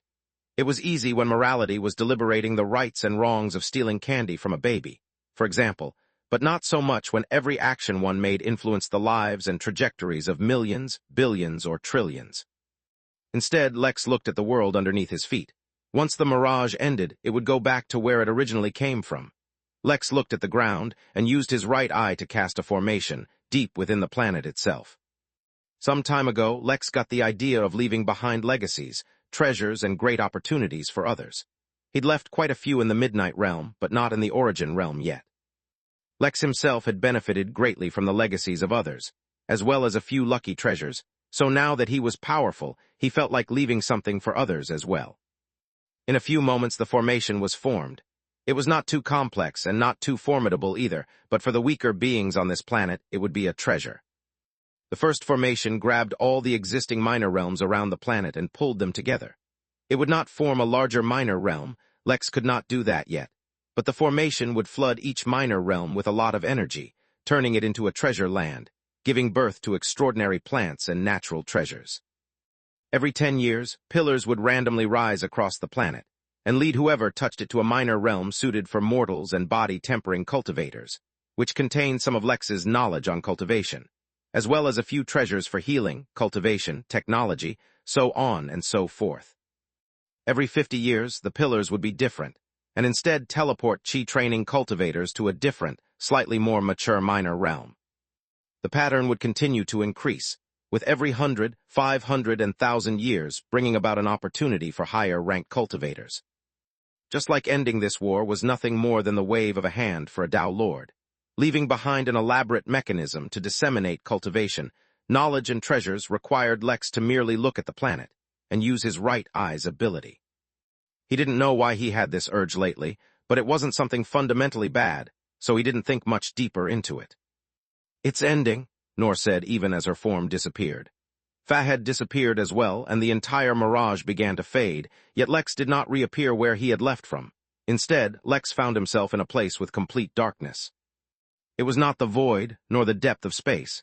It was just a place devoid of everything for as far as the eye could see. Lex felt his energy recovering, and the little fatigue he had accrued in the past few days fighting, which honestly wasn't too much, disappeared. In a matter of minutes, Lex was back to his peak state. His suit, which had at some point disintegrated, returned to exactly how it was.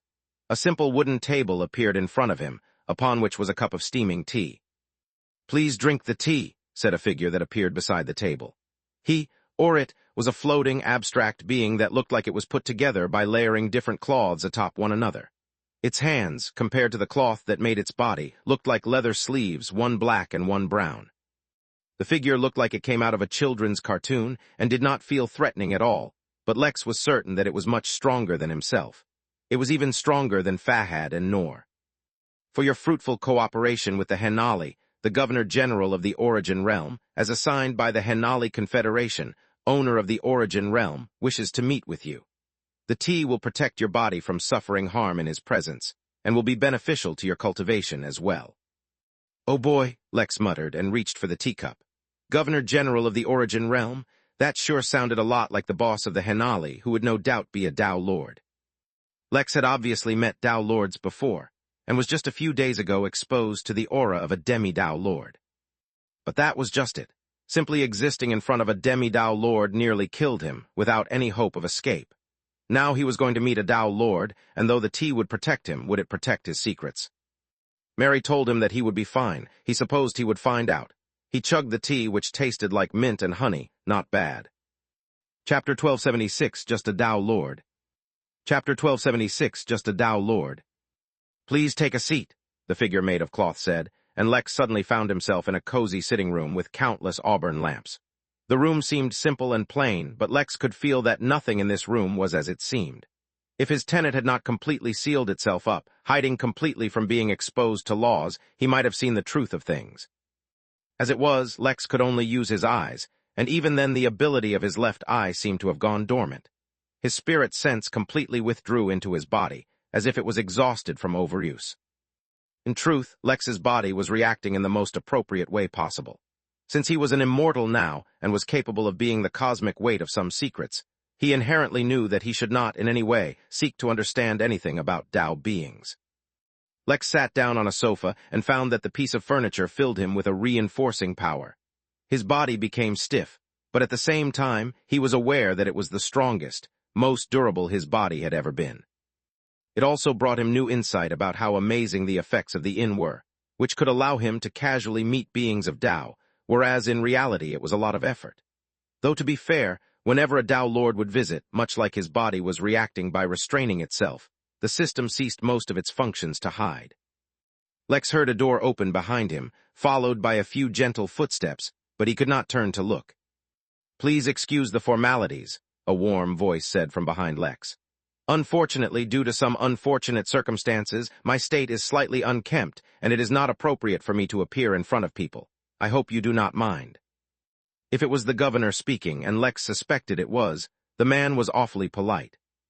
"Not at all," Lex's voice echoed through the room, though he did not speak. His body had gone completely still, incapable of moving, which is why he had to use his spirit sense to speak. Fortunately, anticipating just this, the sofa he was sitting on contained a formation that allowed spirit sense to produce perfect sound, so he didn't need to reach out to the governor with his spirit sense. "It is an honor for me to even be here." "I'm glad you feel that way. First of all, I would like to thank you for your cooperation with the Henali. Your efforts have played a great role in foiling countless plots of the terrorist organization Sanguis Pluvia and prevented a catastrophic disaster which could have affected the entire universe." Lex was silent for a moment. He had discovered that he lost the ability to speak lies and half-truths. Anything he said had to be the complete truth, not that he thought for even a second that he could lie to a Dao Lord. "Truthfully, I just wanted revenge," Lex said. "They targeted my family in horrific ways, and for that I wanted them to suffer." "It is completely understandable. I have directed Yotten to help you in this regard. If there are any matters pertaining to your family's security with which you need help, you can reach out to him. In fact, I have also directed him to reveal the origins of your family to you. If you stayed within the Origin realm, it would not matter. But if you venture into other, older realms, then your ancestry might get you into trouble." Lex raised an eyebrow. "What's this? More secrets about his family? How wonderful." Fortunately, his sarcastic thoughts weren't projected into the room. "Lex, I confess that there is another reason I wanted to meet you besides handing over your rewards for helping us, and simply thanking you for your contributions. I would like you to deliver a letter to the Innkeeper.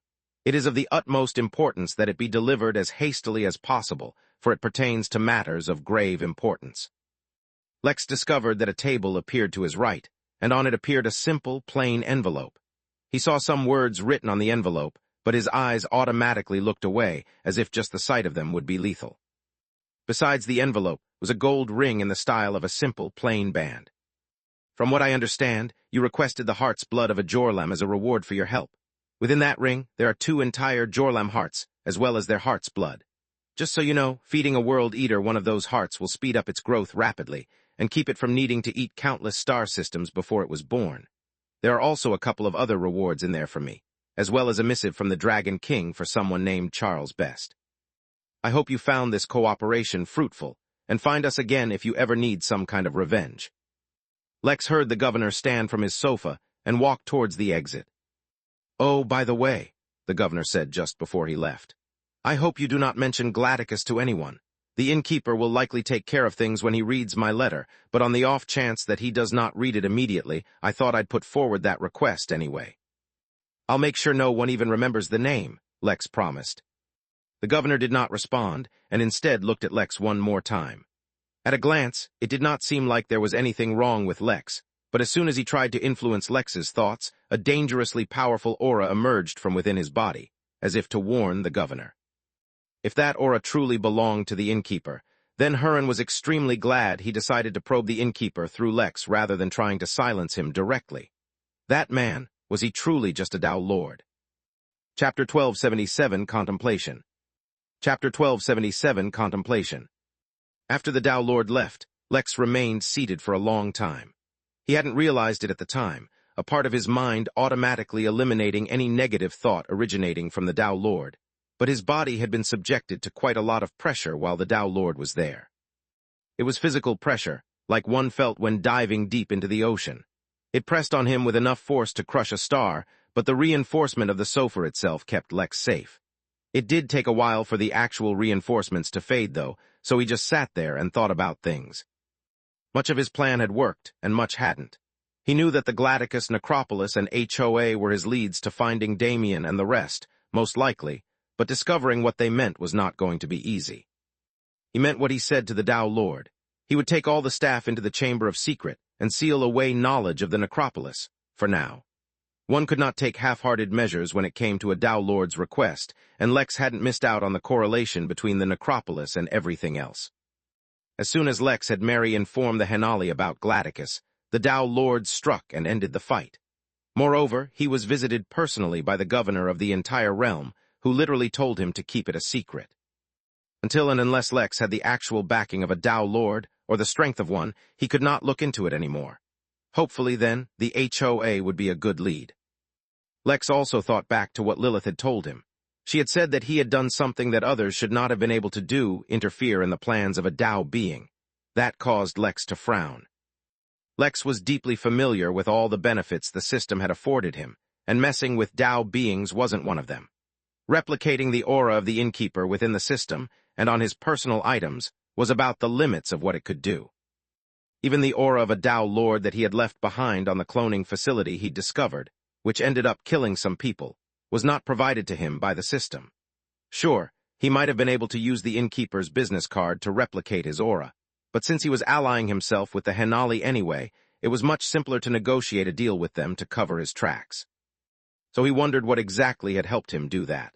The system obviously helped. Planning and plotting everything where it could not be sensed or detected was a massive boon, and knowing who to take advantage of at the opportune time provided excellent results. But that was not enough to explain that anomaly. Obviously, the first thought he had was that this was an effect of absorbing the amber chaos resin. The tiny piece of resin had elevated his body far beyond its level, and even now as an immortal, he was far stronger than he should have been. It enhanced him in other ways he did not yet know, so it was entirely possible that it had allowed him to touch upon the Tao without severe consequence. It would be similar to how he was exposed to laws before the correct time, but he refused to believe that it was so simple and easy to touch upon the Tao. From the moment he'd started his cultivation journey, he'd seen naught but pure reverence and fear towards Tao Lords, and for good reason. They were the very epitome of cultivation as he saw it, and the absolute leaders of entire universal races and factions. The position of a race on the cosmic ascendance spectrum was also affected by how many Tao Lords they had.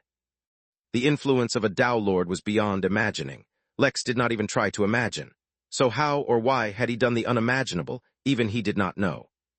The resin might be a part of the reason, but Lex genuinely and seriously doubted that it was all of it.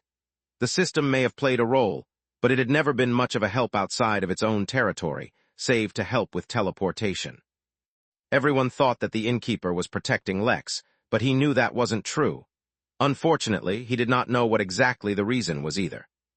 But while Lex had once embarked on his cultivation journey, uneducated and lost, he was no longer as such.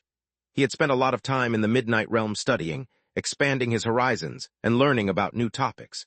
Ever since Cassandra had told him about the Realm Wars, and Lex realized how truly tiny he was, he'd done his utmost to expand his understanding of the universe. The Origin Realm, which was where he had spent a majority of his time, and was the main realm that the inn was connected to, was too small and insignificant to play a part in the Realm Wars which were wreaking havoc across the universe. Occasionally, through the two Rhino Centaurs, he'd also learned something interesting about the other realms. It really put everything into perspective for him. If his life were a video game, then the Origin Realm was the starter village where he got a tutorial on how to play. Reaching the Immortal Realm brought him up to the minimum level needed to explore the rest of the video game, which in this case meant the universe. But being at the minimum level also meant he'd likely die anywhere he went, so first he needed to get even stronger. That started with understanding what was special about him.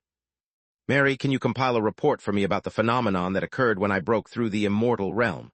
Lex asked as he finally stood up from the sofa. "Also arrange a meeting with Jotun and give me an update on the battalion's progress. In the Crystal Realm, the Midnight Tavern once received an unexpected gift from the Craven. Soon, it'll be time we return the favor." As of right now, Lex's best guess about what made him special was his cultivation technique. But to be certain, he'd need to run a few tests. Chapter 1278, Only a Few Traitors. Chapter 1278, Only a Few Traitors. With all said and done, Lex prepared to return to the inn. He could no longer visit the site of the battle with Sekhmet, as the cloth assistant of the Tao Lord explained to him. Apparently, the governor was not exaggerating when he said that he was unkempt. He was genuinely angry and disappointed at himself for wiping a piece of the Origin Realm from existence. There were many things to do, but the first thing he did was check his rewards. No, actually, first he had to go through his tribulations. He did that before returning to the inn. Suffice to say, they were completely inconsequential to Lex. Sure, the seventh tribulation was genuinely dangerous and actually charred a lot of Lex's body. But he was then provided with a bowl of water he used to wash his body, which rapidly absorbed all the water, instantly healing him. With that done, he bid his farewell and returned to the inn, ready to check the rewards the governor had given him. His rush to check his rewards was not because in the past he delayed checking his rewards until he forgot about them, not at all. Instead, he could not believe that he got 2 hearts of a Jorlam. That was a being so massive that a single one of its pupils was equivalent to a star. Its body defied Lex's capacity for comprehension. He could only imagine that a single one of its hearts was probably bigger than the continents in the Midnight Realm, and he was right. For the foreseeable future, they would remain within the ring the Tao Lord had given him, but they represented something extremely exciting. Jorlam blood was perhaps one of the highest quality ingredients one could get below the Tao realm. If anyone tried to absorb it, they would die via explosion, but since when had that been an issue for Lex? He'd found a way to use cosmic erosion elixir to give his workers spatial abilities. He could only imagine what he could do with this. First, he would use it to elevate himself, and then the others. Then he looked at the other rewards he'd gotten. One was a small note, letting him know that he could keep entire planets inside this ring, not that he was surprised. This was larger than anything he'd ever seen before. It was larger than entire minor realms. The next was a scroll called the 10 Tribulations. The scroll contained a sword technique created by the governor himself when he was in the celestial realm, according to a note. Each strike was stronger than the last, with the 10th strike being strong enough to kill a celestial immortal. Or at least, the governor had once killed a celestial immortal with nothing except that strike. Of course, learning it would not be easy, but Lex was quite intrigued by it. It was the most powerful technique he had ever received, so obviously he was going to learn it. That left only 2 more rewards for him, as well as the letter for Charles. As curious as Lex was, he did not pry into the details of the letter. Instead, he looked at the first of his last 2 rewards. One was a metallic token, one that could be used in any realm to seek refuge or aid from the Henali. The other was a guest coupon for heaven. Dumbfounded, Lex immediately withdrew the coupon and whistled when he read it. It was literally a coupon for heaven, or also known as the Seraphim Resort. It was within a realm controlled by angels, and it was a resort that catered to immortals, though its main business was catering to Tao lords. Lex could not believe that the governor had given Lex, a worker of the Midnight Inn, a coupon to another resort. Was that a jab at the Midnight Inn? New quest: visit the Seraphim Resort, identify 3 shortcomings of the Midnight Inn, and then improve them. Quest time limit, 1 year. Quest reward, the Burgundy Vial. Quest failure punishment, 3 MT. Remarks: it's not copying if you do it better than the original, it's innovation. Lex almost burst into laughter. The system was petty, but he had to admit it sounded quite appealing to visit another immortal-level hotel and see how they do things. He put it on his agenda. Mary, do we have any information about the HOA yet? Not beyond the basics. The HOA is an organization of rogue cultivators, and they don't really have too stellar a reputation. The Henali share your suspicions about them being responsible for the evacuation for other high-level members of Sanguis Pluvia. They'll update us when they learn more. By the way, your meeting with Yaughton is set in a few hours. Apparently, he will be joined by William, and they're bringing something that'll help Moon's situation. They also said they have news about Liz and will share it when they arrive. Everything was coming together, which was honestly much better than he expected when he started preparations for this massive war. How is everyone faring? Was the cooperation all right? No unexpected issues? Considering that Lex had allied with devils, angels, AI, demons, pirates, bunnies, peacocks, beasts, and countless other races, empires, and organizations, he did not expect everything to go smoothly. But then again, everyone knew what they were getting into. Actually, everyone other than the AI seemed quite pleased with the end result. Only 3 groups tried to backstab us, and as per our deal with Lilith, we are handing over all captured traitorous souls to her as a reward for her help. All right, sounds good enough. Let me know when Charles recovers from his tribulation. I have a letter for him. I'm assuming he passed his tribulation. Yes, he did, though I expect he'll take a few weeks to adapt to his new realm. Not everyone is as quick about it as you. Lex nodded and then teleported to the innkeeper's office and slipped into his host attire. He sat down on the table, then mentally prepared himself to pull out the governor's letter. Chapter 1279, Not My Concern. Chapter 1279, Not My Concern. Outside the Midnight Inn, Lex could not even read the writing on the envelope, though as he pulled it out now he saw that it was nothing too mystical. The front on the envelope simply read, Innkeeper. Admittedly, the name was written in a deep crimson ink, in the most beautiful calligraphy Lex had ever seen. It was also filled with enough spiritual energy to turn a barren planet such as Earth into a 5-star planet, and gave off a pleasant aroma he could smell with his very soul. Furthermore, even with his host attire protecting him, Lex could feel the burden on him increasing, so he quickly looked away and spent a few minutes to recover. It seemed like the effect of the inn to negate harmful auras was not entirely effective on Tao lords. It was predictable. Once he had sufficiently recovered, Lex pulled out his innkeeper's letter opener and softly and carefully cut through the wax that had sealed the letter. Something told Lex that if he hadn't been using the letter opener, he would never have been able to open the letter no matter how hard he tried. He also wondered if the wax and the letter itself counted as Tao-level ingredients. Something told him that even if they did, he could not use them the way he used the resin. The fact that it was easy to absorb was one of the defining factors of the resin, considering that it could even be absorbed by a mortal. He doubted other Tao ingredients would be as easy to use. Lex also wondered how the governor would feel if he knew that the all-powerful innkeeper he had been trying to communicate with was thinking of ways to scarp his letter and use it as parts or ingredients. Lex could not even imagine what Tao-level ink might be good for, literally. He literally could not imagine it, for the thought of trying to conceive things related to the Tao seemed like a very bad idea to Lex at that moment. Realizing that he was procrastinating, Lex pulled out the letter, which was only a single page, and contained very few words, fortunately. Bit by bit, a few words at a time, Lex read the letter, but even taking it slow, Lex found himself covered in sweat and trembling. As soon as he read the letter, he knew that he'd need to go to the Chamber of Secrets and wipe his memory, or he'd never be able to take his host attire off. With trembling hands, Lex scribbled something, then immediately teleported to the Chamber of Secrets and completely wiped all his memory of the letter. He thought that with the protection of the inn, as well as the host attire, reading and responding to the letter might be possible.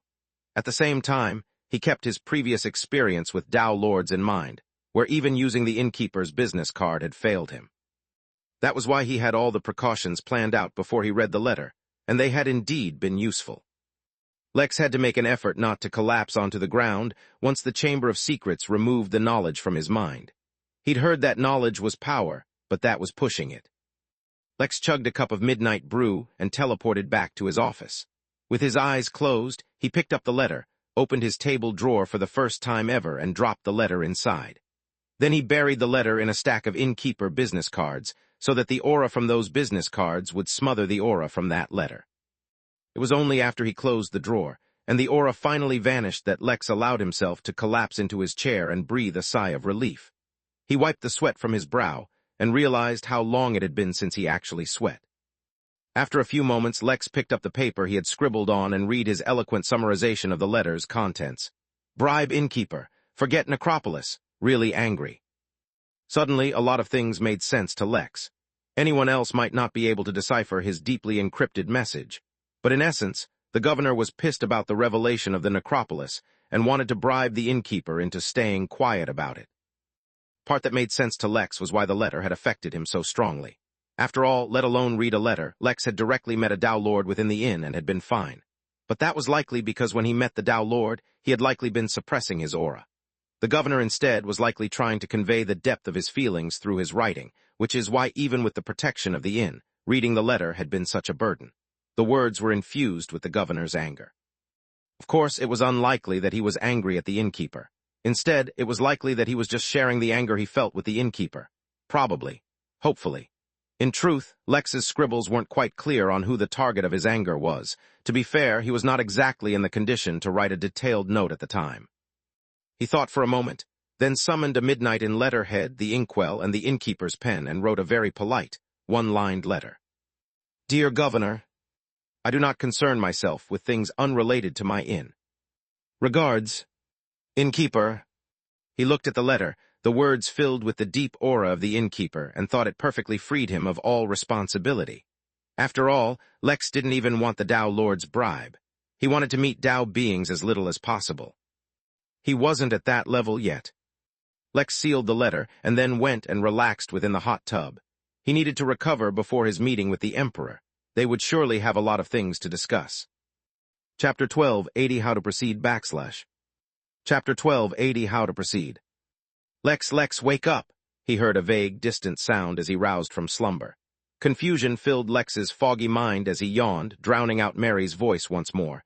He looked around and for a moment didn't recognize his surroundings. This didn't look like his bedroom. Lex, wake up! The Emperor has been waiting for hours, Mary said once more, and Lex's mind suddenly snapped, recalling what had happened.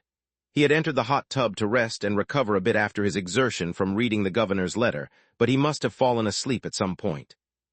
The unusual thing was that even after that long nap, he felt tired and drained.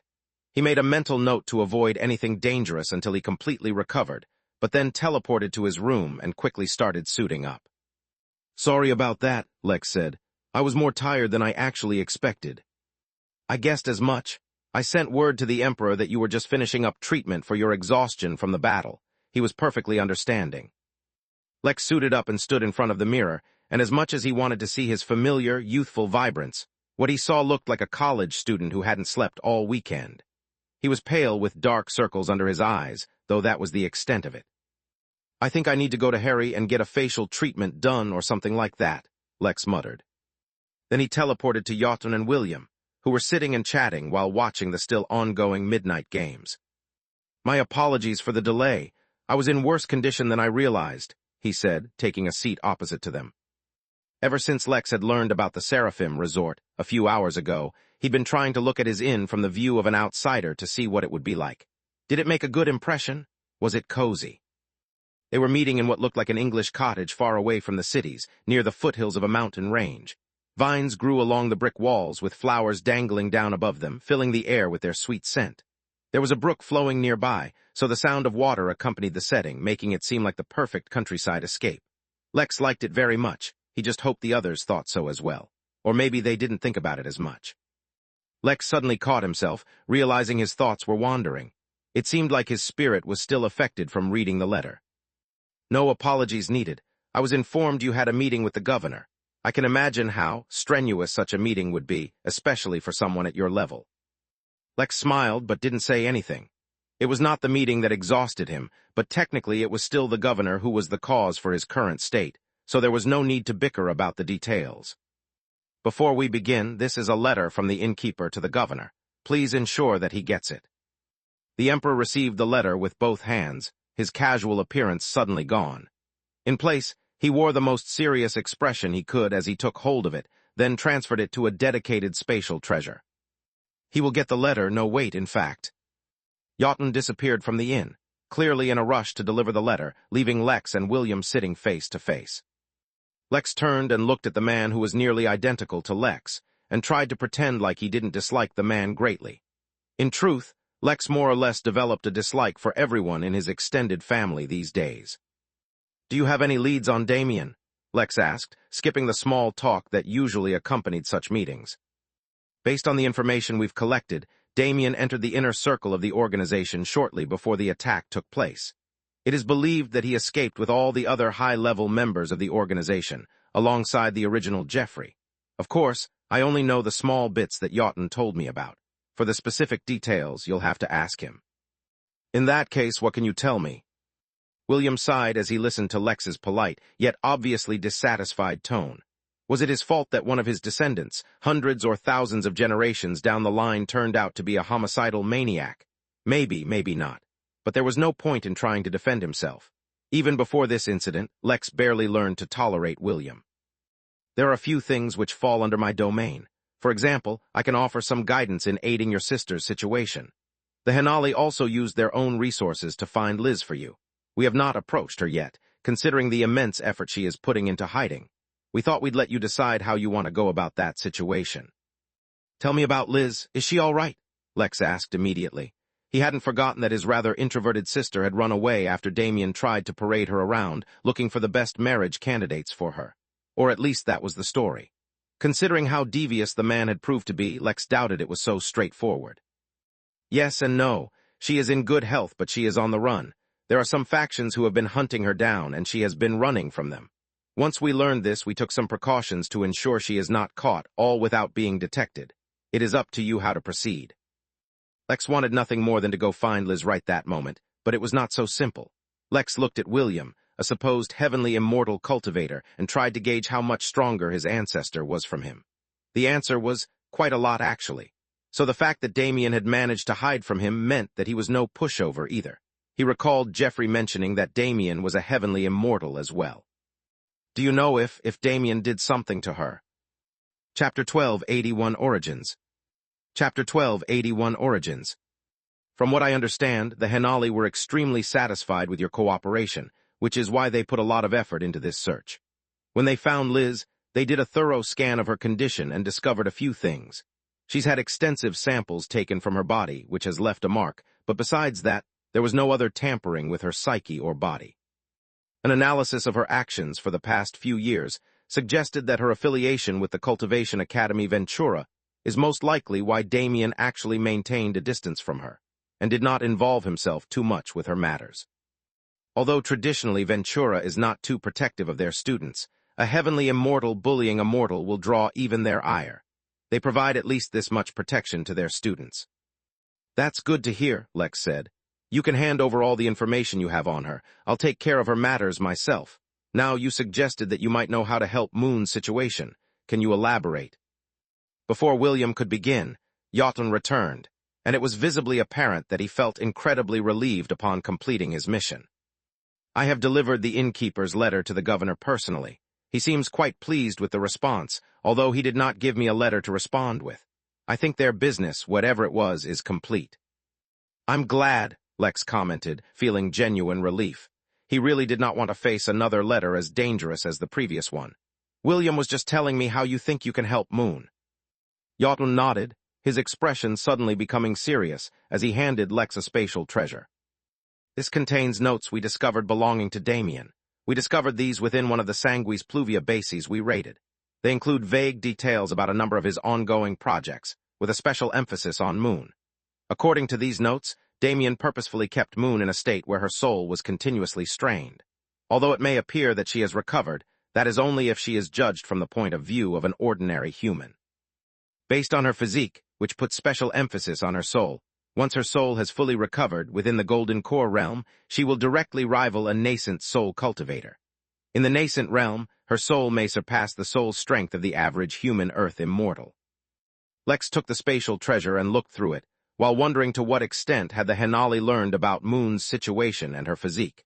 At a glance, it seemed like Damien had many notes about her, but never explicitly mentioned Moon's traits, which made her exceptional. In that case, even if they learned that Moon had been linked to a planet, the Henali might not pay it too much attention. For the humans, such a feat was beyond unbelievable, but for higher races it was not worth mentioning. That was good, since it meant they would not pay more attention to her than normal. Of course, that was assuming a Tao Lord had not looked into her. That was also why Lex continued to talk about Moon in vague terms, referring to her condition without stating what it was. He did not know how much Jotun and the rest knew, and did not want to tip them off. According to the notes, they were under the impression that she was just suffering from soul weakness, which she very well might be. We have been providing her with treatment for the soul already, but thank you for delivering the information. It's good to know that I'm on the right oath. Jotun shook his head. I'm not here to just bring you information, I'm here to deliver a cure as well. I'm sure that the Midnight Inn is more than capable of getting its hand on the best treasures, but even so, please take this. It is from my personal collection. Jotun summoned a glass vial with a circular base and an intricate design along the stem, filled with a pure white liquid that seemed to be in motion even within the vial itself. This is mythic conifer nectar, a celestial-level potion that I once received as a reward for helping someone out. This is an exceptionally potent potion that can heal and nourish souls like nothing else. Even if a majority of your soul is eroded, and you only have a speck left, a drop of this will be more than enough to help you recover completely. Of course, as your level rises, you'll need more of it, but considering that this is meant for celestial-level beings, there's more than enough of it for you to use 1,000 times over. It is perfectly safe for anyone to use, even mortals. Lex did not stand on ceremony and accepted the potion. He would test it out, and if it really was as the Emperor promised, then he would be more than happy to give some to Moon. But if it was from his personal collection. This potion is from you, not the Henali. Why? He asked directly. Professionally, they had a decent relationship, but they were not on the level where they would just give each other such precious gifts just because the other needed it. Think of it as a peace offering. Your history with your family has not been amazing, I know. I will not defend myself or others either. It's just a fact that once families become as large as ours, there develops a certain level of distance between the heads of the family and its common members. Whether it's tragic or fortunate or whatever else, it is what it is. But then, as a specific member becomes more powerful and more useful to the family, the distance between that member and the head grows closer. Normally, there is no resistance for members to grow closer to their ancestors, and they even look forward to it. But considering you've never experienced the support and guidance of your Williams family, I don't expect you to feel any desire to come close to us or participate more actively in the family. How very astute of you, Lex said blandly. I'll be quite frank with you. We have a good working relationship, so I don't really feel there is any need to change our dynamic. Not to mention, you have only just entered the immortal realm, so you... Jotun suddenly paused and wore a confused expression. He turned to look at William, who seemed just as confused. Are you a level 7 Earth immortal? How long have you been in the immortal realm? A few days, Lex responded nonchalantly. Not too many, why does that matter? Jotun looked at Lex silently for a moment, as he absorbed the news that he heard. I see, in that case it makes sense. The truth of the matter is, no matter whether you acknowledge the family or not, that does not change that we originate from the same family. Furthermore, as you are coming closer to the heavenly immortal realm, traveling to other realms becomes more feasible, in which case you might encounter some issues if you go visiting other older realms. Normally, we only divulge this secret to our family members once they reach the heavenly immortal realm. But seeing as you might enter the heavenly immortal realm at any time, it's better if you know some things in advance. Yes, the governor mentioned that he wanted you to reveal the origins of my family. So tell me, what other problems am I set to inherit from my family? Of course, Lex already had a suspicion of what this was about. The Emperor's full name was Jotun Marcus Sephor, while all his brothers also shared the Sephor name, which indicated that while all of them had created families of their own, to inherit a new name, they all originated from some other family. Truthfully, Lex could only imagine how deep or powerful the background of a family that could give birth to 4 heavenly immortals and 1 celestial immortal was. In truth, I, as well as my brothers, are all refugees who escaped from another realm that was at war. We, who carry the name Sephor, were a last effort from our family to preserve our bloodline and prevent it from being completely extinguished after a devastating defeat that threatened total annihilation. Tell me, Lex, are you familiar with the origins of the human race in this universe? Jotun asked. Lex, of course, knew a few things from his conversations with Cassandra, but if an opportunity for new information presented itself, he was not going to turn it away. I've heard a few rumors, but nothing concrete. It's not surprising. This is a topic that brushes on the history of the universe itself, and is a topic so old that it entirely predates even the birth of the origin realm, which is a few billion years old. Even I do not know much of the truth, though that is because our family was destroyed before we grew strong enough to learn these secrets. It all started long ago, from a being we call only as Mother. Chapter 1282 Sephor. Chapter 1282 Sephor. Lex had already heard of Mother Nuwa, but he was not going to admit that. He was pretty sure that Jotun was talking about her anyway, but he'd confirm once the Emperor was done speaking. She has a name, of course, Jotun explained, but just knowing her name can put one in danger. Being a human and knowing her name means that you may have a connection to one of the older families or powers of the human race, and the enemies of humanity have done much to weaken us, so as soon as they discover someone who knows her, they do not hesitate to cut them down. It's a matter of the primary realm, which is the first ever realm to exist in this universe. The history of what happened back then is lost. It is truly, genuinely lost, and not even the Tao Lords know the truth of what happened back then. All we know is that the Mother created all humanoid races in her image. By humanoid, I do not mean those alien creatures which have a torso, 2 arms, and 2 legs. No, I mean very literally and specifically similar to us humans in appearance. The elves call those with such an appearance elvish, the angels call them angelic, the devils call them devilish, so on and so forth. Whatever it is called, it is a fact that all of these races have the same origin. At the time of creation, whether it was humans, elves, devils, celestials, fairies, dwarves, or the countless other such races, most of whom have already become extinct, were all created equally. Or at least that's what I've been told. In the beginning, there were 13 humans, all of them born directly in the celestial realm, and they were considered the leaders of humanity.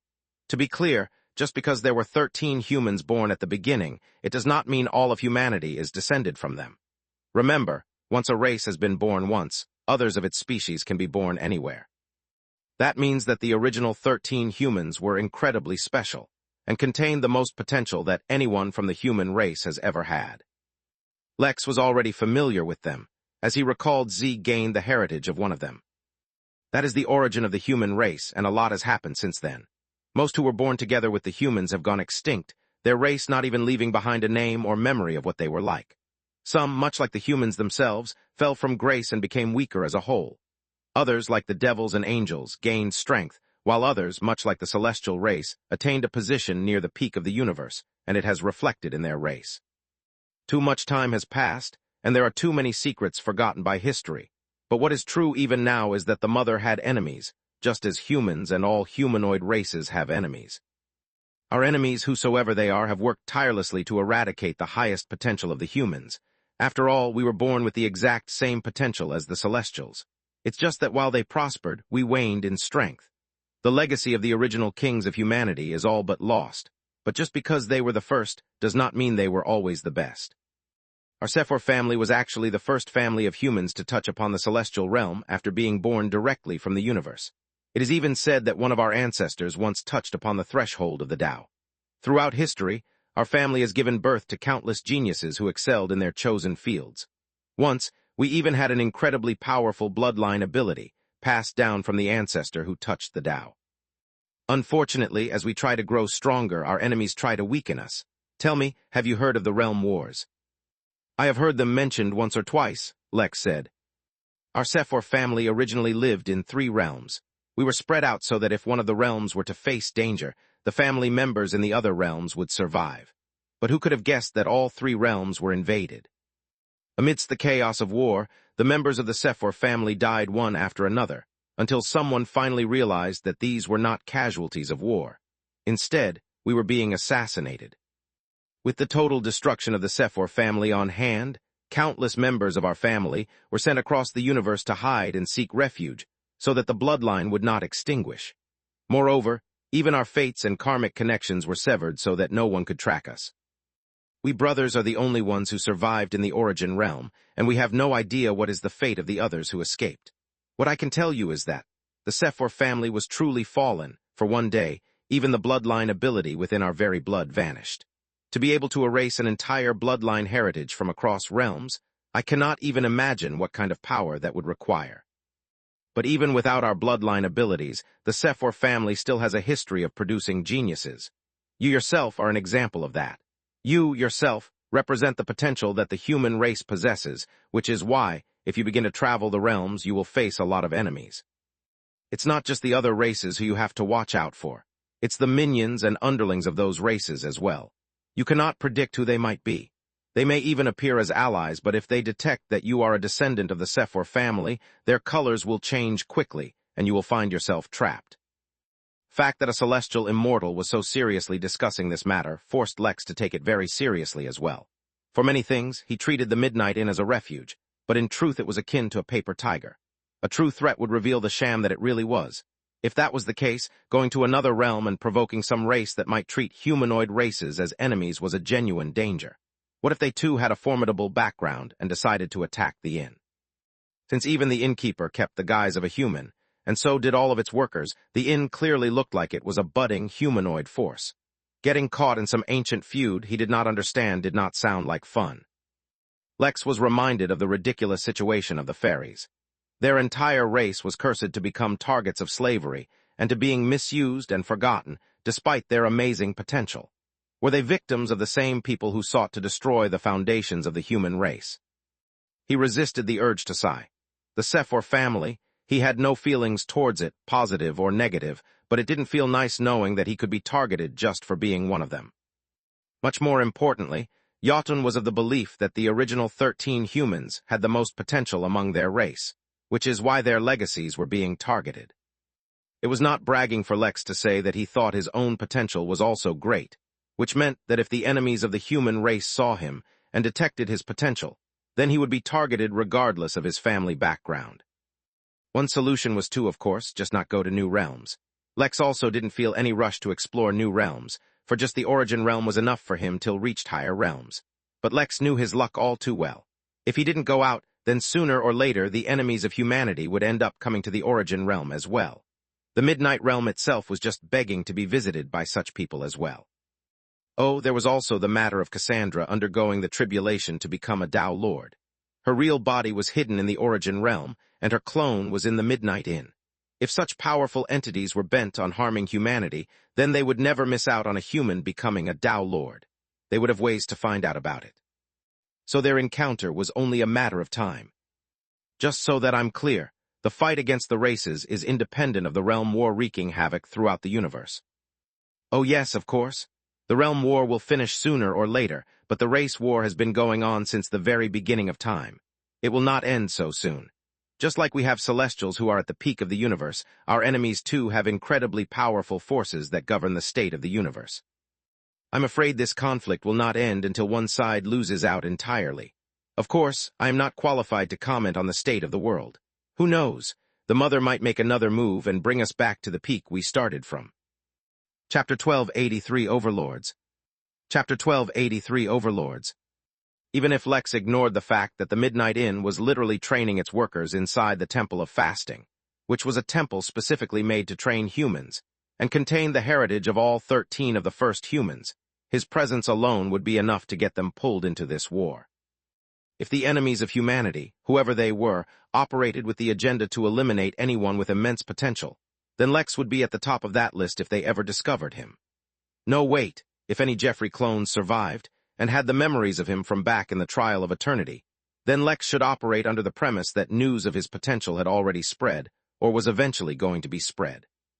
After all, that's what Lex would do if he had an enemy he couldn't kill himself.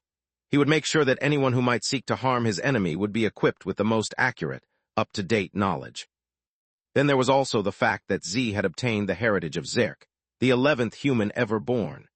Then there was the fact that a majority of the staff in the Midnight Realm had undergone countless baptisms of spiritual energy, raising their potential to the absolute limit. Lex was certain that there were very few forces in the entire universe which had as many high-potential humans as the Midnight Inn. Who are these enemies of humanity you keep talking about? How can I avoid them if I don't even know who they are? Jotun shook his head disappointingly. I myself do not know. If the Henali know, they have not told me either. I only know that the Sephor family was being attacked by beasts when we were evacuated. To be specific, we were being attacked by felines. But it is likely that those beasts were just subordinates to whoever was targeting humans to begin with. Lex sat back in his chair and thought about things for a moment. The Midnight Inn sought to be a neutral organization, but there was no neutrality in the universe. By birth alone, he was already within the camp of the humanoids and had to prepare to be targeted by unknown enemies. He turned and looked at the Emperor, a mighty cultivator in the celestial realm, an heir from the Sephor family. Now he was just a subordinate of the Henali. Celestial immortals, for all the power they held, were still just subordinates to Tao lords. Why do you say that as long as I stay in the origin realm, I'll be safe? Aren't there beasts here as well? How familiar are you with the powers of the universe? Jotun asked before replying. Not much, Lex answered without revealing any specifics. An illusion appeared in front of Lex of a star system, conjured by the Emperor, who leaned forward and pointed to the world. Let me give you a small refresher about how civilizations are ranked, though, instead of civilizations, you should think of it in terms of greater powers or organizations. An organization that is limited to the surface of their originating planet is at the ground level. The illusion changed, and small ships moving between the planets became visible. An organization that can move between the planets within a star system is at the sky level. An organization that can travel between different star systems is at the star level. The illusion zoomed out, and two star systems appeared side by side, with ships traversing between them. An organization that can move between galaxies is at the galactic level. The Jotun Empire is a galactic-level empire. The illusion zoomed out some more, and a number of galaxies appeared side by side. It was then that Lex was reminded of the fact that while he was proud of the inn for how large it had grown, it was nothing compared to the Jotun Empire, which spanned multiple galaxies. How do you manage something so vast? Lex could not help but ask as he tried to visualize how vast the Jotun Empire truly was. He could not. He simply could not imagine. With the help of the system, he had now built numerous cities already to host the hundreds of millions of guests that occupied his inn. He had cheats, and he had a competent staff that never caused internal problems, and even then Lex knew that he wasn't giving his inn enough time to run things properly. That was one of the reasons he wanted to create clones so much. Yet when compared to the Emperor, who was controlling a much vaster empire, it was still insignificant. The Emperor smiled. It was good to know that there were some things which could still impress Lex. The young man had incredible exposure, but that also made it hard to have a normal conversation with him. Considering the fact that he had literally been instructed by the Henali to have a good relationship with the inn, he had never appeared in front of Lex as an emperor, but as an equal. That did not mean that the Emperor was an ordinary person. It's very easy. Be the strongest one around with no one strong enough to counter you. If it weren't for the Fugans, I could expand the empire even more. But how would you manage such a vast empire? Lex asked, then realized they were getting sidetracked. That's easy too. Just as there are sword cultivators and formation experts, I have nurtured an army of administrative cultivators. Their cultivation is uniquely suited for managing my empire. If you wish, I can introduce you to some. Lex shook his head. We're getting distracted. Continue after the galactic level is. Jotun nodded, and his illusion shrunk even more, showing hundreds, then thousands, millions, and then possibly even trillions of galaxies, before they shrunk even more, and instead were replaced by a flat board. Beyond the galactic organizations are overlords who control entire realms. Having at least one Tao Lord is the minimum requirement of such a force. But do you know, there are even organizations above overlords. Chapter 12, 84 Emperor. Chapter 12, 84 Emperor. A force powerful enough to rule multiple realms, with a minimum requirement of at least one Tao Lord, was still not at the highest categorized level. It sort of made sense. After all, what if a force had 10 Tao Lords? Shouldn't they be categorized higher than a force that only has one? Is there something greater than realms? Lex asked, trying to imagine the situation. From planets to star systems to galaxies to entire realms, one was basically just a collection of the lower level. Did that mean that the level above the Overlord level controlled something even larger than realms? How vast was the universe? Was there even an end to it? Of course, the Emperor said, but after a pause he corrected himself. Of course not. Realms are realms, there is nothing greater in the universe at the moment, but who knows if it will always be like that. But the power level above Overlord has nothing to do with a larger territory. Instead, it has to do with power. The next level is called the Emperor level. I do not even know what the requirements are to become an Emperor-level force, but even the Henali have not reached that status yet. They are, however, affiliated with an Emperor-level force. As it happens, the humanoid faction in the universe are also affiliated with the same Emperor-level force. That is why many of the Tao Lords within the Origin realm who are not from the Henali are actually humanoid. Even the ones who are not humanoid definitely won't be from opposing forces. So basically, other than knowing that the enemy won't be allowed in the Origin realm, you know nothing, Lex said, confirming if his understanding was correct. Jotun shrugged. Until I reach the peak of the Celestial realm, I don't need to know. Even then, I don't plan on leaving the Origin realm, so it's pointless for me to know. I have to rebuild the strength of the humans, so as long as my objective is not threatened, I don't mind.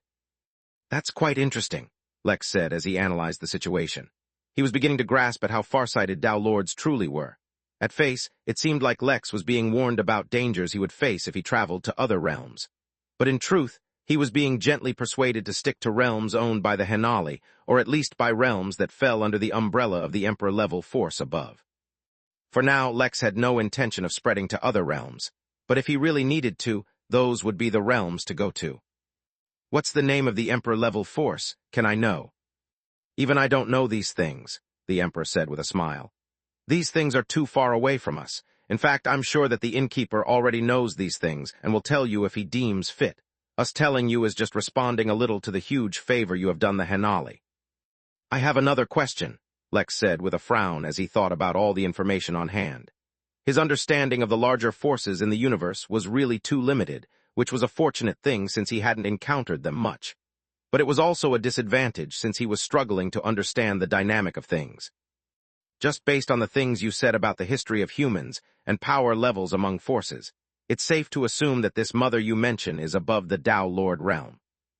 Lex already knew there was a realm above the Tao Lord realm, since it clearly said so in his quest completion notification when he completed the wedding in the Crystal Realm, and got his hands on Plank Protos. Jotun also wore a solemn look, though he did not speak yet, and let Lex complete his question. If that is the case, then how come the humanoids don't have their own Emperor-level force or something? Why are you relying on the Henali? With such a strong backer, shouldn't it be much easier to protect the heritage of powerful human families? Or better yet, if the mother made the first 13 humans, why can't she just make a few more at the same power level? Does that mean that our enemy is also beyond the Tao Lord realm? Jotun sighed. Lex, these are secrets we're just not qualified to know, he said, a rare tone of defeat in his voice. Even Tao Lords do not know the secrets of the mother. How can we know of such things? Maybe the performance of the human race disappointed the mother, so she no longer favors us, or maybe it's something else. These things are too far away from us. The point of me telling you of our ancestry was so that you're aware that you too have a target on your back now. Your performance within the trial of eternity has gained the attention of multiple forces. If you weren't already a part of the Midnight Inn, then many would try to recruit you. At the same time, those who seek to harm you will do their best to ensure your information is leaked to any and all forces who might want to harm you, whether it's the enemies of humanity, of terrorists, of the Fugan, of everyone. What's the background of the Fugan? Lex suddenly asked. If the Henali truly have such a powerful background, how come they can't even rout some terrorists within their own realm? Are they also affiliated with some Emperor-level organization? The Emperor paused for a few minutes, as if thinking before he answered.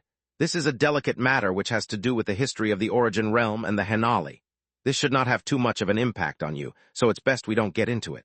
Sometimes, knowing too much can give others leverage over you. Your performance with Sanguis Pluvia was so good that many are already clamoring to forcefully conscript you. I think it's best we don't give them any excuses. Chapter 1285 Whims. Chapter 1285 Whims. Lex and Jotun continued their conversation for a while, but it was more or less evident that Jotun either did not know secrets about the greater universe, and that revealing the secrets would involve Lex in certain matters that were best avoided. He subtly became aware of karma and how even knowledge could bind him to some karma. He did not understand thoroughly what karma was yet. Surely it was more complex than the simple explanation for it from back on Earth. Even so, he did not ask Jotun, who knew if learning a little more might trigger another tribulation. It was best to take things steadily and slowly for now. Even so, Lex could learn many useful things from the Emperor. Even if he did not know the many secrets of the Sephor family, he still knew many things that were considered secrets to others. Of course I've heard of the Zerk family, the Emperor said. In fact, it is said the Sephor family became vassals of the Zerk family for a time, and even that some from the Sephor family married into theirs. It's a tragedy that anyone with the bloodline of the original kings was hunted down, or by now the Sephor and Zerk family might have merged into one. Ah, so his ancestors worked for Z's ancestors? How the tables had turned. Eventually, though, their conversation came to a close. They had nothing left to talk about, so Lex excused himself. He had to go prepare to rescue Liz, which was trickier than he expected. Before he left, though, Lex recalled something important and decided to mention it to the Emperor. Raphael, you say? The Emperor asked, rubbing his chin. I can look into him, but I don't see how a mortal can be of any help against the Fugan. Just like I had my sources, he has his, Lex said. Of course, I could be mistaken, but I have a feeling that he will play a big role in overcoming their threat in the future. The Emperor nodded and promised that he would find and talk to him. With that done, he turned his attention to Liz. Apparently, Liz had some kind of treasure on her that made it very difficult to divine her location or peer into her secrets. Of course, such a treasure was only effective up to a certain power range, but that definitely included Earth immortals. According to the information Lex got, it was suspected that she got her hands on that treasure through Ventura. It was nice to know that Liz had not been subject to Damien's many cruelties, but her affiliation with Ventura made him uncomfortable. As the foremost cultivation academy in the universe, it was practically a given that it was the result of a system, or at least that's what Lex thought. The owner of Ventura was also probably very strong, and Lex did not want to attract his attention yet. But the Midnight Inn wasn't exactly a secret to begin with, and who knew how many Ventura students had already visited it, so there was no point in avoiding Liz because of it. He sent someone over to the Infinity Emporium with his identity token once more, and had a sample requested from the planet she was on. Hopefully, he would get it before she moved, since Liz had a tendency to not remain on any one planet too long. In the meantime, Lex went over to Moon, and after confirming by putting it in the gift shop, gave her a drop of mythic conifer nectar. Anything that nourished the soul would not be harmful to her. In fact, it would empower her. Over the past few days, Lex had noticed that Moon's body had started to give off the aura of a nascent soul cultivator. She was already gaining strength, but as soon as she had the drop of nectar, her skin began to blush, and soon her face became red. Her body temperature rose just a little, and the vitality within her body increased exponentially. Lex's limited understanding of healing and treating illnesses told him that her body had begun to recover rapidly. Her aura also began to fluctuate rapidly, sometimes seeming like that of Moon herself, while at other times appearing like she herself was Yildirim Utopia. But for all the positive signs the nectar brought, it did not wake her. Lex frowned. It could entirely be possible that she would wake up soon or that she needed more nectar. But Lex dared not give her more, despite how harmless the Emperor said it was. Fortunately, there was one person who he could consult for this. He had avoided talking to her for the past few years because he thought she was in a deep meditative state. It was only after he became an immortal and sensed his condition that he realized that she was just cultivating normally. Lex teleported over to Cassandra's clone. She had sent it alongside Lex, so that when the Midnight Realm was born she could see it for herself. Apparently, it would help her enter the Tao realm. Indeed, when she had seen the Midnight Realm form, she had entered a meditative state, and Lex felt like he should not disturb her, and that he would see her next whenever she became a Tao Lord, if she became a Tao Lord. But when Lex became an immortal, he learned that this teacher of his, who had guided him back in the Temple of Fasting, was just cultivating normally. Politely, he knocked on the door to her meditation chamber, and then entered when it opened. Looking at her directly, Lex frowned. Why did it seem like her clone was even weaker than it originally was? Cassandra opened her eyes and looked at Lex. For a moment she seemed dazed, but then her eyes quickly narrowed as she studied Lex. "You've been missing sleep and food again," Cassandra said, immediately judging the state of his body. "You've also rushed your cultivation. Don't you know that, per level, you should spend at least a decade regulating your state before entering the next level? And what's that smell? Don't tell me you've been absorbing profane energy. I already told you not to increase your affinities anymore. Isn't your tribulation difficult enough? I wouldn't be surprised if you'd be facing a Faram in your lightning tribulations already. It's good to see you too, Lex said as he recalled this teacher of his, who was much too serious in his opinion. My cultivation is a bit of a mess, but it couldn't be helped. I triggered 5 tribulations back to back, and then 2 more a short while later. I'm actually avoiding studying newer laws just so that I don't accidentally trigger more tribulations. Cassandra's expression remained unreadable as always, though she continued to stare at him. She had almost forgotten how absurd this student of hers was. How was he so incredibly powerful even without making the most effective use of her abilities? She lamented that she couldn't watch over his training more carefully. But her main body could not spare any attention at all, so she could not control the temple of fasting even if she wanted. He was more or less on his own for his training. What about you, though? Lex asked after a few moments when he realized Cassandra wasn't speaking. Get any insights into the Tao? My main body has indeed sensed the Tao. This clone of mine would have actually dispersed at that moment, but then I recalled that the Innkeeper had given me instructions to have a discussion with the human king on the crystal realm. In pursuit of that, I severed the connection between this clone and my main body temporarily. Once I have a discussion with him, as the Innkeeper requested, I will reinstate that connection, and then disappear. My main body cannot afford even the slightest distraction during this period. Lex remembered. Cassandra had the philosophy of becoming the strongest on her own, to support the human race, while Cornelius, the king of the crystal realm, wanted to empower the entire race so that it would not need individual heroes, but would be great as a whole. Their 2 ideologies were so different. On a whim he suggested that she should meet him. He thought it might bring about interesting results. Who knew that suggestion on a whim would result in Cassandra keeping her clone in the Midnight Realm, which now had benefited him. Oh, that's convenient. I was actually planning on going to meet Cornelius soon, Lex said truthfully. I can bring you to the Crystal Realm when I go if you wish. Yes, that sounds like a good idea, but you did not come here for this. Tell me, how do you need my help? It does not seem like you need any guidance on studying laws. Actually, it's about my sister. She won't wake up. Chapter 12, 86 if nothing pops up. Chapter 12, 86 if nothing pops up. Quite interesting, Cassandra said as she heard Lex's description of Moon's condition. From what I recall, when you were scanned back then, didn't the scan also detect you had 2 physiques instead of 1, with the second one being Soulforge Unity? Although your physiques are no longer a concern, it was interesting that you had a physique related to souls, and now your sister has one too.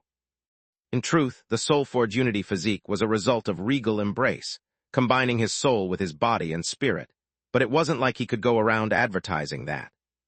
Even more interesting is that your sibling has an interesting physique as well. The chances of 2 siblings having powerful physiques, considering how rare they are quite low. Wait till you hear about my other sisters. One has a heart of an angel, while the other has 100% affinity with the Beast Master cultivation system. Of course your family is extraordinary. Tell me, are your parents similarly gifted? Lex shrugged. Apparently my dad has some kind of sword-related physique, and my mom is an enigma. I'd rather not get into that right now. Will you come see her? I've had countless other doctors and experts look at her. Everyone suggests I just need to supplement her soul, and I've done that, but she's still asleep. Cassandra took a deep breath before letting out a sigh. It seemed like she was making a tough decision. I can take a look at her, but not now. I'll do it right before we leave for the Crystal Realm. This clone of mine has extremely limited energy, and each and every action consumes a large amount of it. I do not want to fall short during my conversation with the king. Lex paused and thought about everything on his to-do list. There was nothing too urgent. He'd go rescue Liz, hopefully cure Moon in the meantime, go to the Crystal Realm for revenge against the Craven Prince, become more comfortable with his realm, and then return to focus entirely on the Midnight Inn. Slowing down the expansion of the inn, and using the Temple of Fasting to train himself and the other workers, they would soon grow stronger. He'd stick around the Origin Realm at least until he became a celestial immortal, and then resume expanding the inn. It was a preliminary plan, and he knew it would be almost entirely impossible to avoid any more problems, but he'd try his best to eliminate all conflicts. As it was, he was not worthy of engaging in a battle for supremacy at his level. During all this, he also wanted to converse with King Cornelius himself as well. He'd heard that the king was exceptionally strong for someone at the Earth Immortal, so he wanted to see for himself what the difference between them was. He didn't mind picking up a few tricks from the king. There was also the quest to visit the Seraphim Resort. He was actually looking forward to that one. But if nothing else came up, and he really, really hoped nothing would, then for the foreseeable future he was clear to just stay at the inn and really give it some attention for once. "Sounds good," Lex said to Cassandra. "I'll let you know when I'm heading to the Crystal Realm. It shouldn't take more than a few days." Cassandra nodded and then closed her eyes. Lex returned to his office and waited until he could get items from the planet where Liz was. In a few hours at most, he would finally see her. Space. Within the massive ship that served as the central hub of the AI empire within the Origin realm, Calculan stood with his eyes closed. Most of his attention focused on repairing the Henali portal and the entire network that spread across the realm. Normally, the kind of computational power required to do such a thing was not available within the body of any one AI, and would instead be carried out by processing planets. Processing planets were basically just artificially created planets that were just one massive computer. Countless AI lived within them, treating the planet like one massive city, all sharing the planet as one body. After all, AI didn't necessarily need independent bodies. They just required a body with enough processing power and strength to support the size of their soul.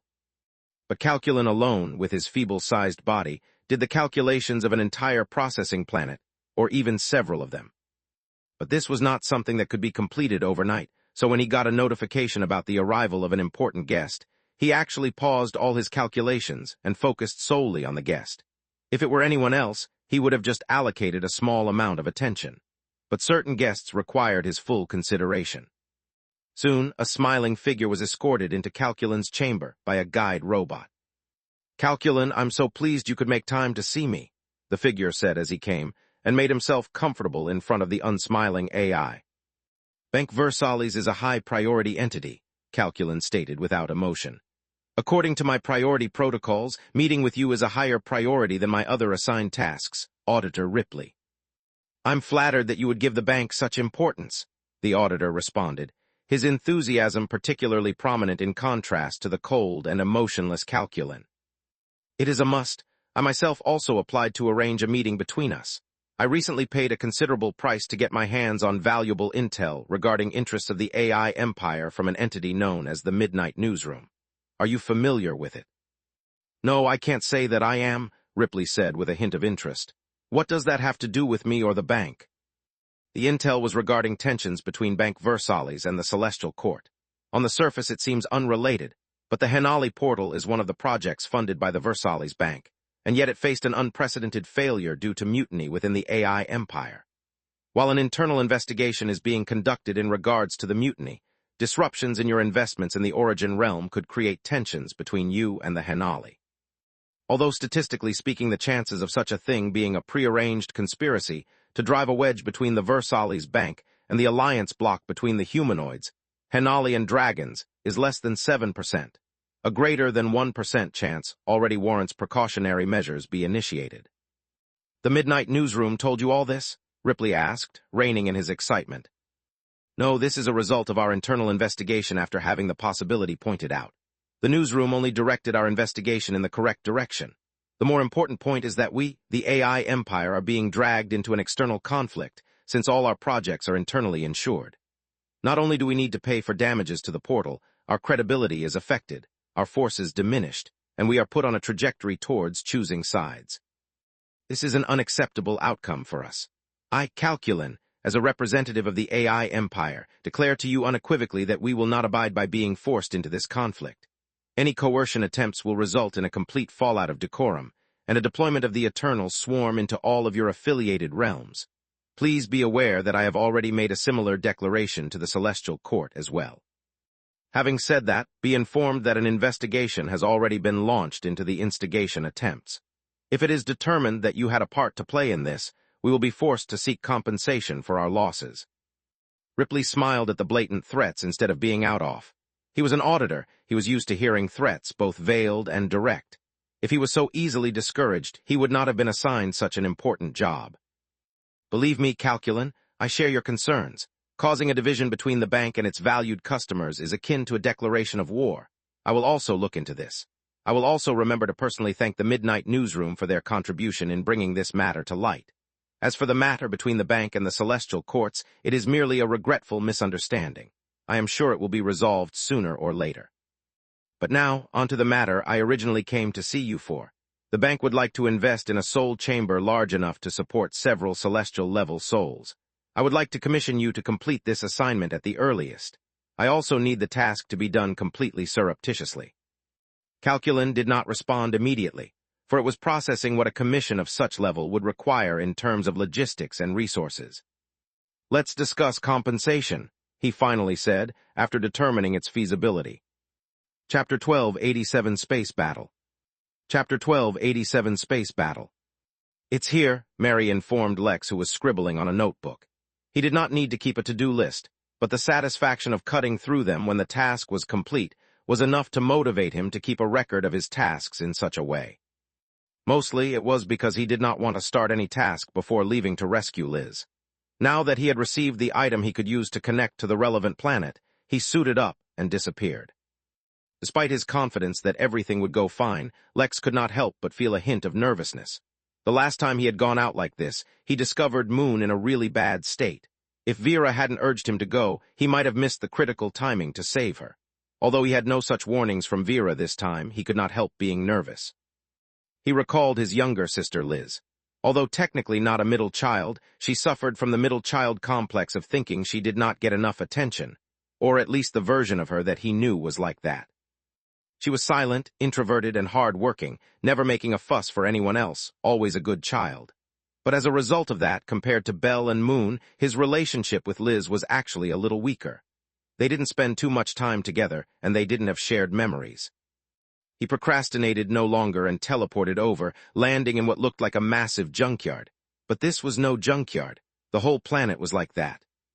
It was the equivalent of a third-world country in a star system with over 9 habitable planets, each of them large enough to support a vast and rich population. This planet, the poorest in terms of environment, resources, and technology, imported the trash from the entire star system and used it to nourish the planet.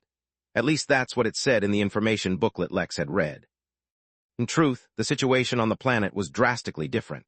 Lex spread his spirit sense and discovered entire battalions of soldiers running around on the surface, quickly setting up bases, with countless dead bodies everywhere on the planet.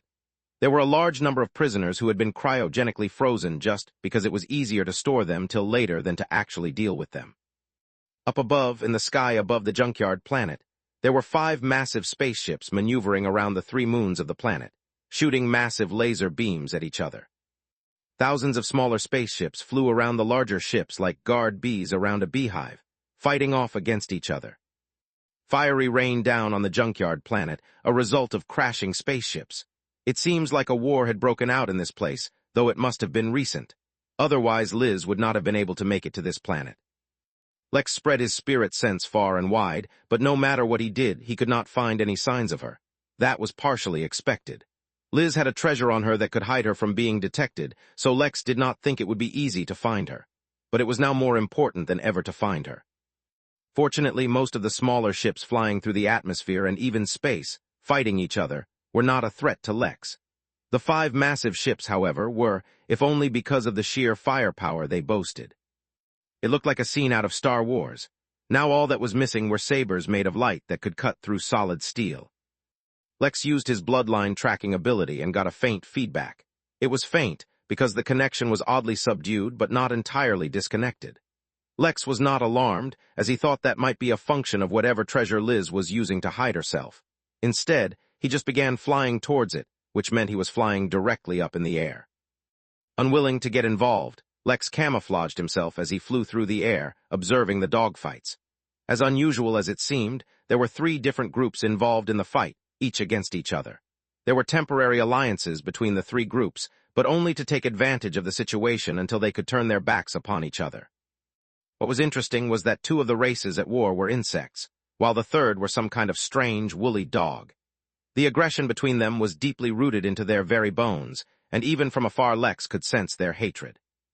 It was odd because he had never heard of these races, yet they seemed fairly powerful and especially technologically advanced. He made observations to their ships, because by now it was fairly obvious that Liz's signal was coming from one of the large 5 ships. It was a round, gray ship with a small indent on one end that looked like the front of the ship. All the other ships were fighting around the circular ship, some trying to protect it, and others trying to destroy it. He could not sense anyone with high cultivation levels nearby, so he was not worried. But the level of technology on their ships made Lex wary. His instincts let him know that if he was not careful, he would be discovered, which would not end well. Taking advantage of his superior cultivation, he spread out his spirit sense and began sneakily listening in to the conversations of all the pilots in the ships around him, trying to understand the situation. Predictably, most of them were just focused on mentioning details regarding their fight and the enemies they were facing, until his spirit sense came across a camouflage ship, also heading towards the circular ship. Yab yabba this blind owl, I'm making my way to the fake moon ship. Increase the heat, distract their ships. Don't let them find me. Chapter 1288 What She's Up To. Chapter 1288 What She's Up To. It seemed like someone was planning an infiltration mission on the same ship that he was going to. Lex didn't want to interfere with the war. Not only did it have nothing to do with him, but he had no understanding of the story behind it either. Was there a specific person who was in the right, or was everyone just circumstantially or politically motivated? Regardless, Lex had also decided to stop getting involved in others' problems. He was running an inn, and while on the surface it seemed like he had the power to help others, in reality he was just creating more problems for himself. Lex looked at the camouflage ship and estimated that it would take it 1 to 2 hours to make it to the moon-shaped ship. It was best to get ahead of it. If they caused a ruckus on the ship, it might be harder to find Liz. Instead of teleporting directly to the ship, Lex blinked there in a series of smaller teleportations. One reason for that was that the response for the bloodline technique was so faint. He could be mistaken about the source, so he needed to keep checking. Secondly, his instincts were informing him that the larger ships were more formidable than the average Earth immortal in many senses, and that such a blatant approach would definitely be detected. For a moment, Lex pondered over whether he could cut through the entire ship in one strike. It was pretty big and had various defenses.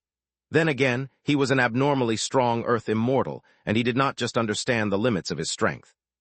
At first, he thought he did, but soon discovered that his body was still steadily becoming stronger. It seemed that Cassandra was not wrong in stating that it takes the average cultivator 10 years to get used to each level in the immortal realm. That was too long for Lex. He had to discover a way to speed things up. Soon he reached close enough to the ship and realized that teleportation was more difficult. A quick glance with his left eye revealed the problem to him. Much in the way that displaying a domain strengthened one law displacing others, the ship was somehow strengthening the laws around it. But it was not a random, mindless strengthening. Instead, the laws around the ship were being influenced to remain in a certain state. What was interesting was that Lex could feel that there was nothing directly influencing laws to be that way, in the way tenets direct laws. Rather, it seemed like the presence of the ship itself was forcing the laws to themselves act in a certain way. A gleam passed through Lex's eyes. He sensed that he had stumbled onto another secret, and that learning it might bring him deeper understanding of laws once more. He was hesitant, since he didn't want to initiate a tribulation right here, but it wasn't like he could just give up on such a juicy reward. The thought of tribulations reminded him what had Cassandra said he might encounter in his tribulation. A faram. Was that the name of the lightning creatures that kept attacking him? He'd have to find out. Although Lex was certain that he could continue to teleport, he didn't push it. Before he was an immortal, he could teleport using only his affinity, unaware of the changes he was causing in laws. Now, technically, he should have been able to do the same. But since he was unaccustomed to his newfound strength and abilities, he often found himself unconsciously influencing laws with his every action. As a result, if he teleported, he might cause a disturbance in the laws, so he avoided it. He was close enough to the ship anyway. He allocated a certain amount of his attention towards controlling his tenet, keeping it subdued. He flew through the vacuum of space, completely unaffected by the cosmic radiation which once required so much effort to resist. He approached the surface of the ship and noticed that the gray material was just a protective outer cover, while underneath it was a thick layer of metal. Lex entered his soul state and pushed right through it, though even in this state he felt a mild resistance. The protective layer of this ship was quite impressive. Lex almost considered hiring a few of the people who made this ship as workers at the inn. He still wasn't able to properly make use of the ship he got from the Cthulhu since it was too complicated and required a trained staff. He was making progress on it, though. The inside of the ship consisted of countless corridors, carefully structured to fit between the numerous machines that kept the ship operational. and also provided access to each and every part of the ship, in case it ever needed repairs or access. Lex ignored the organizational structure of the cricket-like insects, and instead focused on his bloodline signal. It was slightly stronger now that he was inside the ship, and it was moving. Remaining within his soul state, Lex flew through the walls of the ship, avoiding detection, while at the same time trying to understand how the ship influenced laws. So far, he could not see anything that seemed like it could so much as sense the laws, let alone influence it. It was fascinating how a race, where even the strongest of them was merely at the Golden Core realm, had produced such impressive and powerful machinery. Since he could not teleport, it took Lex nearly 20 minutes to reach the depths of the ship, where the bloodline signal was coming from. Since he saw thousands of cryogenically frozen captives, he was afraid that Liz might be one of them. Fortunately, he soon found her, and learned that it did not seem to be the case. But she was definitely a stowaway. He watched with amusement as Liz hid in what was effectively a broom closet for the spaceship, a woolly dog hiding right beside her. Instead of immediately revealing himself, he decided to see what she was up to. Chapter 1289 Spying. Chapter 1289 Spying. Lex did not get too close, just in case she had some kind of treasure which might detect him. But even so, he had to be close enough that she was within sight, for his spirit sense could not detect her at all. Even his soul sense could not detect her. In fact, he highly suspected that if his affinity for glyphs had not drastically increased since he got the heart of a dragon, he would not have been able to sense her through his bloodline tracking glyphs either. Now that she was in front of him, though, Lex was not worried. Instead, he wanted to see what kind of trouble she had gotten herself into. After all of his sisters, he was the least familiar with Liz, so a little friendly spying would not hurt. "Looks like they haven't found you either," she whispered, retaining a thick, authentic British accent. "But we can't continue like this, otherwise we'll end up spending hours here and eventually we'll get caught. Look, if you want to track the Gilded Dolphin, then Harriet is your final lead. Help me save him, or we'll both end up with nothing." Liz looked at the woolly dog with hesitant eyes, and struggled for a few moments, before eventually making a decision. "If you're lying to me, I swear to God I'm going to personally wax your body," she whispered, before taking out a red, crystal bottle and popped open its top. She poured a single drop onto the woolly dog and another onto herself before carefully placing the crystal bottle back. Lex's eyes flashed, as Liz became completely invisible right before his eyes, undetectable to any means, including the bloodline signal. Even as strong as he was, with all his various means, Lex could not track Liz at all at that moment. He finally understood how she had avoided capture from whoever was chasing her for so long. Having said that, sometimes one need not rely on advanced techniques for something that could be done simply. He could not sense her, but when the door to the broom closet opened on its own, Lex casually stepped into the next corridor and spread his spirit sense out to check for any more doors that opened on its own. At the same time, any time he passed by an insect, he gently touched their heads, diving into their thoughts and searching for any information relating to anyone named Harriet. As it turned out, Harriet was the name of a high-value woolly dog that had been captured by the insects, and had been kept cryogenically frozen with all the others. But at the same time, he also had a lot more attention and security than the rest. With that knowledge on hand, Lex searched for the way to the holding cell where Harriet was placed, and walked through the ship towards it. Coincidentally, he often saw doors opening on their own on the way to the cell. As a soul hiding within the walls, though, Lex did not need the doors. In a few minutes, he ended up in front of Harriet, and saw how that specific frozen statue of a woolly dog was gently lifted off the ground. A silent alarm was triggered when the statue was lifted, but since Lex had already learned of it, he took the opportunity to access a nearby console and deactivate it using the credentials of a high-value insect whose minds Lex had read. He didn't see what Liz did, but soon even the statue turned invisible. But though invisible it may be, it was a fact that without being specifically kept frozen, the statue began to quickly thaw. While it would take hours, or even days for Harriet to recover consciousness, he did begin to drip water as he was carried through the ship. A single drop every few hundred feet was not enough water to attract anyone's attention, unless they were looking for it.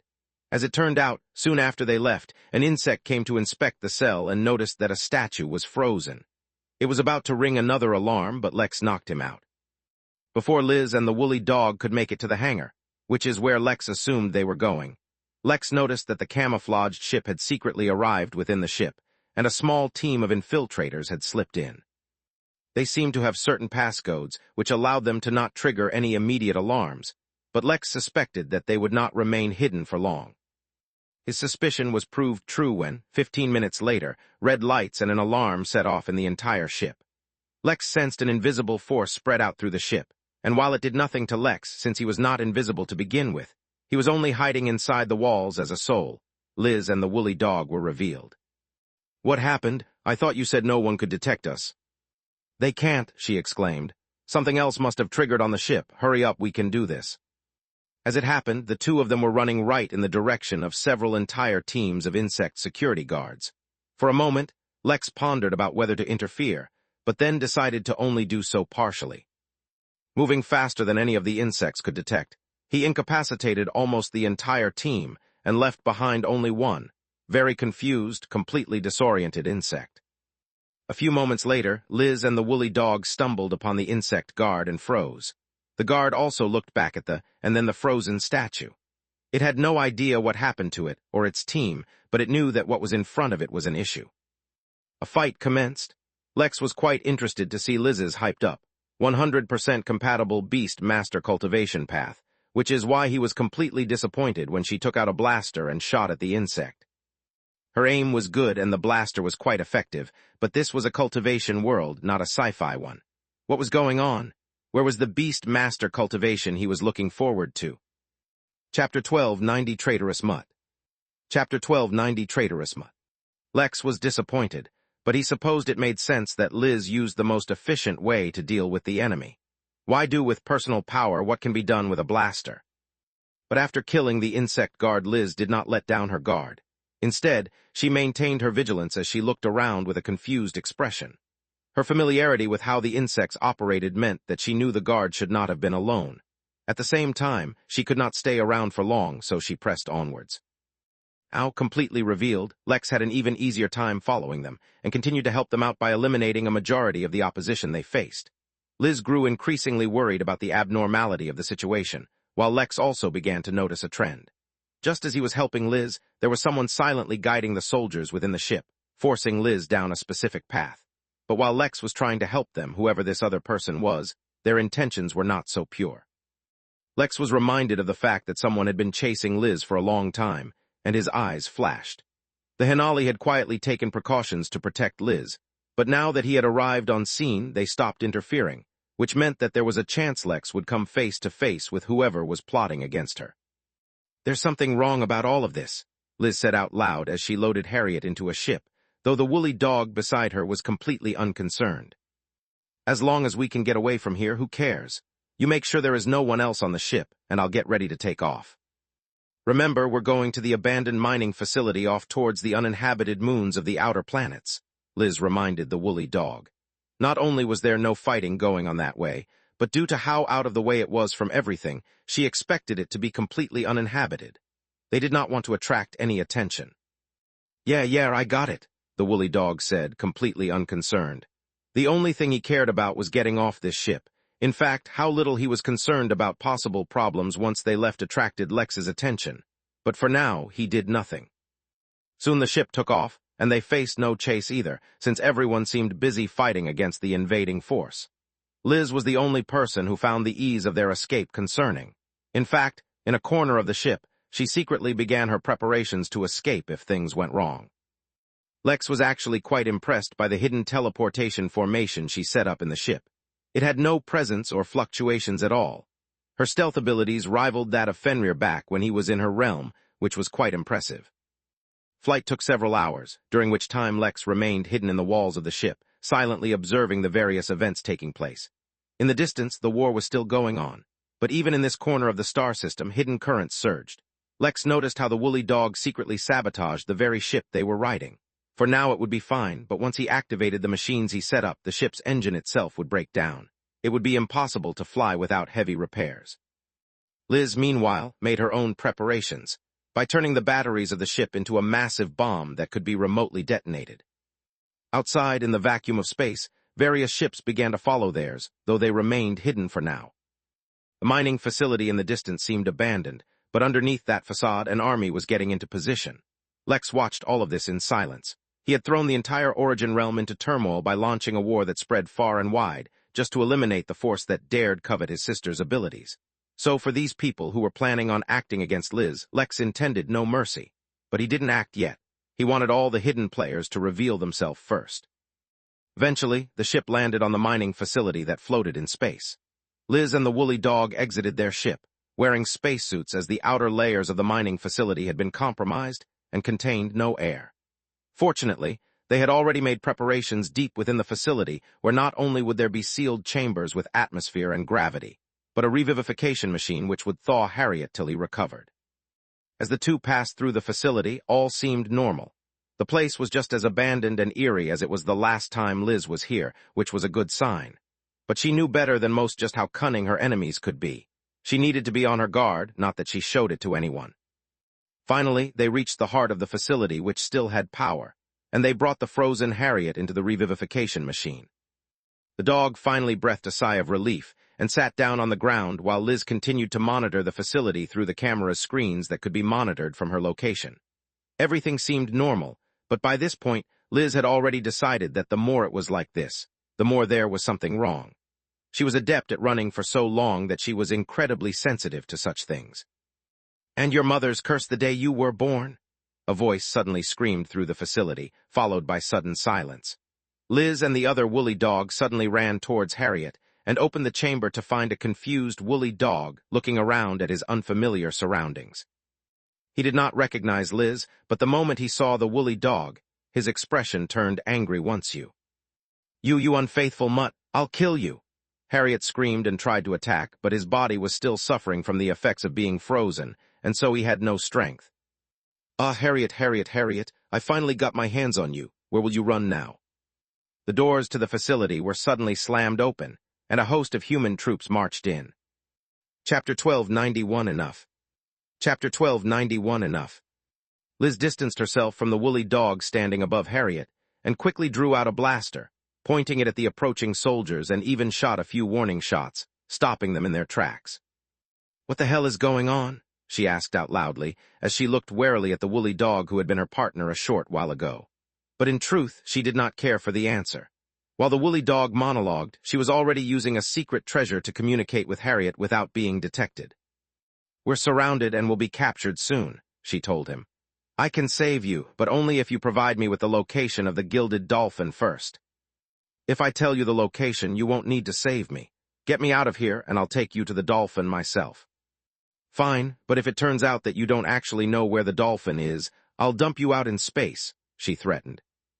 Ignoring the nonsense being said out loud, explaining how they had all fallen for a trap, Liz activated her teleportation formation back on the ship. Instead of teleporting away herself, it was the woolly dog standing above Harriet who suddenly found himself back on the ship. Besides him, there were a dozen other soldiers who had climbed aboard the ship to ensure Liz couldn't take it to head back. They looked at each other with confusion, but before they could actually do anything, Liz also triggered the explosive she had set up using the ship's battery. The entire station rumbled, but the soldiers had no time to focus on that. Liz had sprung into action, throwing a laser grenade towards the soldiers while launching a device at Harriet as well. When the grenade exploded, it vaporized everyone in the vicinity, save Liz and Harriet, who had been marked as friendly by the device Liz had used. "Come on," Liz said as she rushed to Harriet, grabbed his wool, and then activated a second teleportation formation, one she had set up a long time ago. The two teleported away, and Liz was ready to rush towards the command bridge of the hidden spaceship she had left in the vicinity of the station, but she froze. The place she teleported to wasn't her ship. Instead, someone had found a way to move her formation without disrupting it, bringing her to a completely unfamiliar place. Once she got over the shock of what happened, she looked around to see that they were surrounded by hundreds of soldiers in the nascent realm. "My dear Liz, you have put up quite the resistance," said a mature-looking man, his black hair mixed with gray. He stood in full armor in front of his troops, only his face exposed. "You have outsmarted us at every turn and more than just us, but you cannot hide forever. The time has come. These games grow tiresome. It is now time you accept your duty and place." I've seen you," said Harriet weakly as he glared at the armored man. "You're the one who met with the regent. Did you trigger this war?" "Naturally, if I do not ensue chaos, it would be harder to ensure enough chaos and limit Liz's options. Enough of this farce." As a guest of Liz, I will allow you to live and attend our wedding. Liz, give up your feudal resistance. Our future progeny will rule galaxies, and after that, who knows? Liz maintained an emotionless expression as she studied the man. She could not say that she even knew his name. There were too many after her. Are you not afraid of the Williams family? Of Ventura? She asked, delaying as much as she could while she activated her contingencies. Yet they continued to fail. Each teleportation formation, each attack, each escape, all of them had been deactivated. The man scoffed. Ventura is a school, nothing more. Unless, if for political reasons, or unless our gap in strength is too massive, they will do nothing. The Williams family, more so than ever, is too weak to interfere in anything else. Not to mention, Damien has given a silent approval of your marriage as long as it benefits the family. There will be no escape this time, Liz. Come. The man stepped forward, and with each step his aura at the peak of the Earth immortal realm began to spread out, suppressing everyone. Even now Liz showed no fear. Instead, her mind only worked towards future plans. She had been in dire situations before. So long as she was alive, she would not quit. She would escape. She was so close, closer than ever before. Harriet would tell her where the dolphin was, and then she would. Enough, a familiar voice said, and suddenly the room was silent. The countless guards froze where they stood as if they were statues. The soft breeze in the room, a result of the ventilation, stopped. The Earth immortal, lost in thoughts of a glorious future, halted, his foot still raised to take another step. Neither Liz nor Harriet felt it, but a powerful aura had erupted and enveloped everyone else in the room. The suffocating heat of that presence caused everything to come to a standstill. Lex could tell that Liz was not at the end of her rope yet, which was interesting. Even in the face of such a powerful adversary, she had contingencies. But he had seen enough. Watching how she handled challenges was all well and good, but Lex could only tolerate so much. Even if she had a way of escaping this situation, she shouldn't have to use it. Rather, the measly Earth immortal who dared to eye his sister was the one who should be thinking of escaping. Harriet looked around, trying to understand what was happening, whereas Liz had already caught on. Lex, she said simply, looking around the room for her brother. The last she had seen him, he was enjoying himself on Lover's Island, surrounded by countless women. He was impressively powerful even back then, but it shouldn't have been to the point where he could command immortals with a single world.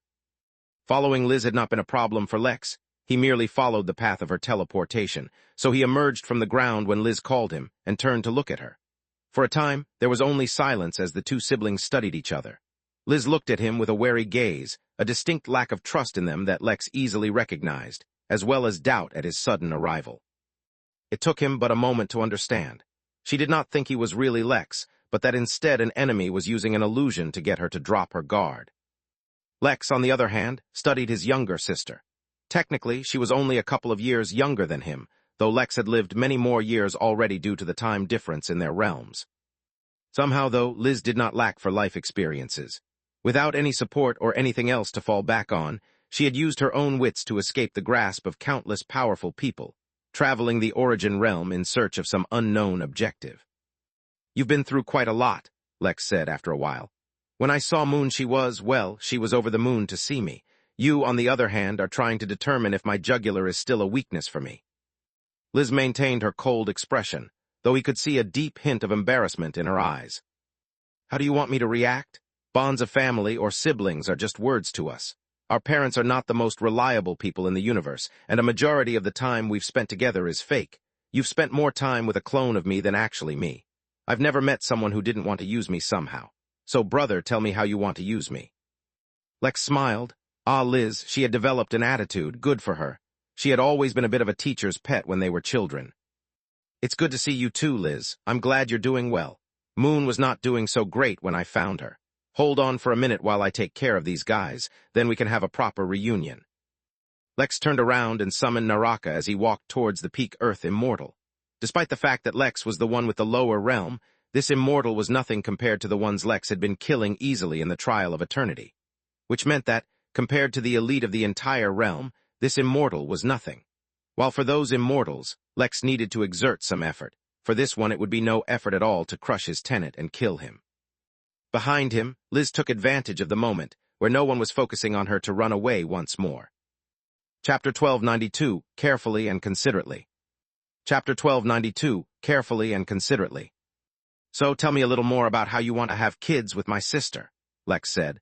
focusing on the old geezer in front of him.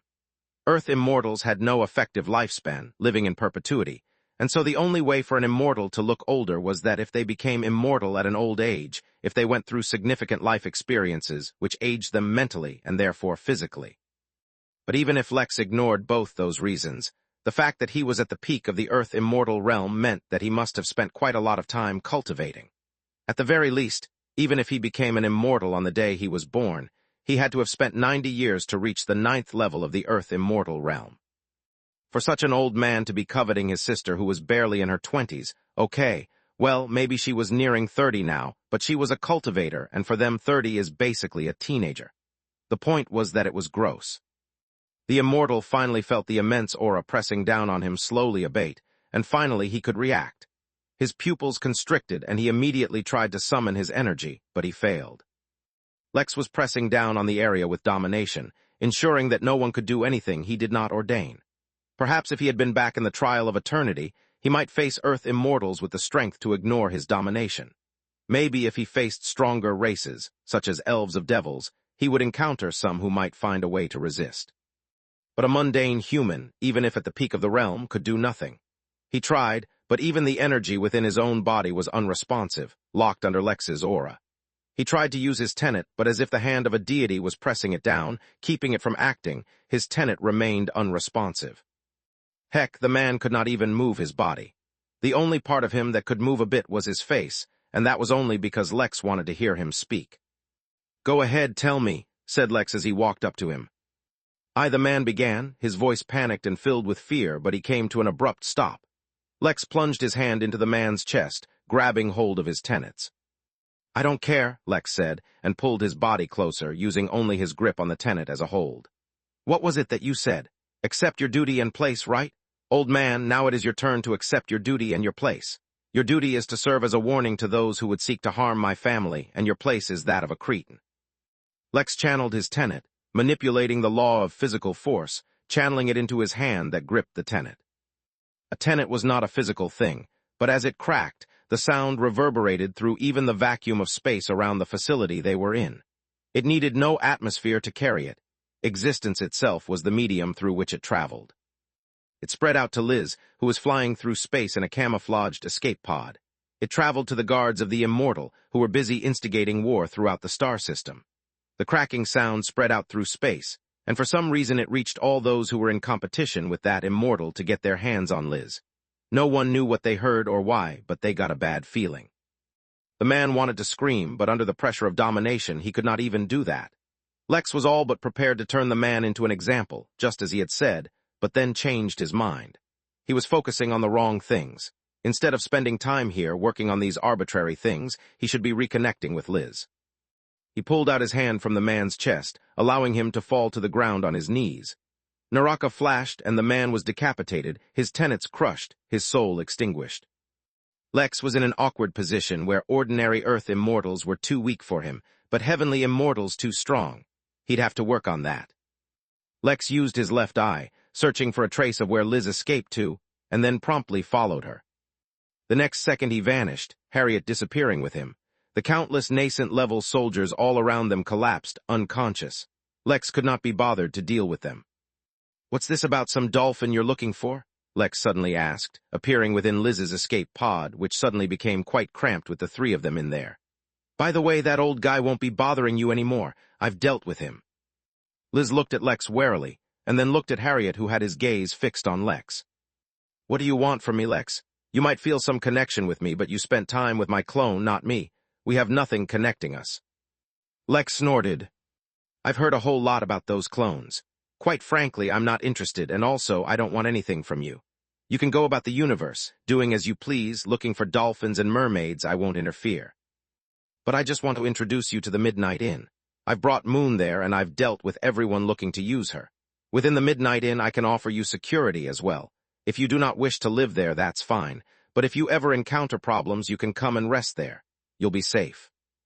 "Why? Because you feel some faint sense of responsibility due to our blood connection. You do not need to. Thank you for your help back there, but I do not wish to burden you anymore. You can go on your merry way, and I'll just live my life the way I have been." Lex frowned. Liz's words sounded harsh, but he could see the emotions underneath. He could sense the turmoil within her mind. She truly did not feel safe in his presence. There was anxiety and fear clouding her mind. She did not believe that he was just helping her out. But instead of feeling hurt or offended, Lex just felt more pissed at his parents. How tough must Liz's life must have been for her to become so untrusting of everyone. She was not like Moon, desperate for any connection at all. He could not expect her to jump at the chance of getting help. She had relied on herself for countless years, so now she could not imagine a reality where she could rely on someone else. This was a delicate situation that required accepting the way she felt. It needed to be handled carefully and considerately so that none of her past trauma would be triggered. "I'm older than you, so you have to do what I say," Lex said, doing his best to sound like he did when he was little. He grabbed Liz, who was suddenly startled, and threw her over his shoulder. "You're coming with me to see Moon, and then you're going to give me a list of all the geezers chasing after you so I can kick their asses. Then we can start working on this attitude problem you've developed." Liz tried to resist by beating and slapping Lex, but he was completely impervious. He also softened his skin, so Liz wouldn't hurt herself hitting him. A few moments later, Lex, Liz, and Harriet disappeared, returning to the Midnight Inn. He hadn't completed his bonding of that planet he had visited with the inn, but he couldn't be bothered. Liz, who was thinking of ways to get out of this situation, was suddenly startled when she arrived at the Midnight Inn. Most people were alarmed by the pure spirit energy, or perhaps the amazing environment. Not her. No, she was startled when her body started trembling, reacting to the countless pure-blooded mythic creatures nearby. She had spent the last few years scouring the Origin realm, looking for any animal with even the faintest trace of a mythic bloodline, so she could finally activate her 100% Beast Master cultivation path, bringing it close to its true potential. Clearly, she had failed miserably. Yet the moment Lex brought her to, what did he say? The Midnight Inn. The moment he brought her there, she felt her very bones aching to finally get in touch with these beings. "Come on, we're going to see Moon," Lex said, still carrying Liz over his shoulder, though he was pleased she was no longer resisting. "By the way, I don't know what your Beast Master cultivation looks like, but I guess you like beasts, right? Let me introduce you to Fenrir and Little Blue. They're around here somewhere." Chapter 1293 Casual. Chapter 1293 Casual. Normally, Lex could have teleported directly to Moon, but since he wanted to show Liz the place, he teleported a little far away. Also, temporarily, he disabled Liz's permission to leave the inn. After he showed her Moon, told her the situation, and handed her a golden key, he would once again grant her exit rights. It was not like he could actually kidnap her. He just thought showing her everything would be a lot quicker than explaining it to her. Not to mention, she was clearly very defensive because she felt like Lex had ulterior motives. Their arrival inside the inn clearly stopped her attacks on him, which was good. As he exited the building, he arrived in a nice little society, filled with unusual-looking houses and countless people in suits. The inn staff had been given their own realm, which they had developed nicely over the past few years. But Lex had also demarcated a certain plot of land within the inn for them as well, and placed the entrance to their own realm there. This area was where a small society was formed, housing the inn workers. After all, everyone could not return to the minor realm every time they got off work or took a break. There were also countless staff members who preferred to remain in the Midnight Realm, and so they took residence here. Compared to having a home with no physical access that they needed to teleport to, the original arrangement for the staff Lex had set so long ago, having a small society was much better. This place was also entirely designed by the staff, and the planning division would only pass the design plans to Luther, who submitted them to the Innkeeper to arrange. Moon was also resting in a recovery pod in this society, which was one of the main reasons Lex brought Liz here. Of course, he had plotted a few coincidental encounters here as well, to attract Liz's attention. They walked over a bridge with a lazy river flowing underneath, within which a school of Magikarpet was swimming. They were no longer the feeble, mundane fish they had once been. After being baptized by the inn time and time again, they had shed their former weakness and become extraordinary. Liz's jaw dropped as she looked at the red fish, casually swimming past some of the staff members lazing in plastic donuts floating in the lazy river. She pointed, but she had no words.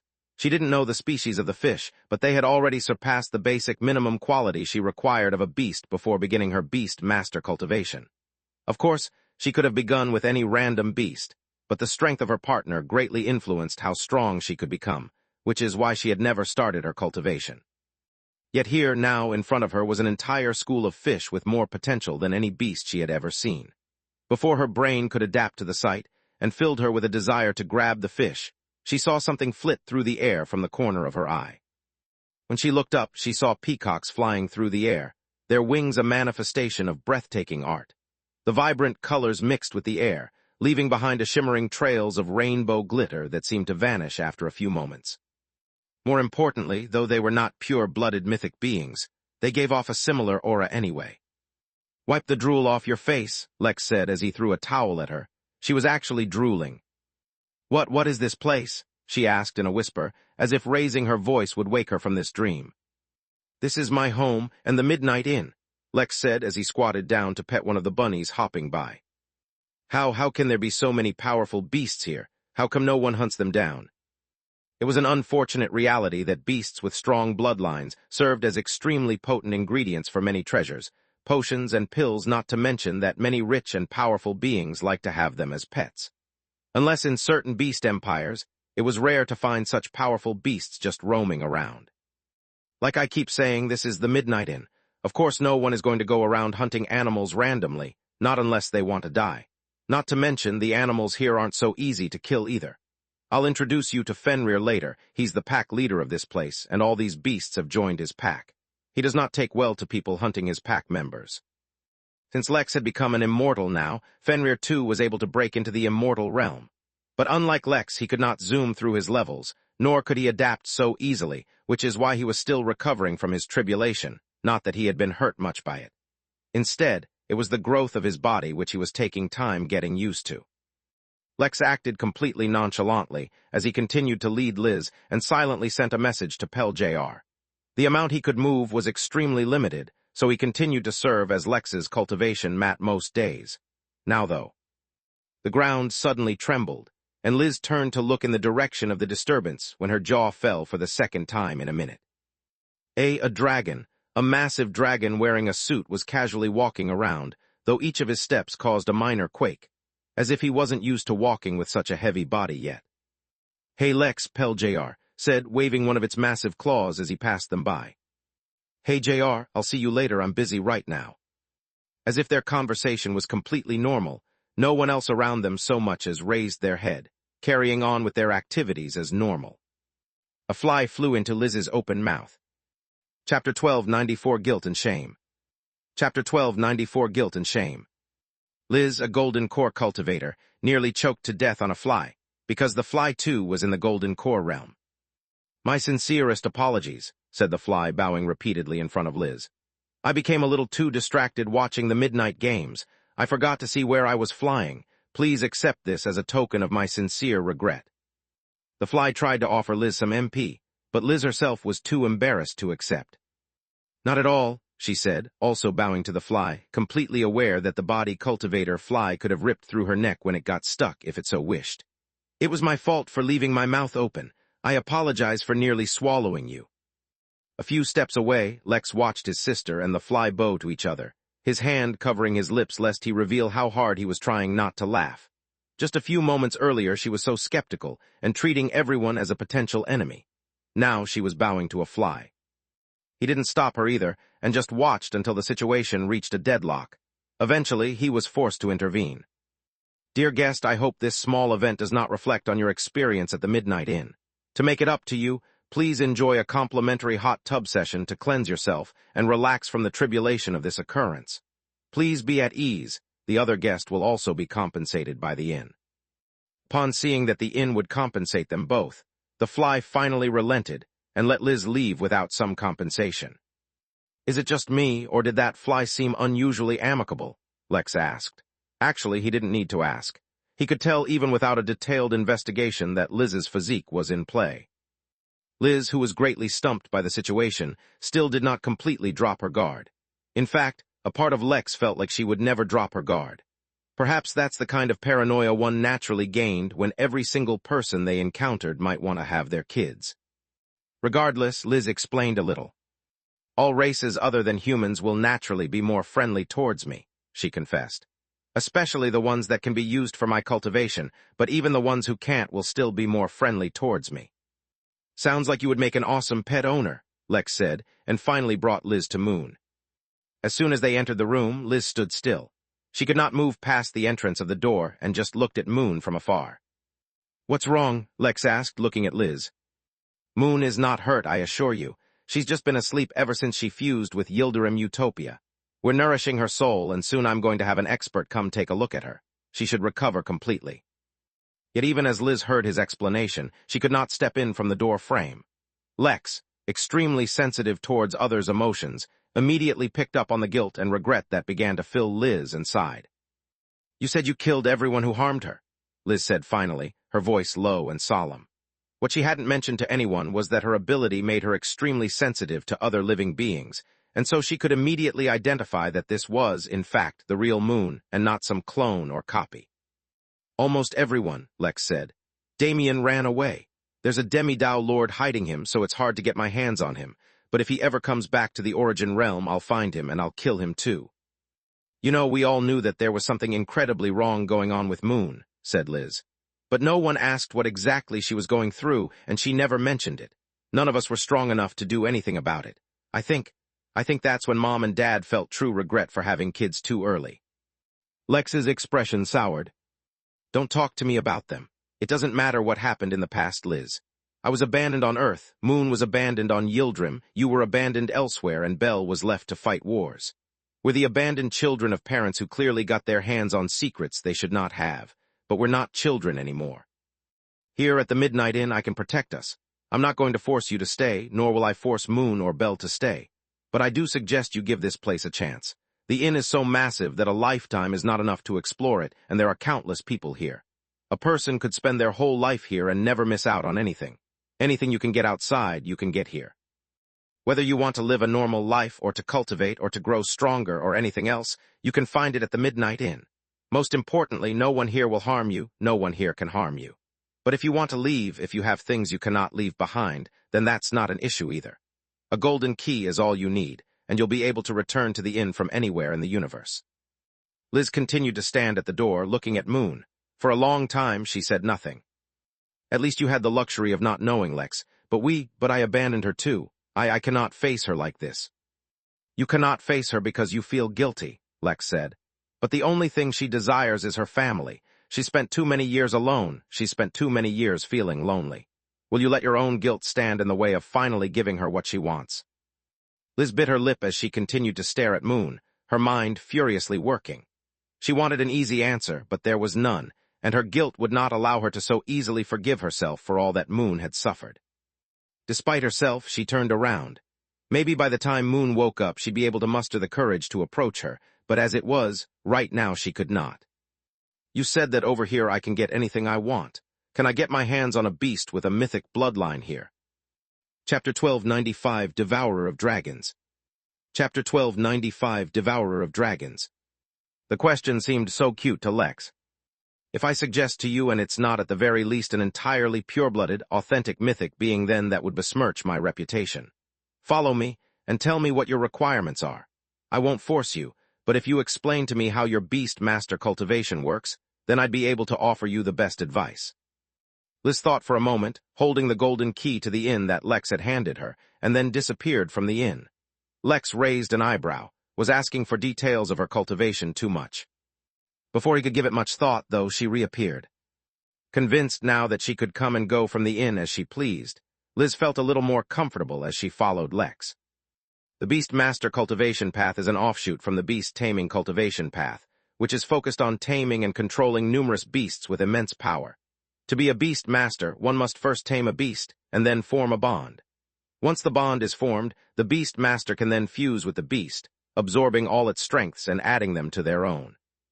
Theoretically, I can change which beast I fuse with later on, but the first time that bond is formed, the advantage I'll gain will be immense. The 100% affinity I have for this cultivation path means that I can achieve the perfect fusion with whichever beast I form a bond with. Considering how many rare and powerful beasts there are in the universe, the potential for this path of cultivation is actually greater than traditional cultivation. That's because the powers of my fused beast will be added to my own, multiplying my power. So that means alongside traditional cultivation, which will allow me to climb through the realms, I will have the power of the mythic beast I fuse with. Even if the cultivation of the beast itself lags behind, as long as it is fused with my power, the outcome will be great. For example, if I become an immortal, yet I fuse with a beast in the Golden Core realm, as long as that beast has good enough potential, my power will skyrocket. That's why I was looking for the Gilded Dolphin. It has a bloodline ability that they were so rare that one might not be seen across 100 different realms. The only reason Liz even knew about it was because of her education in Ventura. Her brain stopped working so that when Lex gently used a finger to close her hanging jaw, she did not even notice. Liz stopped talking and tried to resist her jaw dropping once more, but failed when she saw what Lex was waving at. They had walked to an opening nearby and climbed up on a large boulder when Lex whistled and waved at the clouds. At first there was nothing, yet when the clouds broke free, Liz laid her eyes on a beast out of legend. Dragons themselves were beasts of absolute power and influence, known far and wide across the universe. So then Kun Peng, the only beast that actually considered dragons as a part of their regular diet, were of another level. They were so rare that one might not be seen across 100 different realms. The only reason Liz even knew about it was because of her education in Ventura. Her brain stopped working so that when Lex gently used a finger to close her hanging jaw, she did not even notice. Instead, she only had eyes for the magnificent whale, swimming through the skies as it gradually made its way to them. This is Little Blue. I'd tell you to fuse with him, but he's kind of a mascot for the inn, so it won't be appropriate. But don't worry, I'll find you something else just as good. By the way, out of curiosity, do mountain men count as beasts? Of course they count as beasts. Why would you ask such a... This time, as her gaze fell on the towering mountain in the shape of a man in the distance, Liz managed to resist her jaw dropping. Or maybe she was too frozen to drop her jaw. I can't fuse with something so big, she said, suddenly out of breath. How will I take it around with me? Oh, don't worry. I wasn't going to ask you to fuse with the mountain man anyway. That's a guest who fell asleep and hasn't woken up yet. If he still doesn't wake up in a couple of years, I'll have to wake him up myself when rent is due. Little Blue was taking its time in coming down, especially when it saw how Liz was stunned by its appearance. It wanted to show off a little more, especially since everyone here was already used to its appearance. Unfortunately for it, Kun Peng though it might be becoming, and devourer of dragons it may evolve into, but a neglector of Lex it would never be. Lex waved his finger once more, summoning the whale down, and as if a lasso was caught around its neck, the whale was pulled down. Don't waste so much time, we have things to do, Lex admonished the dragon devourer, and then stepped onto its back, then held out a hand for Liz. Come aboard. Let me show you some of the options we have, though I think I already have the perfect beast in mind for you. Little Blue moaned in discontent, but it did not throw any tantrums. Lex had once threatened to pull out the feathers on its wings and use them as a quill when he was bothering Lex too much. Although Little Blue was certain Lex was just joking, he didn't have the courage to test it out. Once Liz climbed aboard, still a little dazed, Little Blue finally gained a hint of courage and flapped its wings with all its might, suddenly dashing through the sky. Although Little Blue was far off from it, Kun Peng could fly through the stars, going from one star system to the next with a flap of the wings. In comparison, Little Blue still needed a little effort to break the sound barrier. But when it was feeling particularly mischievous, wanting to scare those riding on its back, it could go supersonic in just a few flaps of its wings. Today, though, it managed to do that in a single go. Chapter 1296 fainted. Chapter 1296 fainted. Liz did not fall off since Lex was keeping an eye on her. Little Blue also did not mean for her to fall off. It was just like a little baby, throwing a tantrum and being mischievous at the same time. As they flew above the landscape of the inn, and Liz laid her eyes on entire mountain ranges made entirely of spirit stones, her brain ceased functioning. She could not imagine such wealth. Even seeing it before her, she could not entirely comprehend what kind of immense monetary value a mountain of spirit stone would end up being. But then again, when one literally had a mountain made of spirit stones, what was the point of money? Money was probably what they burnt to fertilize the ground with ash. She saw lakes of liquid spiritual energy, that would be called spiritual elixir in this form. She saw natural steam vents, blowing out heated, misty spiritual mist. She saw trees and insects straight out of legend, which had become extinct in most realms according to her academy, and she saw beasts that she didn't even know were real, and imagined as old stories. Do you mind if I ask you a question? Lex asked, waking her up from her gawking state. Liz was too stunned to be embarrassed, so she simply nodded. I heard you went to the Ventura Academy. How come you didn't end up getting a decent beast from them to use for your cultivation? Liz pursed her lips as she recalled some unpleasant memories. Have you ever been to Ventura? She asked before answering the question. Nope. Well, it truly lives up to its title of being the best academy in the universe, Liz said. But that doesn't just mean that they only take the best students. No, they take geniuses, talented, untalented, and even complete failures. As long as one is willing to work hard, they'll take you. As long as you're willing to grind, they're willing to show you the way to become stronger, become smarter, or achieve whatever your goal is. They can take a cripple and help him reach the very peak of the immortal realm, if that's what he wants, and is willing to work for it. But at the same time, everything comes at a cost. Taking just their tuition is manageable cost-wise. Taking their unique and specific resources costs more. Overcoming your limitations, or in the case of people like myself who have very high potentials, even meeting your potential is so expensive that it's often impossible to meet. There are a few ways to resolve the issue. The first is to just pay up. If you pay, then you can continue to get what you want. But realistically speaking, it's not possible. So then comes the option that most people actually opt for, which is to work for the academy. This is when things get tricky. There are levels to joining the academy. At the first level, you can be a regular employee, but then your pay and benefits are limited. That'll work up until the nascent realm at most. But if you want to continue using the academy for growth at a reasonable pace, beyond that level you have to more closely tie yourself to the academy. It never really gets to the level of slavery, but at the highest levels, your life is basically all just about the academy and nothing else. In exchange, they invest in you and allow you to become stronger. So then you can imagine my situation. To make the most of my beast master cultivation path, I need to fuse with a mythic beast. The cost for that was not something I could afford, nor was it something the William family wanted to pay. In the end, all I could do was rely on myself. I could have, of course, gone for an easier or weaker option, but... Liz paused, not completing her sentence, but Lex could guess what she was feeling. She was not satisfied with her life, and unless she became as powerful as possible, she had no hope of escaping Damien or those who wanted to marry her. The fact that someone might rescue her and save her from this predicament was not something she considered at all. In that case, if she couldn't reach her utmost potential, the life she would live would be one of constantly running away, or as someone else's prisoner. If that was the alternative, she preferred not cultivating at all and accepting death rather than compromising. Lex resisted the urge to sigh, and instead pointed to the planet visible above them. By the way, since you're so afraid of a mountain, I thought I'd let you know that up above us that is not a planet, but a beast, actually. I don't know if it counts as a beast yet. That's an egg called a world eater, and it evolves into a jorlam. I would have recommended that to you, and I have a spatial ring which allows you to carry a planet with you, so it wouldn't be a problem bringing it around. But the world eater is set to become an employee of the inn, so I can't really just give it away. By saying he couldn't do such things, Lex made it look like he was just an employee, working under restrictions. But in truth, he did not need to take such considerations, mainly because Liz's brain had stopped working. That mountain was a beast? Sounds good. The planet right above us is a beast, no problem. She was certain she could take anything. I wouldn't even be surprised if you told me this realm itself was a beast, Liz said, showing the expression of cracking a joke. Oh no, it's not a beast, it's a plant, and I'm already fused with it, so that's off the list as well, Lex said casually. Liz finally fainted, and almost fell off Little Blue. Chapter 1297, Some Kind of Freak.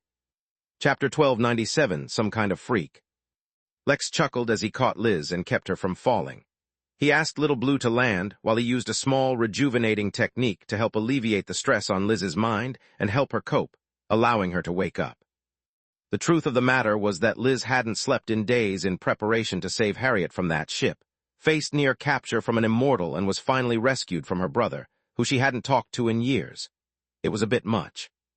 Do you want to get some rest first? Lex asked as they stepped off the whale. He could tell just how mentally and physically drained she was, though she didn't show it. No, I'm fine, Liz said as she summoned an inhaler and took a puff. The next moment she seemed completely recovered, as if she was ready to fight a battle. Lex shrugged and continued to lead her, though he made a mental note to skip much of the showing off he had planned and get right to the matter at hand.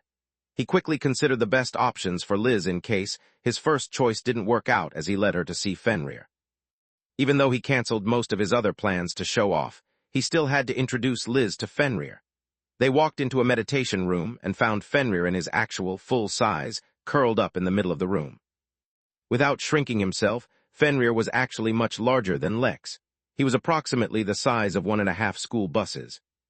The sound of their steps alerted the pup, who looked up and winced as it saw Lex. Although the tribulation was over, Fenrir had suffered quite a few burns during the process. Regardless of how strong he was, for his own race he was still a pup, and so the grievous wounds had caused it to act like a wounded child. He turned his head, showing Lex where he wanted to be scratched. "Liz, this is Fenrir," Lex said as he floated up to be able to reach the middle of the pup's head where he began scratching him. "Once again, I am already bonded to him, so he can't bond with you, but I thought you guys would like to meet." Liz stood a small distance away, mesmerized by the sight of him. Her body was reacting strongly to Fenrir's presence, which was an indication of how powerful the pup's bloodline was. Normally Fenrir would have gotten up and greeted Liz, but he was not yet used to his new body, and he was still in pain besides, so he just winced once more and looked away. "He's majestic," Liz exclaimed. "The purity of his bloodline is incredible. He has a mythic bloodline from a deity. Do you know what that means? It means his ancestor wasn't born a deity, but was a mythic being that became a deity through worship. Now that he's become an immortal, he'll be able to tap into some of his ancestors' deity powers." Yeah, he's a good boy," Lex said as he continued to scratch him, as if that was all he took from Liz's statement.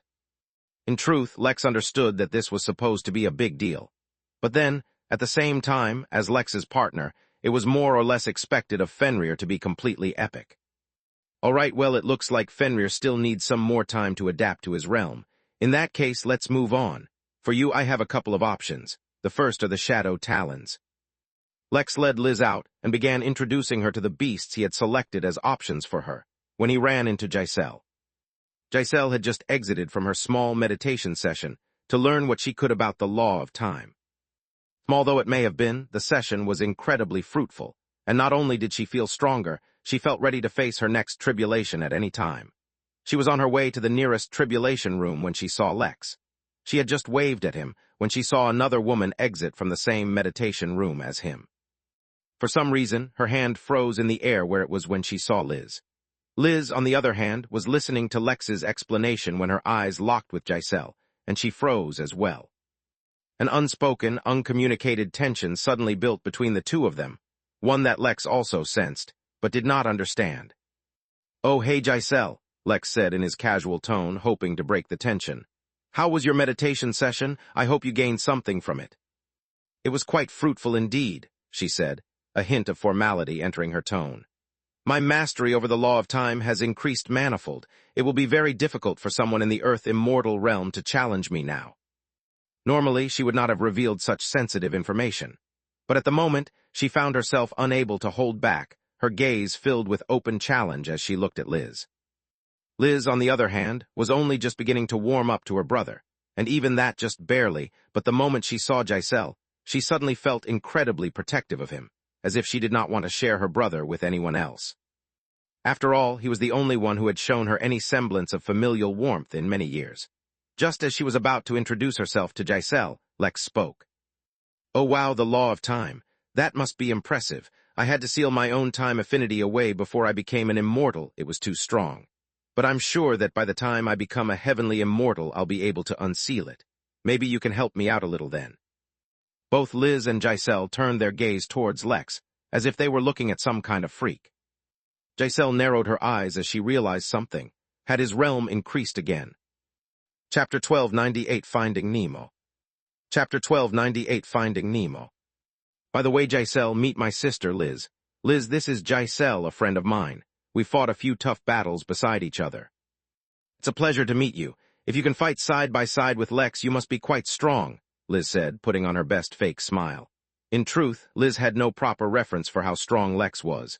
She didn't even see the fight he had with the other immortal. She was judging solely based on how quickly the fight ended. Based on her education from Ventura, immortals, fights tended to last days, not hours. "Thank you. I'm sure with a brother like Lex, you yourself are quite formidable," Giselle responded. Before another awkward silence could fall between them once again, Lex thought it best to take the lead. "I ran into some more of those profanites. Belonged to a different defiler, though. They were up to some really interesting things. I'll tell you all about it the next time we meet." "More profanites? In the Origin realm?" Giselle asked, surprised. "The Henali has done a good job of rooting out all defilers so far. If they're becoming so common now, then that could be a problem. You're right, we should discuss this, but it will have to wait a bit. I'm about to commence my next tribulation." "Oh, that sounds wonderful. Good luck." After saying farewell to the siblings, Giselle finally left, and Lex pretended like he didn't notice the inquisitive look Liz was giving him. Like I was telling you, I have a few options for you. One of them is the Shadow Talons. I've noticed you have a strong affinity for stealth. Their ability to enter and traverse the shadow plane allows the Talons a great deal of stealth, not to mention excellent maneuverability. Your second option is either an 8-legged horse or a Pegasus. They're both authentic, genuine mythic beings born in this realm, but they have a bit of an attitude problem. They're very deferential towards me, but I can't force them to behave that way towards you. I've never met a beast that I didn't get along with, Liz said with confidence. That's great because all of these are your fallback options. My first preference for you, well, let's just say that it's pretty good. Lex turned and looked at Liz, locking eyes with her. His casual demeanor that he had carried so far dissipated, and in its place, he adopted a resolute one. Your physique is unprecedented among humans, Liz, which means you're going to go try something no one has done before. Since that's the case, I'm going to help you try and bond with a beast that's 1,000,000,000 times stronger and rarer than mythical beasts. But for that, you have to convince it yourself. Don't rely on your physique, it won't work. You have to be the one to convince it that you're going to be a good partner, and that bonding with you is a good idea. Liz, slightly apprehensive of Lex's sudden change, only nodded.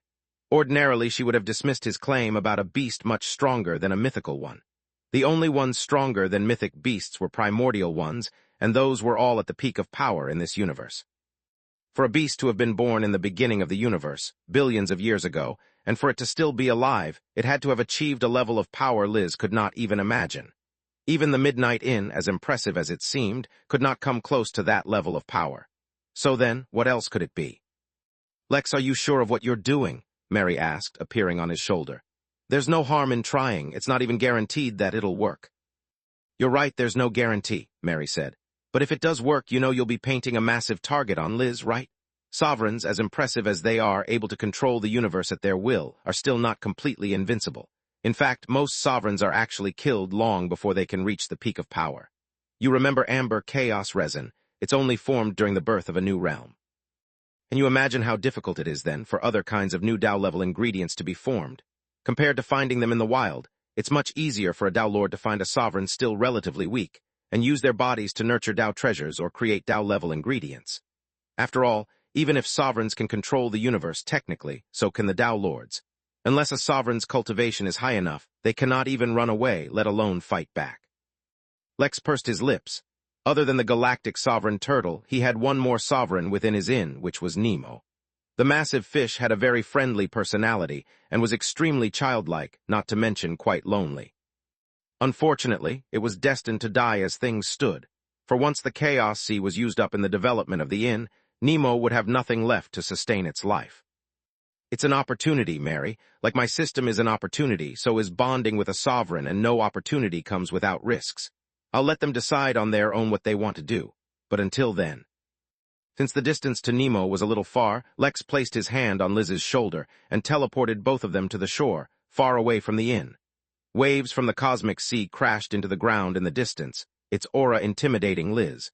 Suddenly, she had a very bad feeling about this. Liz, allow me to introduce you to another friend of mine, Nemo, but stay close to me throughout. Without my aura protecting you, I don't think you'll be able to tolerate his aura just yet. Suddenly, a head popped out of the waters, and a curious fish turned to look at Lex. I thought I heard someone call my name. Chapter 1299, are you sure? Chapter 1299, are you sure? Hey Nemo, how have you been? Lex asked as he waved his hand. Oh, I was fine. I was getting ready to take a nap. It's been a few years since I last slept, so I thought it was about time. Who's your friend? Nemo looked curiously at Liz with a hint of excitement as well. Lex usually didn't bring many people to meet Nemo, mostly because the system refused to temper the aura of a sovereign, and Nemo had not learned how to do that himself yet. Nemo, this is my sister, Liz. Liz, this is Nemo, a sovereign. Have you ever heard of sovereigns? Lex had his domination wrapped around Liz, protecting her from the intensity of Nemo's aura. Even so, she stood completely bewildered. Even without feeling its aura, Nemo's majesty could not be denied. More importantly, her physique was going crazy. In one instant, it was longing for Nemo as if the very purpose of its existence was to bond with Nemo. The next moment, it was as if to even be in the presence of Nemo was a blasphemy to all that was good and holy hitherto unseen by the universe. Midst that raging battle against the instincts of her physique, she had to struggle with her own brain, which was telling her that this magnificent beast, which was beyond anything else she had ever seen, was looking at her like a curious little child, looking at a new toy. How was that possible? She had to be hallucinating. "Hello, Liz, will you be coming here often? I like making new friends." Lex could have given Liz more of a warning about Nemo, but that would not be genuine, which Nemo could probably sense. The only way this would ever work was if everything was authentic and genuine. Now it was up to Liz to see if she could get Nemo to bond with her. First, however, he needed to give both of them a warning about the associated dangers. "Nemo, Liz is here to talk to you about something. But before that happens, I just want to talk to you both about something. Nemo is a sovereign. Liz, you might not know what that means, and Nemo, you might not understand its significance. In essence, what that means is that Nemo is very special and very powerful, but he is not invincible. Because of how special he is, Tao Lords are very interested in capturing him. Within the Midnight Inn, no one bothers him because this is the territory of the Innkeeper. But if he were to ever go outside and be discovered by a Tao Lord, well, that would not bode well for Nemo, or anyone close to him." Liz's eyes flashed in understanding, though Nemo still did not seem bothered by it. He did not have much of a concept for what it meant to be powerful, or to be hunted, or to be in danger. Save loneliness, he had scarcely felt anything else in his long life. "Well then, I will give you two some privacy," Lex said, and walked away. He did not go too far, for he still needed to cover Liz with his domination to protect her. He did not know if it was even possible for them to bond together, but Lex had a suspicion that it would work. Liz's 100% affinity for this path, if combined with Nemo's intention to make the bond happen, would be enough. After all, even if Liz's physique was not actually enough to bond with Nemo, so long as Nemo wanted it to be enough, it would work. A sovereign's ability was completely broken, truthfully speaking, but Lex was jealous of it. Instead, he aimed to achieve such a level of power on his own one day. According to Mary, it required a Tao Lord to achieve a similar level of power. Did that mean that sovereigns touched upon the Tao, or was the source of their power something else? For a brief moment, Lex was tempted to look at Nemo through the power of his left eye, which could see and understand the laws of the universe, but his instincts immediately warned him that was not such a good idea. Lex chuckled and sat down. He did not know how long to expect the conversation between Liz and Nemo to go, but after an hour went by and they showed no signs of concluding their talk, Lex began to focus on other things, namely, the report given to him by Jotun, which included details of everyone who had been targeting Liz. Curiously, they were human forces and families from the Origin realm, but outside the domain of control of the Jotun Empire. Although the Empire was the largest human force in the Origin realm, that did not mean there weren't others. The distinction was in the presence of Jotun, a celestial immortal. The other forces, no matter how large they were, at most had heavenly immortals as their leaders. Since they were not a part of Sanguis Pluvia or some other terrorist organization, Lex could not just have them killed by the Henali. Sure, the Henali might help out Lex by getting rid of them if he asked, but then he would owe them a favor, something he was trying to avoid. One by one, he made note of the ones he could deal with currently, and planned out how to deal with those who were too strong for him at the moment. It was actually 4 hours later that Liz signaled him to return. "Nemo has agreed to bond with me," Liz said in a solemn, almost slightly fearful voice. "That's good. Are you sure you want to do this? It's a lot of power, but it's also an immense risk.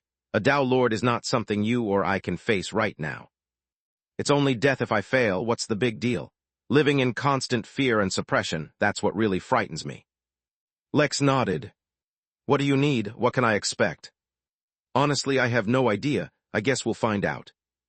Lex looked at Nemo, who was practically jumping with excitement. "And you, are you sure about this?" Chapter 1300, A Few Months. Chapter 1300, A Few Months. "Oh yes, it sounds lovely," Nemo said excitedly. "I'll travel around with Liz, see the world, fight bad guys, save good guys, and make lots of friends. It'll be just like those TV shows Z gave me to watch." Lex froze. Z had given Nemo a collection of anime to watch, which had no doubt affected how he saw reality. Unfortunately, it was unlikely that Nemo could face off against a Tao Lord using the power of friendship, as the anime characters did, but thankfully at least Liz had a steady head on her shoulders. The incredible foresight and caution that she showed when Lex was following her set his mind at ease. Even if she went out, she would be incredibly careful about displaying her power, and would not attract undue attention. That put his mind at ease, Besides, he was genuinely glad that Nemo would no longer feel so lonely, and that Liz would grow stronger as well. The stronger his family became, the less he'd have to worry about them. All right then, you guys go ahead. I've let the inn staff know that you are undergoing bonding here, so no one will bother you. It's just a normal bonding process. It doesn't take long, said Liz, unaware of the massive flag she just raised. Lex, too, did not point it out to her first because he did not believe in such things, and second because he had no problem with Liz spending a long time inside the inn for whatever reason. All right then, before we start, we need to go somewhere secluded as there can be no disturbances. Liz had not even completed her sentence when an entire building appeared all around her, completely isolating all sounds and distractions from outside, leaving only a small opening where Nemo was sticking its head out of the cosmic sea. This was not a result of Lex using his host attire to summon a room, rather it was him using his right eye to set multiple formations around them. Most of the formation was outside the sea, since the cosmic sea would erode and eat away anything within it. Maybe once he got stronger, he'd find a way to figure things out. You can begin. No one will disturb you, Lex said casually, fully aware that he was showing off. Unfortunately, Liz only had eyes for Nemo at the moment, though internally she compared Lex to all the immortals she had seen back in the Williams family. It seemed that none of them were this capable, right? Liz cut the palm of her hands and began her beast master cultivation technique. Lex, careful not to look at Nemo, activated his left eye as he studied Liz. He had never heard of the beast master cultivation before, nor had he encountered someone who used it. Maybe that was because it was an unorthodox cultivation method, or perhaps the benefits were not as great as traditional cultivation. He wanted to understand what it was all about, because based on what Liz had told him, it seemed like she would fuse with her bonded beast whenever she needed to, achieving a stronger state. She could literally go around saying, "This is not even my final form," without lying. Lex saw as several laws began to act all around her. This was not her influencing laws, but was the normal operation of laws when any kind of change occurred. Water freezing would induce such a change from associated laws, just as a glass breaking would as well. Strictly speaking, this was a manifestation of the laws maintaining the standard operation of the universe. Everything in existence was mired in laws, and it was only through the corresponding changes of various laws happening at the same time that brought about the exact day-to-day occurrences that people normally experienced. Although Lex still had no foundation in beast master cultivation, he was studying the underlying principles that allowed it to happen. Who knew, if he mastered them, then maybe he could fuse with Fenrir too. But Lex was actually not interested in fusing with Fenrir, or any other beast for that matter. He just wanted to understand what was happening. Still shrouded by domination, Liz was able to approach Nemo without issue. But the next step, which involved touching the fish, would bypass the protection of the aura. Aware that the influence of Nemo's body might stun her, she prepared the technique as best as she could before making contact. In truth, she was supposed to complete the technique after making contact, but the moment Liz touched Nemo, her mind blanked out. Though she was awake, she completely lost the ability to think and became akin to a waking vegetable. The technique, however, continued to operate on its own, as if she was still driving it. After all, Nemo wanted the technique to operate properly and come into full effect, so how could it not? Lex had to disable his left eye's analytical ability at that point, and just watched as both Liz and Nemo began shining in white. He was reminded of an anime he used to watch that had animals similar to beasts that underwent evolutions. Every time the beasts in that anime evolved, their body was covered in a white light, leaving only their outlines visible. Liz and Nemo were in a similar situation.